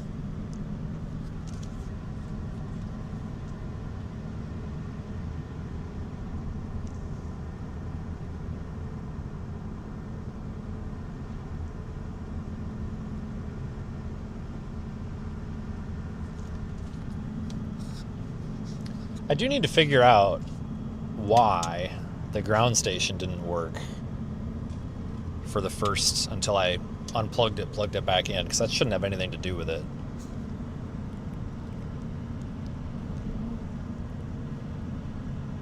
I wonder if I had the sonde on the wrong frequency, because I rebooted the sonde too. I wonder if I had the sonde on the wrong frequency. That might have been user error. You know what? I might, I wonder if I grabbed the 404.0 receiver and not the 404.5. I might have had the wrong, I might have picked the wrong frequency at first and then corrected myself mistakenly. But, I mean, like I said, I just got this vehicle back in service. I mean, I had to put all that in it, so you gotta give me a little bit of a break on this one. But now that everything works, you know, we can sign off on this, basically.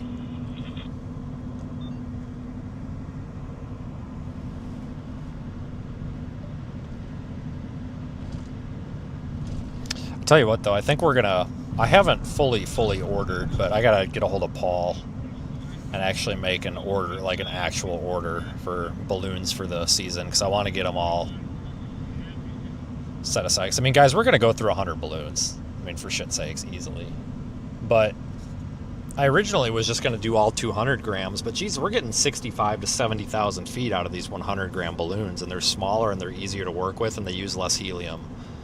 So we're probably going to, I honestly think what we need to do is, like, for example, if we order 100 balloons, I think we need to do like 70 of them need to be, honestly, hell, even 80 of them need to be the smaller one. I'd tell you, those 100 grams work great. Work great for this. Because our radio sonde is so light. If we had a heavier radio sonde, it wouldn't. But the balloons, typically those 100 grams usually burst sooner. But because the radio sonde is so lightweight, we can really milk them and get squeeze a little bit more out of them than what you might expect.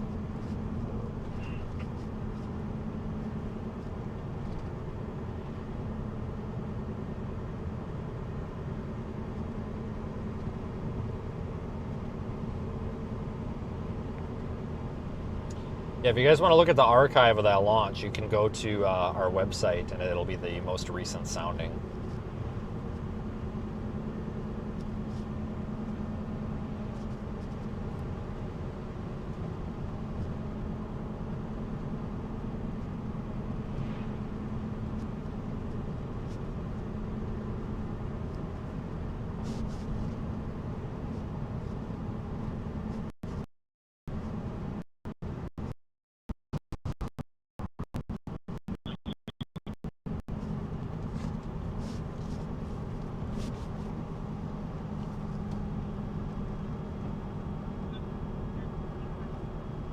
Seems like our connection's been better today, hasn't it?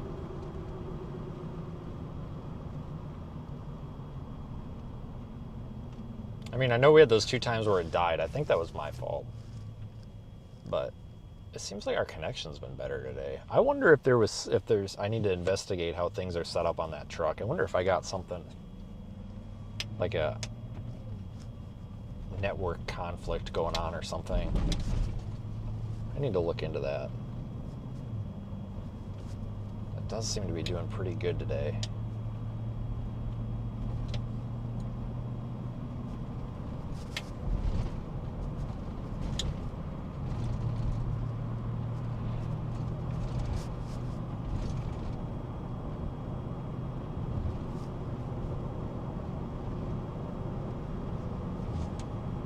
Yeah, we're heading toward Olney.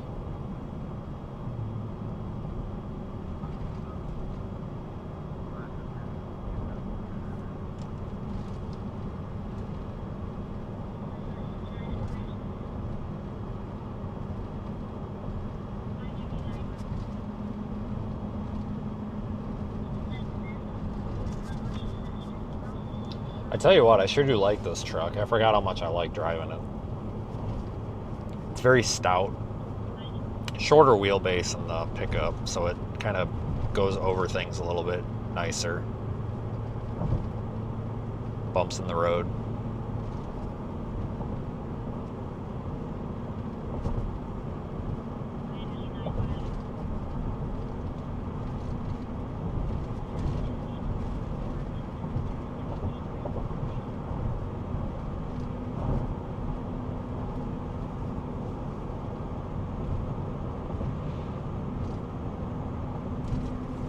My rear window. Oh, it is working. Shit. I was gonna say my rear windshield wiper was not working, but it's working. It must have been, maybe I wasn't pushing the right button. You guys gotta remember, it's been like a year and a half. It's been the solid 18 months since this thing's actually been used. That's why I got to get the tires balanced. There's a flat spot. There is just something going on with that, especially that rear driver's side wheel. It's just out of balance. You can tell it's that wheel too, so you can feel it in the seat.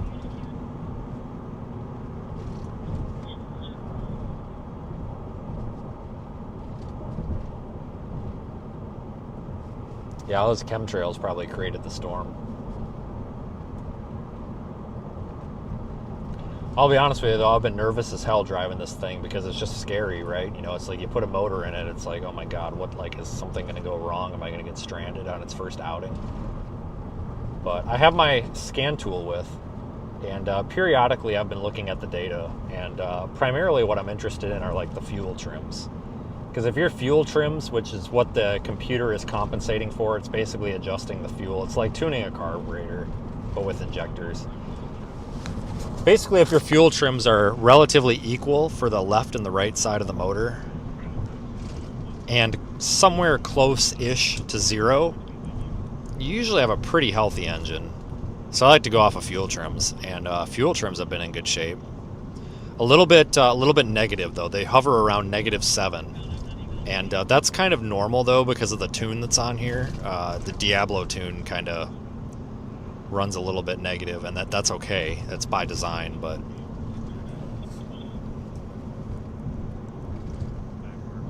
I don't know. This thing got, I mean, we're $6,000 into this truck, guys. I mean, I was what, $2,750 with taxes and fees for the engine, and then Kerry only charged us $1,000, guys. That's nothing. He only charged us $1,000 for labor. And the only reason I say that is to prove that you need to go subscribe to his YouTube channel. I don't say that to like try to give away any of the amount of money he's making. I think it's just I really want everybody to know what a favor he did for us. And then we were another like $750 by time tax was done on the catalytic converters.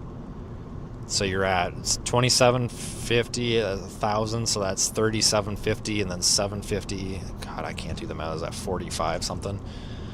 And then I've got let's see, what all else did I replace? We redid all that wiring, all those battery cables. That cable's expensive. All those battery cables and shit. That ended up being like $300 worth of cable. And then starter, because the starter was locked up, was another $100. I threw a different alternator on it too. I put a higher, a 225 amp alternator on it. The factory is a 170, but I put a 225 on it just because I wasn't. The alternator was outputting a little bit weak, and I didn't want it to bust, so I bought one of them. That was $400 to get the better one. I think billet aluminum looking thing, and it ended up basically, after all said and done, just a little shy of $6,000. But here's the thing: where are you going to go buy a truck for $6,000? That's not a piece of junk. That's already got almost all of your equipment in it.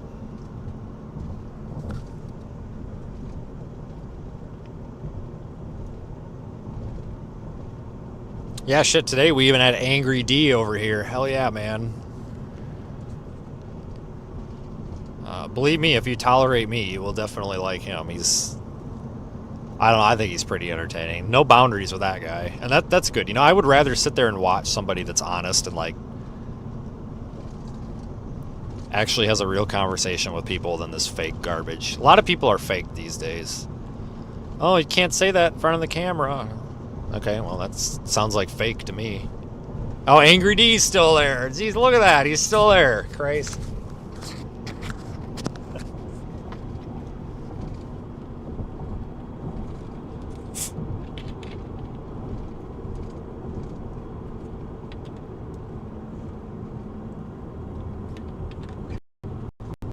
You guys tired of riding the wrong way?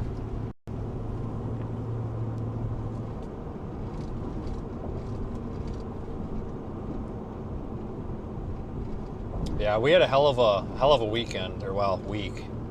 But yeah, Carrie did a good job. So that's Rob's neighbor. So when you see him here, make sure you click on his name and go subscribe to his channel.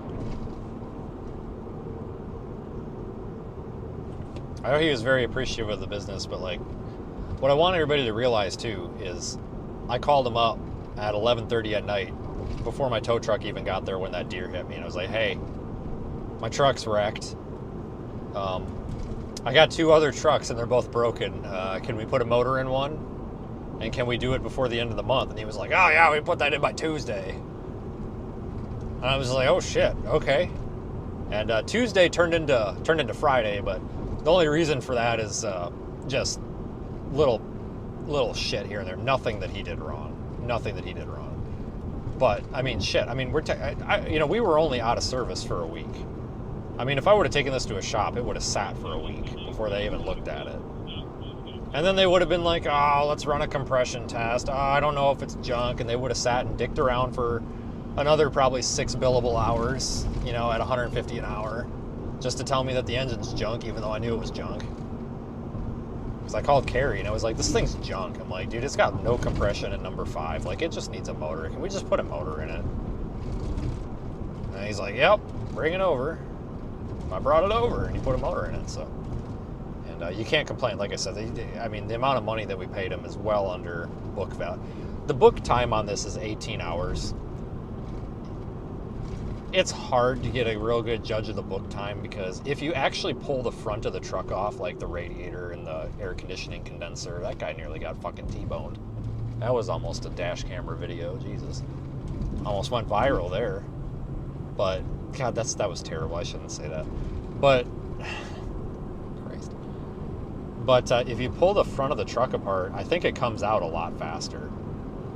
But you know, I've got this giant cow catcher on here. It's like bolted and welded to the frickin' front of the truck, and then you know the air conditioning's a pain to evacuate. So when you try to pull it out the top hole, I mean, you can do it, but it takes longer because you kind of got to pull the front of the motor apart more. And it's just more like busy work you got to do.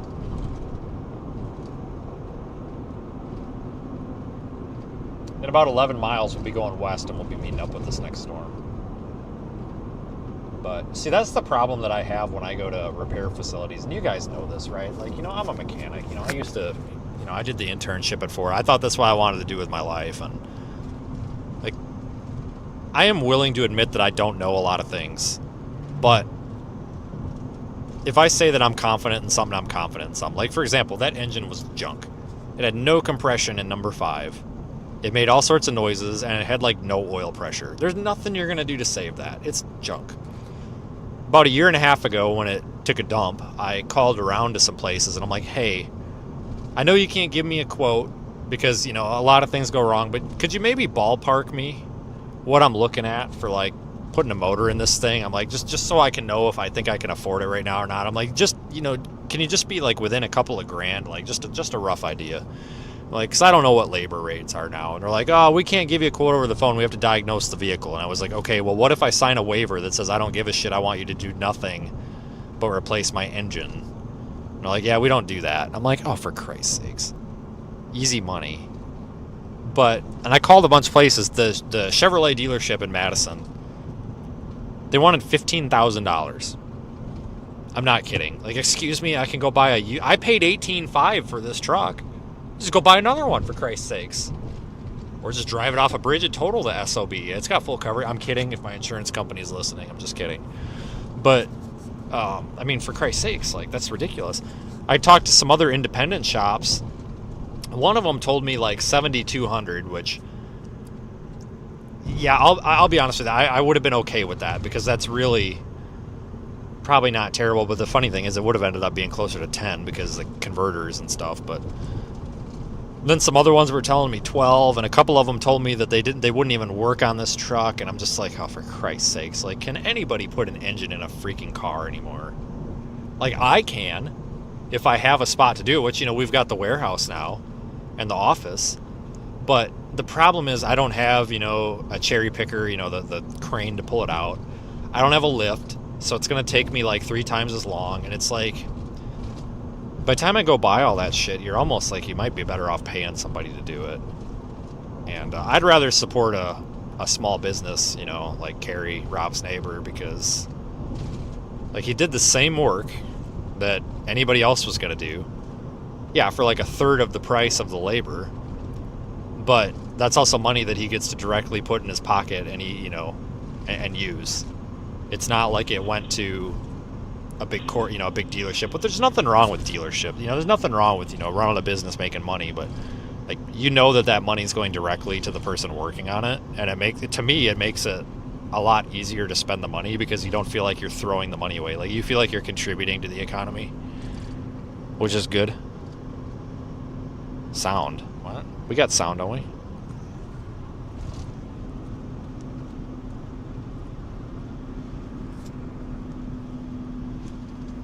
To the person working. Yeah, we got sound, but it's just that thing's. I mean, I should have had him put a freaking motor in that a year ago, but I didn't have the money. Honestly, I don't have the money right now either. You know, I'm pissing. Like I said, I'm pissing $6 to $7 grand down my leg for running this project, but like, we have to do it.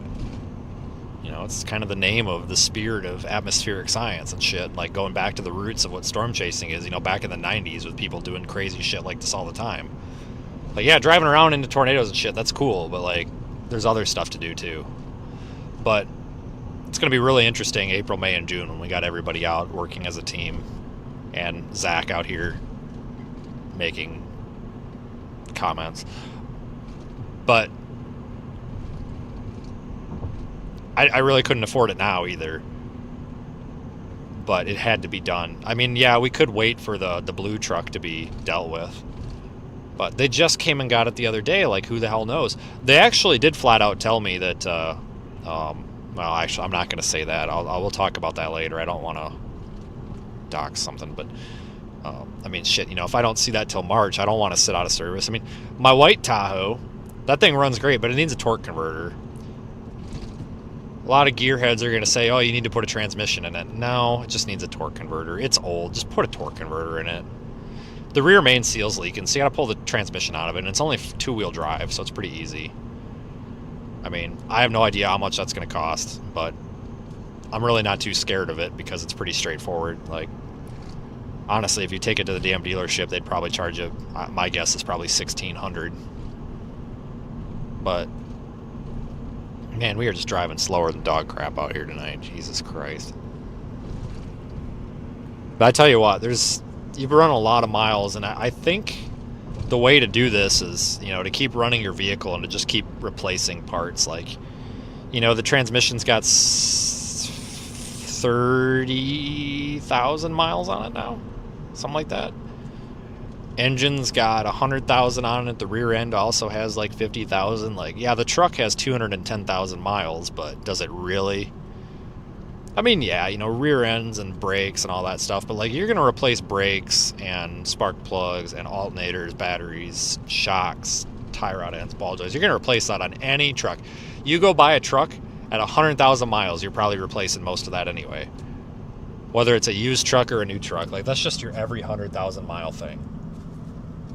And, you know, for the average person that's not able to do their own work, I don't know how you could afford to do what I do. Because, you know, you think about it, you know how much it cost? The dealership wanted to charge me to put lower control arms on this Tahoe? $1,900. They wanted $100 plus the alignment fee to put 2 lower control arms on this. Guys, it's a Chevy Tahoe. It's literally 3 bolts. It's the 2 bolts on the frame and then the damn ball joint. The nut on the ball joint. So really, it's technically 2 bolts, but it's so, honestly, anybody with a socket wrench. Hell, even a pipe wrench and YouTube could do it. They wanted $1,900 for front lower control arms. And if somebody don't know any better, how the hell are they gonna, you know, they would have paid it. They would have paid it. You know? Here's how they get you. It's 4.5 hours of labor, right? And they're charging like $175 an hour. So there's damn near $800. And then they're charging, on the quote, they were charging me $510 per control arm. Folks, I can walk into O'Reilly's and buy the same part number from Precision. Under my business account, I think I paid $197 a piece. It was like a 2-hour job. But that was just, that's robbery. That's just not ethical, you know? Take care of your customers a little bit. Like, you gotta make money, but you also gotta take care of people. You know, not everything's about money. But a very easy job to do. But like, imagine stuff like that. You know, you got to rebuild the whole front suspension. It might cost somebody $4,000 to redo the whole front suspension. Whereas for me, I don't care. I'll just go buy the parts. You know, we'll be in for about $1,200 in parts and maybe 6 to 7 hours of my time, and we're done. You do that once a year, you're good to go. Just keep throwing stuff on it. There's one other person out here who drives their vehicles until there's nothing to drive anymore, and it's Charles Peak, the guy from the Weather Channel. I really like Charles. I think Charles is a fantastic person. I say that, and I truly mean it. I mean, he is the first person that if you need some help with something, he'll be there. That's why I'm a big fan of the Weather Channel. He's a very good representative of them. I mean, he's very much a good person. But he just got a new Suburban or a Tahoe or something. We came up to him at the intersection back there, and his old Expedition had like 450,000 miles on it. I mean, he usually runs those things to 400,000. Does the same thing that I do. If it needs a motor, put a motor in it, call it good, you know. But I'm telling you, though, these damn Chevy motors are expensive. These 5.3s are just, you know, $2,700 for a used engine with 100,000 miles on it. Like, give me a break. It's just, it's the demand, you know, because everybody, they're so simple and they're easy to modify. That's, everybody wants one, because even for their projects, you know, they're just, it's a very universal engine. You can do pretty much anything with it. You can convert them to run carbureted. And you know what? I'm honestly, like, I kind of want to be stupid. Like, I kind of want to see if we can make this run carbureted.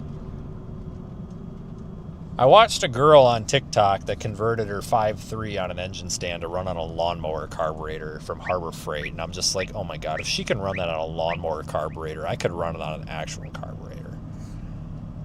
It was just like a manifold replacement, and you just stick a carb on. Like, it wouldn't be that hard. Just, you know, size up the appropriate low pressure, you know, the lifter fuel pump in the tank. You know, I'm sure the factory one's probably too much pressure, but put an inline fuel pump and drop a new fuel line, and I mean, Jesus Christ, like, you wouldn't have to do nothing. I don't know what you would have to do to the ECM to tell it to, because I mean, you would have codes and limp mode and all sorts of shit, but it's like, there's got to be a way. There's got to be a tune that somebody's come up with to make these carbureted.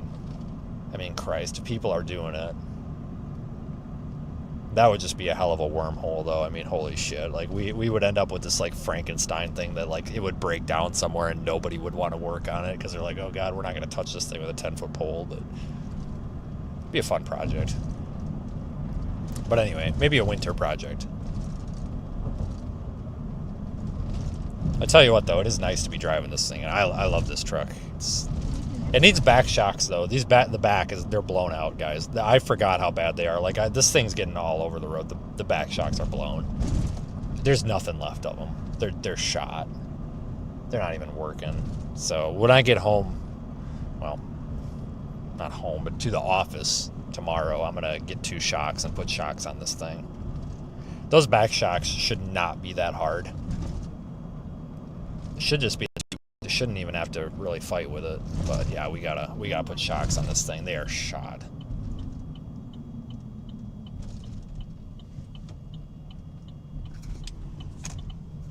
But I don't know. I'm just waiting to have a problem with this. Like, I feel like something's gonna happen. I mean, I don't know, like I said, I've been watching the scan tool, I've been watching the data. I haven't watched it for a few hours, but all the way down here I was watching. Fuel trims are a little bit lean, which is what I would expect because the Diablo tuner actually runs the trims, or it forces the trims to go a little bit lean. That turn signal's out, I'm not even going to use it. But that's just the tune. I like having the tune on here because it really does drive better. Transmission shifts nicer. Shut off the AFM. Yeah, driving the Tahoe in Fort Stockton. I love Fort Stockton. I love Texas. West Texas. Well, anything that's not east of I-35.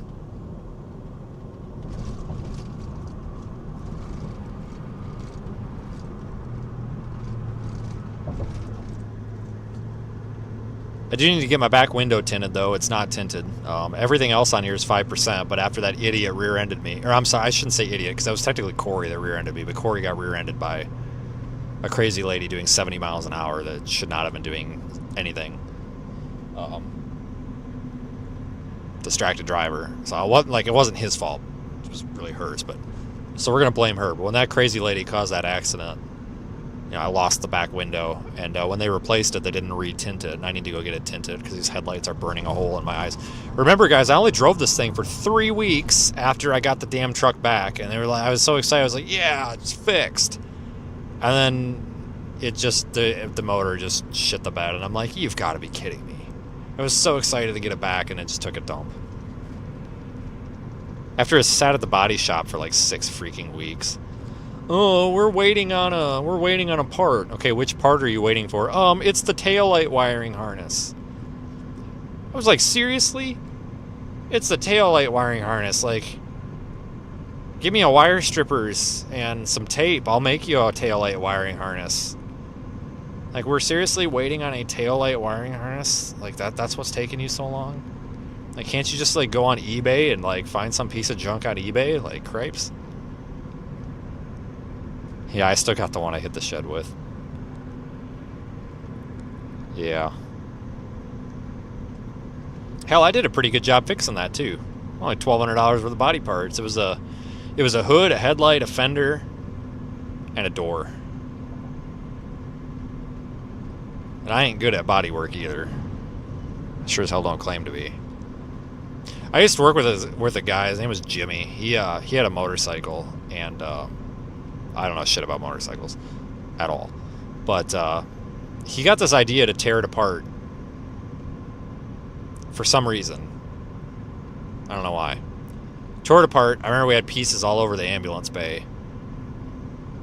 And I helped him put that thing back together, and Jesus Christ, guys. I mean, what a simple thing to work on. Holy shit, like, I want to work on those. And no wonder Carrie wants to work on those, but I remember I was like, God dang, that was a hell of a lot easier than a car. Yeah, I'll never forget that. Like, he had all these parts all over, and I was looking at him. I'm just like, dude, like, do we know where any of this shit goes? Oh, yeah, it's labeled. And I just remember his face, like, looking through, trying. He's like, well, I think I mixed a few of these up. I'm like, yeah, you don't say.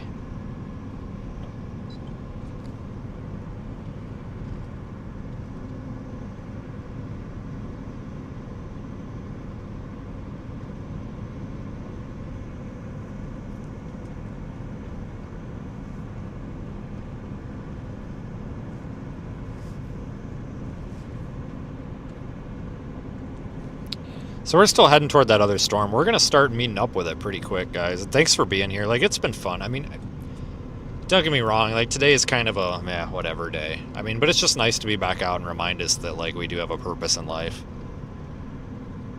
I'm going to start going live a little bit more, though, from the base of operations. When I can, when I'm there. A little bit more regularly. Because it's kind of fun. And I don't really care what people think anymore. Like, the problem is when we're not storm chasing, I tend to just go off about dumb shit, and then people try to cancel me, and I just don't care anymore. I don't think the people that matter in our lives actually care either. So if Twitter and Reddit want to throw a fit, I mean, the hell with them. I mean, like, who cares? It's like when they called me racist because I said that Memphis sucked.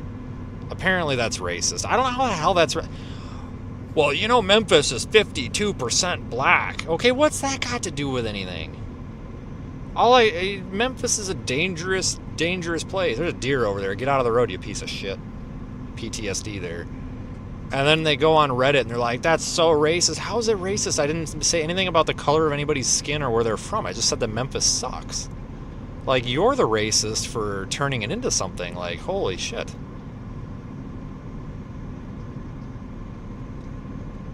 And you know, these people, like, it just amazes me that that's what people worry about on the internet.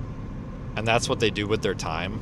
But if you want to be a content creator, like, my honest advice, because I get asked this all the time and I'm no expert, but I will tell you just have to expect that, and you just have to not care, because the people that matter, you know, your super chatters, your channel members, your subscribers, those people don't actually care. They have brains, right? The people, like these other people, they don't even watch you. They're just, if they do, they're just looking for something to complain about. Like, those are buzzwords, right? Racist, sexist,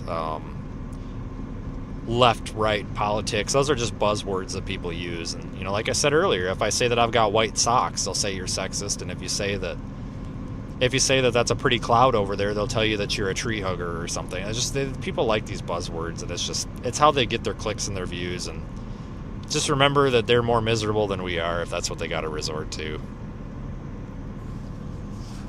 You know, it took me a long time to realize that, and I'm really starting to realize that this year. It's just what kind of you know, impresses me is the amount of people, and there's a lot of people that are good storm chasers. There's a lot of good ones out there that have said the same damn thing that I've said. And it's funny because nobody really took the idea from anybody else either. They just kind of all have the same thought. And the thought is, you know, all these people talk about mental health and doing the right thing, but then they're the ones that go out here and spread rumors, lies, etc. You know, like that Steven guy, whatever the hell. Not Stephen Jones. I should have said that earlier. I hope nobody thought I was talking about Stephen Jones. Stephen Jones is a nice guy. I like Stephen. But he's never done me any wrong. But in fact, he's always been gone out of his way to be nice to me and shit. So, but this other Steven guy that, you know, when that deer hit me, goes on Twitter and was like, oh, he was driving too fast. He's a reckless driver. He got what was coming to him. He probably wasn't paying attention. It's like, dude, I got hit by a deer. Like, it literally ran into the side of my truck. Like, that's got nothing to do with my driving. Like, and you just have to, like, you don't even fight those people. You don't even argue with them because nobody actually listens to them or takes them seriously. The only people that do are, like, the cancel culture people that don't matter. It's like, my advice to these other, like, these new content creators is just, like, just don't give a shit. And it's really hard to not give a shit because you want people to be on eye level with you, and you want to feel like you're doing the right thing. But the thing is, though, that the negative voices are always louder than the positive voices. You could have one negative person, and they're going to drown out 50 positive people, and you just kind of got to drown them out so you can hear the other one. You know, there's 300-something people watching right now. You know, and everybody in chat is saying something nice, right? But all it takes is one nasty person to come in, and they're just way louder, you know? Because I think I've proven this, you know, like I said, whenever something bad happens, you get, you know, the people from my audience, they're always there. Always there. You know, a couple years ago when the car broke down and I needed to buy the white Tahoe, and I didn't have enough, well, I mean, I had the money, but it was really stressing me out. You know, that Tahoe was $6,500, best truck I ever bought. Reliable, nice looking, drives nice, still have it. And, so many people of our audience sent me stuff on PayPal that I didn't have to pay for it. The audience bought my truck. And to me, that says that we are doing something right. Like, that's the proof. It's not what people say on the internet, because if you were doing everything wrong, people wouldn't step up to the plate and do stuff like that. We had somebody send us like $3,000 that day. It covered half the damn truck. Literally had enough money to buy the truck in 24 hours. And I wasn't asking for it either. I mean, like, I was just like, hey, if anybody wants to help, just understand, you know, your super chats are really important this month. And people did, you know? And they just, I never expected that, but they did it anyway. In fact, some of you guys in the chat right now did, you know? It's just a lot of good people out there, and it's just important. It's sad that the negative people want to come conflict with the good people. You know, I mean, we see this with other creators all the time too, especially in like the tech industry and the IRL streaming industry. You see it a lot on Twitch. You know, be nice. You know, content creators are people too. That's kind of my other advice too. Like, if you're one of these nasty people like Andy, you know, or these other people that are just so rotten to people that you guys don't like, maybe just sit back for a second. And, you know, you guys always talk about equality and mental health and doing the right thing. Perhaps maybe you need to eat your own words a little bit and possibly do what you're saying, because you really made me and some other people feel like dog shit to the point where we wanted to go jump off a bridge and stick a knife in our neck over some things in the past. And it's pretty shitty that you guys have made people think, you know, it's not just the Andy dude, it's other people too, but you know, it's not a very nice thing you do to people, and you guys exist under the guise of equality. And I think you're doing the opposite of equality. I would argue that people that aren't afraid to cuss a little and say things that are a little bit questionable, I would almost argue they're the equal ones, because we're not always thinking about is something racist, sexist, homophobic, political, whatever, you know, because our minds aren't wrapped around that. Like, people to us are actually people. We don't give a fucking rat's ass if they're black or if they're from Mexico. Like, I thought the Bad Bunny at the Super Bowl sucked. I don't think it's because he speaks Spanish. First of all, people, he's from Puerto Rico. That's the United States. Like, just shut up. The people are like, deport him. I'm like, to where? He's a U.S. citizen. It's Puerto Rico. But like, I thought the halftime show sucked, and I said that, and then people were saying that I'm intolerant of that type of person, which I don't know what that means. I don't know if he's like gay or something. I don't know if he is or not. It doesn't matter. And it's like, what's that got to do with anything? Like, I just thought it sucked. I thought he sucked. It's got nothing to do with him. I'm sure he's a great person, right? But I just thought it kind of sucked. Just like how Kanye sucked. You guys remember Kanye West halftime show? That was freaking terrible. Or no, not Kanye West. Freaking Kendrick Lamar. He's just up there. He's like, like that. He's just making like sounds. Like, he sucked. Rihanna sucked. A lot of them sucked. It's okay to think that something sucks and it not be a big deal, right? Like, I would argue that I think people need to stop being so obsessed with trying to do this I got you, you know, hey, I caught you thing, and trying to make, you know, fit the story or make the narrative fit the story or whatever, because I'm going to start having this discussion, and if it upsets people, you got to understand where I'm coming from. We're going to start having this discussion toward the end of every stream about, like, actually treating people a little bit better, because it's one thing to not like somebody and want to go punch their lights out in the back alley behind the bar. That's fine. If you want to do that, that's one thing. But to sit there and try to destroy their life on the internet, or you know, try to make them to the point where they want to go kill themselves, because some people have brought people to that point on the internet. You know, there's other ways to solve your conflicts with people, and doing this, oh, let's call them out on the internet, that's not the way to do it.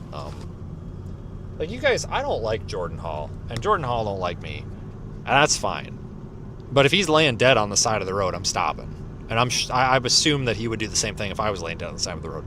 But remember when he wasn't even driving. He went through the stoplight in Houston or whatever, and everybody was telling him that, you know, that there were people on there that were like, I hope you get in a car accident, I hope that you get killed and all this. And it's like, excuse me, how is that? How does blowing a stoplight give anybody the right, or the reasoning, I should say, to go out and be like, I hope you die? Like, seriously? Blew a stoplight? Who cares? Seriously, I'm going to say this very loudly for everybody that actually cared about that. Who cares? Was anybody hurt? No. Was anybody in the intersection when he went through it? No. Did he come to a complete stop before he went through the intersection? Yes. Was it illegal? Yeah. Did anybody die? No. Who cares? And I get canceled for that opinion, because they're like, you don't care about safety. No, it's not that I don't care about safety. It's that I think that there's other things to worry about. And I use that as an example because those people were so nasty. And there's a girl on Twitter now that's just always, anytime he posts something, she's like, you're a piece of shit. And it's like, girl, honey, you need to get a boyfriend or a husband or something and pay more attention to him than you do to than Jordan, man, girl, because you're like obsessed with this kid. But this is these people on the internet are so crazy anymore and mean. You know, like, we don't have to be mean to each other on the internet like this. It's just, it's so dumb. Like, let people have their freedom of speech and live their lives within reason. You know, if somebody's like a pedo or like a murderer, okay, let them have it. But let people have their lives and let them be themselves. And you don't have to be trying to cancel everybody. We're almost on this storm, by the way. I just think this is a good topic because I think it needs to be talked about a little bit more. I don't see any content creators. What? I don't see any content creators stepping... Well, I mean, we saw Angry D step up and do it, but I don't see any other content creators, at least in the weather industry, talking about this or acknowledging it. I wonder if we should go north or drop south. You know, I think more people need to talk about this kind of activity and how it's not okay. You know, and it applies to a lot because everybody's so, like, hot about politics now, and people don't like you if you vote for Trump. People don't like you if you vote for Kamala. And it's like, you know what? Whatever happened to free will and being able to let people be different, you know?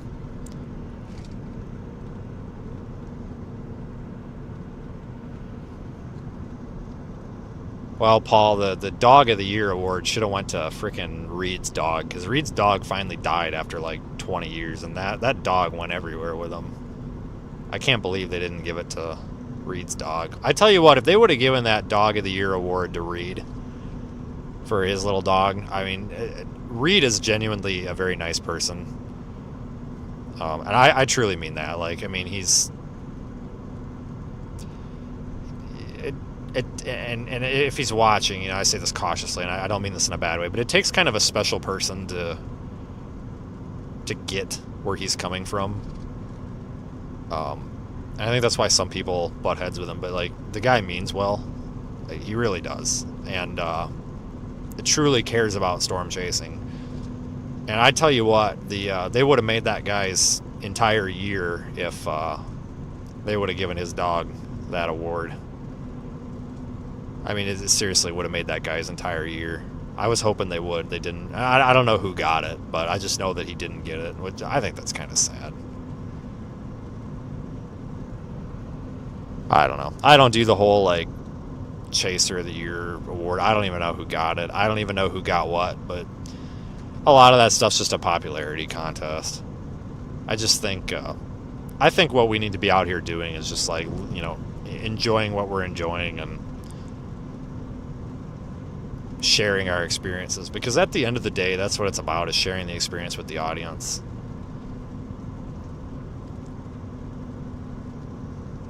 You know, because the people that I look up to, or I shouldn't say look up to, but, like, the people out here that I consider, like, good examples of what to do are, you know, people like Daniel and Hank, you know, Olbinski, Lori, whatever the hell Lori's last name is, the Arizona chick.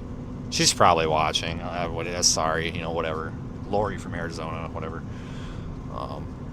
Brett Wright's out here. Some of these other guys that have done this for 20 to 30 years and just do a really nice job telling the story of what's going on and involving the audience. I wish those people got more attention, especially people like Hank and Daniel. And I'm a little bit biased, but you know, these guys, a lot of these guys do a really nice job being modest.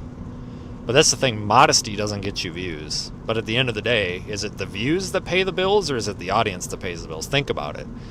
Let's say you've got 100 people I'm just going to use live streaming as an example. Let's say you've got 100 people watching your live stream, and they're all really interested. They watch it, they become channel members. Hell, let's say every one of them donates $10. That's $1,000. You know, they tip $1,000 in Super Chat. Or would you rather have 10,000 people watching and maybe only one or two of them be invested in what you're doing and not really care? I'll take the smaller audience, but I'll take the dedicated audience any day. It's not really the views that pay their bills, it's the audience, and you've got to find a dedicated audience. That's what it's about. And a lot of people have done a very good job with that, don't get me wrong. Let's go north, guys. I kind of like those north storms better.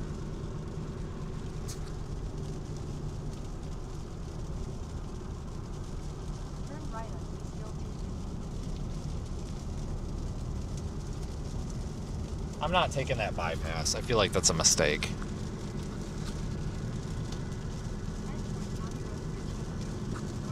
Yeah, I didn't see Reed's dog for the past year, but he used to bring her all over the place. I like that little dog. I used to see that dog everywhere. I mean everywhere.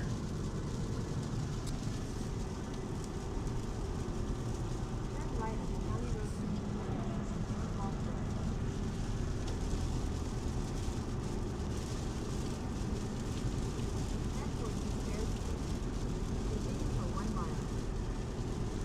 'All right, we're gonna go north because those storms are tornado warned. But let's just keep going west through this mess for a little bit, and then we'll go north out of Clay City.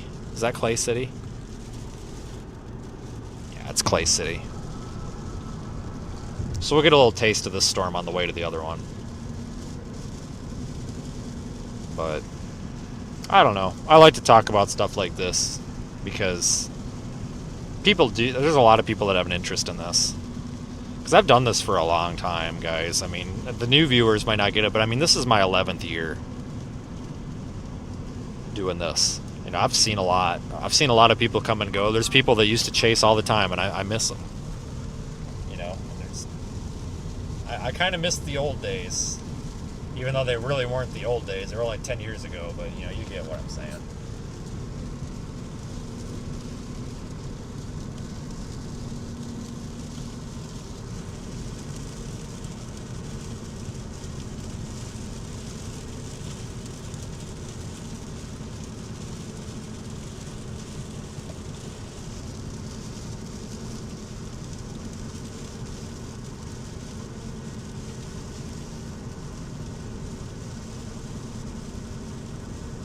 I'll tell you what, though, I remember people that have, like, compassion, you know. That stands out to me. Like, I am a pretty good judge of character. I know a lot of people think that I just hate everybody, and that's not true. I'm a very good judge of character, and I'm very good at being able to tell what's fake and what isn't. And I can assure you that people that I'm friends with are genuinely good people. I do miss, you know, I shouldn't say the old days, because 11 years ago wasn't really the old days. Well, you know, it seems like it was yesterday. I mean, 2014, 2015 seems like yesterday. But I do kind of miss it. There were some good people out here that aren't out here so much anymore, and I miss it. It was a little bit more wholesome. You know, it wasn't a popularity contest. It wasn't a stream contest. It was just, you know, let's go see some tornadoes and take some really cool pictures. And that's what it used to be about. It used to be about, you know, like, how can we get just really, really cool photos and videos? Like, how can we just have a really cool experience out here? Now it's kind of like, oh, how dumb can we be? You know, I was talking earlier about how, like, this is supposed to be kind of a calm experience where you're witnessing the atmosphere. And remember that moron came into chat that was like, you're an idiot, there's nothing calm about this. No, actually there is. Like, if you actually stop and think about this for a second, so like, let me draw you a picture in your brain for a second. This is probably going to mess with it. If you're sensitive, seriously, if you're sensitive, just mute the audio for the next, like, 2 minutes and then turn it back on. But let me draw you a little bit of a picture, and maybe this is going a little bit too far, and I'm not going to say the exact event because I don't want to. And please don't anybody fill this in, because some people might get it. But let me kind of explain this and why I say this is not a run and gun thing, you know, where you should just be hyping everything and freaking out about shit. You've got, you know, a large damaging tornado, right? And everybody gets hyped up and excited about it because it's like, oh my god, tornado, right? Then you come across what the tornado did, and you've got dismembered bodies tied in a knot with shit 2x4s stuck all the way through them. And you got to look at somebody in a condition like that, and it's their hands, people. When I was on the ambulance, I always told people, if you're having a hard time with something, you just cover, you know, especially a lot of these like pulseless non-breathing calls. Like we had a new girl that she just couldn't mentally do it, but she was a good EMT, and I was like, just cover the hands. There's something about hands and feet that really personify a person. It's not necessarily their face, it's their hands and their feet. Like, you see somebody's hand, you know, with a wedding ring, or a foot with part of a shoe still on it, and that tornado don't mean fucking shit no more. And if it does, you're mentally ill and you need to go to a psychiatric hospital. But you know what happens while all this is going on? Storm Chaser Jim Bob down there is just, oh my god, bro, this is amazing, bro, it's the best tornado ever, bro. It's like, dude, we literally got, you know, husband and wife up here. You know, husband's missing arm, wife is missing literally half of her body. Like, down the middle, like it's gone. To the point where I didn't realize it was a person. I thought it was a dead deer. And it's just like, how is that? You know, I understand the tornado is incredible, right? But it's a very surreal, and it's an interesting experience, because there is actually a little bit of beauty of nature in this if you break it down for a second, right? Because you're on this incident of this, right? And it's perfectly calm. Tornado's gone. It's like 70 degrees out. You know, it's the middle of the night. There's like lightning bugs and shit, crickets chirping. Like, it's totally calm and peaceful. 30 minutes prior, there were 2 people getting slaughtered by this tornado that you're celebrating. Literally slaughtered while they were asleep. I mean, I don't know how to describe this. Like, they were fucking slaughtered. And we're out there giving away awards for the best tornado photo or of this tornado or something. Like, give me a break. Give me a fucking break. And if the F-bombs are offensive, it's part of this. You need to hear them. But it's a very calming experience when you're there, because for me, as a healthcare provider, I walk into that and I say, that person's deceased. I cannot help them. I can't walk away from them because there's nobody else on the scene that is a healthcare provider. That is technically my patient. I can't walk away from them.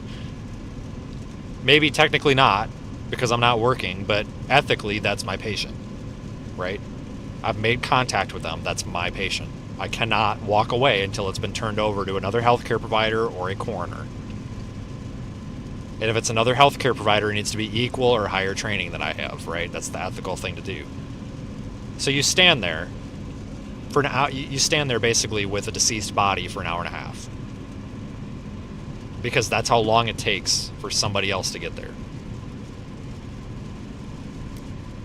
It's a very interesting experience to be involved in something like that, and it totally gives you a new understanding of what's going on out here. That's why I am so thick-skinned about these people that hype and I feel like don't respect the craft. And people say that I'm an asshole and they make fun of me for it, but no, this is why I'm so brass and so hard when I feel like people don't respect it. Because this is something that needs to be respected. You know, what happens in the atmosphere is incredibly powerful and will kill you. And it does kill people. And it ruins people's lives. And people are commercializing the hype. And don't get me wrong, it's okay to get excited about seeing tornadoes and stuff, but it just, understand that the reason I have opinions that I do and why I don't care about the cancel culture and stuff is because I'm out here experiencing this all the damn time. You know, I don't, I feel like I'm a little bit above being judged by somebody sitting in an armchair. You know, I'll never forget the Rolling Fork Silver City night. Again, if you're sensitive, now's the time to turn off the audio for 2 minutes. You know, you come up to Silver City, and I had somebody trying to cancel me because I was driving too fast to get there. Do you know what happened when I got there? There was a firefighter with no training doing CPR on like a 9-month-old who needed an EMT because he didn't know what the hell to do. Because they weren't EMRs, they were just firemen. They were not medically trained.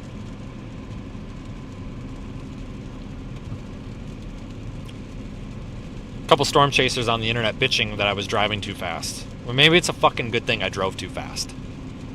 Because you pull up, and there's people dying. Maybe we shouldn't be armchair quarterbacking this from 6 states away. In your air-conditioned apartment. Maybe we should let the people that are the boots on the ground be the boots on the ground. And where I'm going with this story is we were desperately looking for, we needed light. We needed people to do CPR. I was trying to, I forgot what I was running up there to get the damn ambulance people because 20 minutes into this incident, we finally got an ambulance. One for like 12 people. And I was running up there to try to get them. And I came across a storm chaser live streaming on Facebook. And I knew the kid. I was like, hey, go back there. They're doing CPR on a kid. Go back there. They'll instruct you what to do. And he goes, I can't do that. And I said, okay, can you find me as many flashlights as you possibly can? We need light. He goes, no, sorry, I'm streaming. And I blew a gasket. I just said, are you effing kidding me? Then get the F out of here. And I'm just like, you're kidding me. You're refusing to help people because you're streaming? Put the stream down and go help those people. I can't comprehend this. Like, there's people dying and you're not helping. What are you doing? Help somebody. I don't care if you're trained or not. Help somebody. Figure it out. God dang. It's just sad. Susan and I about did get physical with him. I pushed him the hell out of the way, and I think it pissed him off. But I literally shoved him out of the way because he was standing in my way. I was so mad. I freaking armbarred him right across the chest, right out of the damn way. I'm like, get out of my way. Like, are you kidding me? Like, I was waiting for him to make a deal about it, but it's just like, what are you guys doing? Like, help us. Like, there's people that are injured and dying. Help us. Why are you refusing to help? What is wrong with you? Like, what mental illness do you have that there are humans that are dying and you refuse to help? You can't even go find flashlights. You don't even need training for it. Just please, we're begging for flashlights. You won't even do that.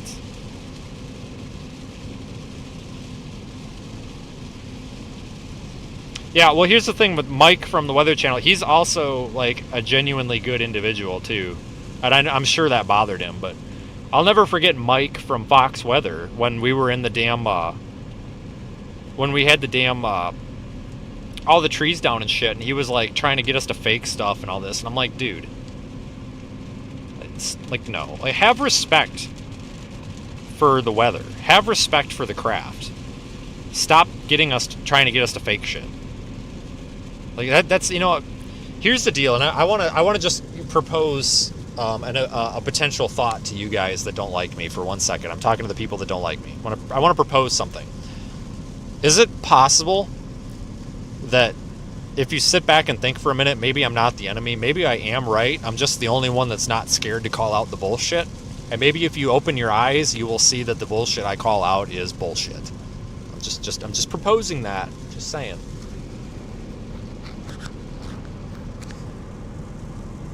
Yeah, Mike Bettis is a great guy. I actually like him. I actually like all the Weather Channel people. They're all really good.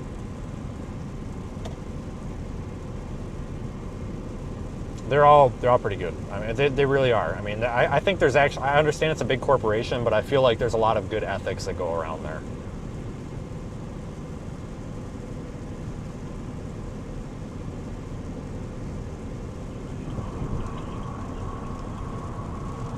We're almost to our north road here, and then we're going to go up toward that tornado warning. We're just passing time.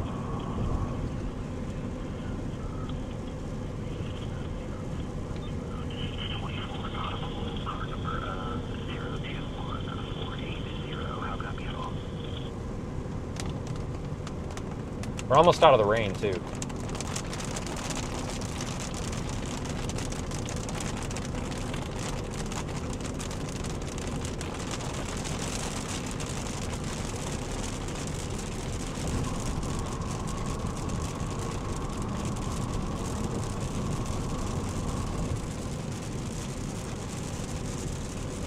Yeah, I'm definitely Team Cantori, though.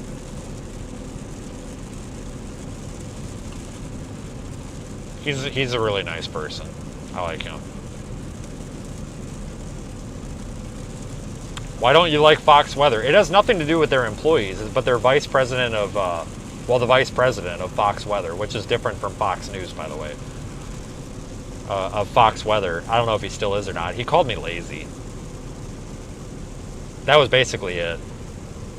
And I'm like, well, if I'm lazy, kiss my ass. So I basically stopped. I basically broke my contract. They could have sued me, but they didn't. I would have just filed bankruptcy. To hell with them. I wouldn't have got a damn red cent out of me. But they called me lazy. And I'm just like, all right, well, screw you, says the person sitting in a desk in New York City doing nothing. Okay. Copy that. Noted. See, I'm one of these people that, like, I don't care how much money you have. I don't care how much money you offer me. I don't care if you put $1 million in cash in front of my face. If I think you're a piece of garbage, like, I have to walk away from it. Like, I can't. Like, it's a mental block. Like, I can't. People have been like, you just need to suck up your opinion and take the money from people. I can't. I just can't, because I can't keep my mouth shut. Because I feel like if you're just going to be an unethical piece of trash, like, I don't think that it's right. I feel like I am screwing myself over by doing something I don't believe in, if that makes sense. Like, I'm just that way. Like, and honestly, it's actually worked out pretty well. It's gotten me some really good business deals. It's actually seriously made me some really, really good relationships in this business by being very straightforward and not being afraid to tell people when something's wrong. It's actually paid off for me. You know, I get these comments all the time, like, you would be so much better if you weren't like, no, I don't think so, because it's gotten me so many opportunities that I can't even count them all. I'm so thankful that I am the way that I am.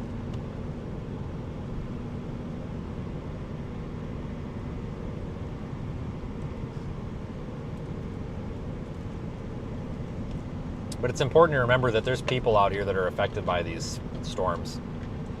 And, like, you have to really give a lot of respect to, like, the Daniels and the Hanks and the Olbinskis and the people that put together a really nice experience for the audience while keeping it tasteful and respectful. You know, and I know I'm biased, because Daniel's honestly he's one of my top 5 best friends, right?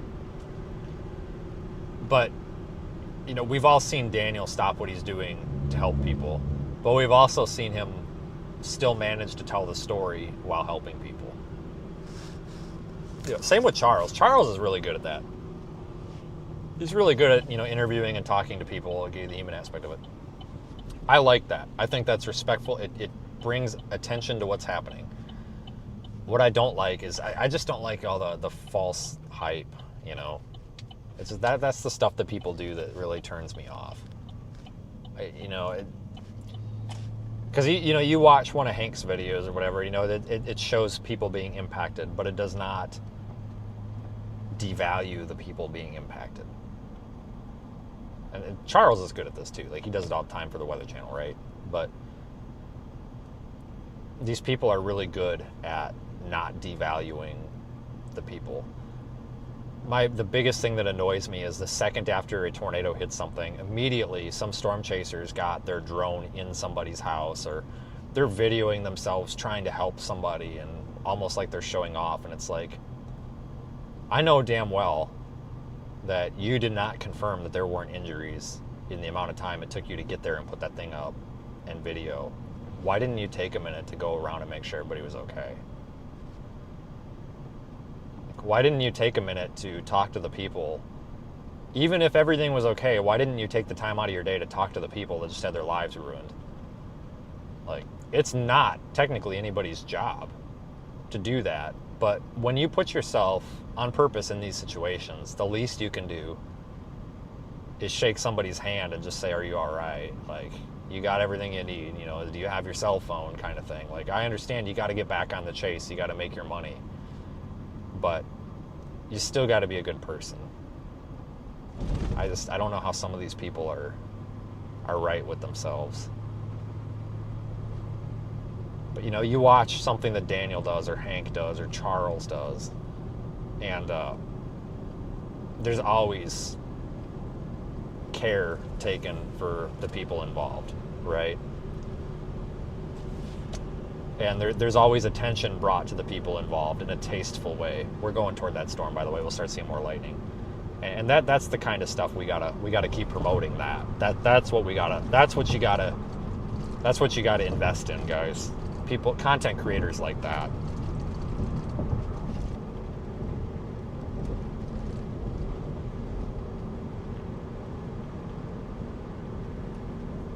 Paul, Mike Seidel's at Fox Weather now. He got traded. Yeah, he made me really upset that day that he wanted me to like fake cutting up those trees. That really made me mad. But you know what? You want to know who has never like done that fake crap? Like Cantori. Like I run into that guy like in usually it's just hurricanes, right? But that guy is not fake. I mean, we're in a parking garage. And somebody else told a very similar story. Very similar. And so it's happened more than once. And somebody's like smoking a cigarette, like a lot of cigarettes or something. And like, he can't stand the cigarette smell. But I can't either. I mean, like, I can, but I can. Like, if you're in an enclosed, like, if somebody's like chain smoking cigarettes, like, after a while it gets old. Like, if somebody's just having one, who cares? But, he's just like, God, one motherfucker's got this fucking cigarettes, and he's like going around like trying to find, he's got the freaking cigarette, and he's like about to take him by the neck and like push him out of the parking garage. Like, this guy's not fake, and I have so much appreciation for that. Like, it's not, oh, let's go stage this. Like, I like these people that have gotten their following without being fake. Like, you look at Reed, he's not fake. All of that energy and that hype is very pure. I know sometimes it's over the top, but it's very pure. Like, I promise, it's his personality. I can appreciate that. Like, that's somebody very passionate about this. You look at a lot of these folks that are just very passionate about what we're doing. And I love when we see them be successful, because that's what needs to happen.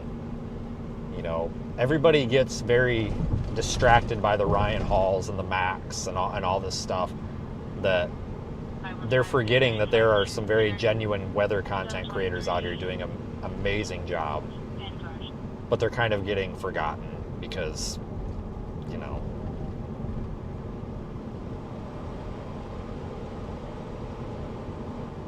I don't know if Charles has a YouTube channel or not. He's on Twitter. I think he does have a YouTube channel. I know he can only post so much, right? Because he's, with the Weather Channel. So, like, I don't know how, like, the video postings, I don't know if they own the video or not or what. But Charles has never done me any wrong. Like I said, I'll never forget another, and I'm not trying to bring things up from the past, but like another storm chaser was in just a horrible accident a couple years ago. He was all right. Car was wrecked. Wasn't his fault. Guy was drunk and parked in the middle of the road. I mean, what do you expect, right? But like 5 or 6 storm chasers drove by, and only one of them stopped, and it was Charles. He's the only one that stopped besides me, and asked if anybody needed anything. And what's funny is Charles does not like the guy that was in the accident. The guy that was in the accident does not like Charles either, but he stopped. But all the other ones that were supposedly friends with this person, they didn't stop. I'll tell you what, you find out who your friends are out here real damn quick, of who will show up or at least do the courtesy of stopping real fast. And I think anybody that's out here doing this on a professional level agrees with you guys, will agree with that.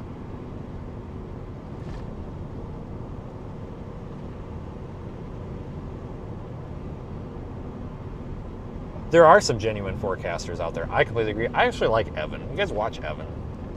I know Evan's a little bit, yeah, but I actually like him because he doesn't get much for viewers. His live stream is good though. I've watched some of his live streams when I'm in the office, when like not much is going on.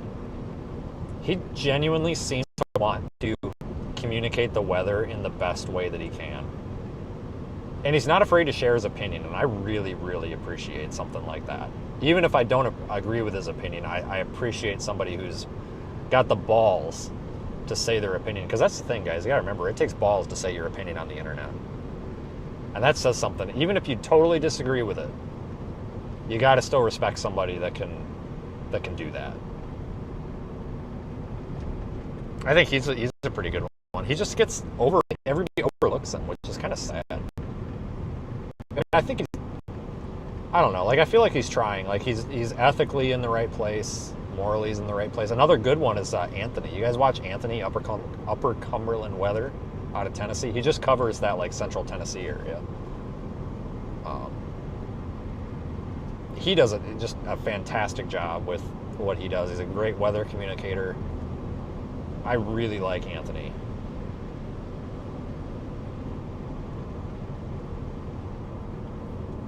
A little bit of a lowering on there on that storm. We just need a little bit more lightning. This has been kind of a fun topic to get on, honestly.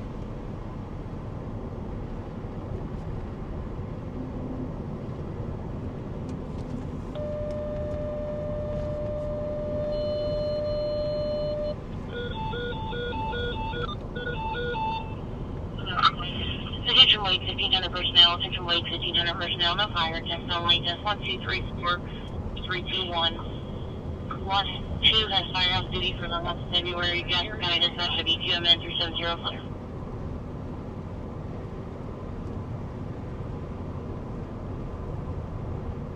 When you run a business and payroll, no, I completely agree, but the thing is too, like, I'm telling you folks, you can get rich off of greed and being shitty and still run a successful business, but you know what? You can run an honest business with good ethics.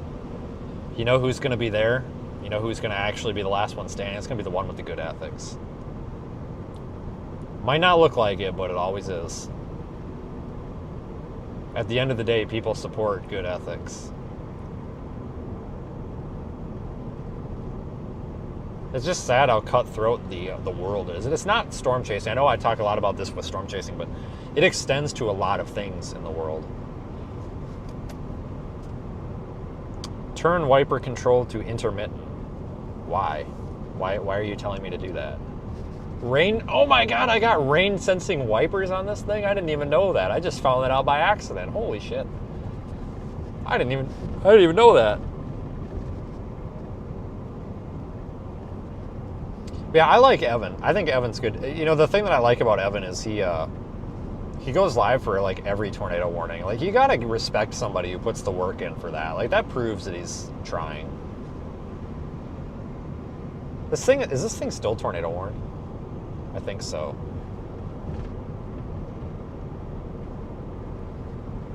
But I need to pull over and this microphone, guys, you gotta give me a second. This microphone's about to die too. My other microphone is in my bag, but I cannot reach it. I have to get out. And we've already killed one microphone.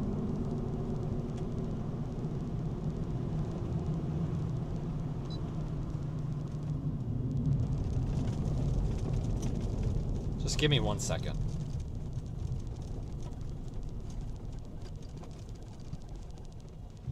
One second, like, okay, maybe a couple of seconds, but.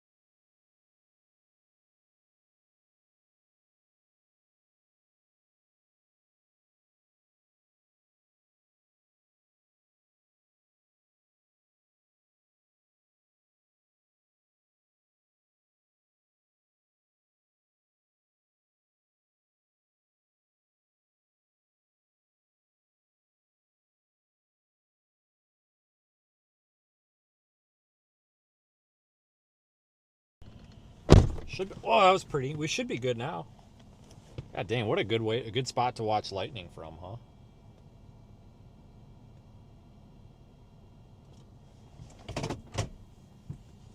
Beautiful spot to watch lightning. God, it's so nice seeing lightning again. Like, I haven't seen it like a lightning storm in so long, even though this one's kind of weak sauce, but like, I'm actually really happy because, you know, like, I'll be honest with you, like, don't get me wrong, I love my truck, but I kind of like this one a little more. I don't know. This one's just cozier, I guess. A winter weather advisory? Oh, I think that just connected. I think it's for my my office.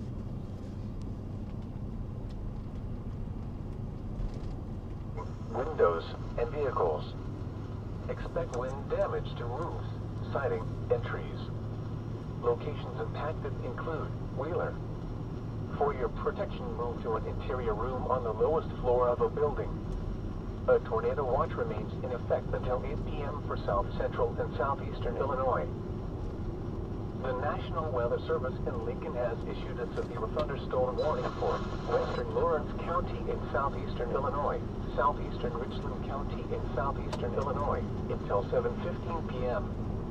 At 6:31 p.m., a severe thunderstorm was located near Parkersburg, or 7 miles south of Ole, moving east at 40 miles per hour. Expected hazards include 60 miles per hour with gusts and nickel-sized hail. This is a radar-indicated threat. So back in Wisconsin, we're supposed to get 2 to 6 inches of snow? Siding and trees. But the high temperature tomorrow was like 50, with a low of 32. That's going to melt right off. 6:50 p.m. Remain alert for a possible tornado. That's going to melt right off. Tornadoes can develop quickly from severe thunderstorms. And God, I'm done with snow. On a tornado, go at once into the basement or small central room in a sturdy structure. For your protection, move to an interior room on the lowest floor of a building. A tornado watch remains in effect until 8 p.m. for southeastern Illinois. Tornado warning is canceled for east central National Weather Service. Tornado warning in this area until 6:15 p.m. EST. Take shelter now in a basement or an interior room on the lowest floor of a sturdy building. See, I got the ditch lights on here too, which are these. But I need to aim them. They're not aimed right. Check media.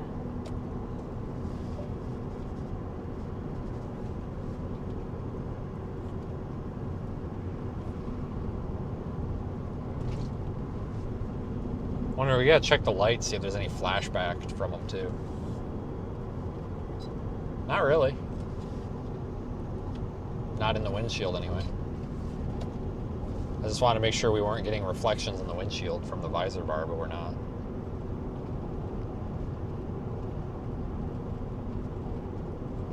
Yeah, we went a little bit overboard on the lights. I added more. I like lights.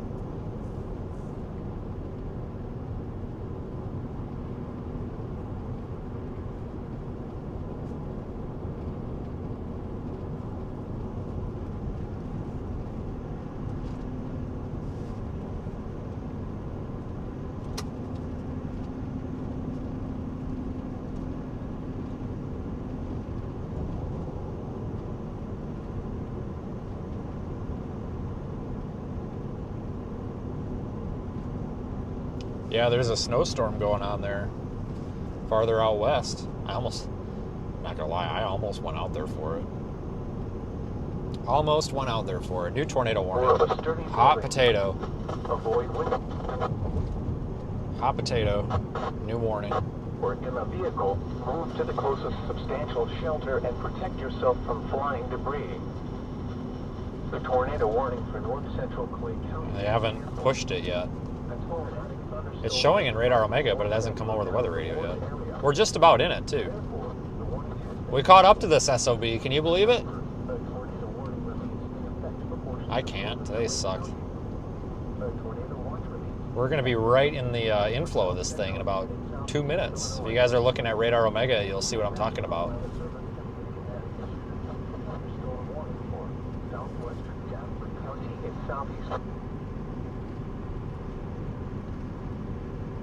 Until 7 p.m.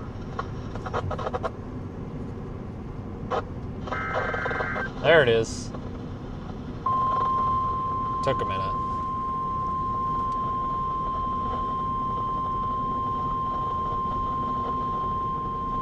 The National Weather Service in Lincoln has issued a tornado warning for southwestern Jasper County, north central Clay County, southeastern Effingham County until 7:30 p.m.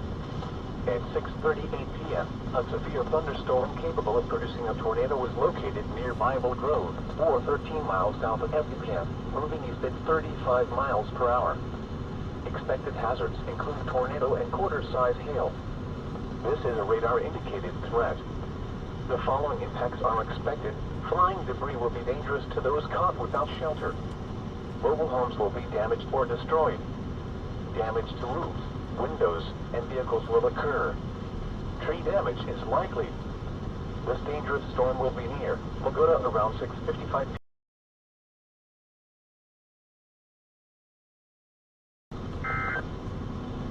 The tornado warning for north central Cleveland.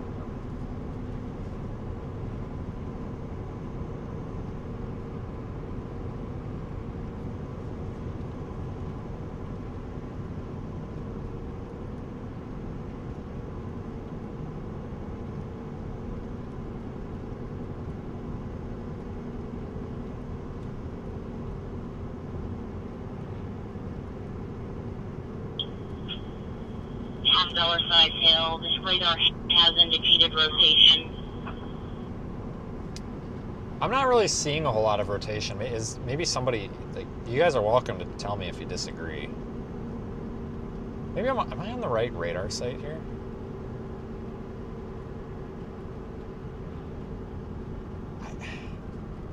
It doesn't look very tornadic to me.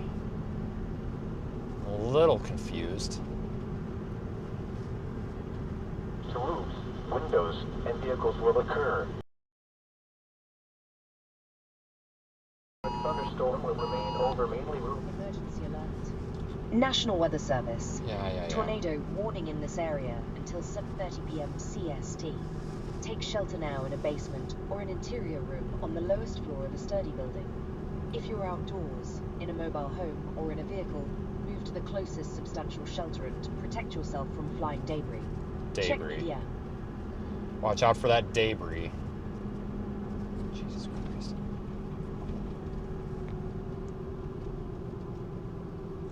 Alright, my windows are so dark, I gotta roll it down.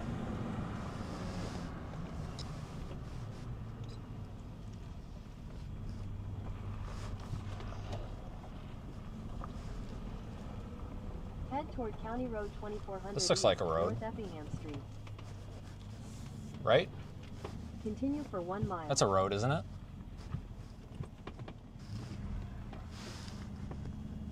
Yeah, it's fine. However, that ditch is a river.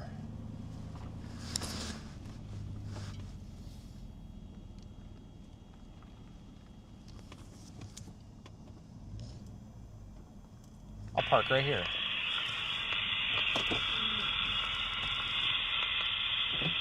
I make my own road. Works for me. 3 inches. A room on the lowest floor of a We just want to building. keep watching that direction. The National Weather Service in Lincoln has issued a severe thunderstorm warning for western Lawrence County in southeastern Illinois, I'm just not seeing anything. in southeastern Illinois until 7:15 p.m. At 6:31 p.m., a severe thunderstorm was located near Parkersburg, or 7 miles south of Olney, moving east at 40 miles per hour. Expected hazards include 60 miles per hour wind gusts and nickel-size hail. This is a radar-indicated threat. The following impacts are expected. Expect damage to roofs, siding, and trees. This severe thunderstorm will be near Parkersburg around 6:35 p.m. Sumner around 6:50 p.m. Remain alert for a possible tornado. Tornadoes can develop quickly from severe thunderstorms. If you spot a tornado, go at once into the basement or small central room in a sturdy structure. For your protection, move to an interior room on the lowest floor of a building. A tornado watch remains in effect until 8 p.m. for southeastern Illinois. The National Weather Service in Lincoln has issued a tornado warning for southwestern Jasper County in southeastern Illinois, north central Clay County, southeastern Effingham County until 7:30 p.m. At 6:38 p.m., a severe thunderstorm capable of producing a tornado was located near Bible Grove, or 13 miles south of Effingham, moving east at 35 miles per hour. Expected hazards include tornado and quarter-size hail. This is a radar-indicated threat. The following impacts are expected. Flying debris will be dangerous to those caught without shelter. Mobile homes will be damaged or destroyed. Damage to roofs, windows, and vehicles will occur. Tree damage is likely. This dangerous storm will be near Bogota around 6:55 p.m. Take cover now. Move to a basement or an interior room on the lowest floor of a sturdy building. Avoid windows. If you are outdoors, in a mobile home, or in a vehicle, move to the closest substantial shelter and protect yourself from flying debris. The following is a summary of watches, warnings, and advisories in effect. For the KXI 49 listening area, a severe thunder... Guys, I'm not seeing it. I'm just not seeing it. I'm a little bit dubious here of this even really needing a tornado warning anymore.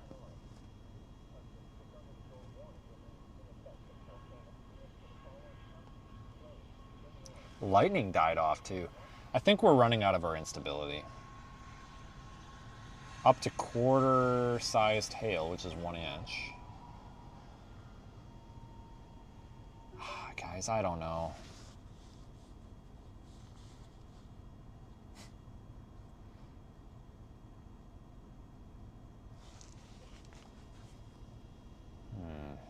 What do you guys think?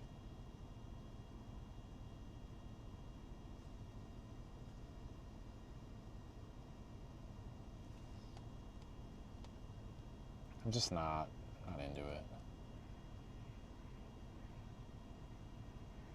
It's kind of falling apart too.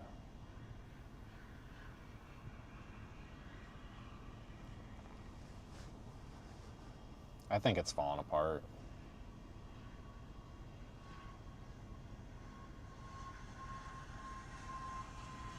Flip a coin, no, because I'm afraid it might give me an unfavorable answer, because I'm kind of checking out a little bit, not gonna lie. It is a little bit of a radar hole, I agree, which is annoying. Newton got another tornado warning? That's not this one, is it? Oh, it is this one. Why? Yeah. Hail damage to vehicles. Move to a reinforced shelter ahead of the storm and stay away from windows and doors. Guys, I don't know. Mobile homes and vehicles should be abandoned for a sturdy shelter. Go ahead. If the storm is producing tornadoes... Be advised, we've received an update that the dangerous storm will be near Newton around 6:50. Around when? Thunderstorms can produce flash flooding, so avoid driving across flooded roadways.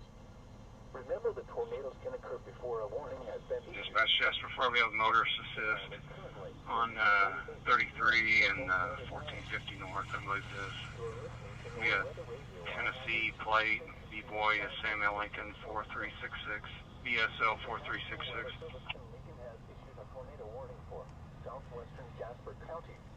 I'm just not, I don't know, guys. Like, the lightning's crapped out. Like, this thing's, I think it might be dying. A severe thunderstorm capable of producing a tornado was located near Bible Grove, or 13 miles south of Effingham. Somebody needs a flex pipe. Hazards include tornado and quarter-size hail. This is a radar-indicated threat. The following impacts are expected. Flying debris will be dangerous to those caught without shelter. Warrior 28. Homes will be damaged or destroyed. Damage to roofs, windows, and vehicles will occur. Tree damage is likely. This dangerous storm will be near Bogota around 6:55 p.m. A severe thunderstorm warning remains in effect until 7 p.m. for southwestern Jasper, north central Clay, and southeastern Effingham counties.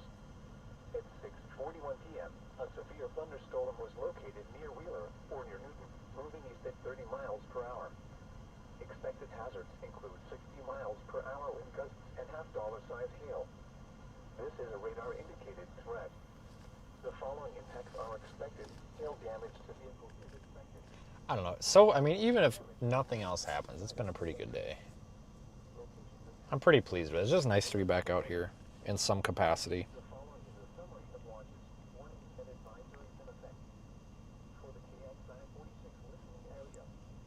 Do you want 28 then? God, lady, you're really loud. Ten four.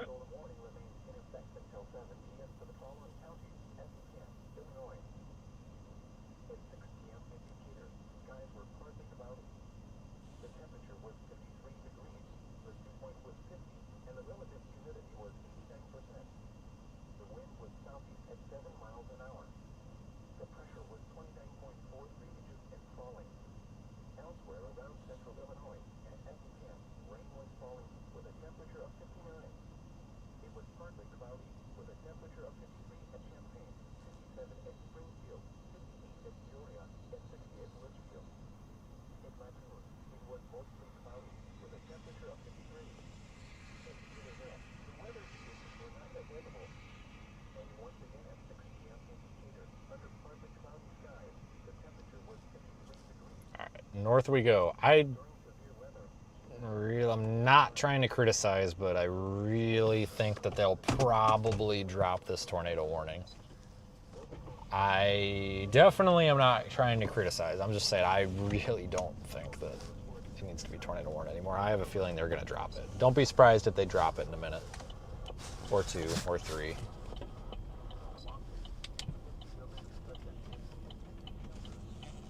Thunderstorms can produce flash flooding, so avoid driving. Yeah, I gotta get the yellow headlights on this. Oh, there goes all the mud coming off the wheels. Continue for 25 Time is currently 6:51 p.m. Central Standard Time.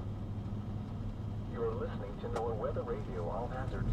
Station KXI-46 in Shelby. Trying to get the mud off. The National Weather Service this weekend has issued a tornado warning for southwestern Jasper County, north central Clay County, southeastern Effingham County until 7:30 p.m. At 6:38 p.m., a severe thunderstorm capable of producing a tornado was located near Bible Road, or 13 miles south of Effingham, moving at 35 miles per hour. Expected hazards include tornado and quarter-sized hail. This is a radar-indicated threat. The following impacts are expected. Flying debris will be dangerous to those caught without shelter. Mobile homes will be damaged or destroyed. Damage to roofs, windows, and vehicles will occur. Tree damage is likely. This dangerous storm will be near. Will put up around 6:35 p.m. A severe thunderstorm warning remains in effect until 7 p.m. for southwestern Jasper, north central Clay, and southeastern Effingham counties. At 6:41 p.m., a severe thunderstorm was located near Wheeler, Oregon, moving at 30 miles per hour. Expected hazards include 60 miles per hour. We're going to continue north all the way up to 33. I think we came up this road earlier today, didn't we? Maybe not. I can't remember. We've been all over freaking Illinois today. I feel like we've just driven in circles all day.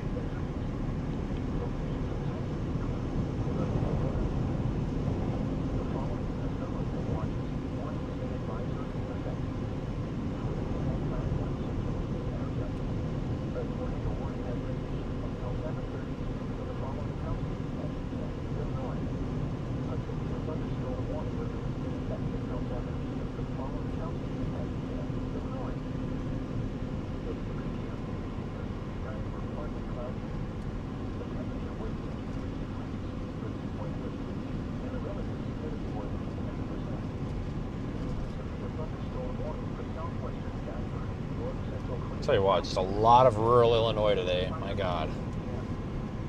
I'm glad we didn't get sucked into Indiana, though. I mean, that would have been an okay thing to do. Don't get me wrong, but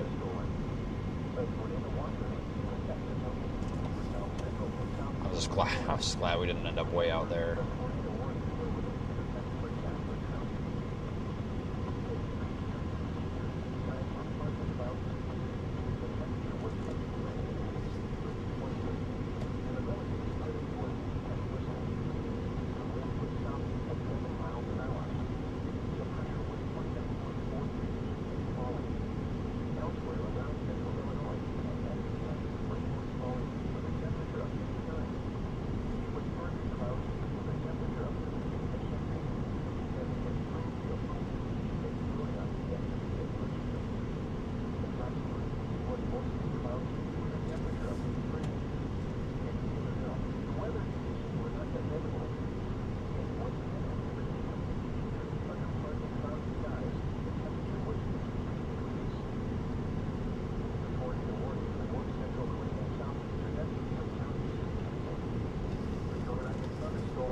prompted, the warning has moved out of the warned area. Therefore, the warning has been canceled. A tornado watch remains in effect until 8 p.m. for southeastern Illinois. During severe weather, keep these safety rules in mind. Move to a reinforced shelter ahead of the storm and stay away from windows and doors. Well, I'm glad we came out today. This was worth it. I mean, it certainly wasn't that great, but it was good to get out here and do something. Covered in the basement or interior room on the lowest floor. If outside, avoid isolated, tall objects and flimsy buildings such as sheds and vacant shelters. Thunderstorms can produce flash flooding, so avoid driving across flooded roadways. Remember, the tornadoes can occur before a warning has been issued. The time is currently 6:56 p.m. Central Standard Time. You're listening to NOAA Weather Radio All Hazards, station KXI 46 in Shelbyville. The severe thunderstorm warning for southwestern Jasper, north central Clay, and southeastern Effingham counties will expire at 7 p.m. This warning will be allowed to expire. A tornado warning remains in effect for this thunderstorm. A tornado watch remains in effect until 8 p.m. for south central and southeastern Illinois. Remember, a tornado warning still remains in effect for Jasper County. The tornado warning for north central Clay and southeastern Effingham counties is canceled. The tornado thunderstorm which prompted the warning has moved out of the warned area. Therefore, the warning has been canceled. A tornado watch remains in effect until 8 p.m. for southeastern Illinois. The following is a summary of watches, warnings, and advisories in effect. For the KXI 46 listening area, your watches, warnings, or advisories remain in effect. At 6 p.m. indicator, skies were partly cloudy. The temperature was 53 degrees, the dew point was 50, and the relative humidity was 89%. The wind was southeast at 7 miles an hour. The pressure was 29.43 inches and falling. Elsewhere around central Illinois and Effingham, rain was... I need to eat something. We'll probably go to Effingham. There's actually another storm just northwest of Effingham. Surprisingly. Surprised that's still going. Yeah, I'm pleased with our balloon launch today, too. It didn't really tell us anything we didn't know, but if you go and look at the data, I mean, you'll see that was a stout capping inversion, which it makes sense. That's why the storms held off initially, and they they needed more forcing to actually get going. It is definitely useful information. It's also good to calibrate and check things, but well, we know that we can launch out of the SUV platform pretty well now too, so that's good.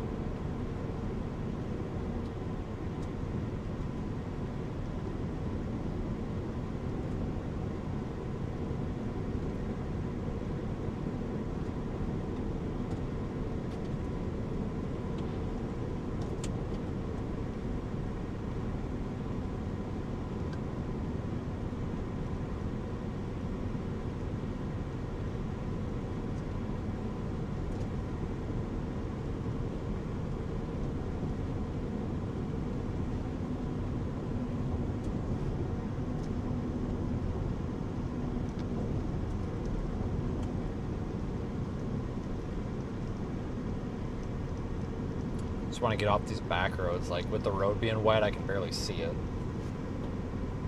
Turn them on, it helps a little, but yeah, I gotta get the yellow headlights in here. I got so used to them, I don't like the white, so I gotta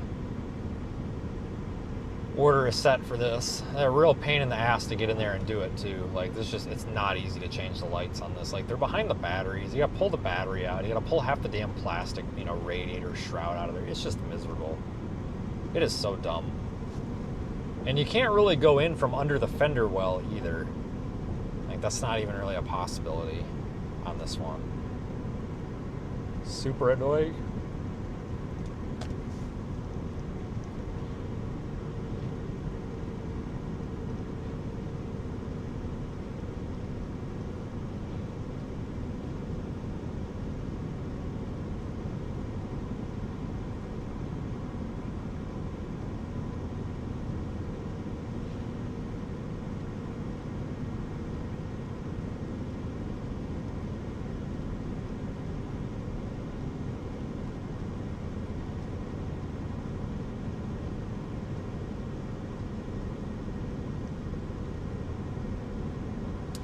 Yeah, it's crazy that we got the snow going on up there too, farther to our west and northwest.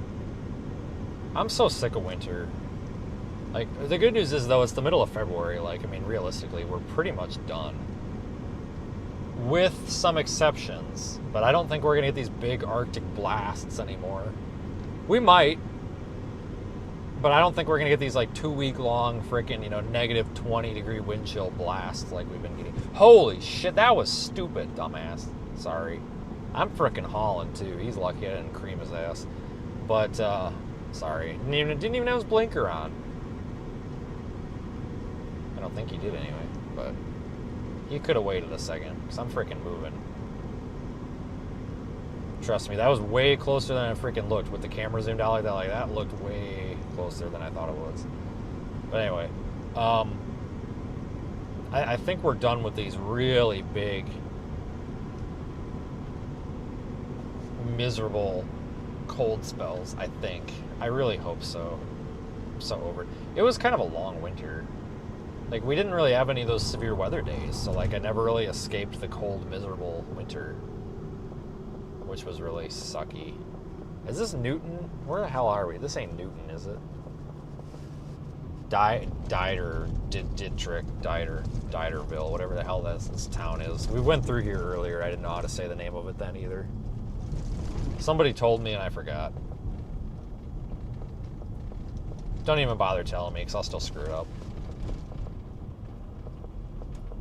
They don't have any street lights. Are they without power? I mean, there's lights on there, but the building might have a generator. Are they just without power?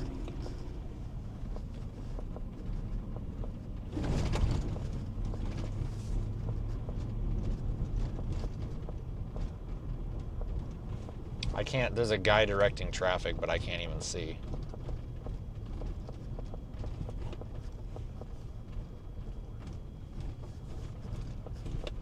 Alright, dude.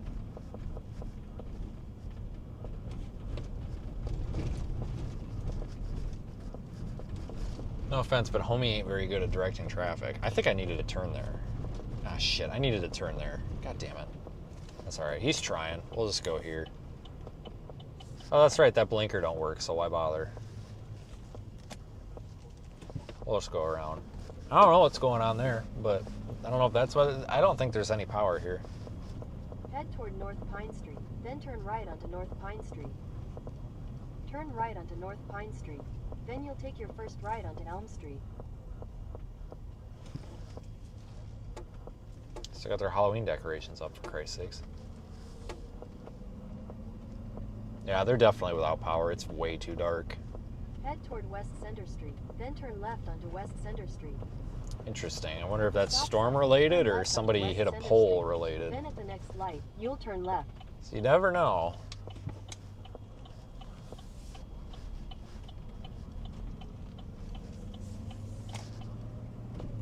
Now we're going the right way. Oh, you did want me? You wanted me to go that way? No, no, no, no, no. We're going to Effingham. I need to eat. Shut up, Google.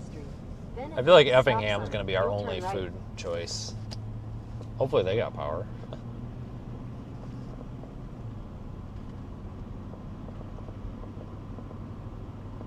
Yeah, there's a couple of buildings that had power, but they're probably on generator. Turn right onto Viola Street. Then at the next stop sign, you'll turn right. At the stop sign, turn right onto Fayetteville. This thing will eventually reroute us, I would assume. Head towards Zumbalin Avenue. Continue on Illinois 33 for 3/4 of a mile.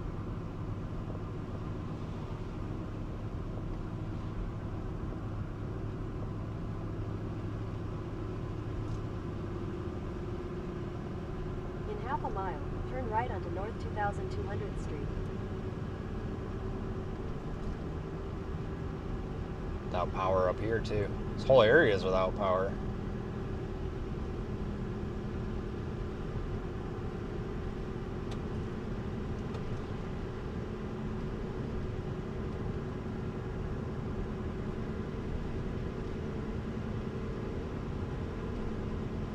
Turn right onto North 2200th Street.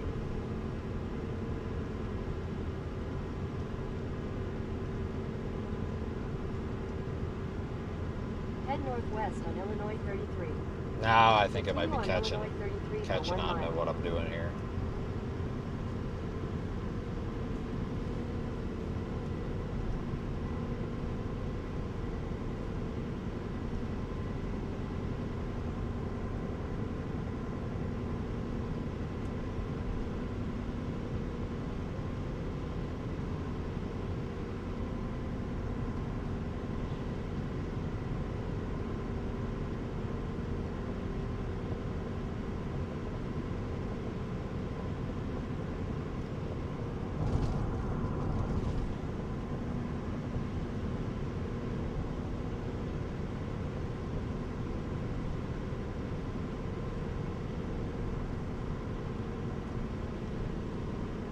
Go past East 1100th Avenue and turn right onto North 2100th Street, County Road 2100 East.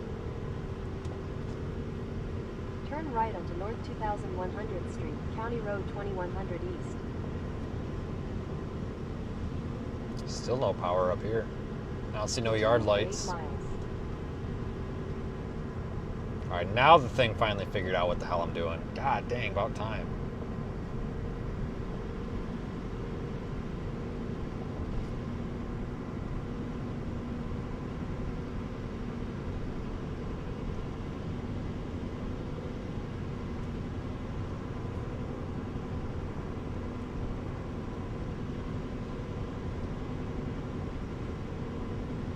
Nice when it's light past 6:30 again. But we're getting there, folks. We're on the downward slope here. I mean, hell, like I said, it's the middle of February. I mean, it's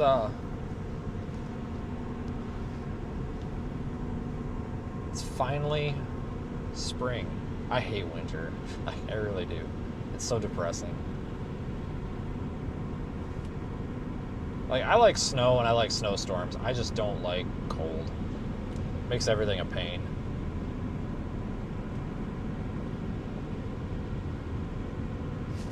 I just feel like we didn't have a lot of snowstorms this winter so far anyway. We'll probably get 1 or 2 more somewhere, but...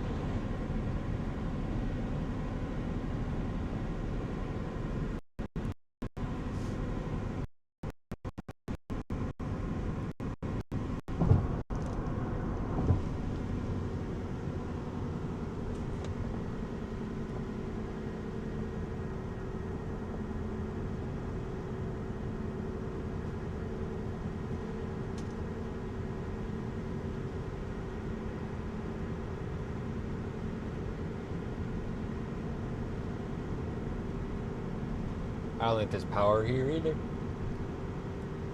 Must be the whole damn area.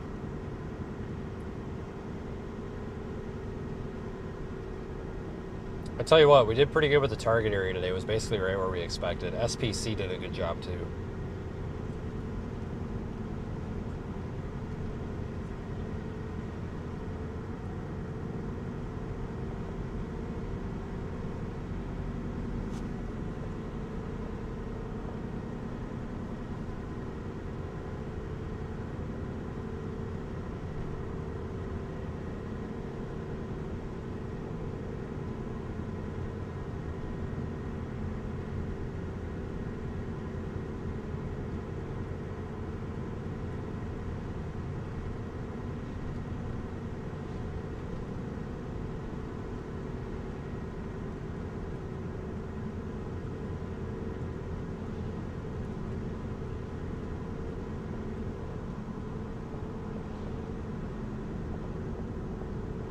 Go ahead.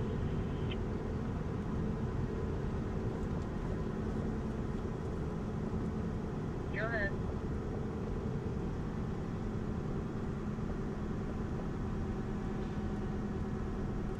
Looks like power up here. Maybe.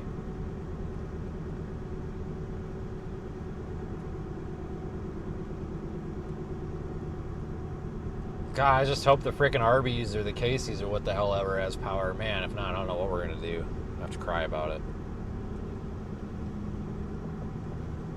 I was gonna stay in Effingham last night. I just couldn't make it. I was freaking tired. I went to Bloomington.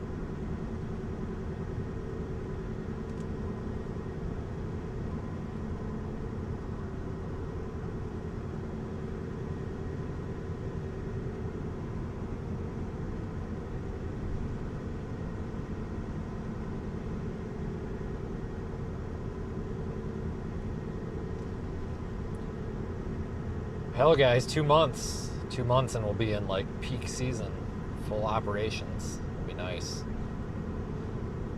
I tell you what though, the balloon, the upper air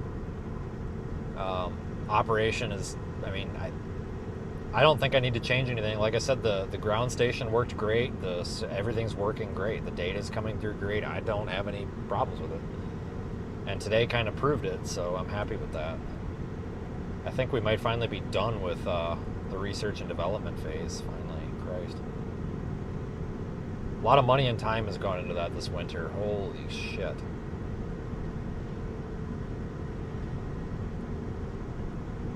You just watch.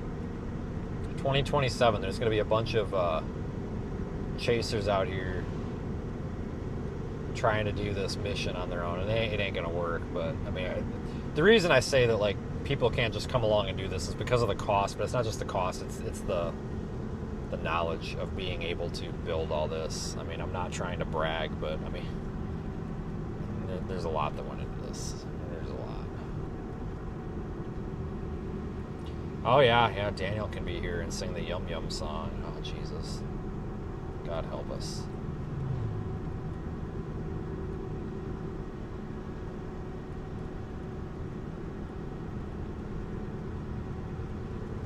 Continue for 1.5 miles.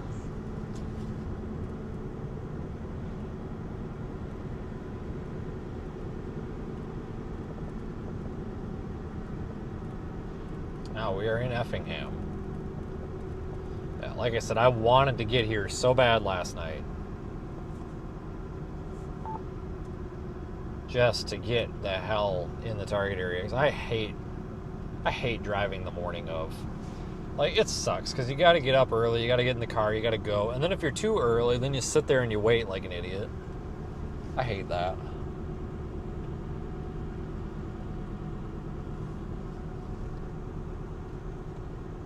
It's just nice to wake up very close to the target area and then only have to make small adjustments. But I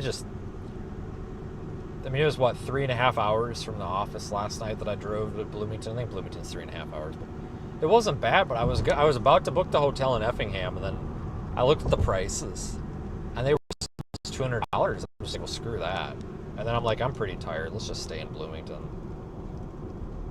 It was only a 2-hour drive down here today. We were almost late, but we made it. We were all right. It wasn't bad.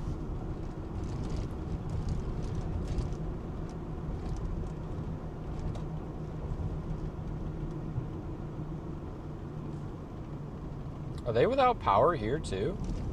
I can't tell. I feel like there should be some yard lights or some porch lights on. At the next light, turn left. It just looks really dark. All the street power or the stop and go lights are on. There's a couple lights on over there. Weird. Now there's power up here. Maybe there's just not power over there. I don't know. It just seems awful dark for 7 o'clock at night.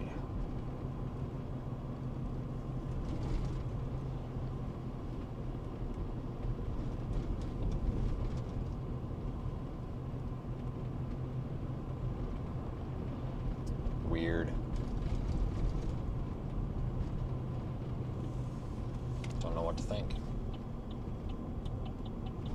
I'm not even gonna bother with my blinker. It's the bulb burnt out. Turn left onto East Fayette Avenue. Oh yeah, they're definitely without power. I think some of these houses might have generators.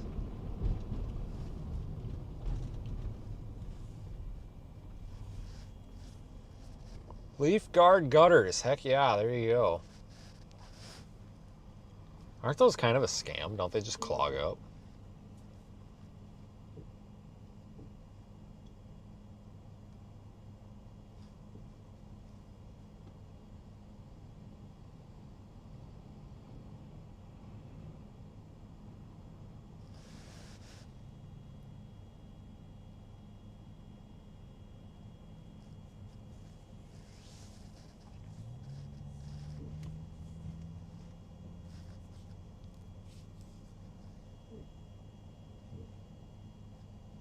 Holy smokes, man.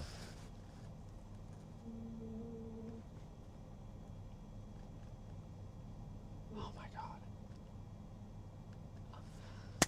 It just went green in the other direction? Are you freaking kidding me? Did it just skip a cycle?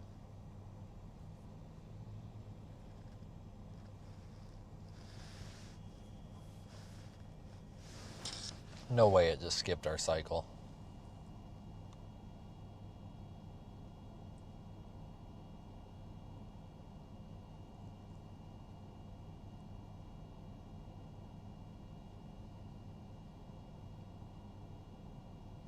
This guy's just gonna burn the light, isn't he? I'm all for it. If you want to go, dude, go. I ain't stopping you. I ain't gonna tell no one. The light's probably screwed up, honestly, with the power being out. Oh, nope, we got a yellow. We might get a cycle now. If it skips us again, there we go. I was gonna say, if it skipped us again, I was totally going through that. I think this guy was too.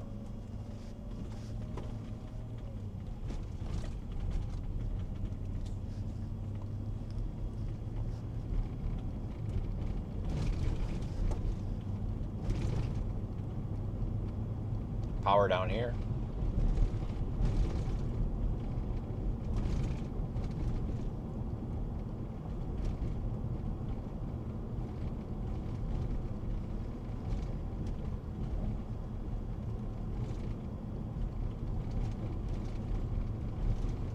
The liquor store has power, guys. Everything's fine.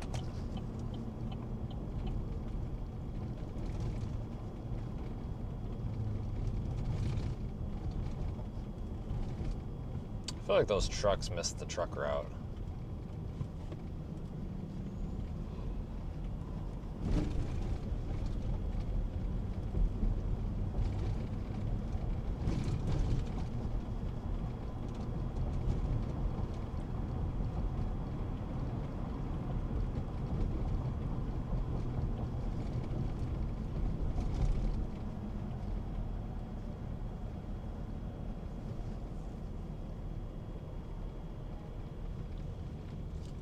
Look, another red light. Wow.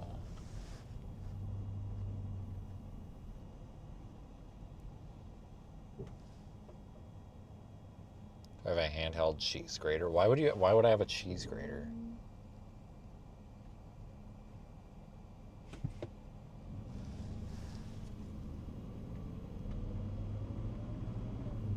Yeah, I carry a cheese grater around with me all the time. Oh man, you're so cool. Light, turn right. Freaking Subaru.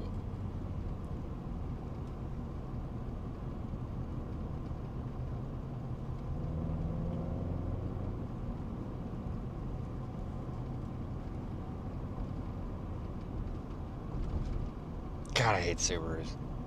No offense to anybody with a Subaru. I just like, everybody has that one car brand that they just can't seem to stand, and for me it's Subaru. So I always do this like rice burner shit. Like whatever the hell they're doing with that thing. Oh yeah, I'm gonna straight pipe my 4-cylinders so it sounds like a moped. Okay man, you do you.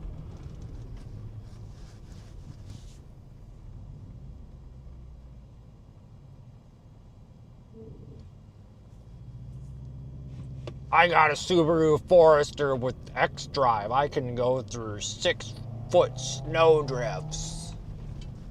I can climb Mount Everest with my 2006 Subaru Forester with X-Drive. Okay, you do that. Let me know how it goes. Then you get the opposite too. You get people with like a Toyota Camry and they're like, I got front wheel drive. I can go through anything. And then 2 miles down the road, they're stuck in like a 6-foot snowbank. I'm not making fun of you guys. Like, well, I am. Like, it's supposed to be fun. Don't anybody go and get offended on that. It is better than a squatted truck. Yeah, I'll give you that. You're not wrong. Those are facts.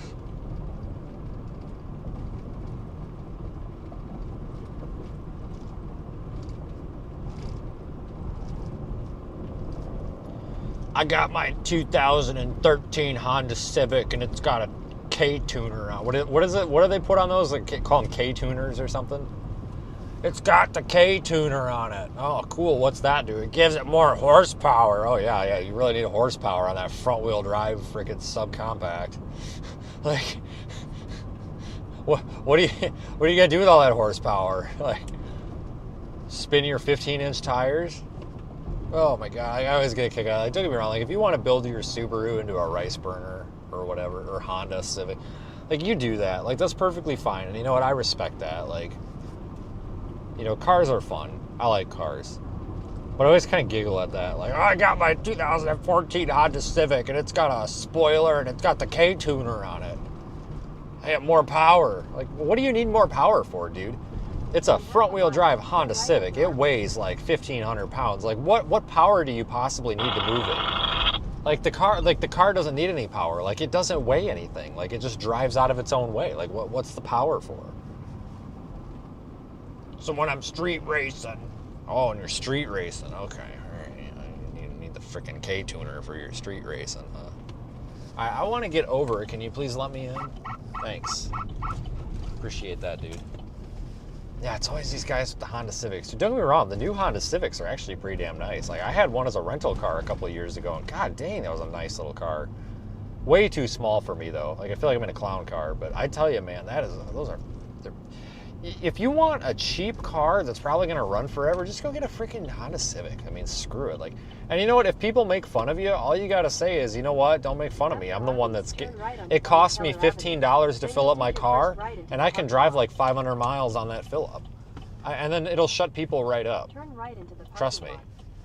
And it's the truth. I mean, you know, everybody makes fun of these little tiny ass cars, but the joke's really on them because you're you know, destination is on the right. You're the one driving 15 miles a gallon around, so.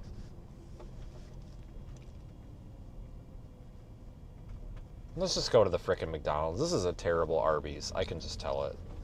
I can tell. This is just, it looks dumpy. It's dumpy, it's not busy, it's gonna be ass. Let's go somewhere that's not ass. Or at least a good kind of ass, because I'm not doing that. Let's go to McDonald's.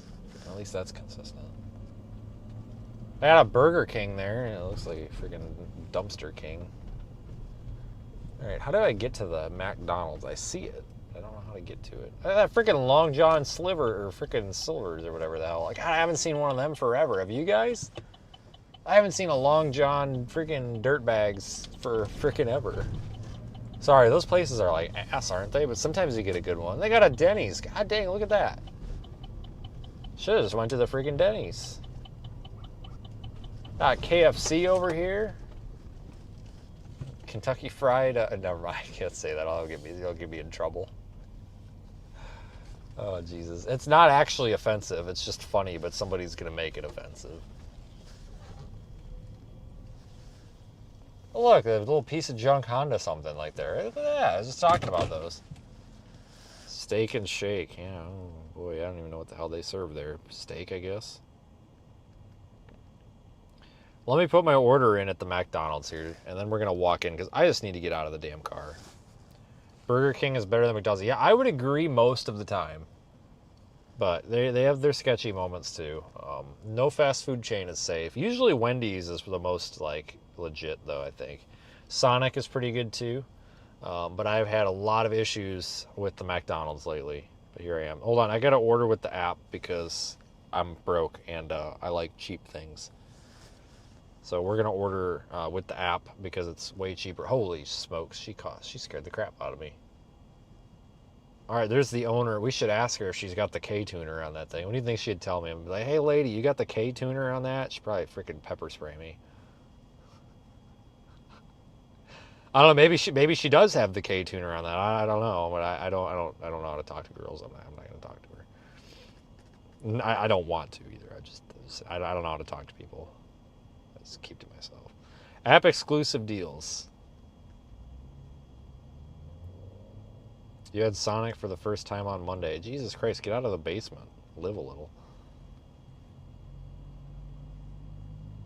Oh, that's a Hyundai. I'm sorry. That is not a Honda. That is a Hyundai. Is it Hyundai or Hyundai? I don't even know. Yeah, the freaking K-tuner. Jesus Christ. I tell you, I mean, honestly, those Honda Civics are actually good cars. God damn, that's just annoying. They are good cars.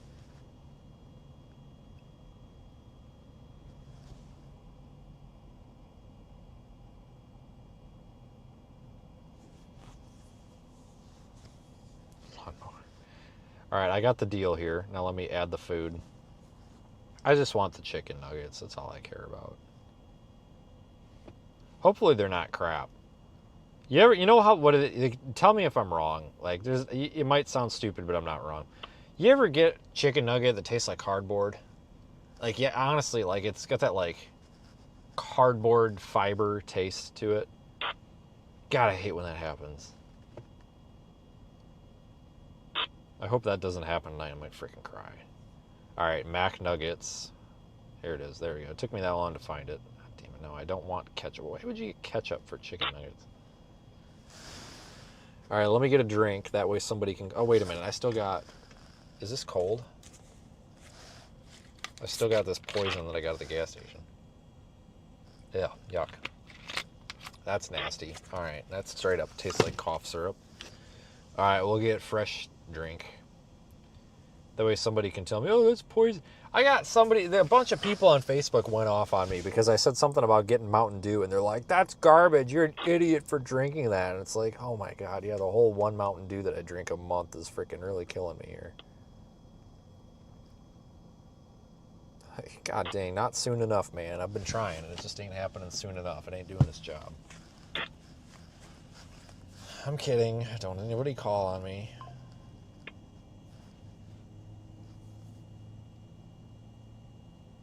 I'll take you guys into the damn McDonald's.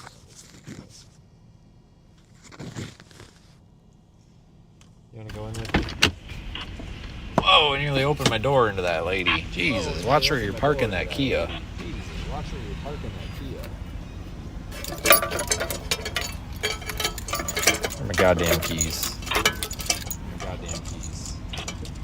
Hold on, guys, I'm having a crisis. Oh, this freaking dumpster. I gotta figure out how to lock this while it's running. Oh, shit.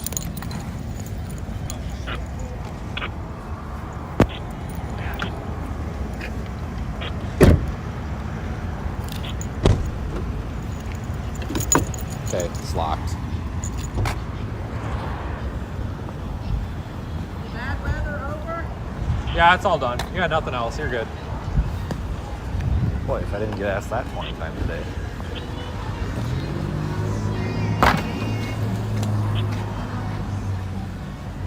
That truck looks good.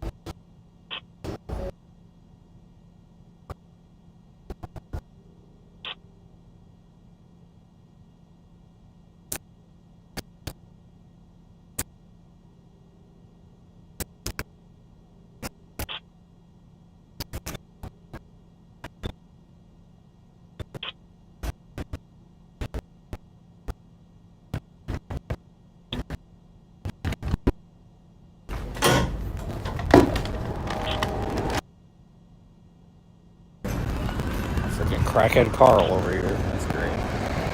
noodle walking around there. Shot by a crackhead. They're freaking tweaking.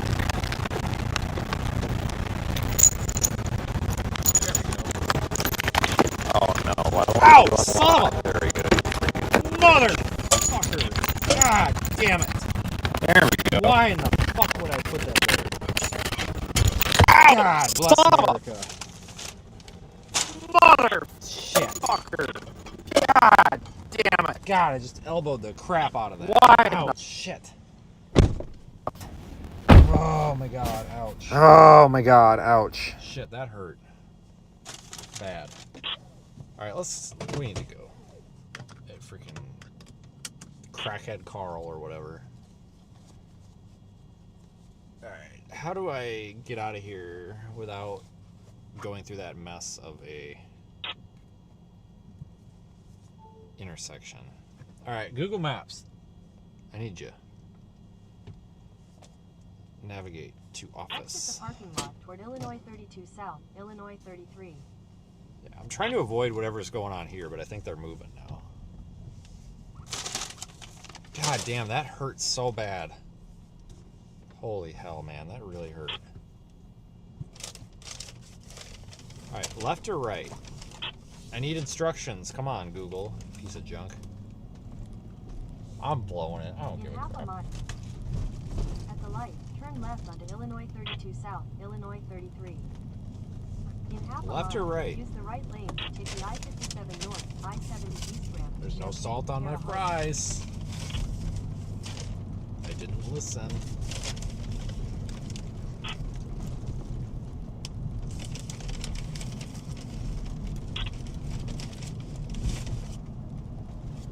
Alright, what am I looking for? 57 North?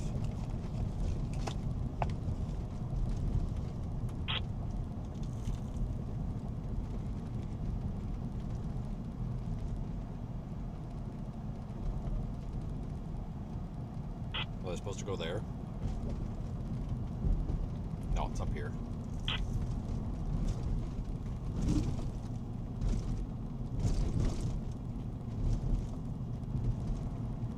Use the right lane to take the I-57 North ramp.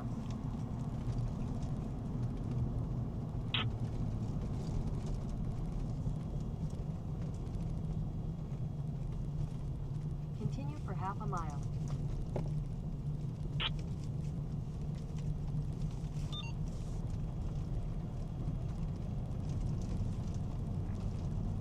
Alright, let's get out of Illinois before they tax me. Surprised there's not a storm chaser tax. Oh, Illinois.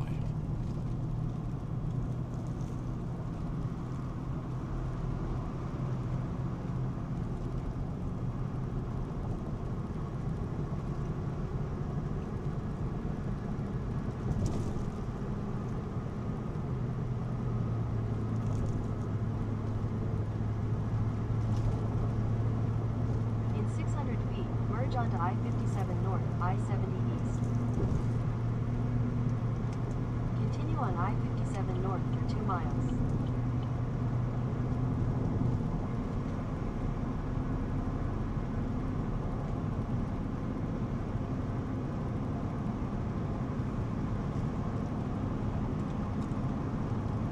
Alright, and get on 57, I guess. I can handle that.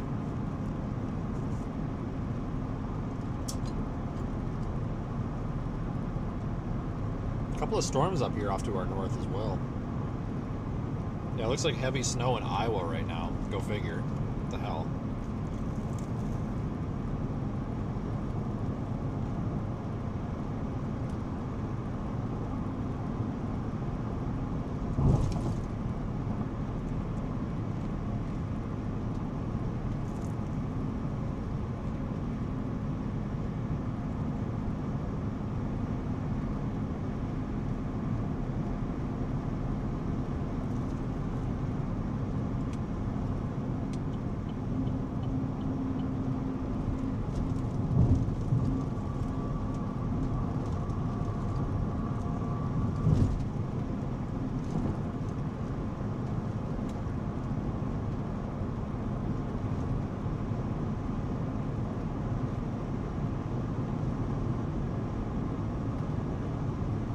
think all of our tornado warnings are gone, aren't they?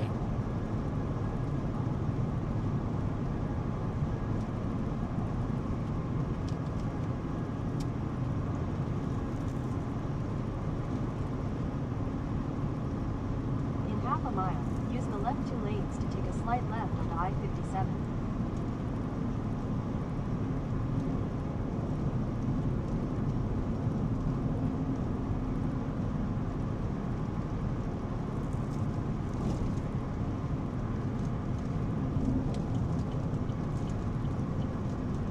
Take a slight left onto I-57.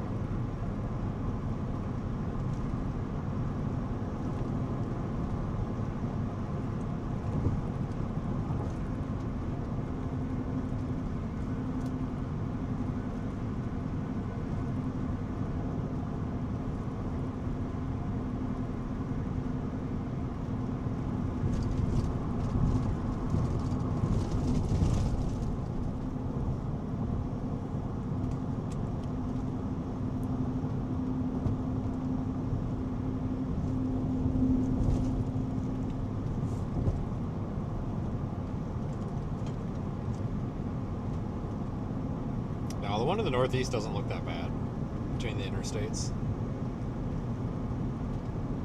I was kind of watching that one too, keeping an eye on it. There's 0 salt on these fries. Like, what a ripoff. Like, the fries, when they don't have any salt on them, just taste like paper. I think. I never ate paper.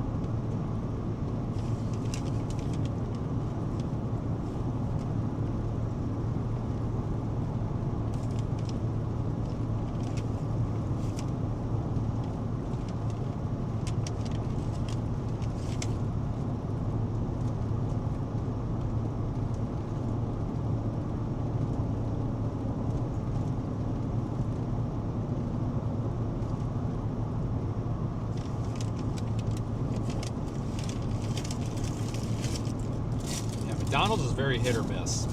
0 consistency across the board. Like, I don't expect them to, like, make anything great, but it would just be nice if, like, it was consistently, like, decent. Like, I know the food kind of sucks, but, like, just a little consistency, man, I'm telling you, would go a long way.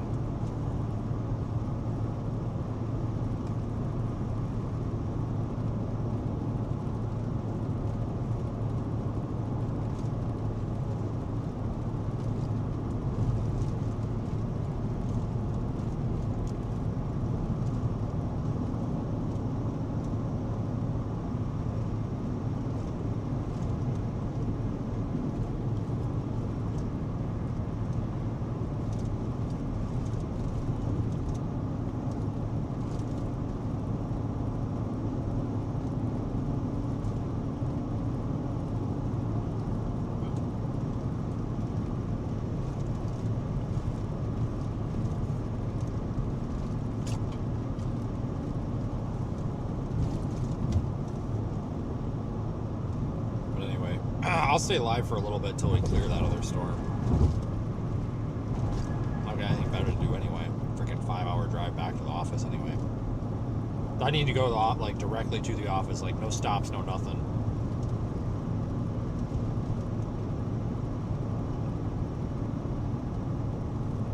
I will still have to stop for gas, but, like, I got a thought in my mind of something that I want to put together real quick, and if I don't do it right now, it's never going to get done. So, like, I need to directly go to my workbench.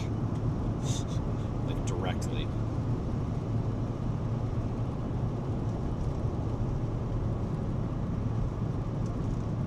Might be catching glimpses of that storm with the lightning.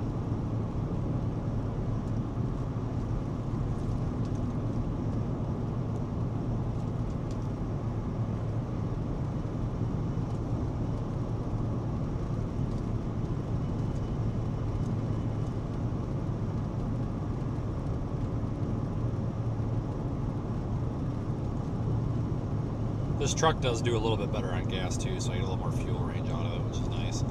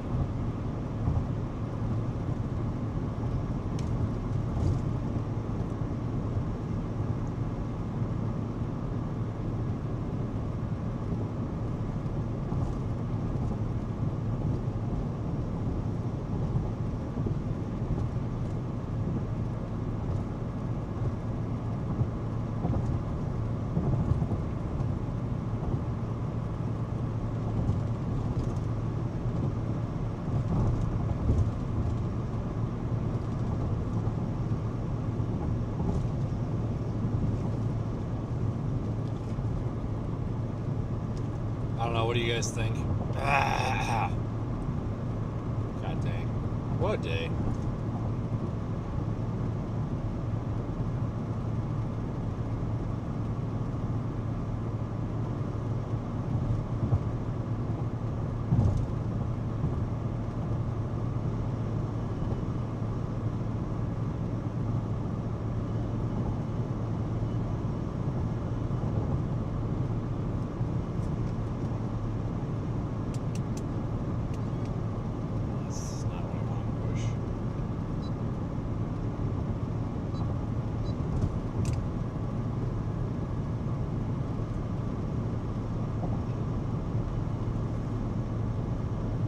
Looks like the severe weather event is dying out, which is good, I guess.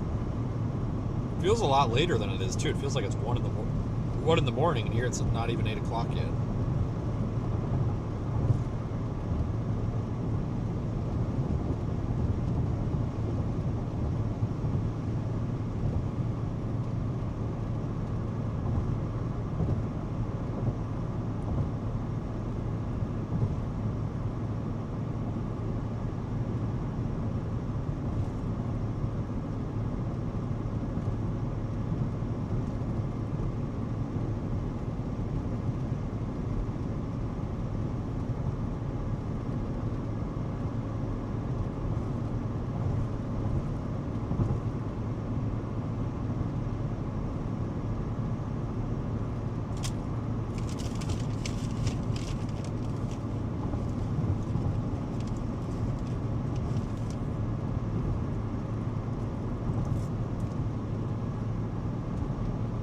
Yeah, these fries are so bad that I'm disappointed now.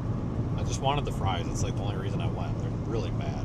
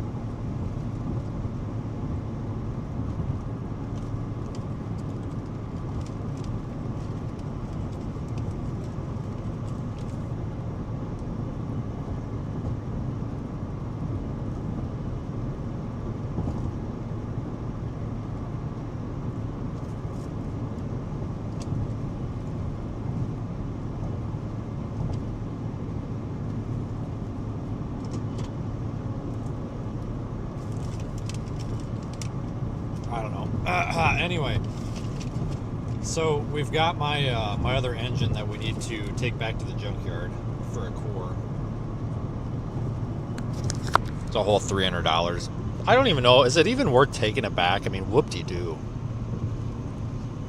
By the time that you take the damn time out of your day and your gas, like, is it even worth it? I mean, probably, but kind of a pathetic core fee, but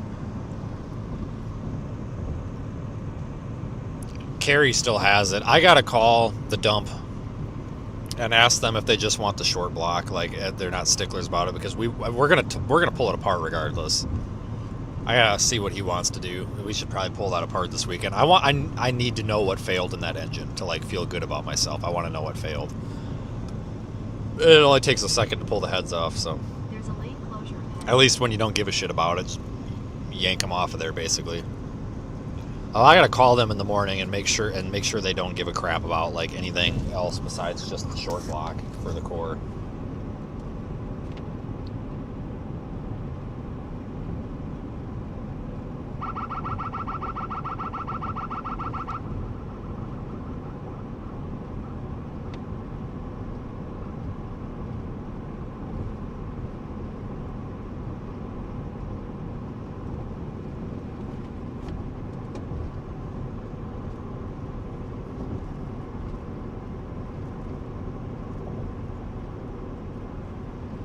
I gotta figure out, I've got a bunch of car batteries and I need to get rid of them, and I don't remember where half of them came from, but, like, I gotta figure out who will give me, you know, my $10 cores for the batteries.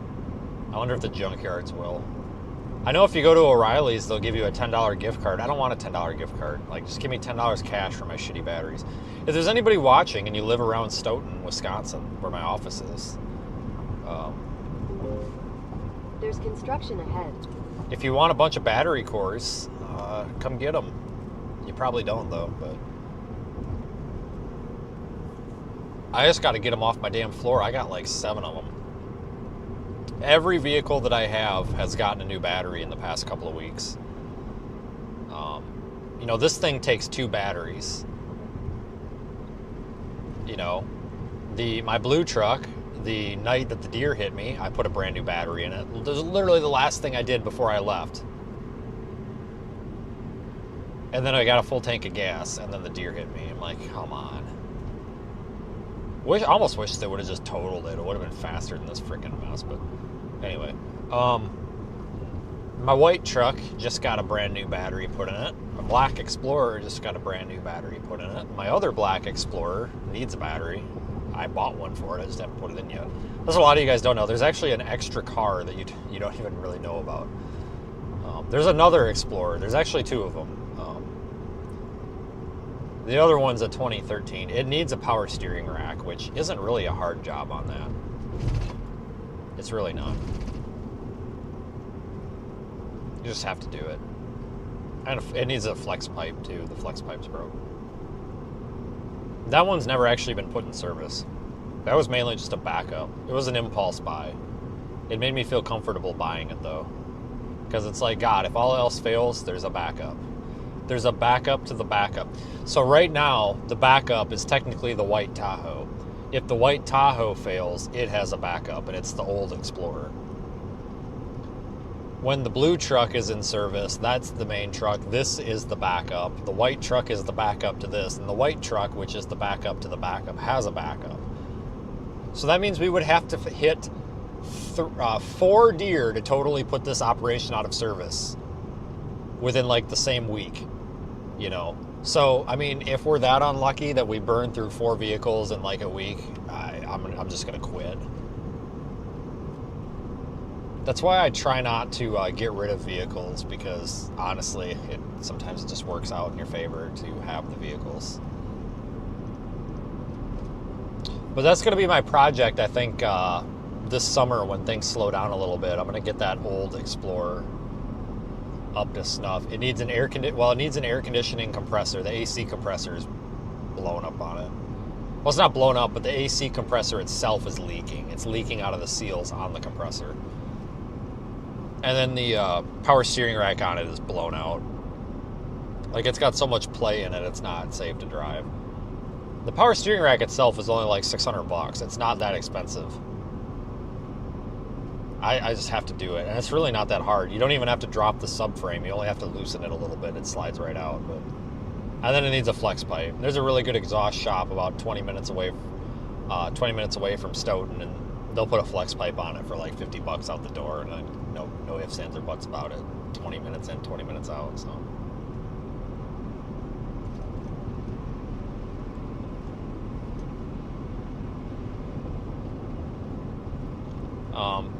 The truck does. There's actually a small chance they total it again. If they have to wait X amount of business days for components, I guess they consider it a loss, and then I get paid. Either way, if they do that, I'm just gonna take the check and go buy a new one. But regardless, that truck is going to get a buck stop bumper on it, though, just like this. Now, granted, the buck stop bumper wouldn't have done a damn thing because the deer ran into the side of the vehicle, but it still makes me feel better. Like, this thing's got a legit fucking cow catcher, guys. This thing weighs like 600 pounds. It's 1/4-inch steel plate with 1/2-inch plate reinforcing the middle of it. Like, I'm pretty sure you could hit a freaking elephant with this thing. Like, they're made, like, people literally hit deer and shit with them going 70 miles an hour down the road and don't do nothing, not even a scratch. So they're expensive. They're $3,000 and they're made to order, but I think it's gonna get one big ass one like this. It makes me feel very confident. It's also nice too, you don't have to worry about people backing into you in the parking lot, because if they do, it ain't gonna do anything to the car. Those little like police push bumpers, those are junk. They're made to push, not to have impact. They don't do anything in an accident. They don't. They're not made for that. You know, they're made to like physically push things in a controlled way. Like you watch these police chase videos and they got those push bumpers on the front. And I mean, you can tell. I mean, proof is right there. Look at any video from Arkansas State Police. I mean, they just run people off the road with their car, which, I mean, I get it, you know, criminals and shit, but they tear them things up, and those brush guards don't do a damn thing.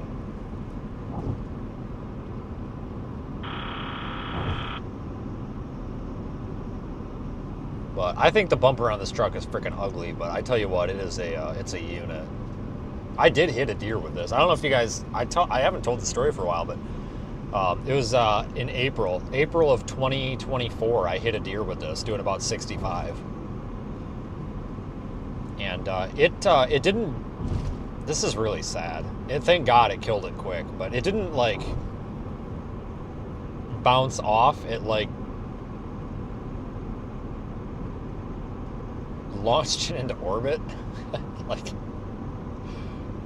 I didn't even see it. Just it came out of nowhere, and I dimmed my headlights for oncoming cars, and my eyes like took a second to adjust, and I didn't realize it was a deer standing in the middle of the road. Like it looked like it just came out of nowhere, but I'm sure it was standing there. Like it was right on the edge of the low beams, and I don't think I saw it, and the oncoming car blinded me a little bit, so I couldn't really make it out, and I barely got out. I was probably doing 75, 80. And by the time when I hit it, I was doing like 60 to 65. And it just, I didn't even feel it. It just went like thud, and then it like launched off to the side of the road. It's really sad. I don't think it felt a thing. But there's not a scratch on it. I mean, it's literally made to smoke shit. So, and I definitely tested it. Like it didn't even faze me. I was like, well, that thing worked pretty well, because like it didn't even, like the sound that it made, you knew that nothing broke. Like you knew that the vehicle won the battle. Like it wasn't like a, I don't know. It just didn't even feel it. Like, well, this thing just paid for itself. You know, $3,000, but how much is a deer hit gonna cost you? Probably at least $3,000. It just paid for itself. You know, you try not to hit animals, but when you drive 100,000 miles a year, you're statistically more likely to get into an accident.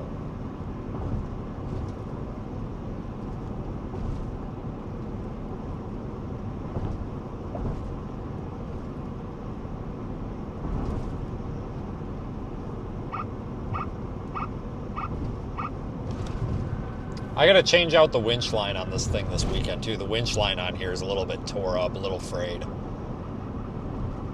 But I got a new synthetic line we'll put on there. Not very expensive. It's only like $80. I've actually had it for a while. I just never put it on. But it's kind of a pain in the ass because you got to get up there under the bumper, and the winch is kind of wedged in there. Because it's too big of a winch. See, the bumper is designed to fit a 9,000 pound winch, but I got a 12,000 pound in there, and it fits. It's just really tight.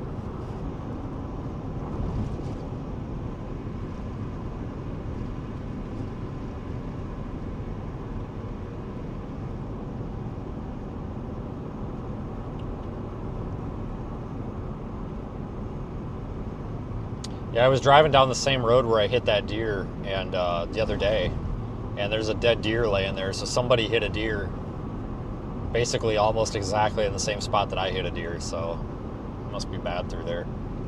I don't know, I've driven that road because that's my road to get in and out of like town, just to get from, you know, one quick trip to the next quick trip basically. And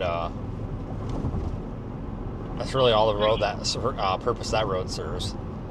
Shortcut for quick trips, but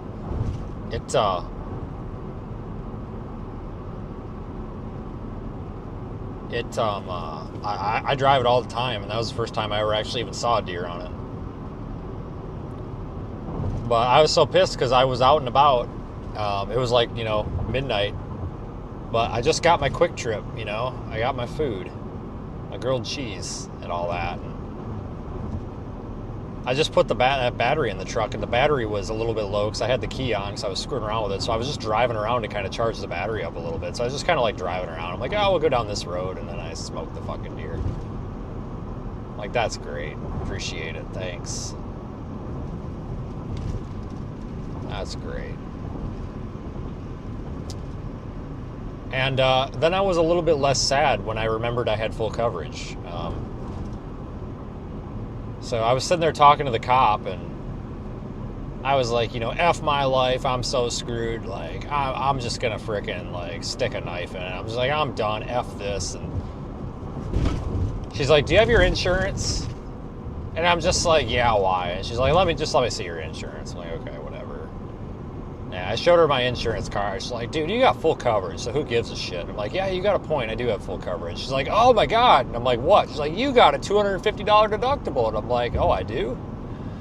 She's like, yeah, look at that, $250. And I'm like, oh, that makes me feel a little bit better. Like, I was so pissed off, I forgot I even had insurance. Like, I'm dead serious. I was so fucking mad.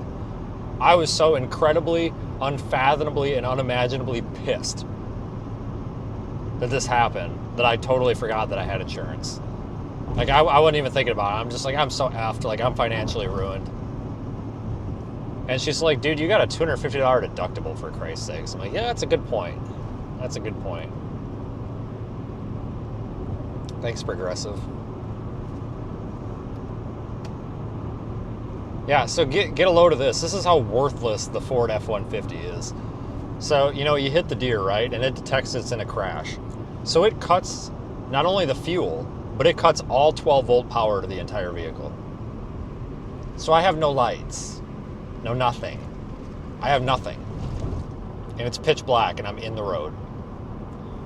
But they have no problem sending power to the radio, you know, the sync system, which proceeds to call 911 against my will, and then will not stop calling 911. Like, I'm dead serious. Like, I canceled it like 10 times because, like, I wasn't ready to call 911. Like, that will, like, that's even when I was like screaming at it. I'm like, not yet, because like I didn't know exactly where I was, and I didn't know if I could get out of the truck or not. Because, see, when the airbag went off, it caved the headliner in. And I honestly, see, my first thought, and I was telling Daniel this on the phone, I honestly thought that a tree fell on me. Like, I didn't even think it was a deer. I honest to God thought that a tree fell on my truck or something like that had happened. I didn't even think deer. But the way the headliner was in, I thought that the whole like cab was caved in, and I'm just like, ah, fuck. Like, I'm stuck in here, aren't I? And I couldn't even get the fucking seatbelt off because, you know, the stupid seatbelt pretensioner, you know, they got the little explosive in the seatbelt these days, and it yanks the seatbelt tight. So I gotta cut, so I'm trying to find something to cut the freaking seatbelt off. And it's like, I don't want to talk to anybody. Like, just give me 2 minutes to figure out what the hell is wrong, and then I'll call for some freaking help here.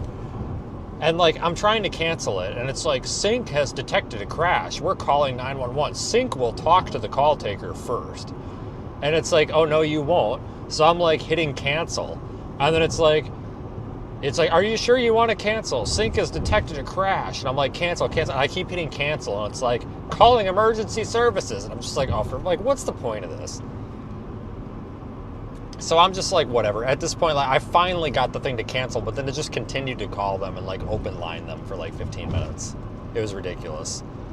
So I had to get out of the truck, take a wrench, undo the negative battery terminal in the pitch black with no light, because my flashlight got dislodged from the mount because this thing hit so hard.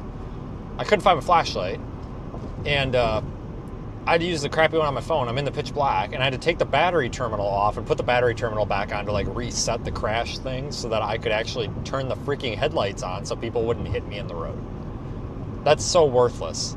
Like, I understand cutting the fuel pump, but you literally made my vehicle invisible to other drivers. Like, that, how is that a safety feature? Like, I'm lucky I didn't get frickin' smoked. Like, I was honestly terrified. I'm like, I'm gonna get frickin' rear-ended. Like, somebody's gonna hit me on this road. This was like right after a corner. I'm like, I've got to do something. Like, I need this damn thing to have some frickin' tail lights or something. It was just stupid. I was so pissed. Just dumb. Very dumb.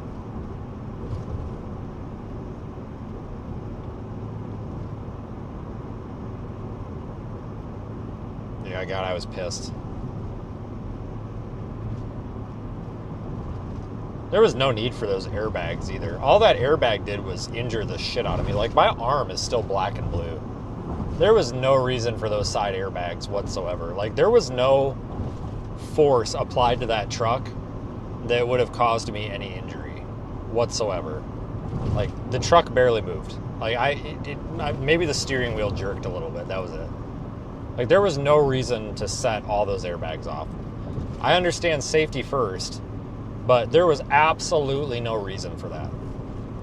Like, the airbag caused an injury to me. The deer hitting me did not. The estimate for the body work was $7,200 by the time they did all the adjustments. $7,200. That would have been a $7,200 accident if it didn't set the airbags off. The rest, all the way up to the $15,000, was airbags. That's like $8,000 worth of airbag shit. Isn't that ridiculous?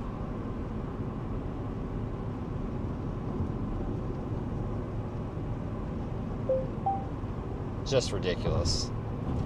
But again, you know, that's why we have insurance. Not my problem. Fix my truck. Get on with it.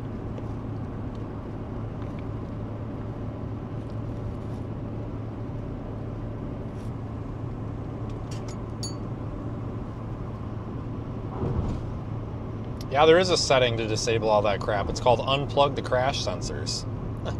I'm dead serious. I mean, like, just stupid. Because they're all disabled on this because you have to with that bumper, you know.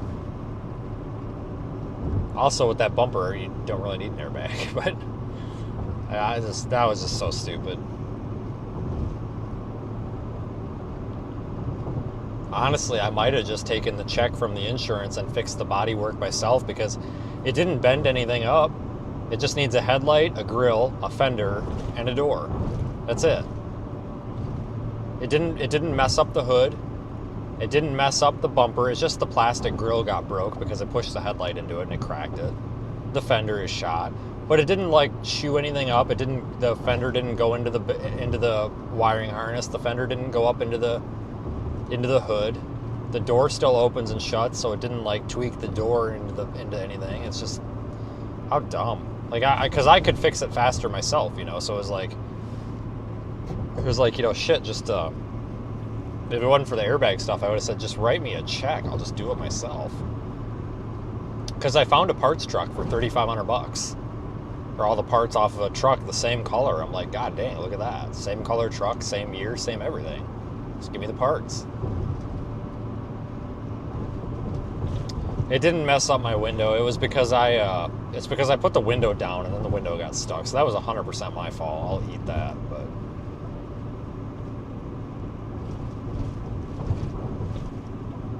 I tell you, it makes me not want to buy like, I wouldn't want to buy a new sedan. If you hit a deer with that, you're going to set all the airbags off. One deer hit totals your car. And nobody's got time for that.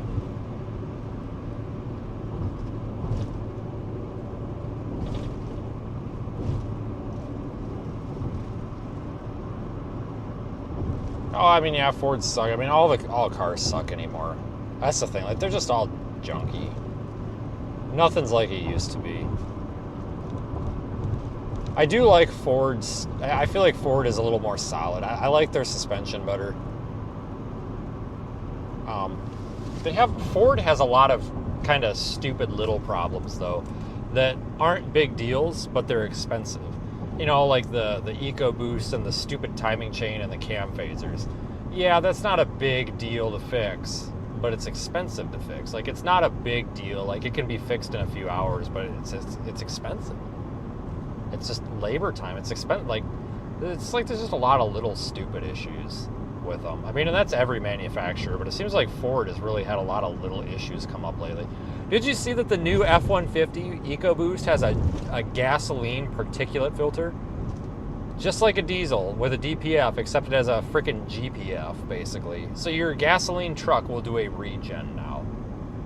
Like, as if it wasn't complex enough. Now you have to regen your gasoline vehicle. Like, what are we doing? But now that they loosened some of those emission standards, they might get rid of that. God, I hope. I mean, emission standards are good, but the emission standards we have are just dumb.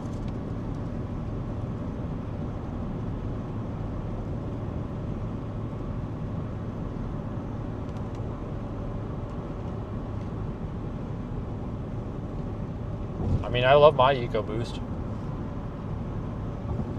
Lots of low-end torque. You don't have to rev the engine. You give it just a little bit of gas and it goes. But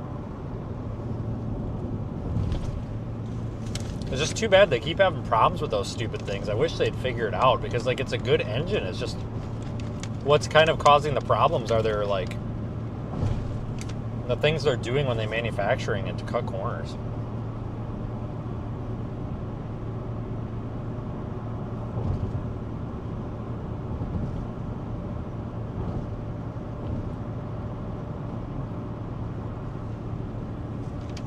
Even Toyota, all the new Toyotas are having all sorts of issues, transmission problems and stuff.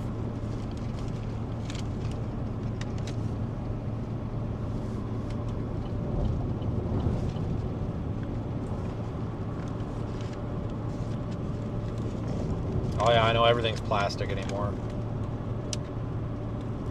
It's as cheap as we can make it, you know. If they could make the whole car out of plastic, they would.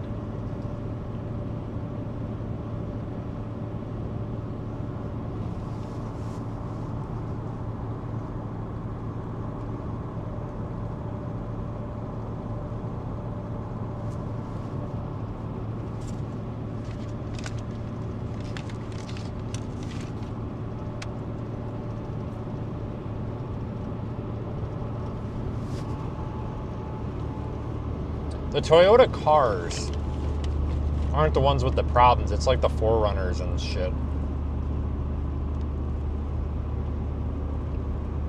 At least to my knowledge. The nice thing about Toyota, like the Camrys, is they're really easy to work on. Like if you need to do a ball joint, it's 3 bolts. Like the ball joint is on a little like bolt-on thing. Like you don't even have to press it in, press it out. Like I tell you what, like the freaking like Camry, like the Camry is like its own car. Like that's not even like that's all like it's in its own like class. Like that thing is just such a practical car. I mean, honestly, like it's just I feel like if somebody wants a car, like that's just the way to go. Like it's just it's so practical. Even for repairs. Like it's just such a simple car. Like it just works. And it runs with minimal maintenance.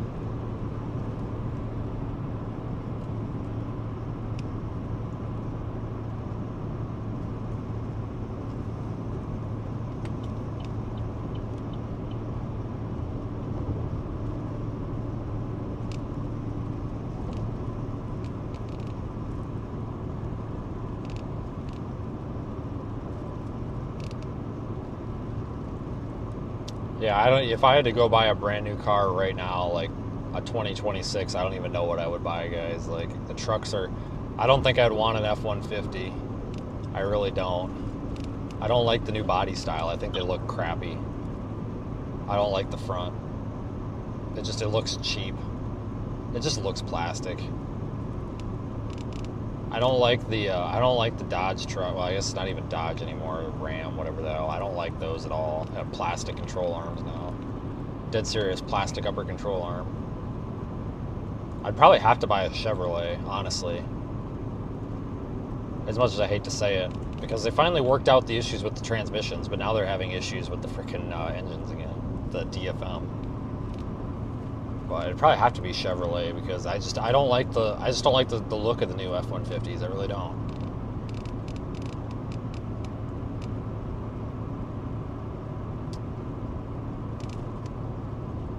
You seen the prices on these cars though? Holy smokes, man. Like base model pickup truck, half ton, you know, like $60,000. Like how in the hell? How the hell can anybody justify that?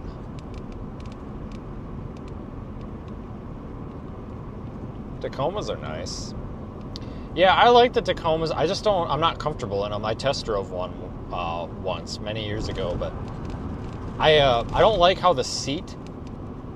I feel like I'm sitting too low in it. Like I don't know, but like I like them. I just don't like how the inside feels. It feels a little tight. But yeah, those are actually nice trucks. Really practical. It'd be good for storm chasing. Something like this. They're pretty decent on gas. I mean, Toyotas are pretty good. It's just, they're starting to have issues now. Some of the newer ones, go figure. So they're trying to cheap out too.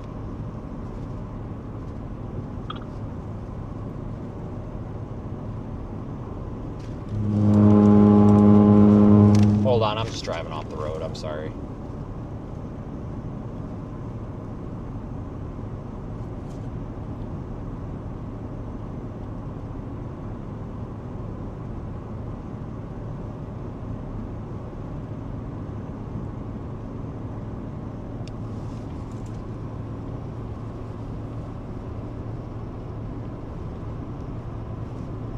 Yeah, like I don't fit in those Explorers, guys. Like I just don't. The seat is too small. You feel like you're sitting on a bar stool. If you switch out the seats in those stupid cop car Explorers with like the regular Ford Explorer seat, because they're the same seat, they bolt right up. But the like regular seat has like 2 more inches of seat on the bottom, and it actually supports you. If I would have been driving mine any longer, I probably would have been looking for some regular seats.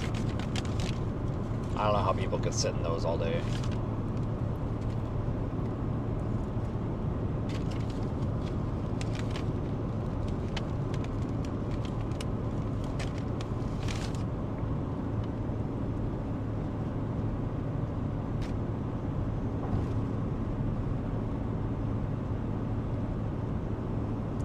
Yeah, the new Explorers have a lot more room in them too. A lot bigger.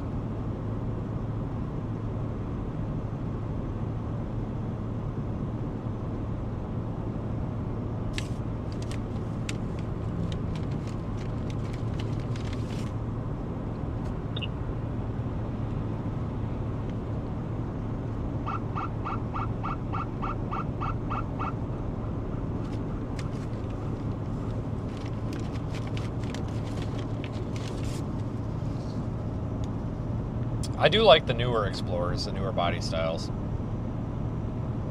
Because it changed a lot, you know. It's a little bit more truck-like. It's not front-wheel drive bias anymore, it's rear-wheel drive bias, which is what it should be. But there's a lot more room in them. Even though the car's not a lot bigger, it's just like the shape of the car. They made it a lot roomier in there. I tell you what, those newer ones are a hell of a lot better. Like, if you were going to storm chase on something, those newer ones would be the way to go. Because the older ones are just crammed. Like, capacity-wise, there's a lot of room in them, but it's just like the way the seats and stuff are configured. It feels really small. But the newer ones are a lot bigger, a lot nicer.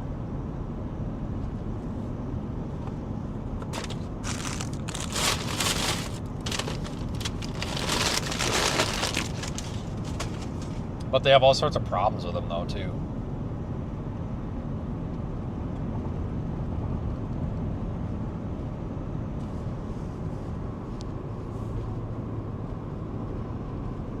I don't know, I haven't owned one yet. I'll probably end up with one at some point in my life.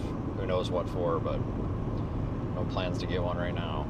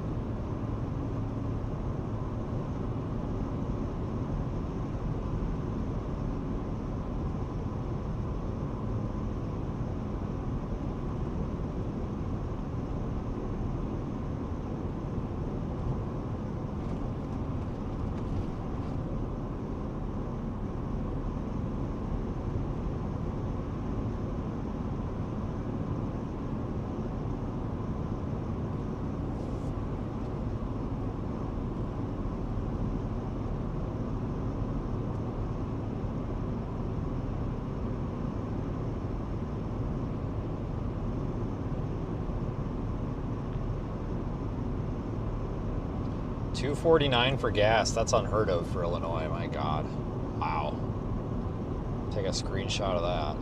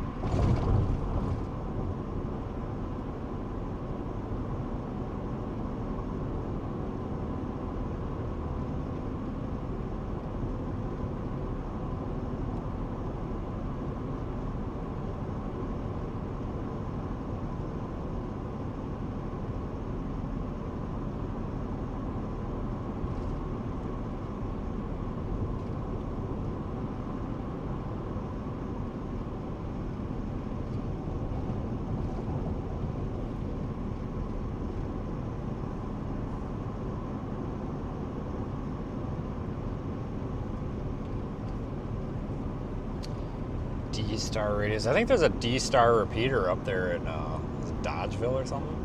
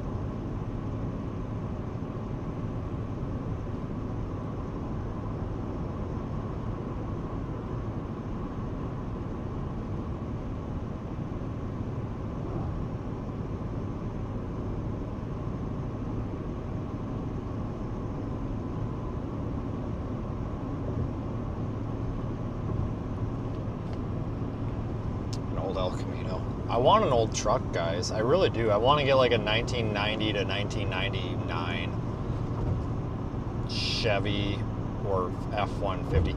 The thing is, we got to get something with 4 doors, which is really rare. But it has to be nice. It's got to be like super like cherry. It's got to have, you know, it can't be dented up. It can't be rust. Like, it's got to be freaking, like an old man had to have it.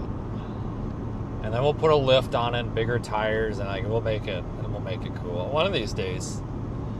There was one on Facebook Marketplace, beautiful truck. Like, it was a 1993, I think, Chevy. And the guy in his 30s basically said that, you know, he bought it from his dad or something, and he axle swapped it. You know, he put a F350 axle on the front and then a Dana 44 on the rear, which is good. and did a nice job. Lots of pictures, video, everything. Like, you can tell, like, this was his project, but he really cared for it. And he's like, I just have too many projects. He's like, it's, you know, passing on. He had $12,000 on it, and then a couple days ago, I see it was up to $16,500. And I messaged him again. I was like, hey man, you still got this? And I don't know why I messaged him, because I don't have that money. I was like, you still got this? And he's like, I actually just sold it for 17. And I'm like, holy shit, the guy had a bidding war. And it was worth every penny of it too. Like, nice truck. I mean, just well cared for, original, not, yes, modified, but not wrecked. Like, tastefully modified. Like, you know, had issues with suspension and stuff, so swapped it out with different axles, which makes sense. You know, and did it right. And it's like, god damn it. Like, if I had money, I'd go buy that. I'd spend $16,500 on something like that versus a $16,500 on a newer vehicle. That old shit, you can keep it running. It's much more simple. All you need is a couple of wrenches. I'm dead serious. If you've never worked on an old car, you need to try it. If you like auto mechanics, you got to work on an old car. Like, it's so easy. Like, you look at it and it's like, oh my god. Like, I mean, don't get me wrong. You need to know what you're doing, but you don't need to know what you're doing. Like, a couple of wrenches and like 3 different sockets, you can take the head off of something. I mean, they're just so much more user repair friendly back in the day. You know, you used to have people doing their own work on stuff all the time. I don't know. Too bad we're past that.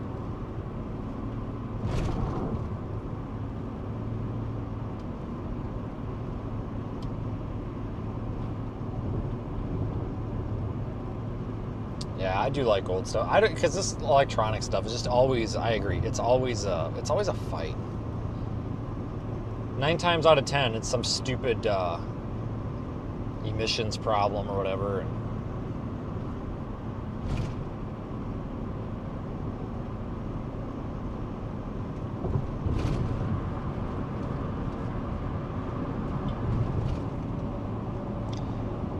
Like an old 90s Tahoe would be kind of cool too, with like the barn doors on the back. That'd be cool. Just put bigger, I mean, they all sit so low to the ground, but you put bigger tires and like a 3-inch lift on it, or honestly even a 2-inch lift, and you're good to go. You know, basically modernize the suspension on it, and you're good to go. I like old diesels too. I would, you know what, I could drive something with like a 7.3 Power Stroke in it too. I would have to stay away from like Cummins or Duramax because I don't know anything about them, just Power Stroke. But I could take like an old, like late 90s, like F-250 that had 4 doors with a 7.3 liter in it. I mean, I know that engine like the back of my hand. That was one of the ones that we learned on in school. I mean, like it was that and the 6 liter. Like, those were the teardown engines. Like, I could tear that thing apart back of my hand. Like, I love that engine too. Like, it's just so durable. Like, you could pretty much put oil in it for water in it for oil, and it'll still freaking run. Like, they just run. I think they're easy to repair. They have issues. They definitely have issues, but I'm so familiar with it that it's like, it's not that big of a deal. Like, turbo pedestals leak, but a lot of the stuff is crap that you can aftermarket and do a lot better than factory.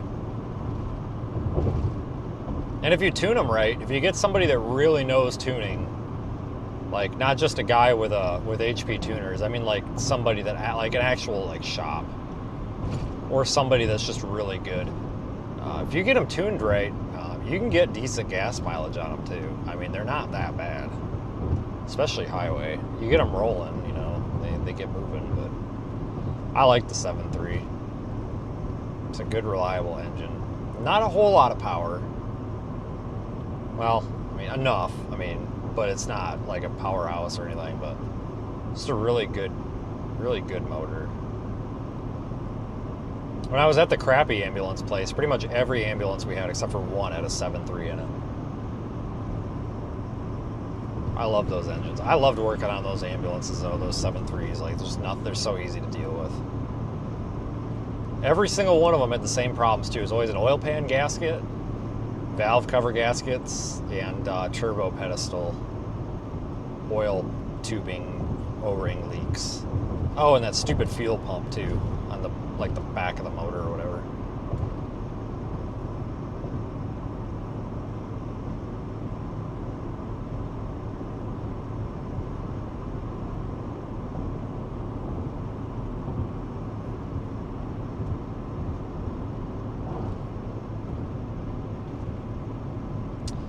Oh yeah, the Suburban that Platteville had. I forgot about that. You remember the Impala that EMS had? I don't know whatever happened to that. I think when I left there, it was the transmission was out. Like, I think the transmission blew up in it. Because it was parked for like 2 months before anybody did anything with it. And I don't think it was fixed when I left. That freaking Impala had the doors run off of it too.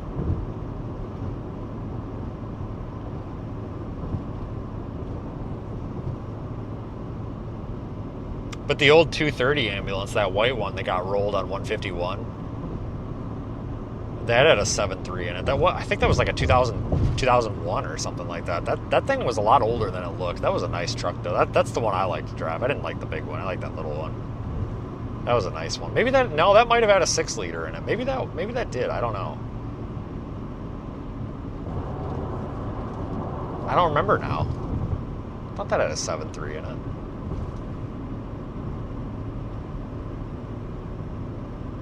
I kind of miss working on ambulances though. The one thing I don't miss though, because there's no room to work on the damn, because the motor is like under the dash. But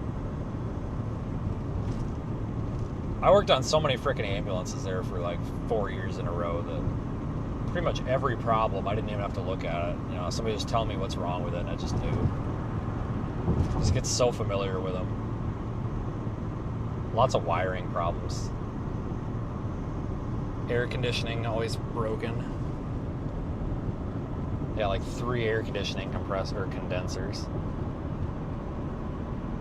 Just had at the airport for a loaner car, did it really?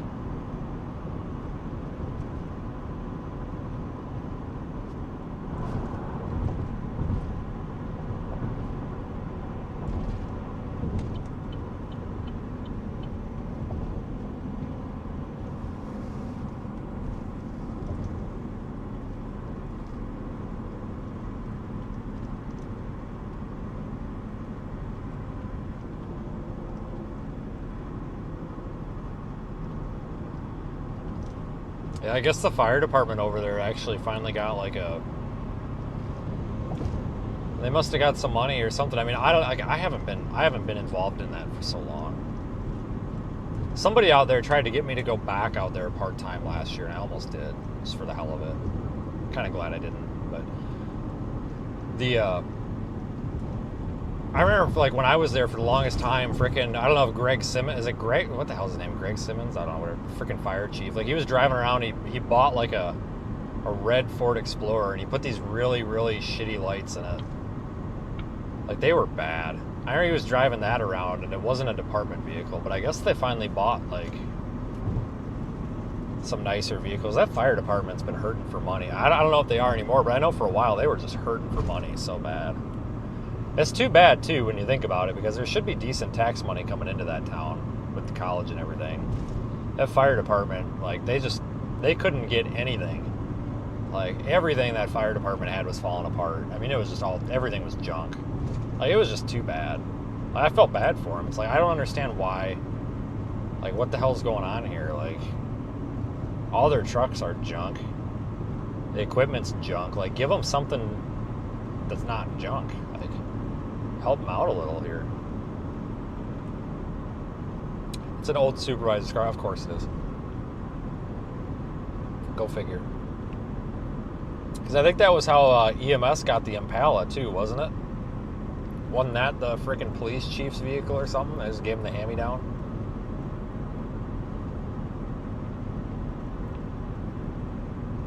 Oh yeah, Ryan Simmons. That's right.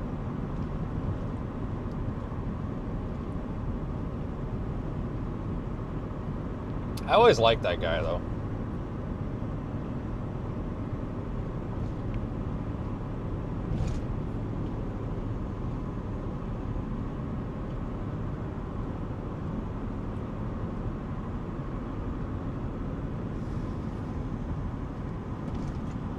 That was a fun town to work in.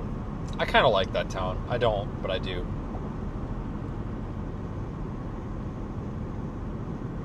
I tell you what, I drove through Platteville like about a year ago for the first time in like 4 years, and holy smokes, I feel like that town like doubled in size.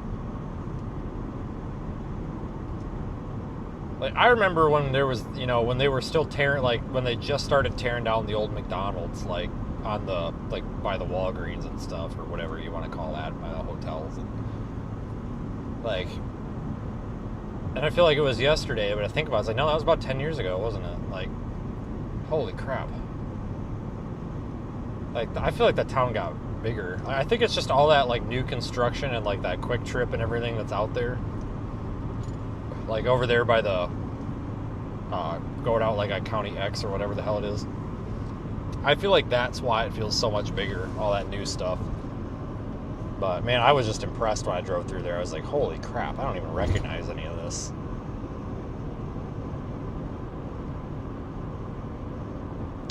Yeah, New Glarus is nice, though.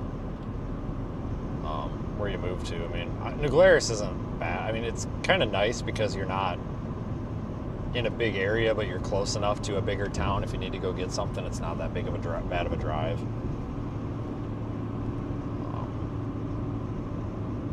I don't mind New Glarus. They need a Quick Trip in New Glarus, though. Like, that one up there in Belleville's great, but they need one in New Glarus. That cop needs to stop writing me freaking window tint tickets, though, too. It's been a couple of months, but he's starting to kind of tick me off. I just roll my windows down.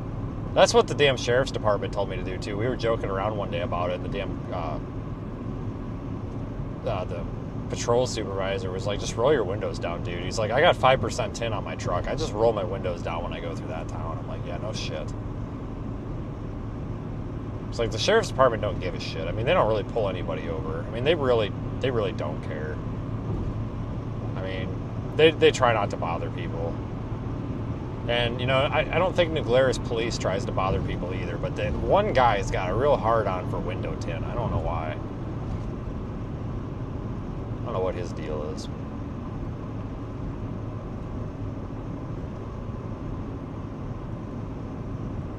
But shit, yeah, we just got a new sheriff. Not that anybody cares, but we just got a new sheriff in our county because, well, what, 2 years ago? Because I think the other sheriff, he unexpectedly retired, but I think he had cancer or something. I just don't think it was public. I mean, it wasn't like everybody liked this guy. Like, everybody loved him. Like, everybody voted for him. Nobody wanted to run against him. Like, everybody liked him, and then he just kind of dipped out. I think he was sick. It wasn't doing anything wrong. He didn't die or anything. I just think he was getting sick. I think he needed to retire, but they appointed this guy named Cody, who I told you guys a story about. I think it was 2015, the one and only homicide we ever had in that county, except for back in the 1940s when somebody shot and killed the sheriff, I guess. Was when a couple of like drug people during like the county fair or something shot up a trailer house in Monroe and killed like 3 people, which was just unheard of. But like, it was targeted, it wasn't random. And I'll never forget, you know, he saved a lot of people's ass because he's the guy who shot the guy with the gun, the bad guy, I guess, lack of a better term. He's the guy that blew him away. And he saved a couple of other cops and the EMS's life by, I hate to say it, but by shooting that guy. He probably prevented a couple of other people because this guy was just going to shoot people. No matter, like, he was just going to shoot, and he was a good choice for sheriff. He's a really nice guy. He used to be the canine deputy too, but I like him. That was a good appointee, I think. But that's kind of what I like about that county is, you know, that's the county I grew up in. I mean, we didn't really have a lot of problems in that county, you know, like you hear all these stories about like corrupt government and corrupt cops and shit. We didn't really have any of that. You know, the cops left you alone. I mean, they really did. I mean, they don't. I mean, shit, I know a guy who got pulled over for like driving on a suspended license because, like, I don't know, he didn't pay his tickets or something. This guy, he'd been pulled over like 9 times, and they just, and instead of towing the car and making a big deal, they just gave him a ticket every time. Like, these guys were trying to cut brakes to people. Like, we didn't have any of that corrupt government crap going on. It was really nice. I mean, yeah, we had some stupid shit like local municipal bullshit, but we didn't have this, like, everything's corrupt mentality, which was so nice, because there's a lot of that these days where there's a lot of corrupt government.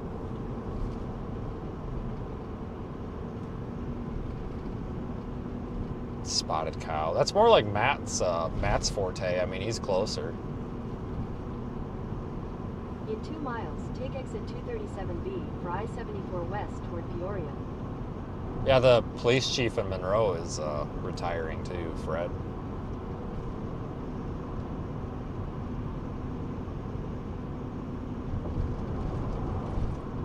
He's been the police chief for like freaking 40 years.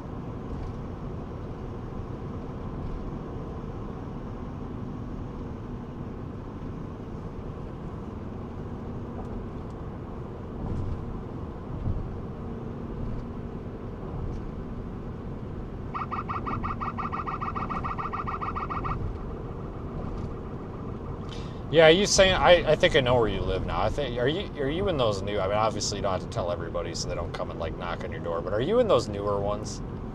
You're in that new construction up there, aren't you? I think I know where you live.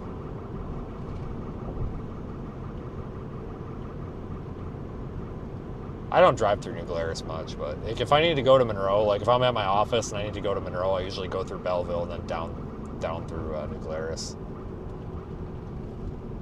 I don't know. One of these days I gotta go get lunch or something. Stuff's gotta slow down for like 5 minutes so I can catch my damn breath and like get back to having a life. But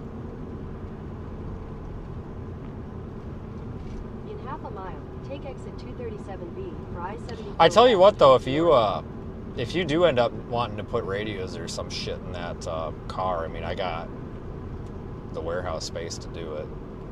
It'd be a while before we could get to it, but I mean, air conditioned and heated, so it'd be a fun project.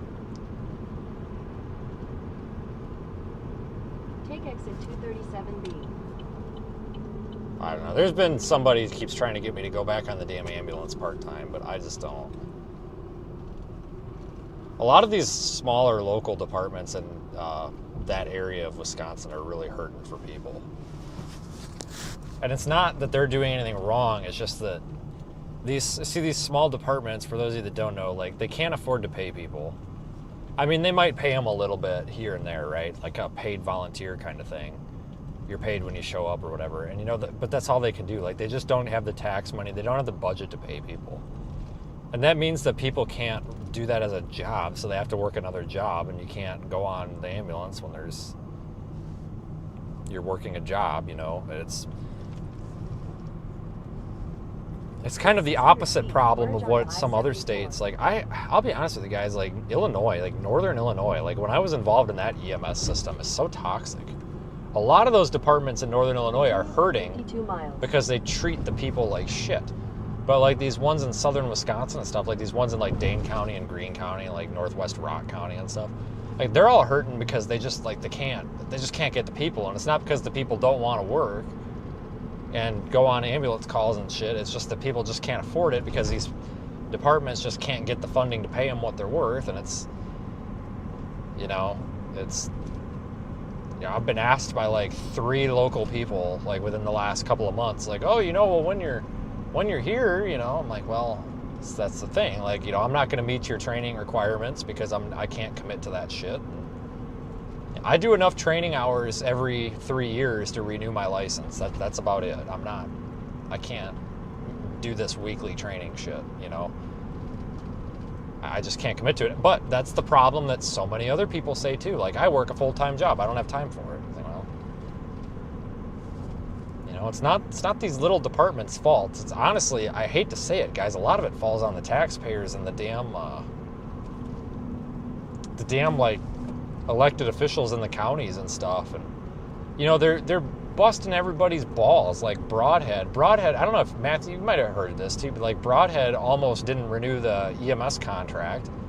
You know, everybody is legally required to have ambulance coverage. But I guess they didn't want to renew the coverage with Broadhead EMS. Broadhead EMS has been the provider of EMS in that town since literally the town was a thing. And they waited, they dicked around, and then they barely renewed it. It's like, who are you going to get? Like, who else is going to be your ambulance? You can't afford volunteers. What makes you think you're going to afford freaking Superior or Curtis? I don't even think Curtis is around anymore. Or freaking Ryan Brothers or any of these other locals. What makes you think you're going to afford them to come in and do it? You know, you can't even afford the damn volunteers. Like, what's going on? Somebody told me through the grapevine, this might not be true, but somebody told me they were trying to get rid of the ambulance in Belleville, too.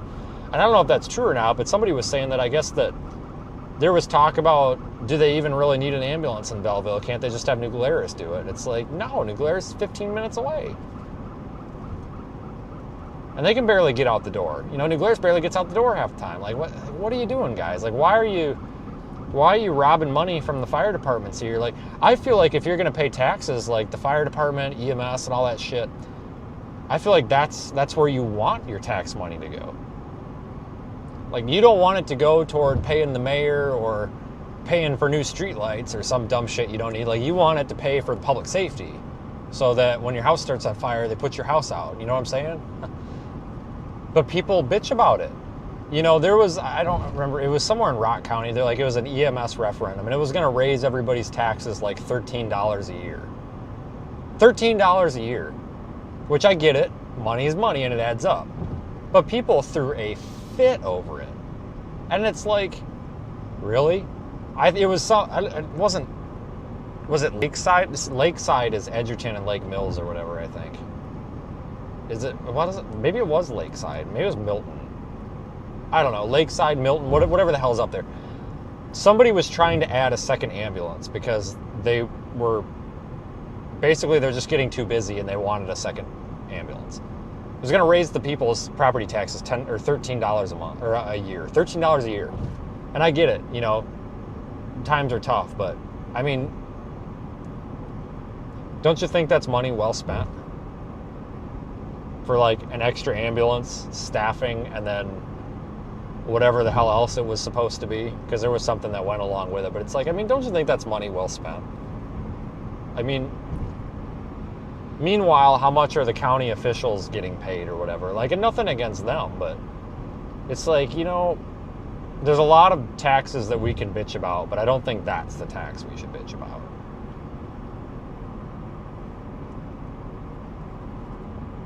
Belleville is covering your village. Wait a minute, what? Is New Glarus not a thing anymore? What are you talking about?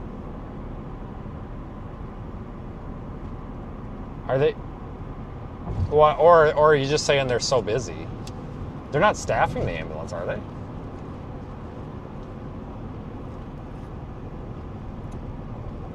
As of December, really? What the frick?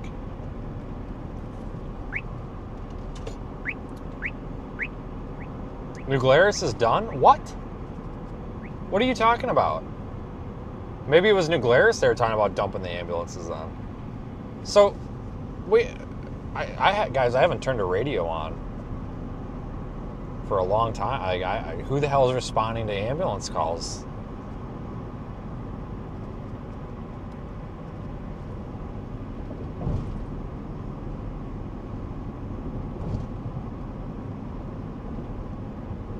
Because didn't they just buy another ambulance?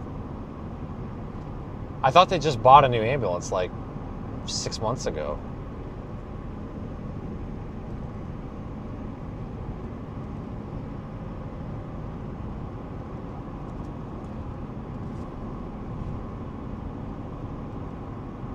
You think it's...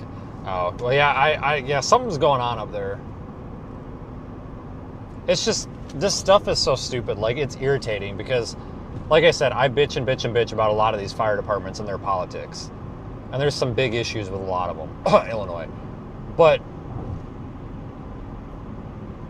you get these good ones, and it's always the frickin' local politics. Oh, we don't want to spend an extra 6 cents a person, you know.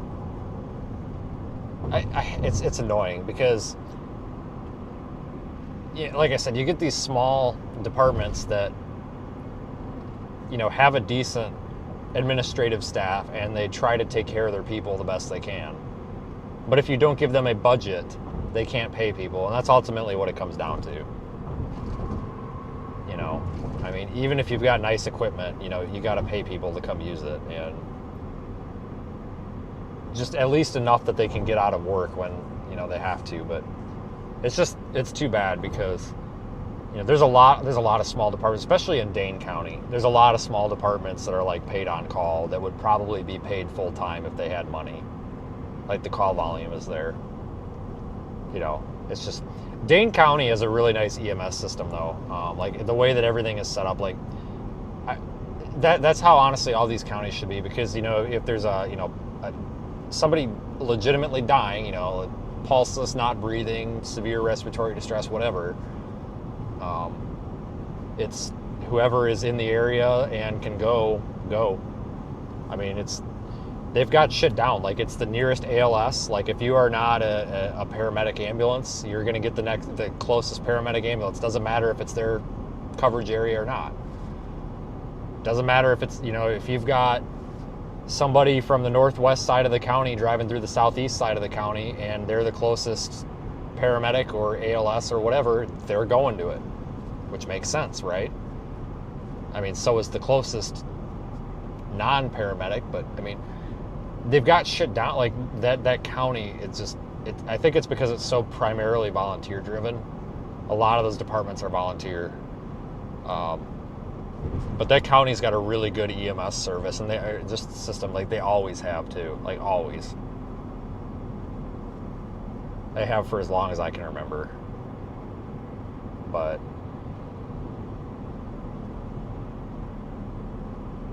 I mean, they've got their trunked radio system, which is a pain in the ass, but, you know, they've got the mutual aid set up. I mean, Matt, you've probably figured it out, but, you know, they actually monitor VCall 10 like everybody is supposed to, but they don't. And, you know, if you're EMS or fire and you're traveling through an area and there's somebody pulseless, not breathing, you know, you grab a radio and it's VCall 10 and everybody can, you know, they monitor it and tell them, okay, well, I'm 5 minutes away, I'm going to go there. And okay, you know, you're actually getting people that are not on the clock showing up to your calls to help you before an ambulance gets there. Like, that county has had their shit done for a long time, has had their shit down for a long time, and they got a lot of criticism. The communications center got a lot of criticism back to like 2015, 2016 with that Danecom switchover, because the radio system's a piece of shit, and everybody knows it's a piece of shit. Like, Dane County pages a lot of outside of their county departments. You know, whether it's, because I think Edgerton, they page Edgerton, or is it Lakeside? I don't know, they page one of them. Is it Reedsburg? No, there's somebody over there on the west side of the county. Brooklyn, they can page New Glarus. They can. It's rare, but I mean, there's, and then there's one up there, they share responsibility with Jefferson County. Is it Cambridge? No, there's somebody over there on the east side they share responsibility with, but the problem is, like, all these departments on the fringes of the county, like, the pagers don't work, like, outside the county because the radio system sucks. Stoughton is a great example of this. Like, they're on the fringe of the county. Stoughton no longer uses the trunk system. They use their own shit on the water tower because the county's trunk system doesn't work in town, like, at all, barely. So they said, screw it. They actually opted out of Danecom like 10 years ago and just put their own shit up. And, like, it's a pain in the ass. Like, Greene County's that way too, because they page Blanchardville and Argyle. And the only reason they do that is because the Lafayette County radio system doesn't cover those areas very well. So the Lafayette County dispatcher can page them over a phone line with Greene County's radio, or the dispatcher in Greene County can do it. But it's a pain in the ass. Like, but there were a lot of politics with the communications thing, because the radio system that they had before Danecom was so nice. The analog repeaters and shit, it was great. Because now, I don't understand the point of this. We've got the trunked radio system, which cost like bajillions of dollars, right? keep in mind, this had nothing to do with the fire departments. This was literally politicians in Dane County trying to do this. A lot of the fire departments bitched about this radio system, and they still bitch about it. But because they weren't happy with the performance of the radio system, they went and put up 2 analog repeaters. Like 2, like, tactical, like, Mark type repeaters. There's 2 repeaters, two channels, but there's 4 towers, and they manually turn them on. They're always turned off, and you manually turn them on. So if there's like a critical incident, they move everything to an analog repeater. So what's the point of the trunk system? Like, it's good enough for you to, for the snowplows to talk to each other, but it's not good enough to, like, put the fire out. I don't know, like, there was a lot of politics in that, and, like, it was interesting because I know Stoughton was the fire department that threw a fit about that when that switchover happened, and rightfully so, because it kind of screwed them. But now it's getting better. I think they moved one of the trunk sites, but I know for a fact that, like, the trunk system, you can monitor the trunk system as far south as the Illinois-Wisconsin border. You can't even hear the paging channel, which is just analog. It's on 155.8425. You can't even hear it, like, south of the New Glarus area at all. Like, there's a serious balance issue here, and it's just, there's politics and all that crap, and, like, sometimes I miss being involved in it, sometimes I don't. But Dane County's got a good system. So does Rock County. But oh, Grand County got delayed on that too, I figured. Yeah, the iFern patch is kind of cool because you hear people from like 4 states away because that antenna is on the antenna for the iFern patch is on the super tower on the west side of Madison, the one over there by the mall that's like 1,800 feet tall. They got that iFern antenna. I think it's at like freaking 900 feet. So, like, I mean, you're picking up shit from like freaking Indiana on that. I think it's kind of cool.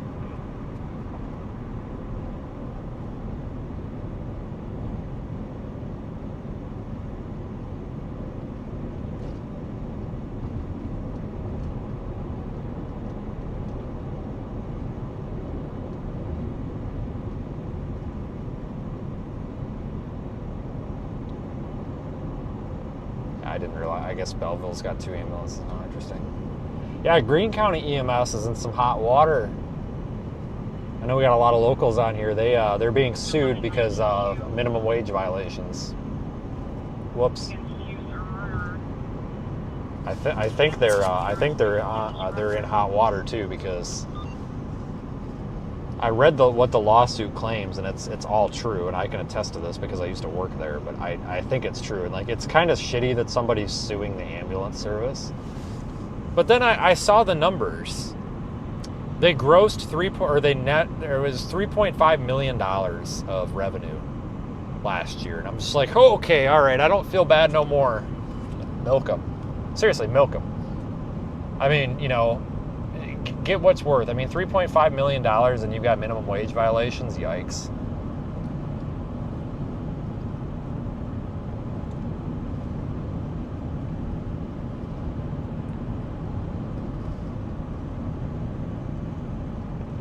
I'll never forget. So what pissed off the Greene County EMS people is when I worked for Star Ambulance, which spelled backwards is rats, by the way, accurate. We put an ambulance in Monroe. And I don't know, Matt, if you knew this or not. I don't know if you knew this either, Carrie, but for a while there, we had the ambulance in Monroe. And that's why they couldn't fire me, because I was one of like 3 people that could actually legally be in that ambulance. And I'll never forget the day, we got called by a nursing home for some reason. And they called us instead of 911, and they called us, and they're like, you know, grandma's not breathing, you know. She's turning purple, and she does not have a do not resuscitate. So we jump in the ambulance, and I'm on the other side of town, so, you know, I expeditiously drive the ambulance across town with the lights and sirens on. Do you know what happened? Some bitch who worked for Greene County EMS, she's a bitch. She doesn't anymore. She calls the goddamn sheriff's department, bitching This Star ambulance is responding with licensed sirens through town and then calls the hospital and makes a big deal about it. Like, lady, it is an ambulance. It has lights on it for a reason. And made a huge deal about it and like tried to get our service in trouble for it. Which, granted, that service was a piece of junk. They should have been gotten in trouble for a lot of things. But I'm just like, what's the problem? You can't respond to 911 calls. Okay, number one, we can. We're an ambulance. Number two, this wasn't a 911 call. Like, believe it or not, you don't have to call 911 to get an ambulance. You can call whatever the hell ambulance you want to call. Like, apparently this nursing home did not want Greene County EMS to show up and take their patient. I don't know why, but so they called a different ambulance. There's nothing wrong with that. It is a free country. You can call whatever ambulance you want to call. Like, whether they're going to show up or not, whatever. If you call 911, they are going to assign you an ambulance. Somebody will show up, but you can call a private ambulance. If I am in Janesville, Wisconsin, and I want Ryan Brothers in Madison to come and pick me up when I'm in cardiac arrest, I can call them. It's going to take them forever, but they'll probably show up. And call whatever ambulance I want to call. And they made this big deal about it, and I'm just like, what is your problem? Like, why are you salty about this? Like, what's the problem? Like, somebody called our ambulance to respond to an emergency. I responded to the emergency. Like, I'll never forget, like, the lady at the hospital was so rude because they hated us. And she was so rude. She's like, what business did you have with this patient? I said, well, this patient's caretaker called me. They called you? And I'm like, well, they called our, freaking phone line, but not me directly. But I'm like, well, we are an ambulance. It is our job to show up when somebody's sick and injured. And she's just like, well, what did you do for this patient? I'm like, well, as you can see, the patient's on CPAP. Like, she's in respiratory distress. Lungs are filling with fluid, so I'm blasting her with oxygen at like 1,000 liters per minute. Like, what's it look like I'm doing? Jesus Christ. Like, they were so pissed because we showed up. We had no idea you were coming. I said, well, I called you on the radio 4 times. We don't monitor the radio. Well, the state law says you have to, which is true. They are required to monitor EMS-B, which is 155-340. They're required to monitor that. We don't monitor that. Well, that's your fault, not mine. I didn't have your phone number. So we just show up with this lady, and anybody doesn't know, like, CPAP, I mean, we're like blowing this lady away. It's like holding a leaf blower in front of this poor little grandma's face. And she's happy as can be because she can breathe again because I'm like blowing a leaf blower at her, right? But like we show up, she's like, well, what did you do for this patient? I'm just like, well, clearly, as you can see, she's on CPAP. Like, I don't know if you could tell or not, but if you couldn't tell by the sound of the leaf blower and the giant mask on her face, like, we're currently forcing oxygen into her lungs, She's filling with fluid, she's got all sorts of problems, but she's not purple anymore. And I'll never forget the freaking ER doctor was like, was this the most appropriate action for this case, for this patient? And I was like, well, what would you have done differently? And he's just like, well, I don't know. You could have started with like 6 liters of oxygen. I was like, 6 liters of oxygen. I'm like, dude, she was turning purple. He's like, what were her O2 sats? And I was like, I don't know. She was purple. Like, I don't know what the hell they were. Why the hell would I wait? And, she's old. She was cold to the touch because she's old. I'm not going to sit there and fight with the fucking pulse oximeter on her finger because it's all wrinkly and it's not going to get one because I couldn't get one. Like, I'm not going to sit there and fight with her. She's turning purple and blue. She can't breathe. Put her on fucking CPAP. Her lungs are filling with fluid. Help the poor lady. Well, you could have started with 6 liters of oxygen. Okay, I'll start with 6 liters of oxygen and watch that not fix the problem. And then watch the freaking patient sit there and suffer for the 10-minute ride to the emergency room as my fat-ass partner hits every pothole in the fucking road. Like, hello. Like, what do you want me to do here? Like, this is a pretty simple emergency, right? She can't breathe. She's filling with fluid. She's dying.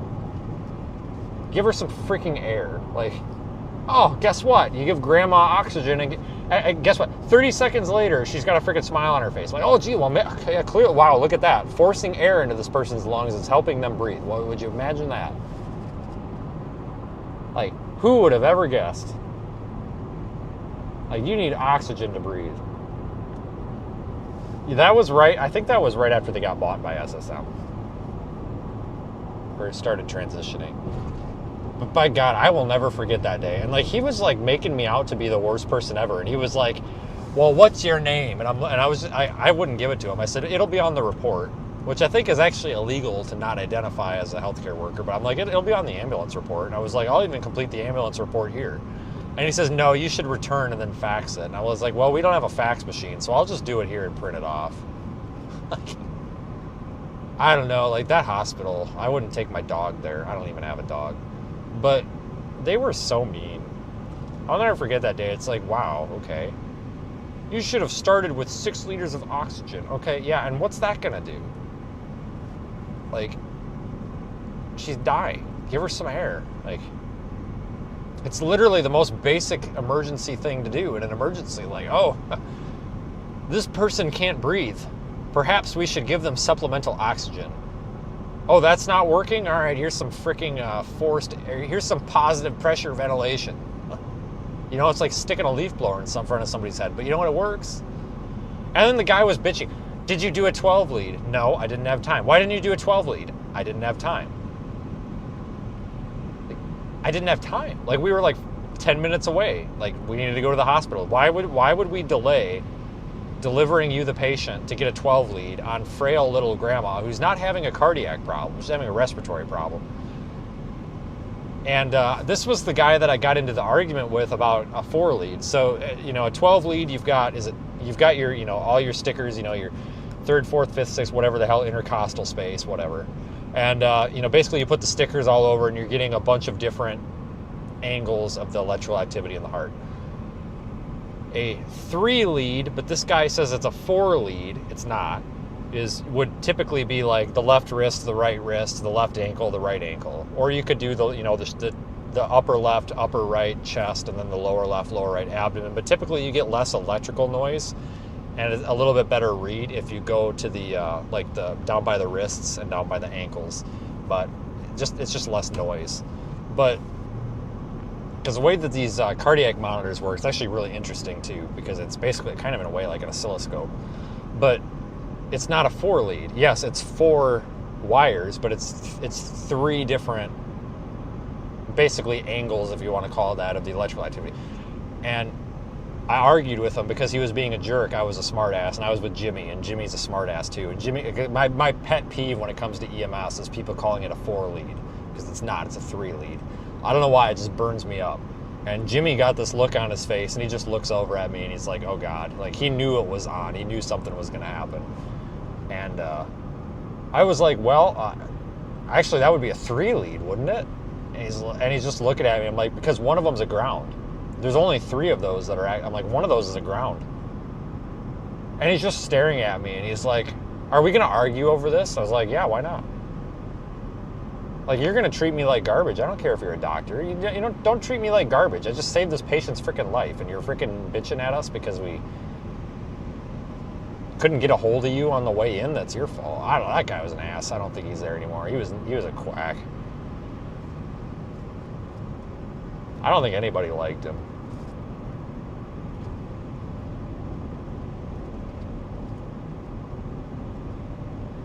There are some people I miss working with, though.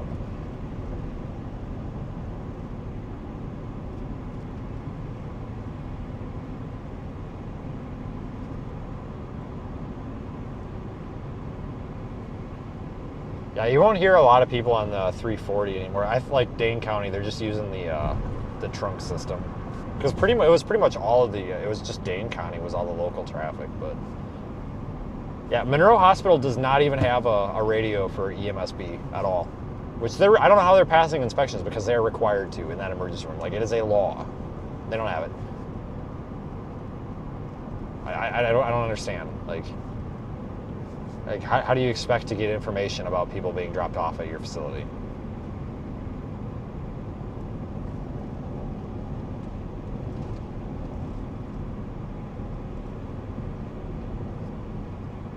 Yeah, I know healthcare is scary anymore, guys. Like, a lot of these healthcare facilities just don't care about people. Like, I don't know. That was what I liked about being on the ambulance, was like, I was good at solving problems. Like, you would get called a lot for these stupid problems that aren't emergencies. And it's like, okay, whatever, somebody's toe hurts. But I mean, this sounds kind of messed up, but I kind of miss dealing with that sometimes.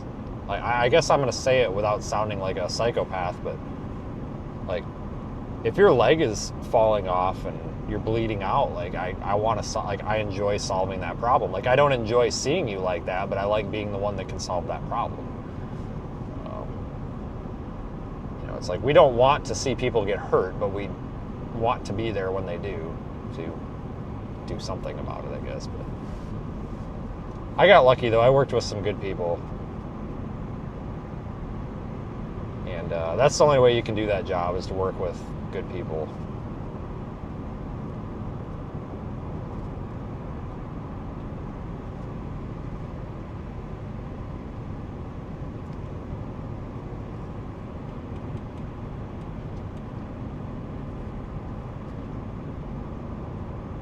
This frickin' girl. She, this one I'll never forget. Like, we're just having fun, guys. Don't cancel me, right? There's this girl that I worked with and totally slept with, which was not a good idea. I probably shouldn't say that. That's not professional, but that was a terrible thing that ever happened. But I worked with this frickin' girl for like 3 years, and this was a different thing. This was recent, but she, like, oh my fucking God. Like, that was one of the people I couldn't stand working with. Like, this girl, like, I don't think could put a Band-Aid on her freaking big ass toe. And this girl, like, you get these, where I'm going with this, like, you get these people in EMS though that, like, they think that they're some freaking, like, superhero. Like, oh my God, I'm an EMT. I went through 6 months of community college and 100 hours of training. I'm a doctor now. Like, she was one of those girls. It's just like, oh, Jesus Christ. And, like, she kept trying to take, like, this paramedic class, but she kept, like, failing it. I'm going to tell you right now, the paramedic class is not that hard. It's a lot of facts, medication dosages. It's a lot of knowledge, and you need to be good at your skills. But I do believe that anybody that puts their mind to it has an opportunity to pass that class. Some people just might have to put more to it than others, but the fact that, like, she couldn't get 3 weeks into this thing without failing, I'm just like, oh my God. But this freaking girl, I don't remember exactly what it was, but I remember she showed up, and me and Jimmy, again. Me and Jimmy, like, what happened? Like, we came across a car accident or something.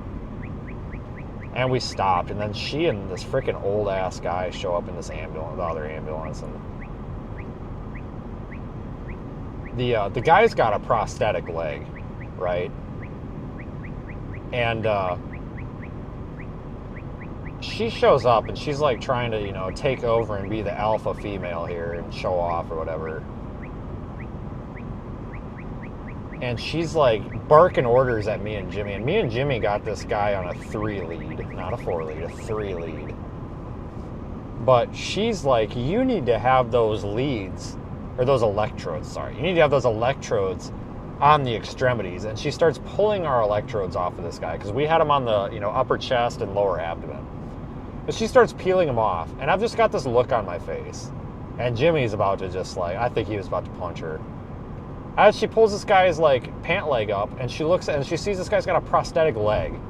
And she looks at both of us, and I was just like, yeah, that's why they're not on the extremities. And, like, she made the biggest deal about it, like, you guys didn't tell me that, and I look like an idiot. I'm like, yeah, you look like an idiot because you are an idiot, because it's not your patient, and you came up and told me how to do my job, and you were wrong. Like, that's your fault. But, like, I couldn't believe it. Like, you know how stupid everybody looked? Like, this isn't, like, came out of nowhere. Didn't even ask what was happening. Didn't even ask why this patient's on a cardiac monitor. And the reason it was on a cardiac monitor is because we thought it was a cardiac event that caused the car accident, that caused a syncopal episode, whatever. And she's just, like, comes up and starts ripping these freaking electrodes off of this guy. And she goes left wrist, right wrist, and then she goes and pulls up, like, the left pant leg and sees the freaking prosthetic limb. And it's like, yeah, sweetheart, that's why there's not one there, because it's fake. It's not a real leg. Like, He doesn't have a pulse. And like, you get those kind of people in EMS, and it's just, and healthcare in general, and it's just like, oh my God, like, you're who's showing up when I call 911. Like, I'll take my chances. But then there's the opposite too. Like, there's this girl, I think she's on Blanchardville EMS. She's old. She's got to be 80. This old lady, and she's old, man. She looks old, but she's been on like every damn ambulance call in that town. And you know when she's on the ambulance call too, because like she grabs the radio, she's like 212. Like, it sounds like grandma picked up the freaking radio. But she is like the nicest lady, and she's like one of the best like EMS people I've ever met. So you've got the total polar opposite of this chick. You've got like, you know, seasoned grandma who knows what she's doing and is like the nicest lady ever, and like the best healthcare provider ever. So you get your two extremes, that's for sure. And then you get people like us in the middle who are just assholes to everybody. I mean, that deserved it anyway.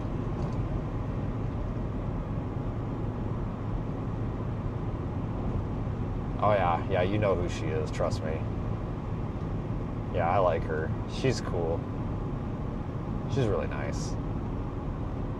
I always like listening to frickin' Christy Mueller on the radio, and I can say this because I don't work in that county no more, but god damn, the EMS chief in New Glarus is like, Christy's very nice, but god damn.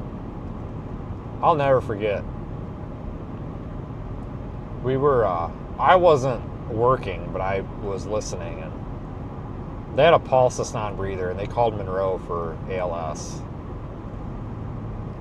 And I'm not going to say his name because I don't want to throw him under the bus because I think he watches. But he's on his way up, and if he's listening, he's pissing his pants off right now, laughing at this shit. He's on his way up to help them, and she's just on the radio frantic, like something about like, you got to pull around back, you got to do this, what's your ETA or whatever. And you know, responding ALS is just on the, we'll leave it at that, is just on the radio. He's like, yeah, Christy, you know, we're gonna get there, you got to give me a minute. And she's just blowing a gasket. And the same call, they get in the ambulance, she's driving the ambulance, and she starts reading off a license plate, and she's like, this vehicle is failing to yield for an emergency vehicle. And she's like reading off the plate. And whoever was driving the vehicle behind them, following them to the hospital, grabs the mic and says, Christy, you don't even have your lights on. Just like, that's probably why they're not pulling over Christy. Or Chris, whatever the hell her name was. Like that's probably why. Like, I don't know. Like, I'm not trying to dog on these people, but it's just like, when you get into EMS and fire, like, there's always, and like, there's always these people that are just like way too much energy. It's like, okay, calm down, take a breath. Like, it's not your emergency. Like, they're still breathing, they're fine. Like, just take them to the hospital. Like, it's okay. Like, calm down. Oh my god, this car's not getting out of my way. It's because you don't have your fucking lights on. Maybe that's why. Hey, turn your lights on. Jesus Christ.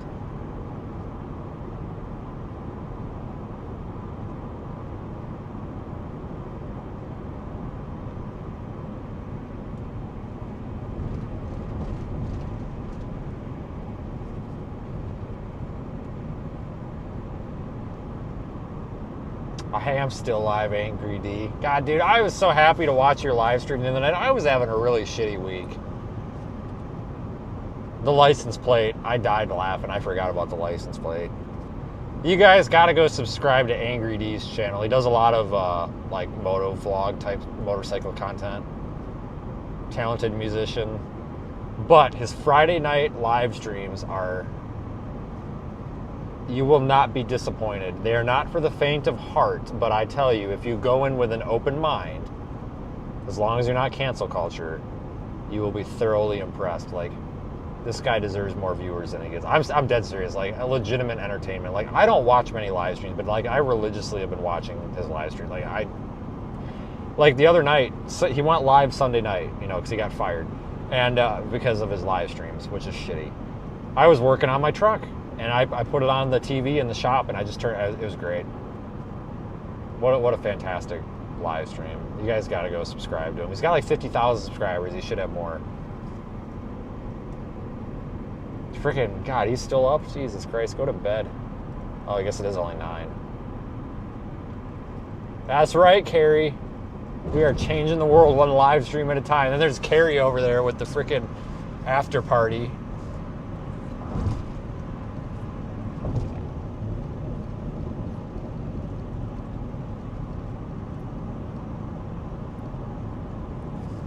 I have got to clean this windshield. God dang. Grr. Yes. I'm going to get that license plate now in Wisconsin. Or any state that's available.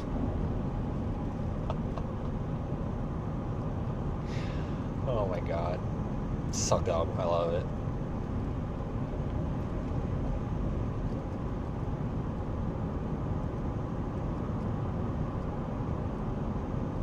I don't know, that's a fun time. You gotta appreciate people that can sit down in front of a camera for a couple of hours and just talk about dumb shit. I mean, because we need more of that in our lives, right? Like, there's a lot of dumb stuff that's happening in the world. And if we don't make fun of some of it, I mean, we're kinda... It ain't gonna be a very fun time, let's put it that way. Like, there is a lot of humor in this world. A lot of entertainment value. Silver Jeep Compass. Endangered missing person. Alright, well. Just keep your eyes peeled, I guess. You're live tomorrow at 8 p.m. That's damn right. Friday already. I gotta get a link to your channel sent over there to Zach. Zach's gonna piss his pants. Zach used to be a recently retired being a sheriff's deputy. And, oh my God, dude, he's gonna piss his pants when he watches your live stream. Like, he's totally gonna get it. He's one of our people. He's gonna get it. He's gonna love it. I forgot to send him a link the other night. I sent that link to that live stream to like everybody I could think of too. I was just like, oh my God. And then I went in our Discord and I sent it to all of our staff. I'm like, you gotta watch this guy. Because Carrie sent me a text. He's like, hey, Angry D's live. And I'm just like, oh, hell yeah, he is. Like, so we're texting each other back and forth, making fun of the dumb shit. Oh, it's fun.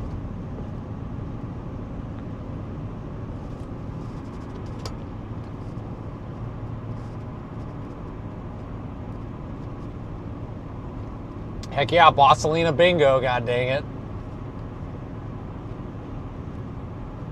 Yeah, and then we got the show and tell of Angry D's cat. I mean, I like cats, you know. Cats are fun, so.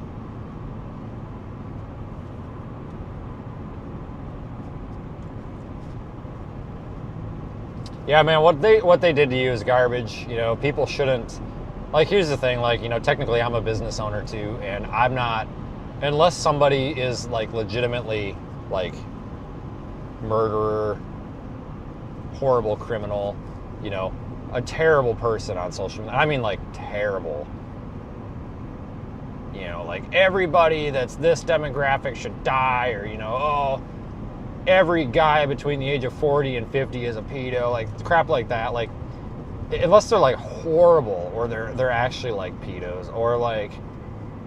just horrible, and I mean horrible. Like, it's really none of my business what people put on their social media. And honestly, doing a damn live stream, like, nothing you say is actually like I told you, nothing you say is actually offensive. It's just people look for something to have an issue with it.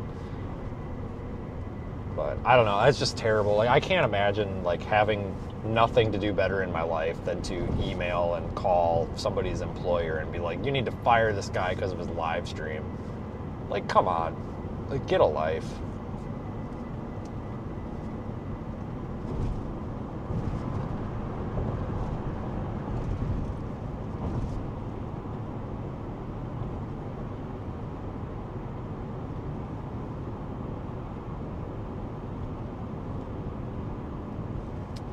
I don't know, it's just, you know, you see that in the storm chasing community too, where everybody's trying to get everybody like fired and stuff.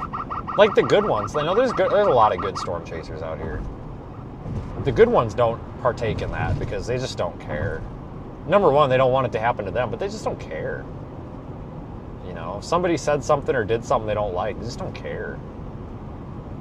But there's always those people that are like, oh, you did this, I don't like it. You didn't put your blinker on, oh my God.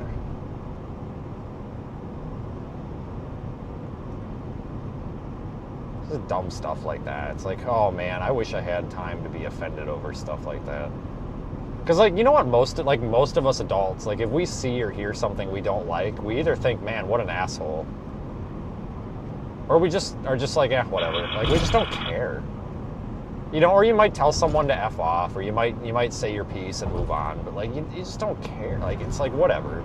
You know, that's fine. Like, if people want to argue or be like, man, you're an asshole, like, that's fine. But the whole, like, I'm going to ruin your life because I don't like what you do or what you stream or what you say, it's just... it's terrible. It's just sad. I feel bad for those people, honestly. It's like, man, your life must suck if you're that miserable.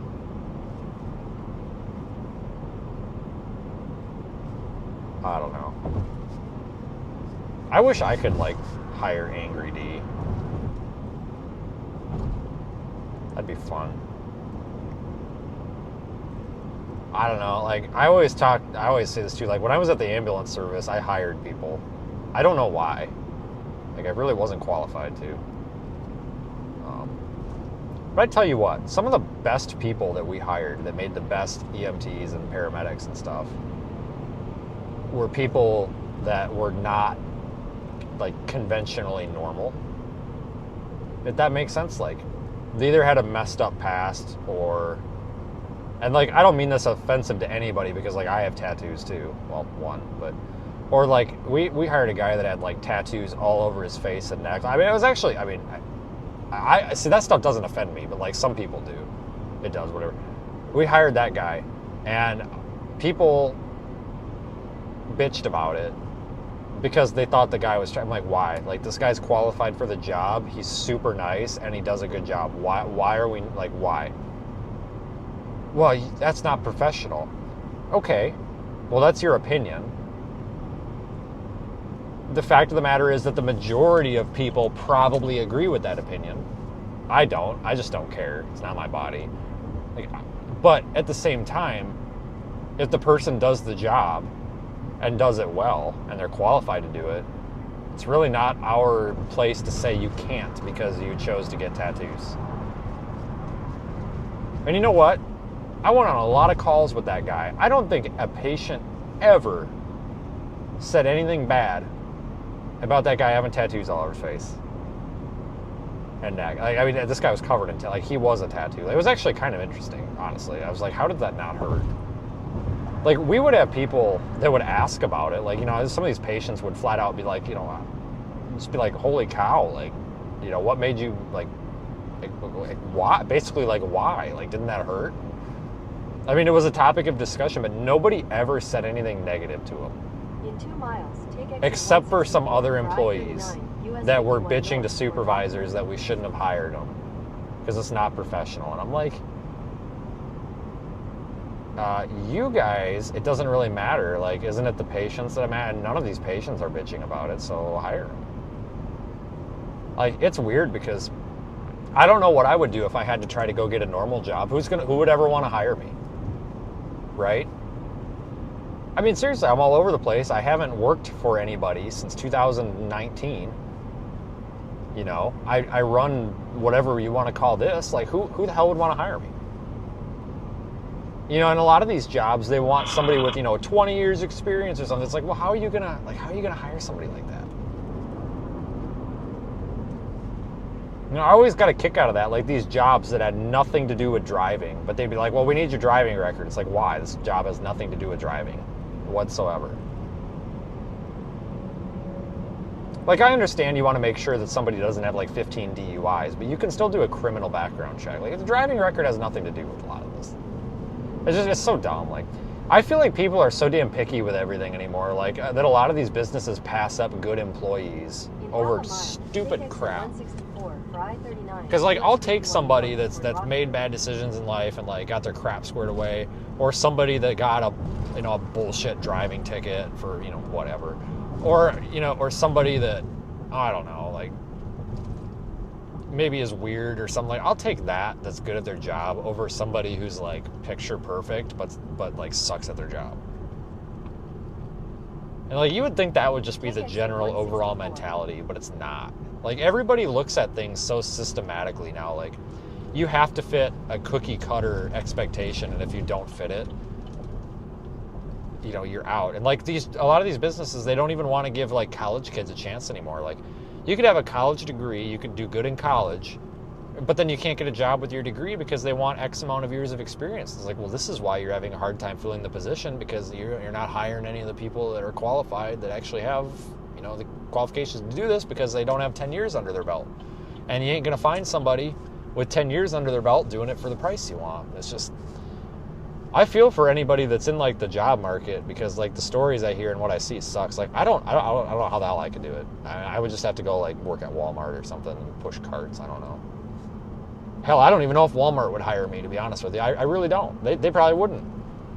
They'd be like, oh, you have a like 9-year employment gap or whatever. I'm like, well, I'm sorry.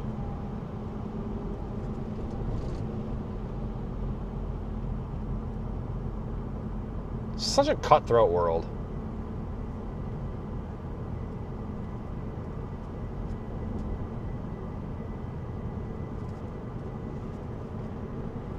Yeah, you could go to Tammy's and milk a cow. I don't think she milks. I think they just ranch. But yeah, you could go milk a cow at Tammy's. She'd probably pay you.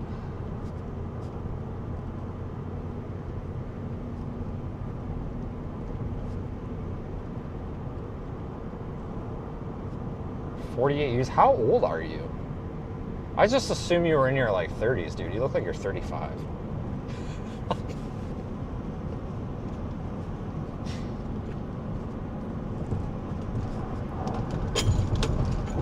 I don't know. I'm friends with somebody who was born in like the 70s, and he's like, yeah, I'm like 50 now. And I'm like, you're 50?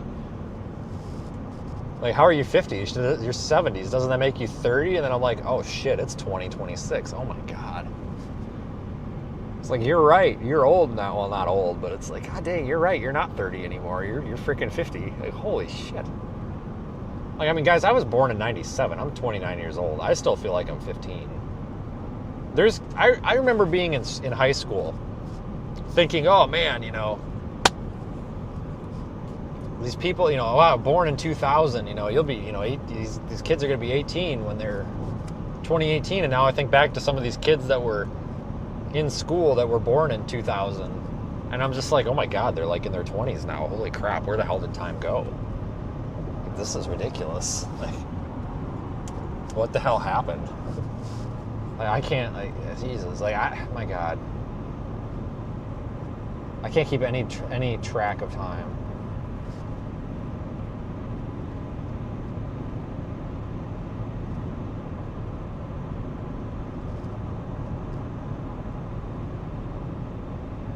You want to pull calves? Okay, Carrie, you do that.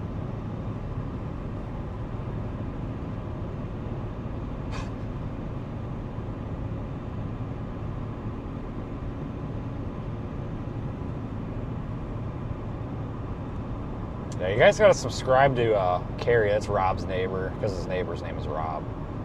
Rob needs a YouTube channel. And call it Carrie's Neighbor. That would be great. Oh my God, can you imagine that?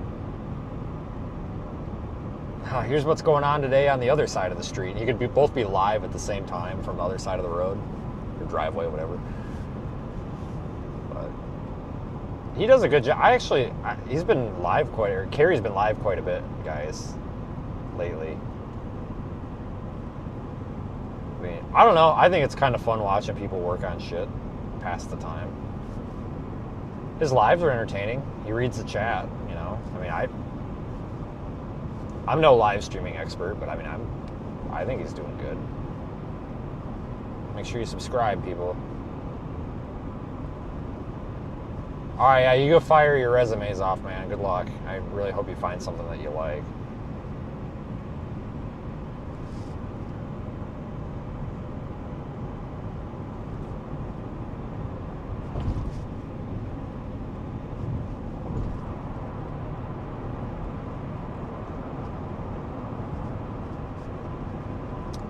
Yeah, live streaming is interesting because, like, there's money to be made on YouTube and other platforms. I don't know a lot about other platforms. I know Twitch is big, but I think I'm about to blow the doors off this cop. Let's see if we get a ticket. I don't have a license plate on this truck. Oh yeah, that is totally a cop. It fucking says police right on it. No, it don't. It says Explorer. God, I'm an idiot. All right, we're good. As I said, I don't even have a license plate on this thing. I mean, it's registered. I just don't have the plate yet. I got the paperwork. We're good. As I say, I'll blow the doors off of it and then probably get pulled over for no plate. But live streaming is interesting because it does Twitch. You can make a lot of money on Twitch, but it's hard to get a freaking audience over there. It just, God, like some of these people that have been doing it for years, they're only getting freaking like 5 viewers. You know, with live streaming and social media, like anybody can make an income, but the problem is getting the audience. Like once you get the audience, like you've got it. You just got to keep going, but it's so hard to get it. It's just, I don't, like, I get asked a lot, people are like, well, how can I do that? I don't even know. I don't even know how a lot of this happened. Like, it just kind of happened, and I'm kind of just going with it. But I think live streaming is going to be a bigger and bigger thing in the future because so many people are ditching television. They don't want to watch TV anymore. They want to watch live streams. I mean, I do. When I'm bored, I go over to Twitch, and I just, like, look for a random live stream or go on YouTube and look for a random live stream and see what's going on. You know, there's background noise to me. You know, I like more organic content like this because to me it's like, I think it's cool to watch somebody and be like, hey, that's what's happening right now somewhere, you know, and I can talk to this person or at least like talk to the chat or whatever. I think that's so much more interesting than TV.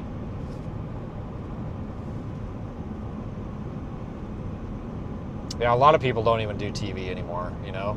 A lot of people are just doing like YouTube TV or friggin' Netflix or whatever. I don't blame them. I mean, I don't know. Cable's expensive. TV's expensive. Subscription services are expensive.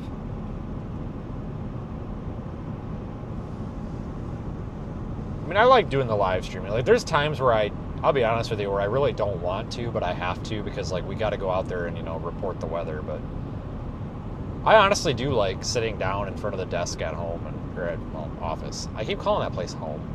In front of the desk at the office/studio, whatever we're calling it.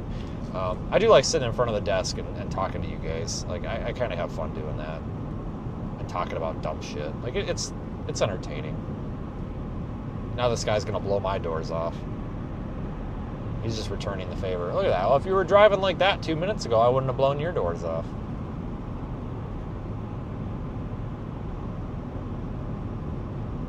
But there are some good live streamers out there.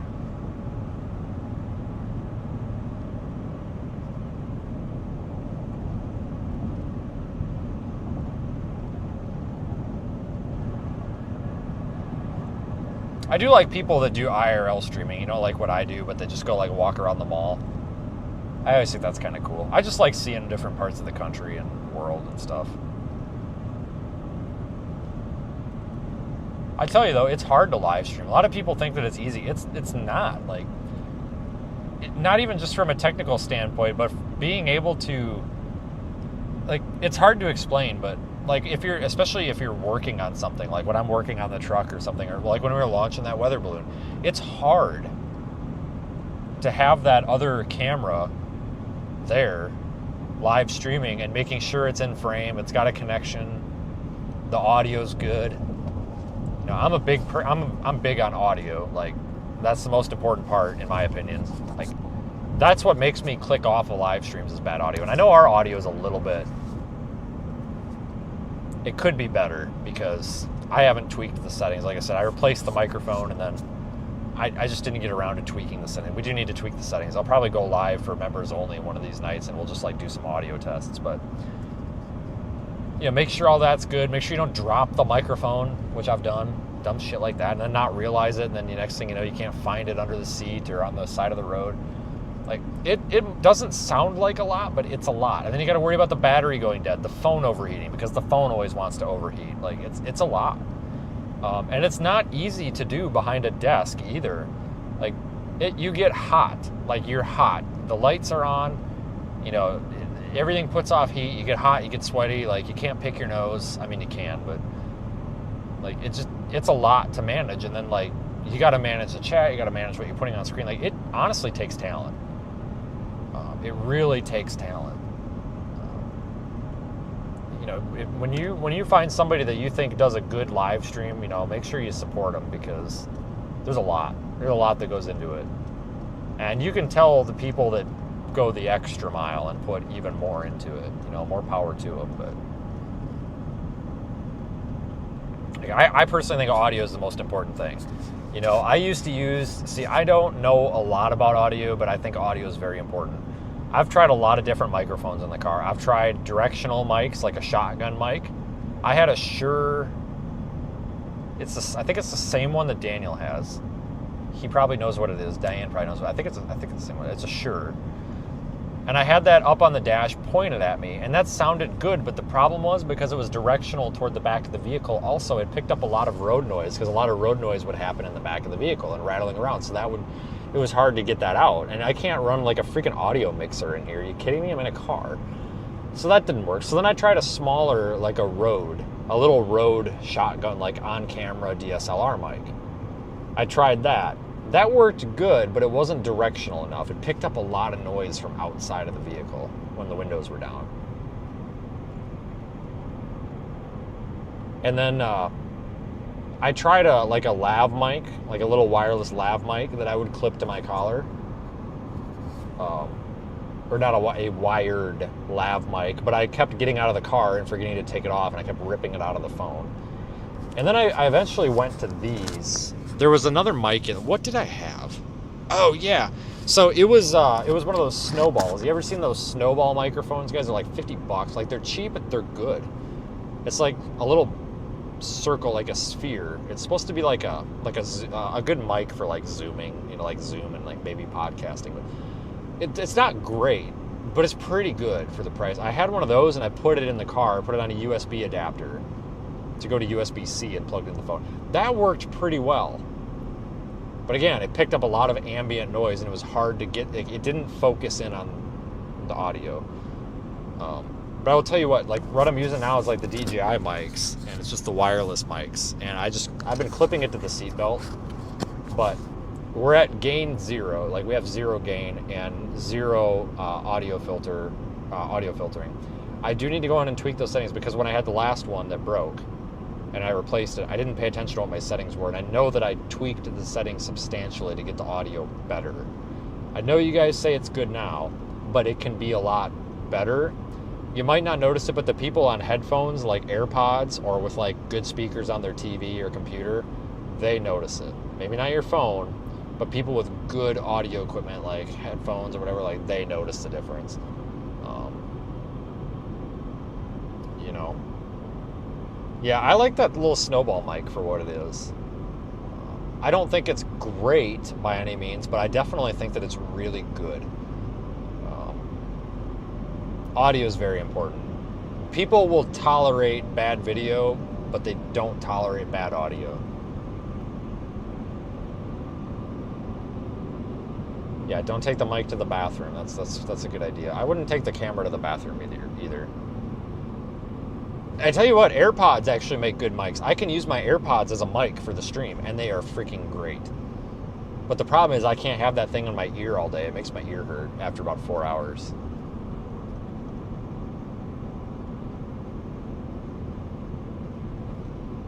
Tech horse. Thanks. No, that's the point.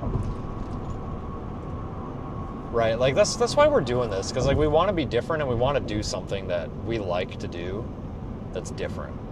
And we do enjoy, everybody involved in this project, like, we all enjoy doing this. Like, it's fun. I don't think it's really that foggy out, guys. It's my windshield. My windshield is trash.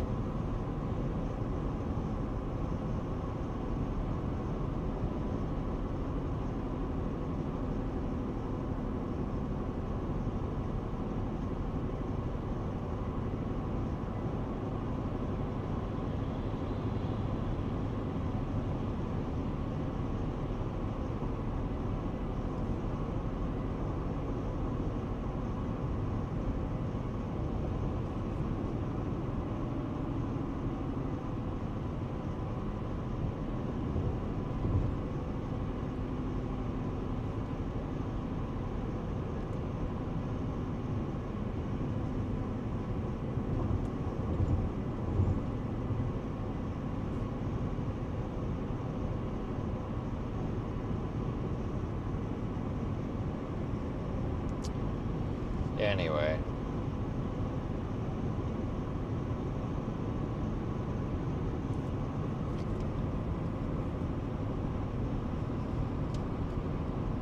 You think it's perfect with audio? See, I need to actually like look at the stream, like the archive stream, and I need to like pull the audio off and put it into like Audacity or something. I need to actually look at the waveform and like see if we're actually balanced, if we're peaking or what. So I actually need to have somebody else kind of go through some of this too with me. So it's not just my opinion, but I don't know. I do like live streaming with you guys. It's fun. We've had better luck with the connection today, guys. I don't know what's going on. I didn't do anything. It's the same equipment that's in the pickup. So I'm wondering if I've got something on the network in the truck that's conflicting. I might need to go back through all that.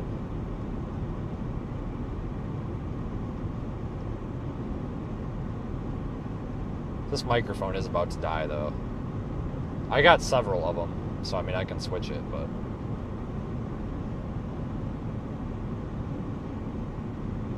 You need to renew your membership? Yeah, damn right, you better renew. No, I'm just kidding. You haven't missed out on a whole lot because we really haven't had a whole lot going on. But we have a good group of people on this channel, though. Like, really good audience, very supportive.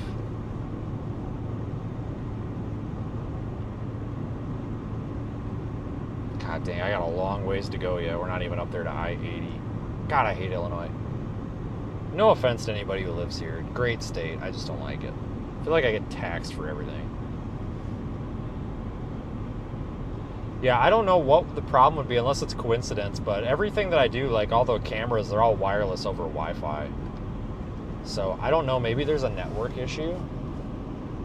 I mean, it's the same equipment, but obviously it's duplicate equipment, you know, because it exists in both vehicles. But maybe I have something configured different. I need to go back through the settings and compare a little bit, I guess.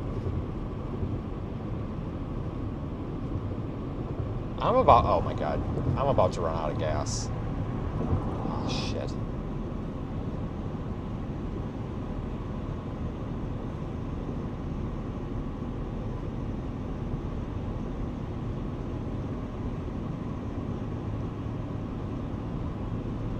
Oh, hold on. I'm clogging up the left lane. This dude came up on me so damn fast I didn't even see him. I totally would have got out of the left lane for him. Freaking speed racer here. That's totally my bad too. Like, I'm sitting in the left lane. Like, he came up on me so fast though. I didn't even see him. That's all right. He'll get over it. He's probably over it by now. We got a Road Ranger coming up. Oh boy, that's a freaking dumpster, I'm sure. Love's up there in LaSalle. Can I make it to LaSalle? 35 miles. All right. What does Tahoe say that we have in the tank? Keep in mind, it told me once that I had 33 miles left to empty, and then it ran out of gas at 33 miles left to empty. 84 miles. All right, we're going to make it, guys. One way or another. You like the streams from the office? Yeah. I'm working on making them better. It's a learning experience, because, like, I'm not used to doing that kind of live stream. Like, it's almost like learning how to ride a bike again. You know? Like, I'm used to running all my stuff from a seat in the car. I'm not used to running it while running around.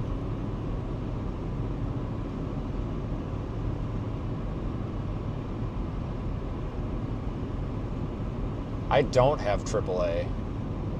But I bet you if I really got in a tight spot, there's probably somebody watching that's from this area that would probably come get us some gas. I will bet you anything.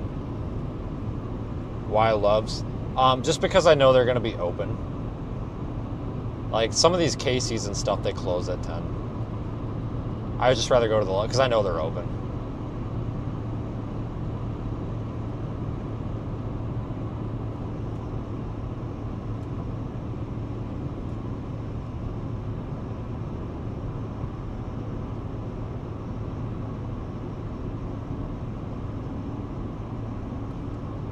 I did have fun today. This was a good trip. I mean, nothing really exciting happened, but I mean, It's not really about that. It's about getting out and doing something, having a little bit of fun.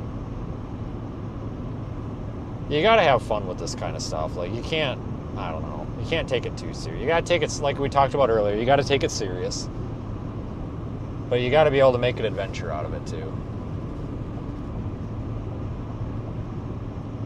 Yeah, well, there's some Casey's that are 24 hours, but a lot of these little town Casey's are like, you know, like 5 a.m. to 10 p.m. or whatever.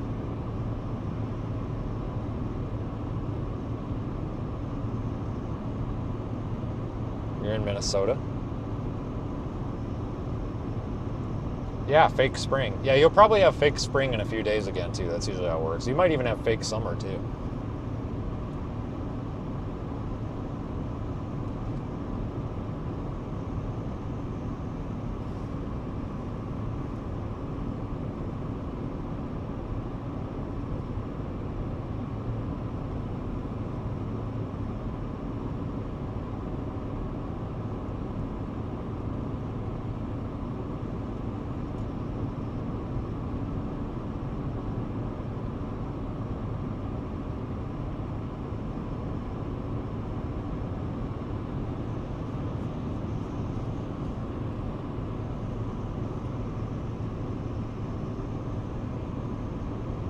You're in Peoria. You're not that far away, are you?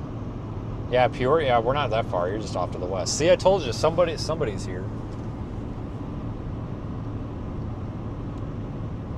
Second spring is coming next week. Yeah, I know. Everybody talks about, oh, my state, you know, just wait 5 minutes and the weather changes. And, you know, that's true for a lot. But I tell you what, Minnesota, Wisconsin, and Iowa, I feel like, are really the three that can really say that. Because it really does. I mean, you got freaking blizzard one day and 60 degrees the next. It's weird. Probably won't have another good severe weather setup. I don't think so either. I completely agree. I think it's gonna be a little bit dead. There will probably be something, but I have a feeling it's gonna be really, like, watered down. It does look a little dead. Maybe we'll squeeze in another snowstorm. I do like snowstorms. I just don't like the cold. I kind of wish I would have been out for those fires the other day, though. But I wouldn't have got the truck thrown together in time. I was about a day late on that. It's not a big deal. I mean, I'm not crying about it. It's just, I probably would have tried to get there, but I saw it coming, and I'm like, there's just no way I'm going to get my stuff back in this truck. Like, even if I hurried up, it wouldn't happen. Because, you know, I wanted to, you know, check it over, put it through its paces. Not that Carrie did anything wrong, but, like, I also worked on it, too. You know, new battery cables, the tune, all that stuff, things that could go wrong. I'm like, yeah, we got to drive this around town. So I put about 200 miles on it, just driving it back and forth around town and around the county. Went from, like, Madison to Janesville to Beloit, back to Madison, almost up to the Dells, back down, just drove it around just to make sure. Because I'd rather find an issue and have an issue and be able to fix it at home versus out here or anywhere that there's civilization, you know. But it feels nice to be driving this again because I really do like this truck. You know, Tahoe is a good storm chasing vehicle. They just have their mechanical quirks. You just got to be kind of prepared for them. Still like my pickup better. Well, maybe not. I think I like them equally.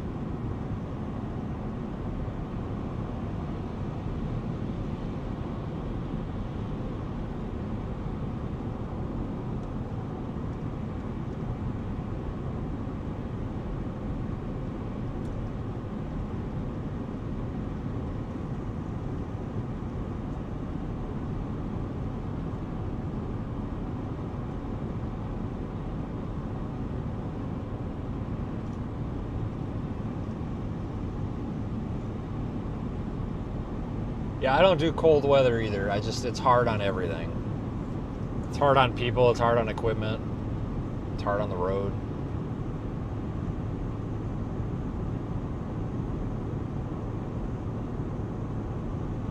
I'm trying to make it back tonight because I do go like directly into my office. I got something I got to do quick. Which, I mean, I could get there by like midnight. But I don't know if I'm gonna like die before then. But I mean, I'm at the point where it's like I'm what 3 hours away. I might as well. Like, I'm not gonna get a hotel. Are you kidding me?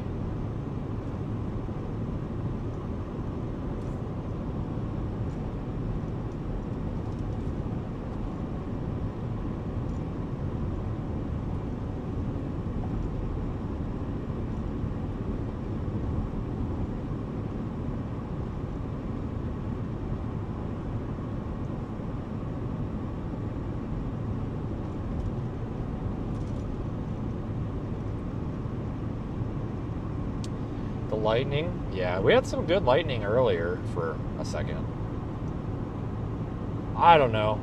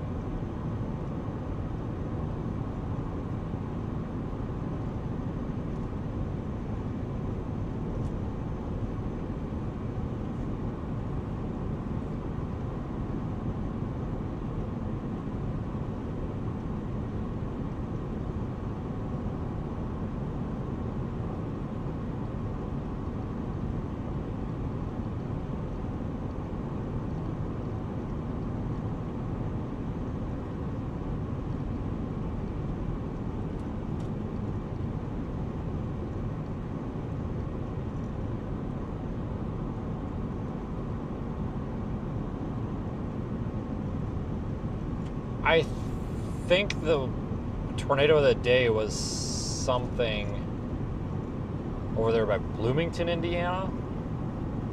I think.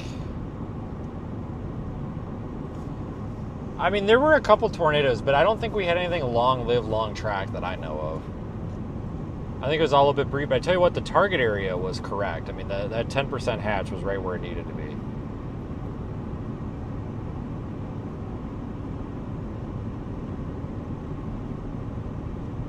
Which is important.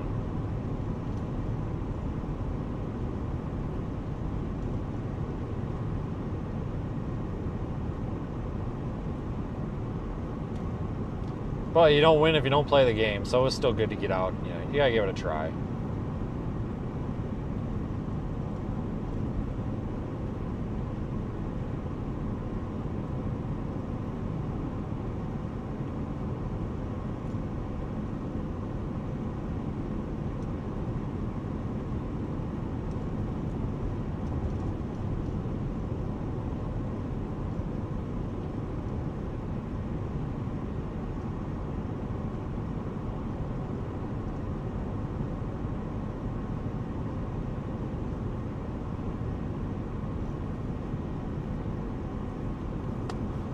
Alright guys, I'm probably going to get out of here because I don't feel like switching the microphone out.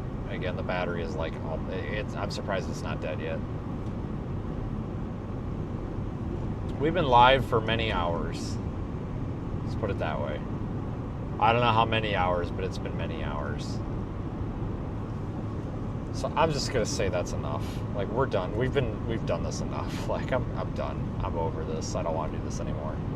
But that's what it comes down to. Like, I'm just kind of sick of this. I don't want to do it anymore. So let me drive in peace. I mean, not that you guys aren't peaceful and fun to talk to. It's just, I don't know, I'm over it.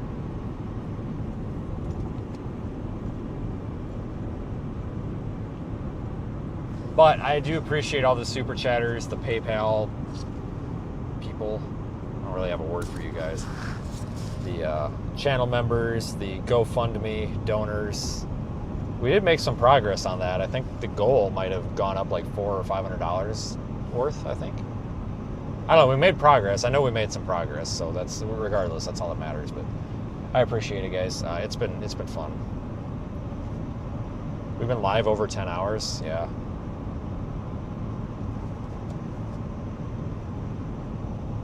Yeah, the only hiccup we had was that weather balloon, the ground station, not picking up the radio sound right away, but I think it did pick it up, guys. I think it just took it a minute. And then I just rushed the process, and I was like, oh, it's not working. Turn it off and back on, and then it worked. But I have a feeling it was working, or about to be working, the second I turned it off and unplugged it. I think I just needed to be a little more patient. It usually takes 60 to 90 seconds, but 60 to 90 seconds always goes by a lot faster, or a lot slower in your head when you're live streaming. Like, what feels like 60 or 90 seconds ends up only being like 20 to 30.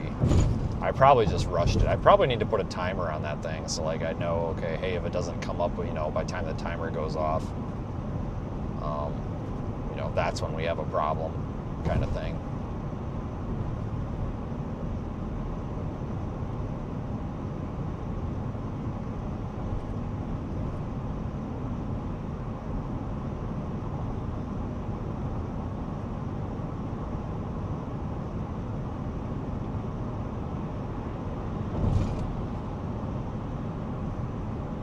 I'll look into it though and make sure nothing's wrong, but I don't think so, because it's just a clone of the one in my other vehicle. There's nothing different about it.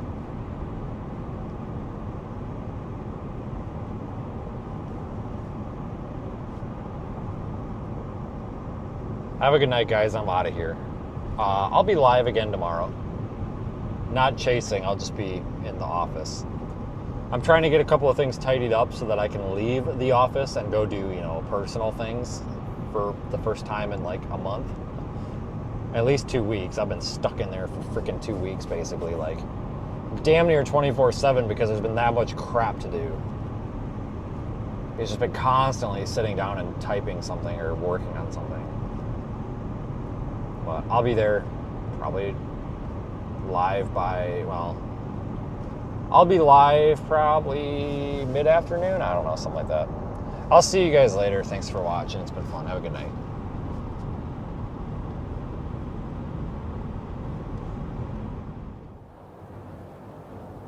Before a tornado appears beneath a spinning storm, before the first bolt of lightning strikes the plains, before the first updraft rises and reshapes the sky,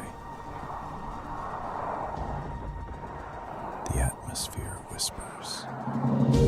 A turn of the wind, a breath of moisture, a boundary tightening miles away.